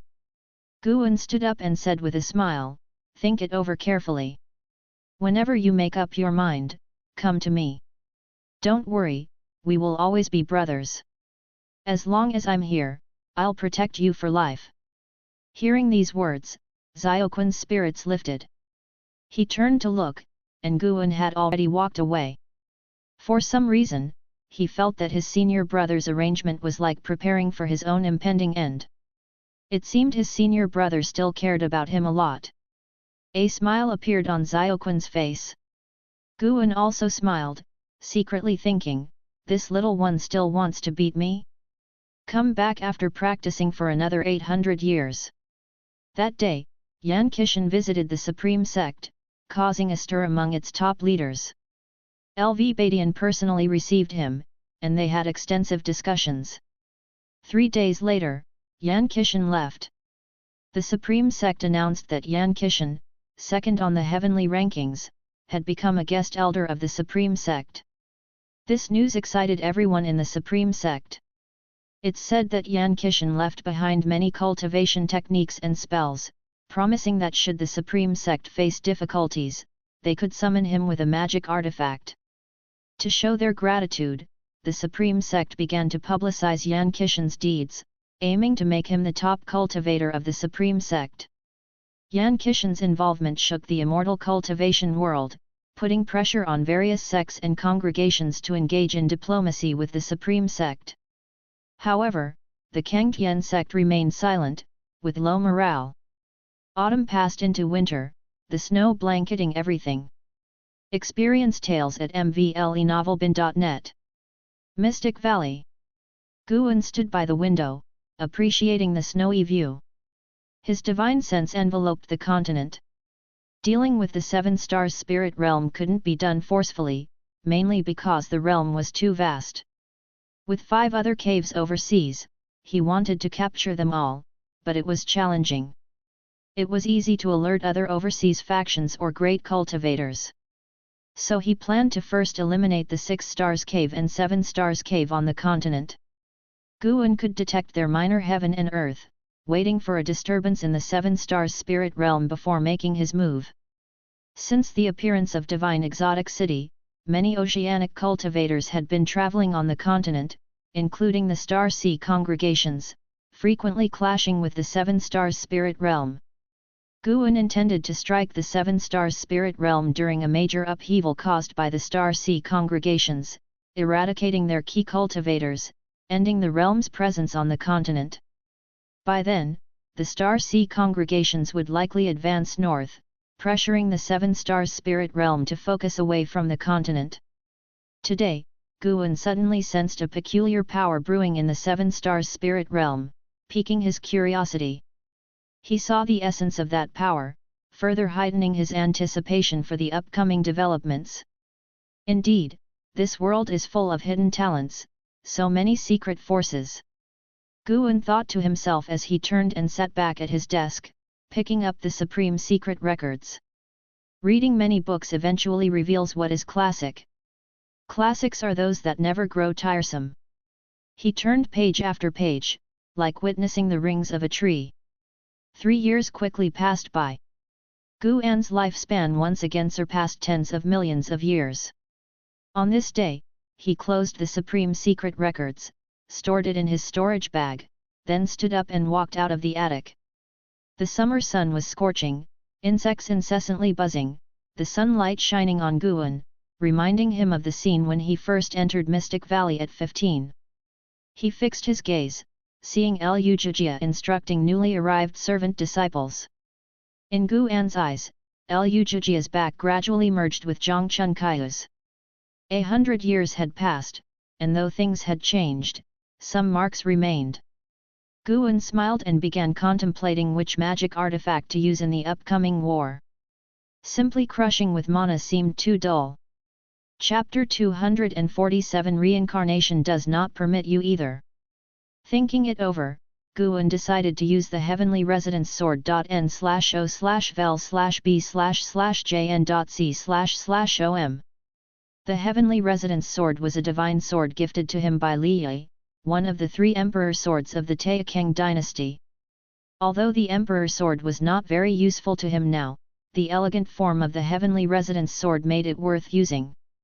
Guan also thought of Lu Lingjun, who wielded 2 swords in battle, and felt that he could try using a 2-handed sword as well.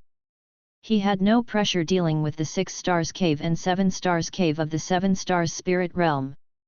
Guan went downstairs and made his way to Lu Jijia, who quickly saluted him and introduced 2 new disciples.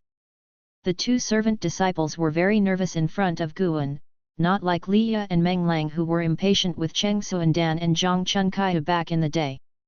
The current status of the Supreme Sect in the Taixuan dynasty was far beyond what it was 100 years ago, now being the top sect in the continent's immortal cultivation world, second only to the legendary Holy Land.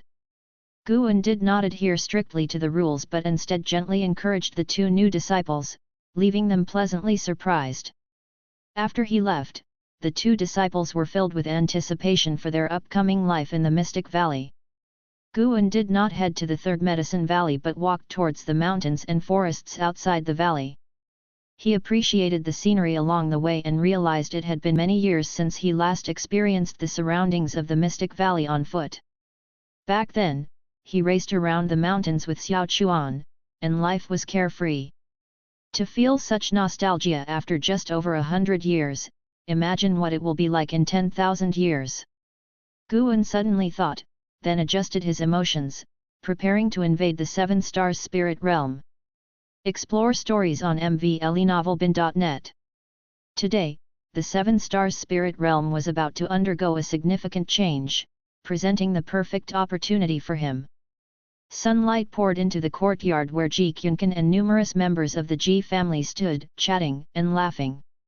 A number of cultivators floated in the distant sky, each like an immortal, showcasing their unique styles.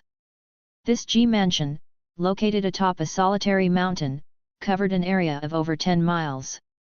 Thick fog swirled below the mountain, resembling a vast ocean, with peaks emerging from the sea of clouds, akin to immortal Taoist practice grounds. The sea of clouds stretched endlessly, as if this place truly was above the 9 heavens, with the sun directly overhead. Ji Hantian leaned against the courtyard door with his arms crossed in front of his chest and eyes closed. Judging by his furrowed brows, his mood was not good. Ji Kyunkan came to Ji Hantian's side, smiling, "Grandpa, the auspicious hour is near. Why don't you go outside to greet the Luo family?" Ji Hantian opened his eyes, snorted coldly, and left with a flick of his sleeve. Ji Kyunkan did not get angry. He knew Ji Hantian had objections regarding the 7 stars spirit realm, but since it concerned the family's prosperity, Ji Hantian would choose to endure. Now that the Supreme Sect was thriving, the Ji family had stopped insisting on Ji Hantian leaving the sect. In fact, they started to support him again, seeing another avenue as beneficial. Ji Kyunkan turned back to see Ji Xiao's door adorned with joyous decorations. The sight eased his uneasy heart slightly. Every time he thought of Ji Xiao's words that night, he felt restless and upset. Dong! The loud sound of a gong echoed through the heavens and the earth. A beam of golden light swept in from the horizon, rapidly landing in front of the Ji mansion's gate. The sounds of hooves and roars came from afar as 9 white horses drew a golden carriage along the golden path. 2 female cultivators, resembling fairies, leaned out of the carriage windows, holding baskets of flowers, and scattered petals continuously. The petals drifted with the wind, quickly dissipating into magpies that circled in the sky. The cultivators from nearby mountains flew out of their mansions, and some jumped out of the fog below, all wanting to watch the excitement. What a grand spectacle! As expected of the Luo family. I heard Luo Yeshan has broken through to the Mahayana realm. Is it true? It should be true. Entering the Mahayana realm after just over 500 years is indeed terrifying talent. Ji Xiao of the Ji family is not simple either. It's said she was born with a primordial deist talisman and great fortunes. She is a perfect match for Luo Yeshan. With the Ji family allied with the Luo family, they are set to rise. If they produce an immortal, it would be even more remarkable. They might even cultivate in the 5 stars cave in the future. Each mountain belonged to a different family, but these families were at the lower end of the 7 stars spirit realm, incomparable to the Luo family, hence their envy of the Ji family's fortune. At the end of the golden path, numerous cultivators rode on magic artifacts, flying in a grand procession that stirred the clouds. They swiftly landed by the golden path, stretching all the way to the Ji mansion's gate. Glancing around, there were at least 1,000 cultivators, all with imposing auras and dressed in golden robes. The 9 horse-drawn carriage halted at the gate. The curtain opened, and an imposing man in a red robe stepped out. He was tall and handsome, with long hair tied in a lotus jade crown, resembling a star lord descended from the heavens. His eyes shone brightly as if they contained the universe. Seeing him disembark, the Ji family cultivators hurriedly stepped forward to greet him. Luo Yeshan smiled and asked, "Sister Yu, are you ready?" He had been busy in seclusion, only meeting Ji Xiao once.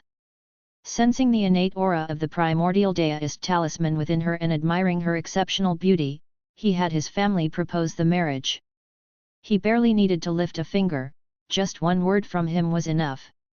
And as he expected, the Ji family agreed without hesitation. He chose this year precisely because he had just reached the Mahayana realm. In previous years, his mind was solely focused on advancing to the Mahayana realm, and Ji Xiao was merely a thought, not worth occupying his entire mind. An elder of the Ji family smiled and said, "She is ready and can depart anytime." Luo Yeshan nodded, our Luo family has already invited all the major families from the 6 Stars Cave and the 7 Stars Cave, and even some seniors from the 5 Stars Cave to attend. This wedding will surely be grand. Rest assured, we are one family now. He spoke appropriately without arrogance, making the Ji family cultivators smile and thank him repeatedly. He looked up at the Ji mansion, anticipation showing in his eyes. He could already sense the aura of the primordial deist talisman. Meanwhile, in the courtyard where Ji Xiao resided, Ji Quncan urged her from outside the door. The auspicious hour has arrived. Don't keep the Luo family waiting. Ji Quncan said, knocking on the door. The door opened at that moment. Ji Xiao, clad in a phoenix crown and cloud robe, stepped out accompanied by 2 female cultivators. The veil covered her face, revealing only a snow-white chin, and her hands were clasped before her stomach, comporting herself with grace. Seeing she was already in her wedding attire, Ji Quncan heaved a sigh of relief and smiled. Xiao, what you worry about might not happen. There may be a turnaround. The Luo family has even invited great cultivators from the 5 Stars Cave, they might be able to help you.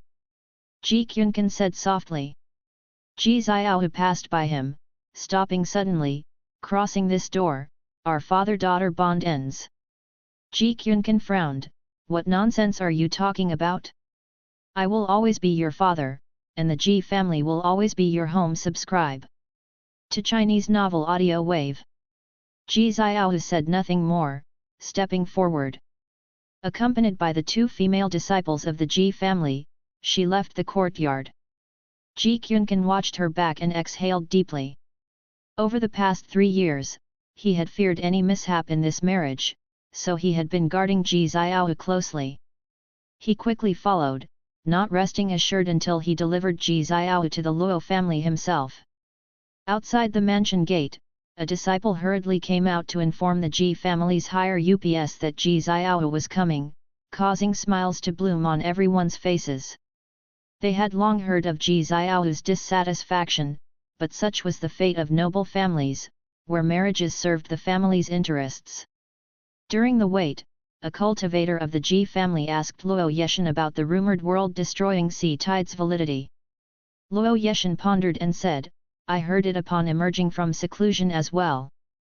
Such rumors have spread across the seas, but the truth is uncertain.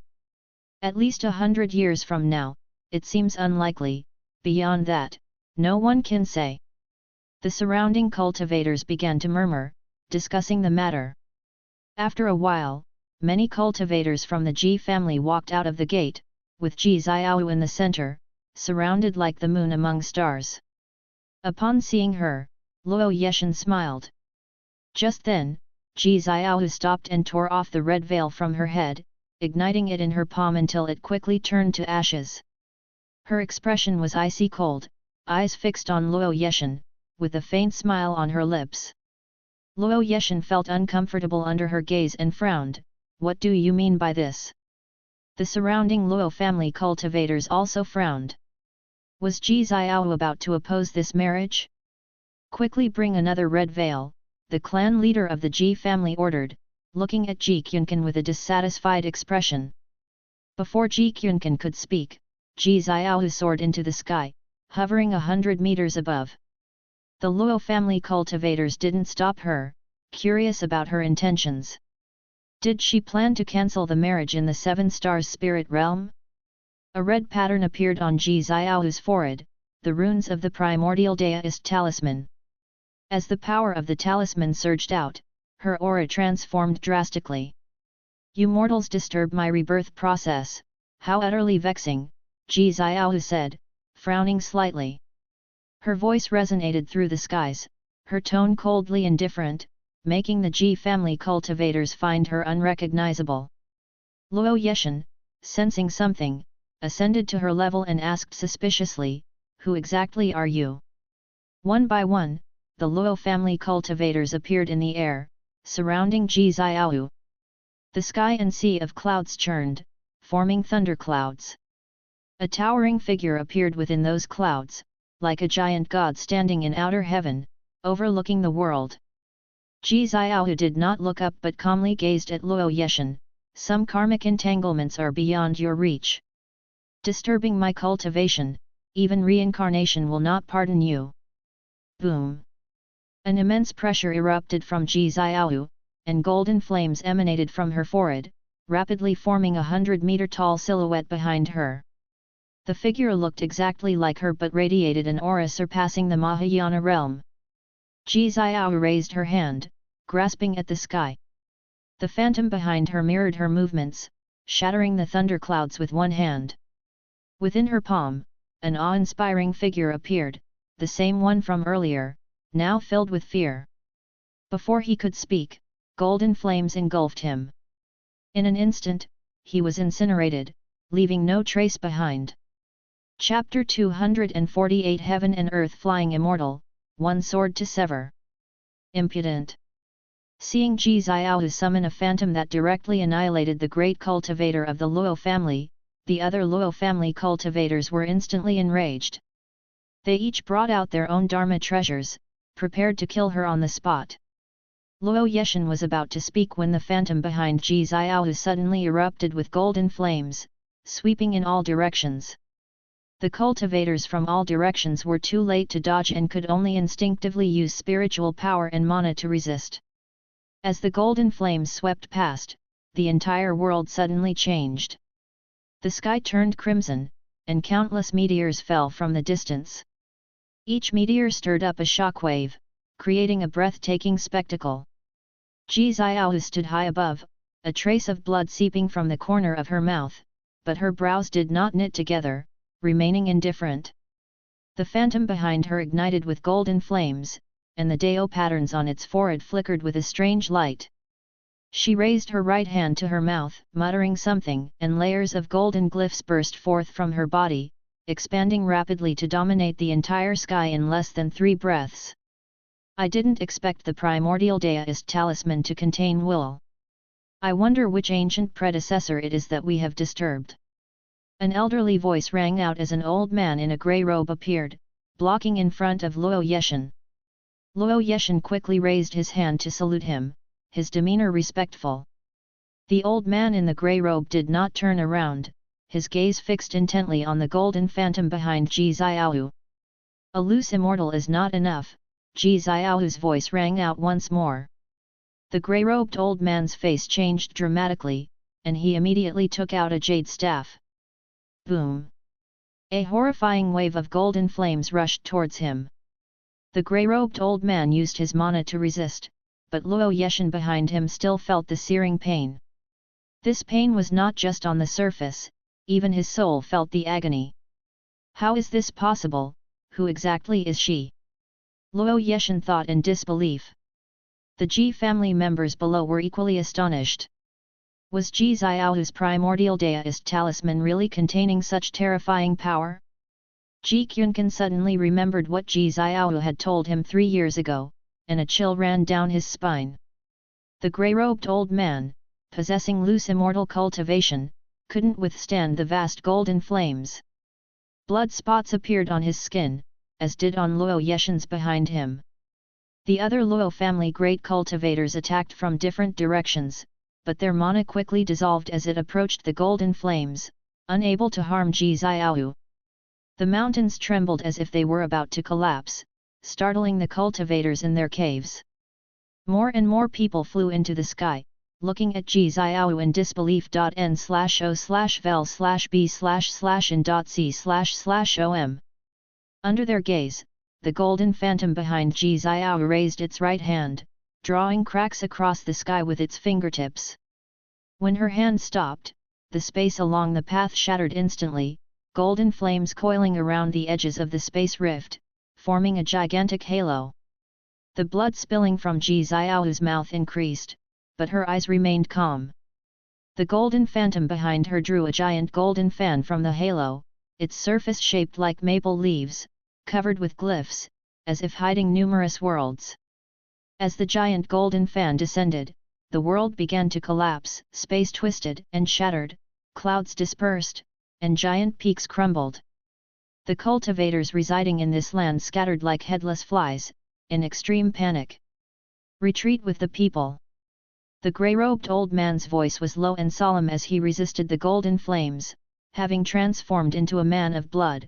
Luo Yeshan behind him was slightly better, but his skin also began to ulcerate. Luo Yeshan gritted his teeth, just about to turn and leave. At that moment, the golden phantom behind Ji Xiaohu suddenly swung the fan. A wave of burning flames swept across half of the sky, vaporizing all the cultivators along the way. Grey-robed old man and Luo Yeshan couldn't escape. As the flame wave passed, both of them turned into light stars, their bodies and souls annihilated, scattering like falling sparks. This scene left the Ji family cultivators and other clan cultivators stunned and terrified. Ji Xiaohu tilted her head, looking down at Ji Quncan. The Ji family cultivators were extremely tense, not daring to meet her gaze. Everyone within the Ji family knew that the family had planned to sacrifice her. She didn't truly wish to marry. With so many dead from the Luo family, how will the Ji family live in the future? Ji Xiaohu's icy voice reached the ears of the Ji family members. Ji Quncan, Ji Hantian, and the others felt a chill rise from their hearts, spreading throughout their bodies. Net. Ji Xiaohu's eyes began to fill with blood, quickly turning blood red. Xiaohu, what exactly do you want to do? Ji Hantian quickly asked. Apart from the Luo family, no other families had suffered from the golden flames, making other clan cultivators silently sigh in relief. Ji Xiaohu's eyes, now blood red, raised to look towards the horizon. At the end of the world appeared a massive black rift from which silhouettes flew out, rapidly approaching. These figures all had an aura stronger than the previous grey-robed old man. A horrifying killing intent locked onto Ji Xiaohu. Ji Xiaohu raised her right hand, and the golden phantom behind her mirrored the motion with its giant golden fan. At that moment, a figure appeared before her. Her eyes widened in surprise, showing clear shock despite the blood covering them. Guan, wielding the 9 extremes yin-yang body, stood before Ji Xiaohu. He held a sword in each hand, one being the Heavenly Residence sword, the other the Qinghong sword, both shrouded in dark purple demonic qi, hiding their true forms. Facing the approaching great cultivators from afar, Guan casually swung his swords. The sword light illuminated the world. A streak of sword qi, like a white rainbow, swept across the sky. The great cultivators of the 7 stars spirit realm attacking Ji Xiaohu were swallowed by the sword qi before they could even see Guan's form, turned to ash and vanished. You have successfully taken 590 years of lifespan from Luoku, 7th level of loose immortal realm. You have successfully taken 387 years of lifespan from Deduced Genlan, 9th level of loose immortal realm. You have successfully taken 1032 years of lifespan from Lu Chongfeng, 7th level of loose immortal realm. One by one, notifications appeared before Guan's eyes. Guan turned to look at the devastated Ji Xiaohu, deeply alarmed. The power of this primordial Deist talisman was astonishing. It was already comparable to the wandering immortal realm. However, Ji Xiaohu was struggling to withstand it. Her life force was fading rapidly. He spoke, "Withdraw your divine skill." He used the voice of sword Venerable Feudeo, hoarse and steady. Ji Xiaohu smiled and said, "Reincarnation has begun, and it cannot be reversed." Guan's gaze shifted to the golden phantom behind her. He could see that the soul aura of the golden phantom was identical to Ji Xiaohu's. This power must have originated from somewhere else, summoned rather than hidden within her. He tried a lifespan detection on the golden phantom but found nothing. "Sword Venerable, have you come specifically to assist me?"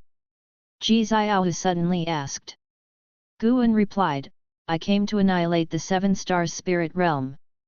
Ji Xiaohu's eyes bled as she smiled, "This life was too short, Sword Venerable. If we are fated, we shall meet again in the future." Her body suddenly burst forth with golden light and then scattered.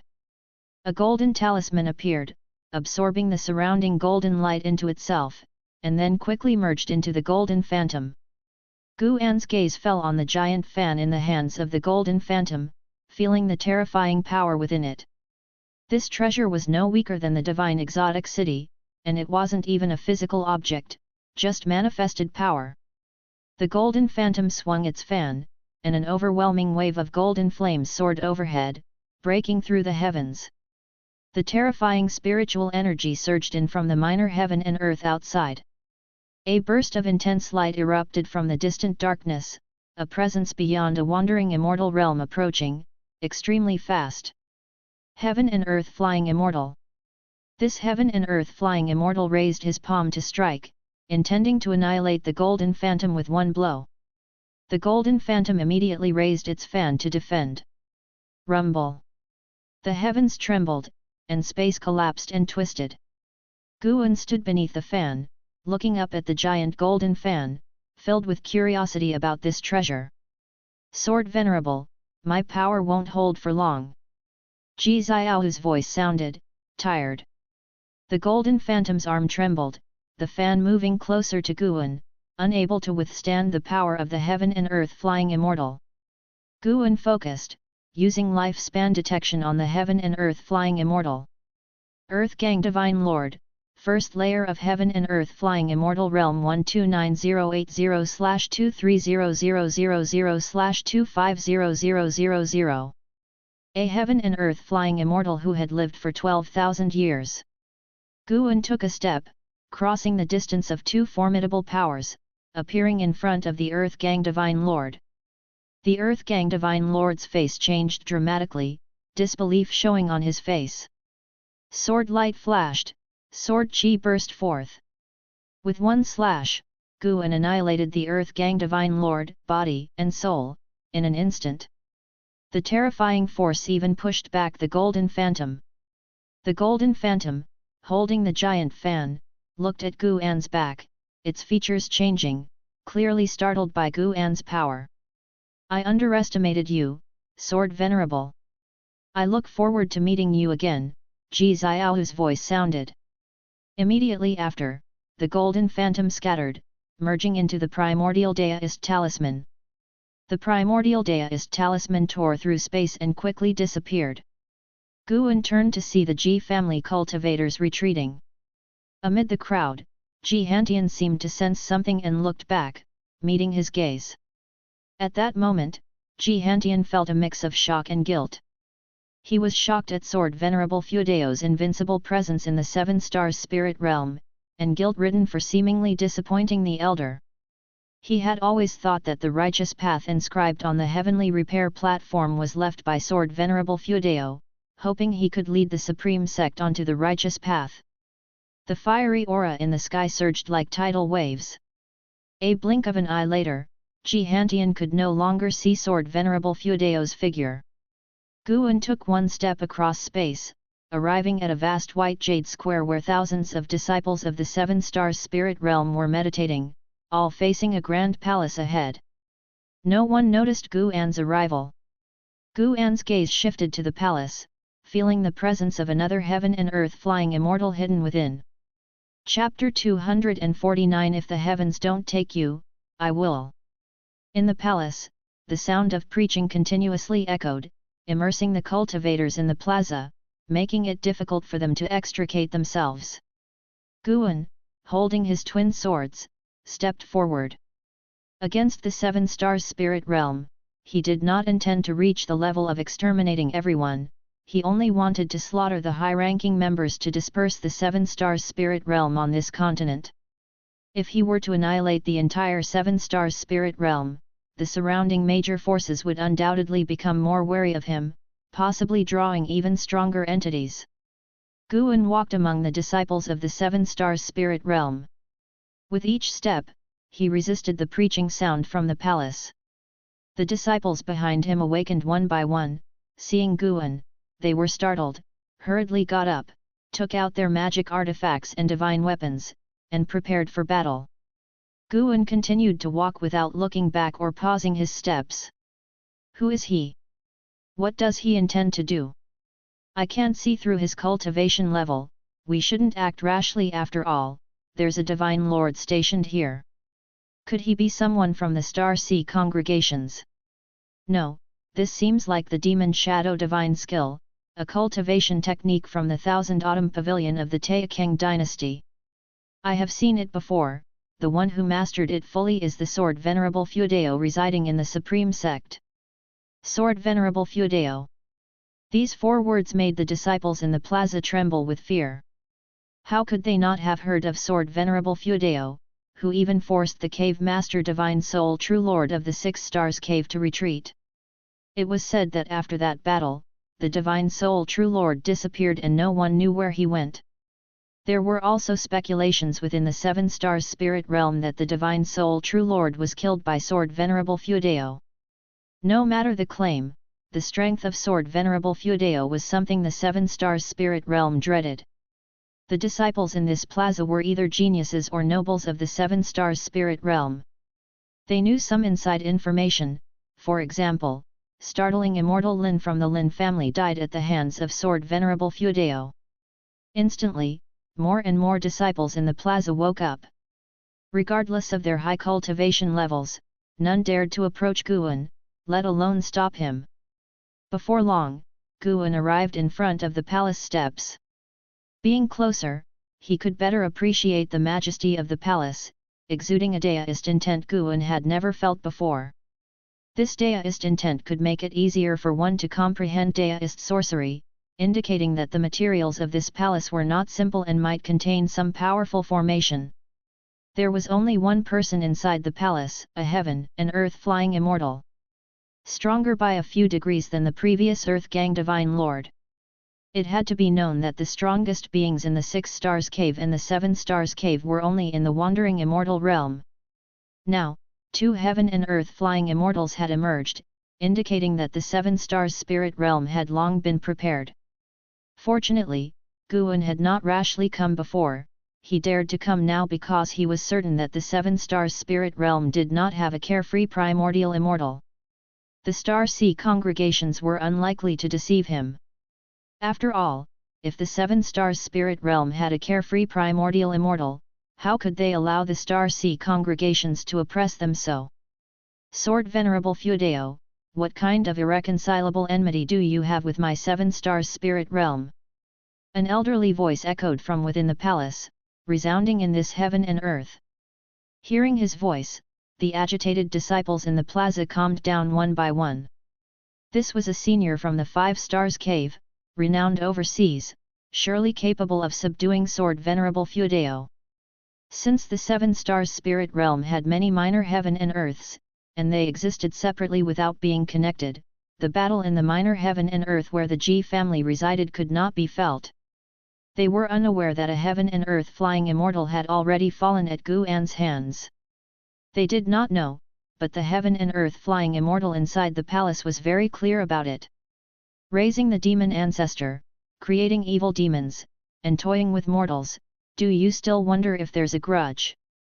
Guan's voice rang out, changing the expressions of all the cultivators in the plaza. Although they had vaguely heard of it, it was still hard to accept when Sword Venerable Feudeo tore away the disguise of this sin. After all, the 7 Stars spirit realm prided itself as following the righteous path. Boom! The palace doors swung open, a strong wind howled out, blowing the demonic chi on Guan and forcing back all the disciples in the plaza. A figure walked out from the depths of the palace, a man in a feathered robe with a valiant face, a white crane's shadow swirling behind him, his whole being exuding immortal aura.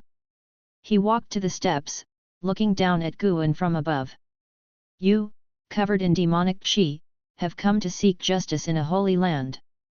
Don't you find it laughable? The feathered robe man asked indifferently. 10,000 miles Divine Lord, Heaven and Earth flying immortal realm, 3rd layer 158082/2600000/310000. Guan looked at the prompt in front of him, unmoved. He could feel that 10,000 miles Divine Lord was stalling for time, several heaven and earth flying immortals were rushing over. This was precisely what Guan wanted. Guan responded, demon is not demon, immortal is not immortal, if the heavens won't judge you, I will. 10,000 miles Divine Lord laughed aloud as if he had heard a grand joke. That demon ancestor is formed from the chi fortune of heaven and earth, it can only be killed, not abolished forever. To suppress it, how many disciples of the seven stars spirit realm have guarded here for generations? The evil demons are vile beyond measure. To seal it, how many lives has the seven stars spirit realm lost?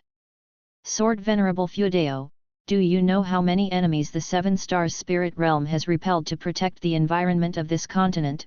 How many disciples have been buried in the ocean? You only see the suffering of the mortals on the continent, but have you considered how much the seven stars spirit realm has sacrificed?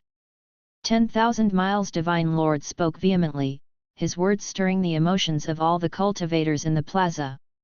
Indeed, others might not know, but being disciples of the seven stars spirit realm, how could they be unaware of the seven stars spirit realm's long-term defense of the continent? Each of them had close relatives or friends who had died in battles with ocean forces and demons. They looked at Guan with expressions full of anger, as if Guan was the sinner. Guan stood in place, quietly watching 10,000 miles Divine Lord.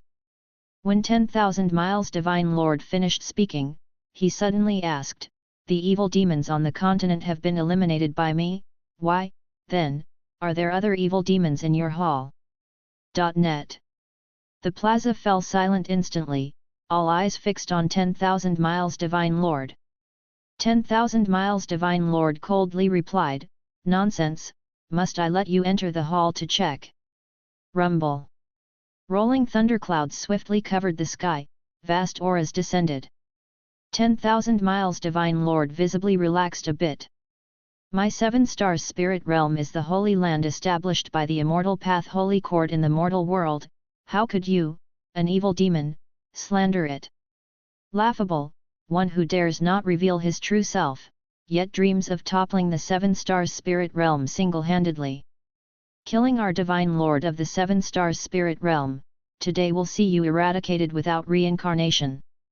For hundreds of thousands of years, how many beings have been saved by my seven stars spirit realm, do you think you can shake it? Whether one is righteous or demonic, it's not for you to judge." One after another, majestic and imposing voices resounded like thunder, startling the disciples in the plaza. They all looked up, their faces full of shock. Strong lights emerged from the swirling thunderclouds, piercing through the sea of clouds and illuminating the sky and earth. N/O/vel/b/in.c//om. At the same time, snow began to fall over the continent. In the height of summer, snowflakes drifted down from the sky, causing all beings on earth to wonder. In the third Medicine Valley, the disciples stopped what they were doing and looked up at the snowflakes filling the sky. Yang Jian stood in front of the wooden railing, reaching out to catch a snowflake. It quickly melted, turning not into water, but a wisp of white gas. "This is..." Yang Jian frowned, sensing an elusive aura from the snowflake. This aura intrigued him, and he immediately reached out to grab more snowflakes. Yu Yingying, who was playing chess with an Xin, looked up. "Snow in summer, what kind of omen is this? I've never seen it before," an Xin muttered. Yu Yingying reached out, catching a snowflake. It turned into a wisp of white gas and dissipated. Her expression changed slightly, and she whispered, "Heavenly snowfall, snow turning to gas, this is abnormal, could it be the legendary sign of an immortal's fall?" An Xin asked curiously, "What is the sign of an immortal's fall?" Yu Yingying replied, "I've heard that when a high Dao level immortal falls, heaven and earth would produce an anomaly, as a testament to their life's cultivation achievements." "An immortal's fall? Is it on this continent or overseas?" an Xin asked curiously. Yu Yingying looked up, her eyes complex, and answered, "Probably on this continent." Throughout the Supreme Sect, any cultivator exposed to sunlight was discussing this sudden anomaly in heaven and earth. Yelan also stepped out of her room and into the courtyard. She looked up with furrowed brows. Miles away, Wu Ju was similarly affected. Yet, he seemed to attain an almost mystical state, as if comprehending something. In the Great Zhong dynasty, in the Taixuan Sect. Zhang Qiang and the ghost mother of Ephemera stood on the cliff's edge, reaching out to catch snowflakes. A sign of an immortal's fall. It appears the conflict between the seven stars spirit realm and the star sea congregations has reached an irreconcilable point. A high Dao level immortal has fallen, the ghost mother of Ephemera said, frowning with worry. Zhang Qiang smiled, the more fiercely they fight, the better it is for us. Despite her words, she felt an inexplicable unease, as if something bad was about to happen. In the seven stars spirit realm, the thunderclouds spread, forming a giant vortex. A golden mirror floated in the vortex, its edges carved with patterns of various divine beasts, the mirror's surface a deep blue, surrounded by crimson flames. Immortal Path Supreme Treasure, the Seven Stars Mirror. In front of the Seven Stars Mirror, a figure floated. He wore a long purple robe, with two fiery red orbs hovering over his shoulders like suns. Behind him was a crescent moon, from which wisps of spiritual energy emanated, forming colorful clouds around him. He looked down at Guan from above. Realm Master of Heavenly Meaning, Heaven and Earth Flying Immortal Realm, 7th Layer 187034/420000/490000. Guan looked at this man's lifespan with slight satisfaction. In this Heaven and Earth, a total of 7 Heaven and Earth Flying Immortals had appeared. Besides the Realm Master of Heavenly Meaning, the cultivation levels of the others were all below the 6th layer, except for one who had reached the 5th layer of the Heaven and Earth Flying Immortal Realm. With the appearance of the Seven Stars Mirror, the entire minor Heaven and Earth was sealed. Creatures outside could not enter, and those inside could not escape. The disciples in the plaza bore unimaginable pressure, falling to their knees and painfully gazing at the sky. The high-standing 6 Heaven and Earth Flying Immortals remained indifferent to the disciples' suffering. So did 10,000 Miles Divine Lord in front of the palace doors.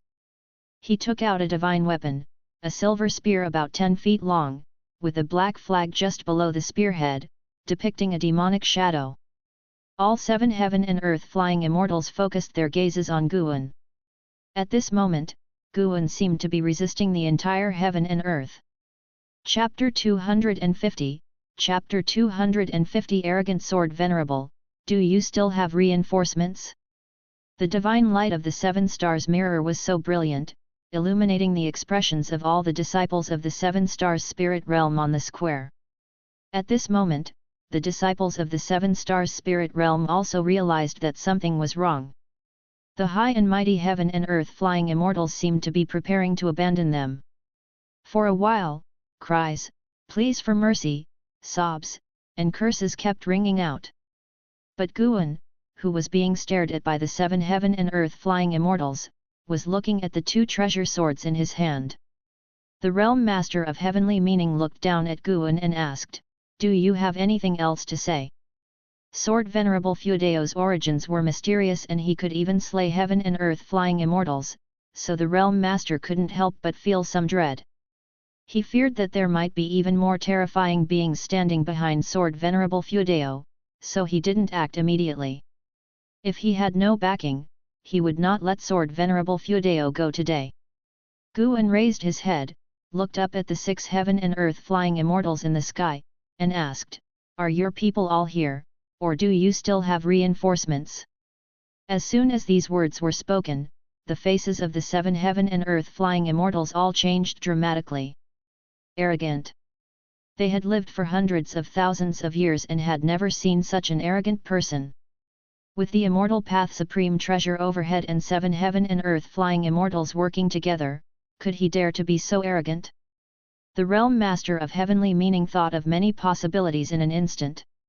He even thought that Sword Venerable Fudeo might be at a higher realm than the Heaven and Earth Flying Immortals, but then he dismissed the idea, thinking how could such an ethereal existence be hiding in a small corner of this continent? Shouldn't he go to outer heaven to seek the opportunity for the great Dao? Feeling the power of the 7 Stars Mirror, the Realm Master of Heavenly Meaning's eyes flashed with fierceness. Even if someone surpassed the Heaven and Earth Flying Immortal Realm and killed so many great cultivators of the 7 Stars Spirit Realm, this matter could not be let go. He immediately raised his hand. The 7 stars mirror, as high as 10,000 feet, trembled violently, bursting out with even more terrifying pressure. The voices of all the disciples of the 7 stars spirit realm on the square came to an abrupt end, and they desperately felt their skin ulcerate and their flesh dissolve. At this moment, a vast power enveloped them, removing the torture they were enduring. They couldn't help but widen their eyes, looking subconsciously for the source of this power, and their gaze fell on Guan. Have you recognized it now? Is this the Holy Land you think it is?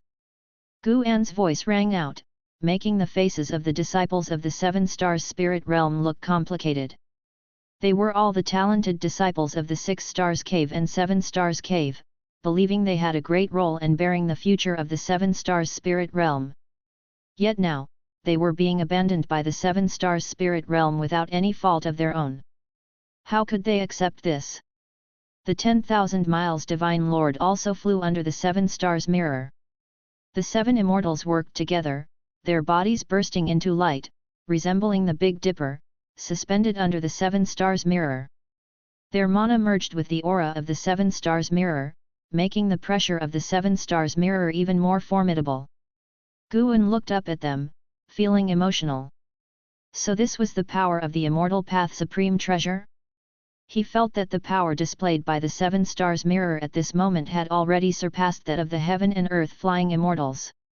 Even a great cultivator of the first 3 layers of the carefree primordial immortal realm would find it difficult to resist.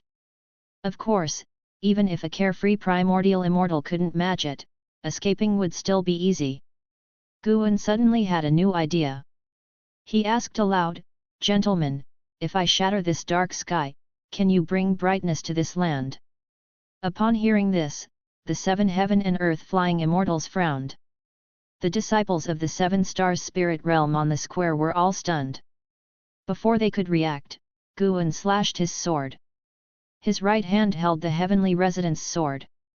His wrist rotated, with the tiger's mouth facing downwards, and the blade slashed upwards.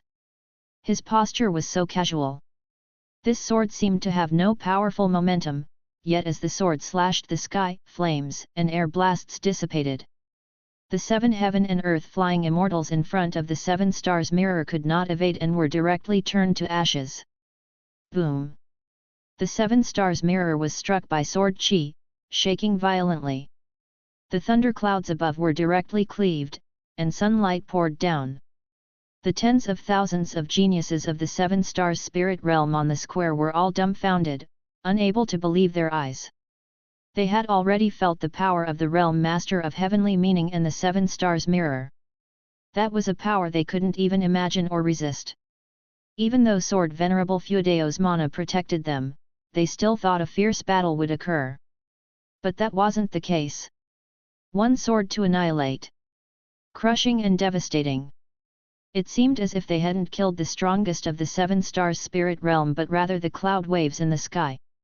The storm swept across the world, and the fierce wind crashed through the spirit mist enveloping the mountains and rivers.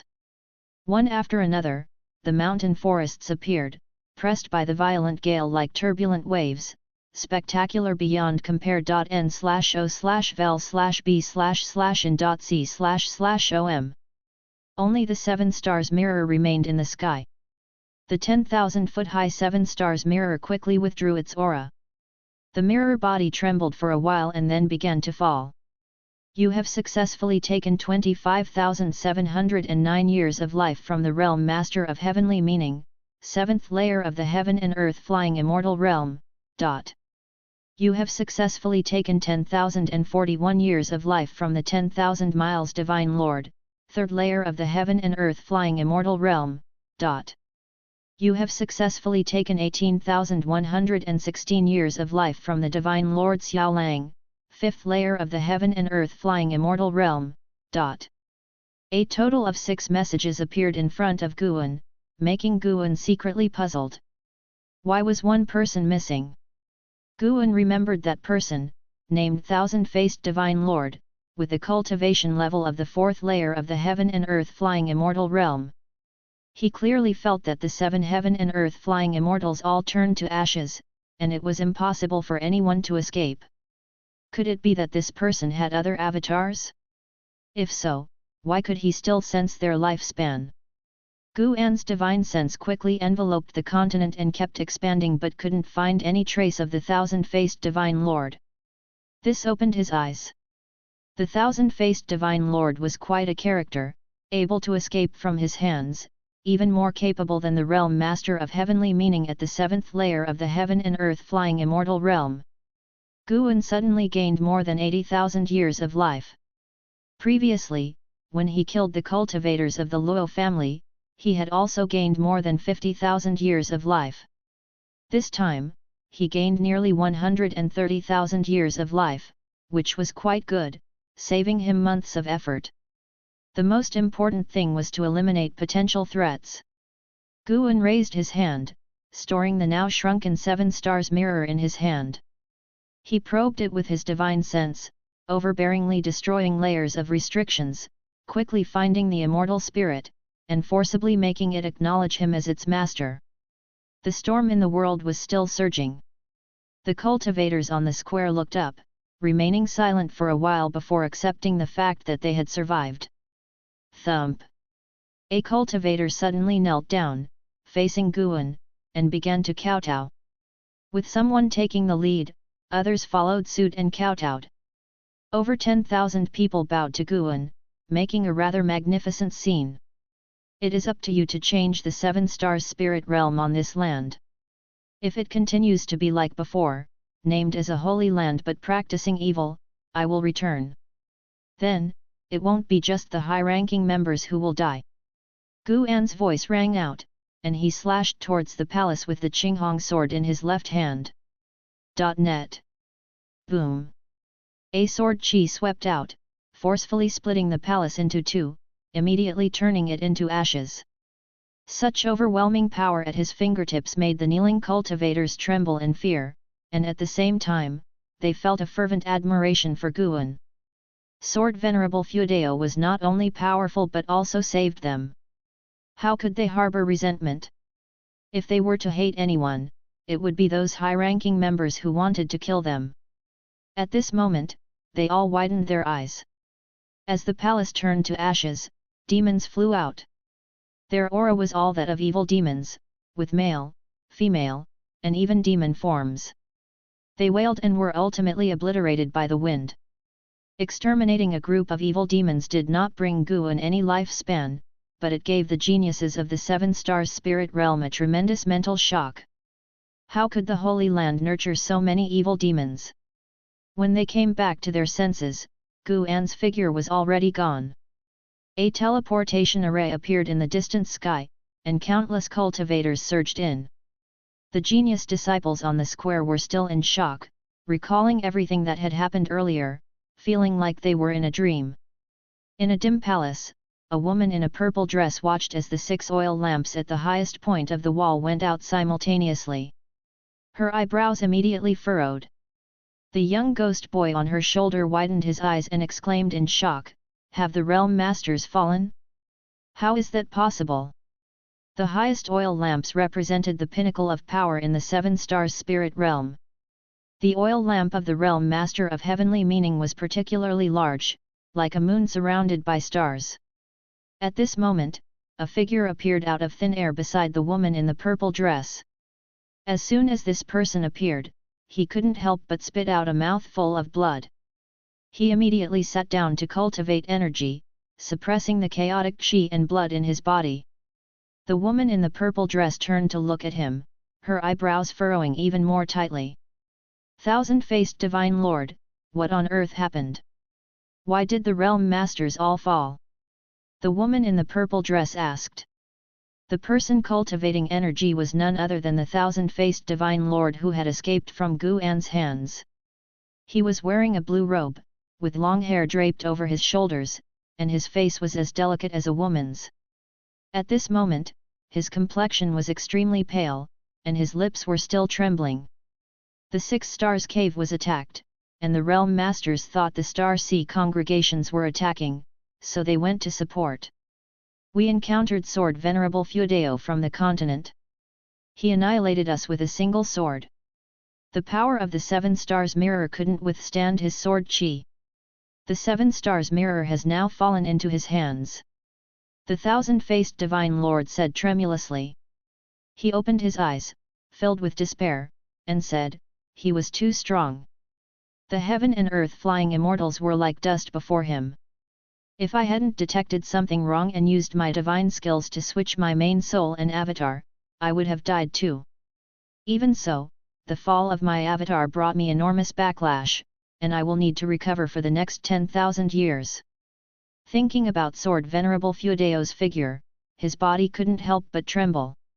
He then looked at the woman in the purple dress and said, Second Cave Master, the 7 stars spirit realm is finished. The 7 heaven and earth flying immortals are dead, leaving only you and me. With the 7 stars mirror in Sword Venerable Fuedeo's hands, we are powerless to resist the Star Sea congregations. We need to make plans early. The woman in the purple dress was the 2nd cave master of the 7 stars spirit realm. After listening to the 1,000-faced Divine Lord, she fell into silence. Recently, the 7 stars spirit realm had been repeatedly suppressed by the Star Sea congregations. She had considered the possibility of their demise but didn't expect it to come so quickly. In just one day, 7 heaven and earth flying immortals had fallen. Heaven and earth flying immortals were the foundation of the 7 stars spirit realm. Plans? What plans can we have? Moreover, the gate to the divine exotic realm has already opened. Once the catastrophe descends, entangled by karma, escaping to outer heaven would be useless.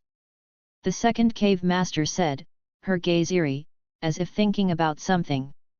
The 1,000-faced Divine Lord used his power to suppress his injuries and said, I don't care. I must leave the 7 stars spirit realm. I have cultivated for tens of thousands of years and don't want my path to end abruptly. If there is something I can do to help in the future, feel free to ask. But I do not want to fight Sword Venerable Fuedeo again. He stood up, bowing to the 2nd cave master, then disappeared from the spot. In the dim great hall, only the 2nd cave master and the young ghost boy on her shoulder were left. The flickering candlelight made their shadows look like ferocious demons. Thank you for watching. Continue exploring the fascinating world of Chinese novels with us. Hit that subscribe button on Chinese Novel Audio Wave to stay updated with our latest stories. And never miss out on a great listen.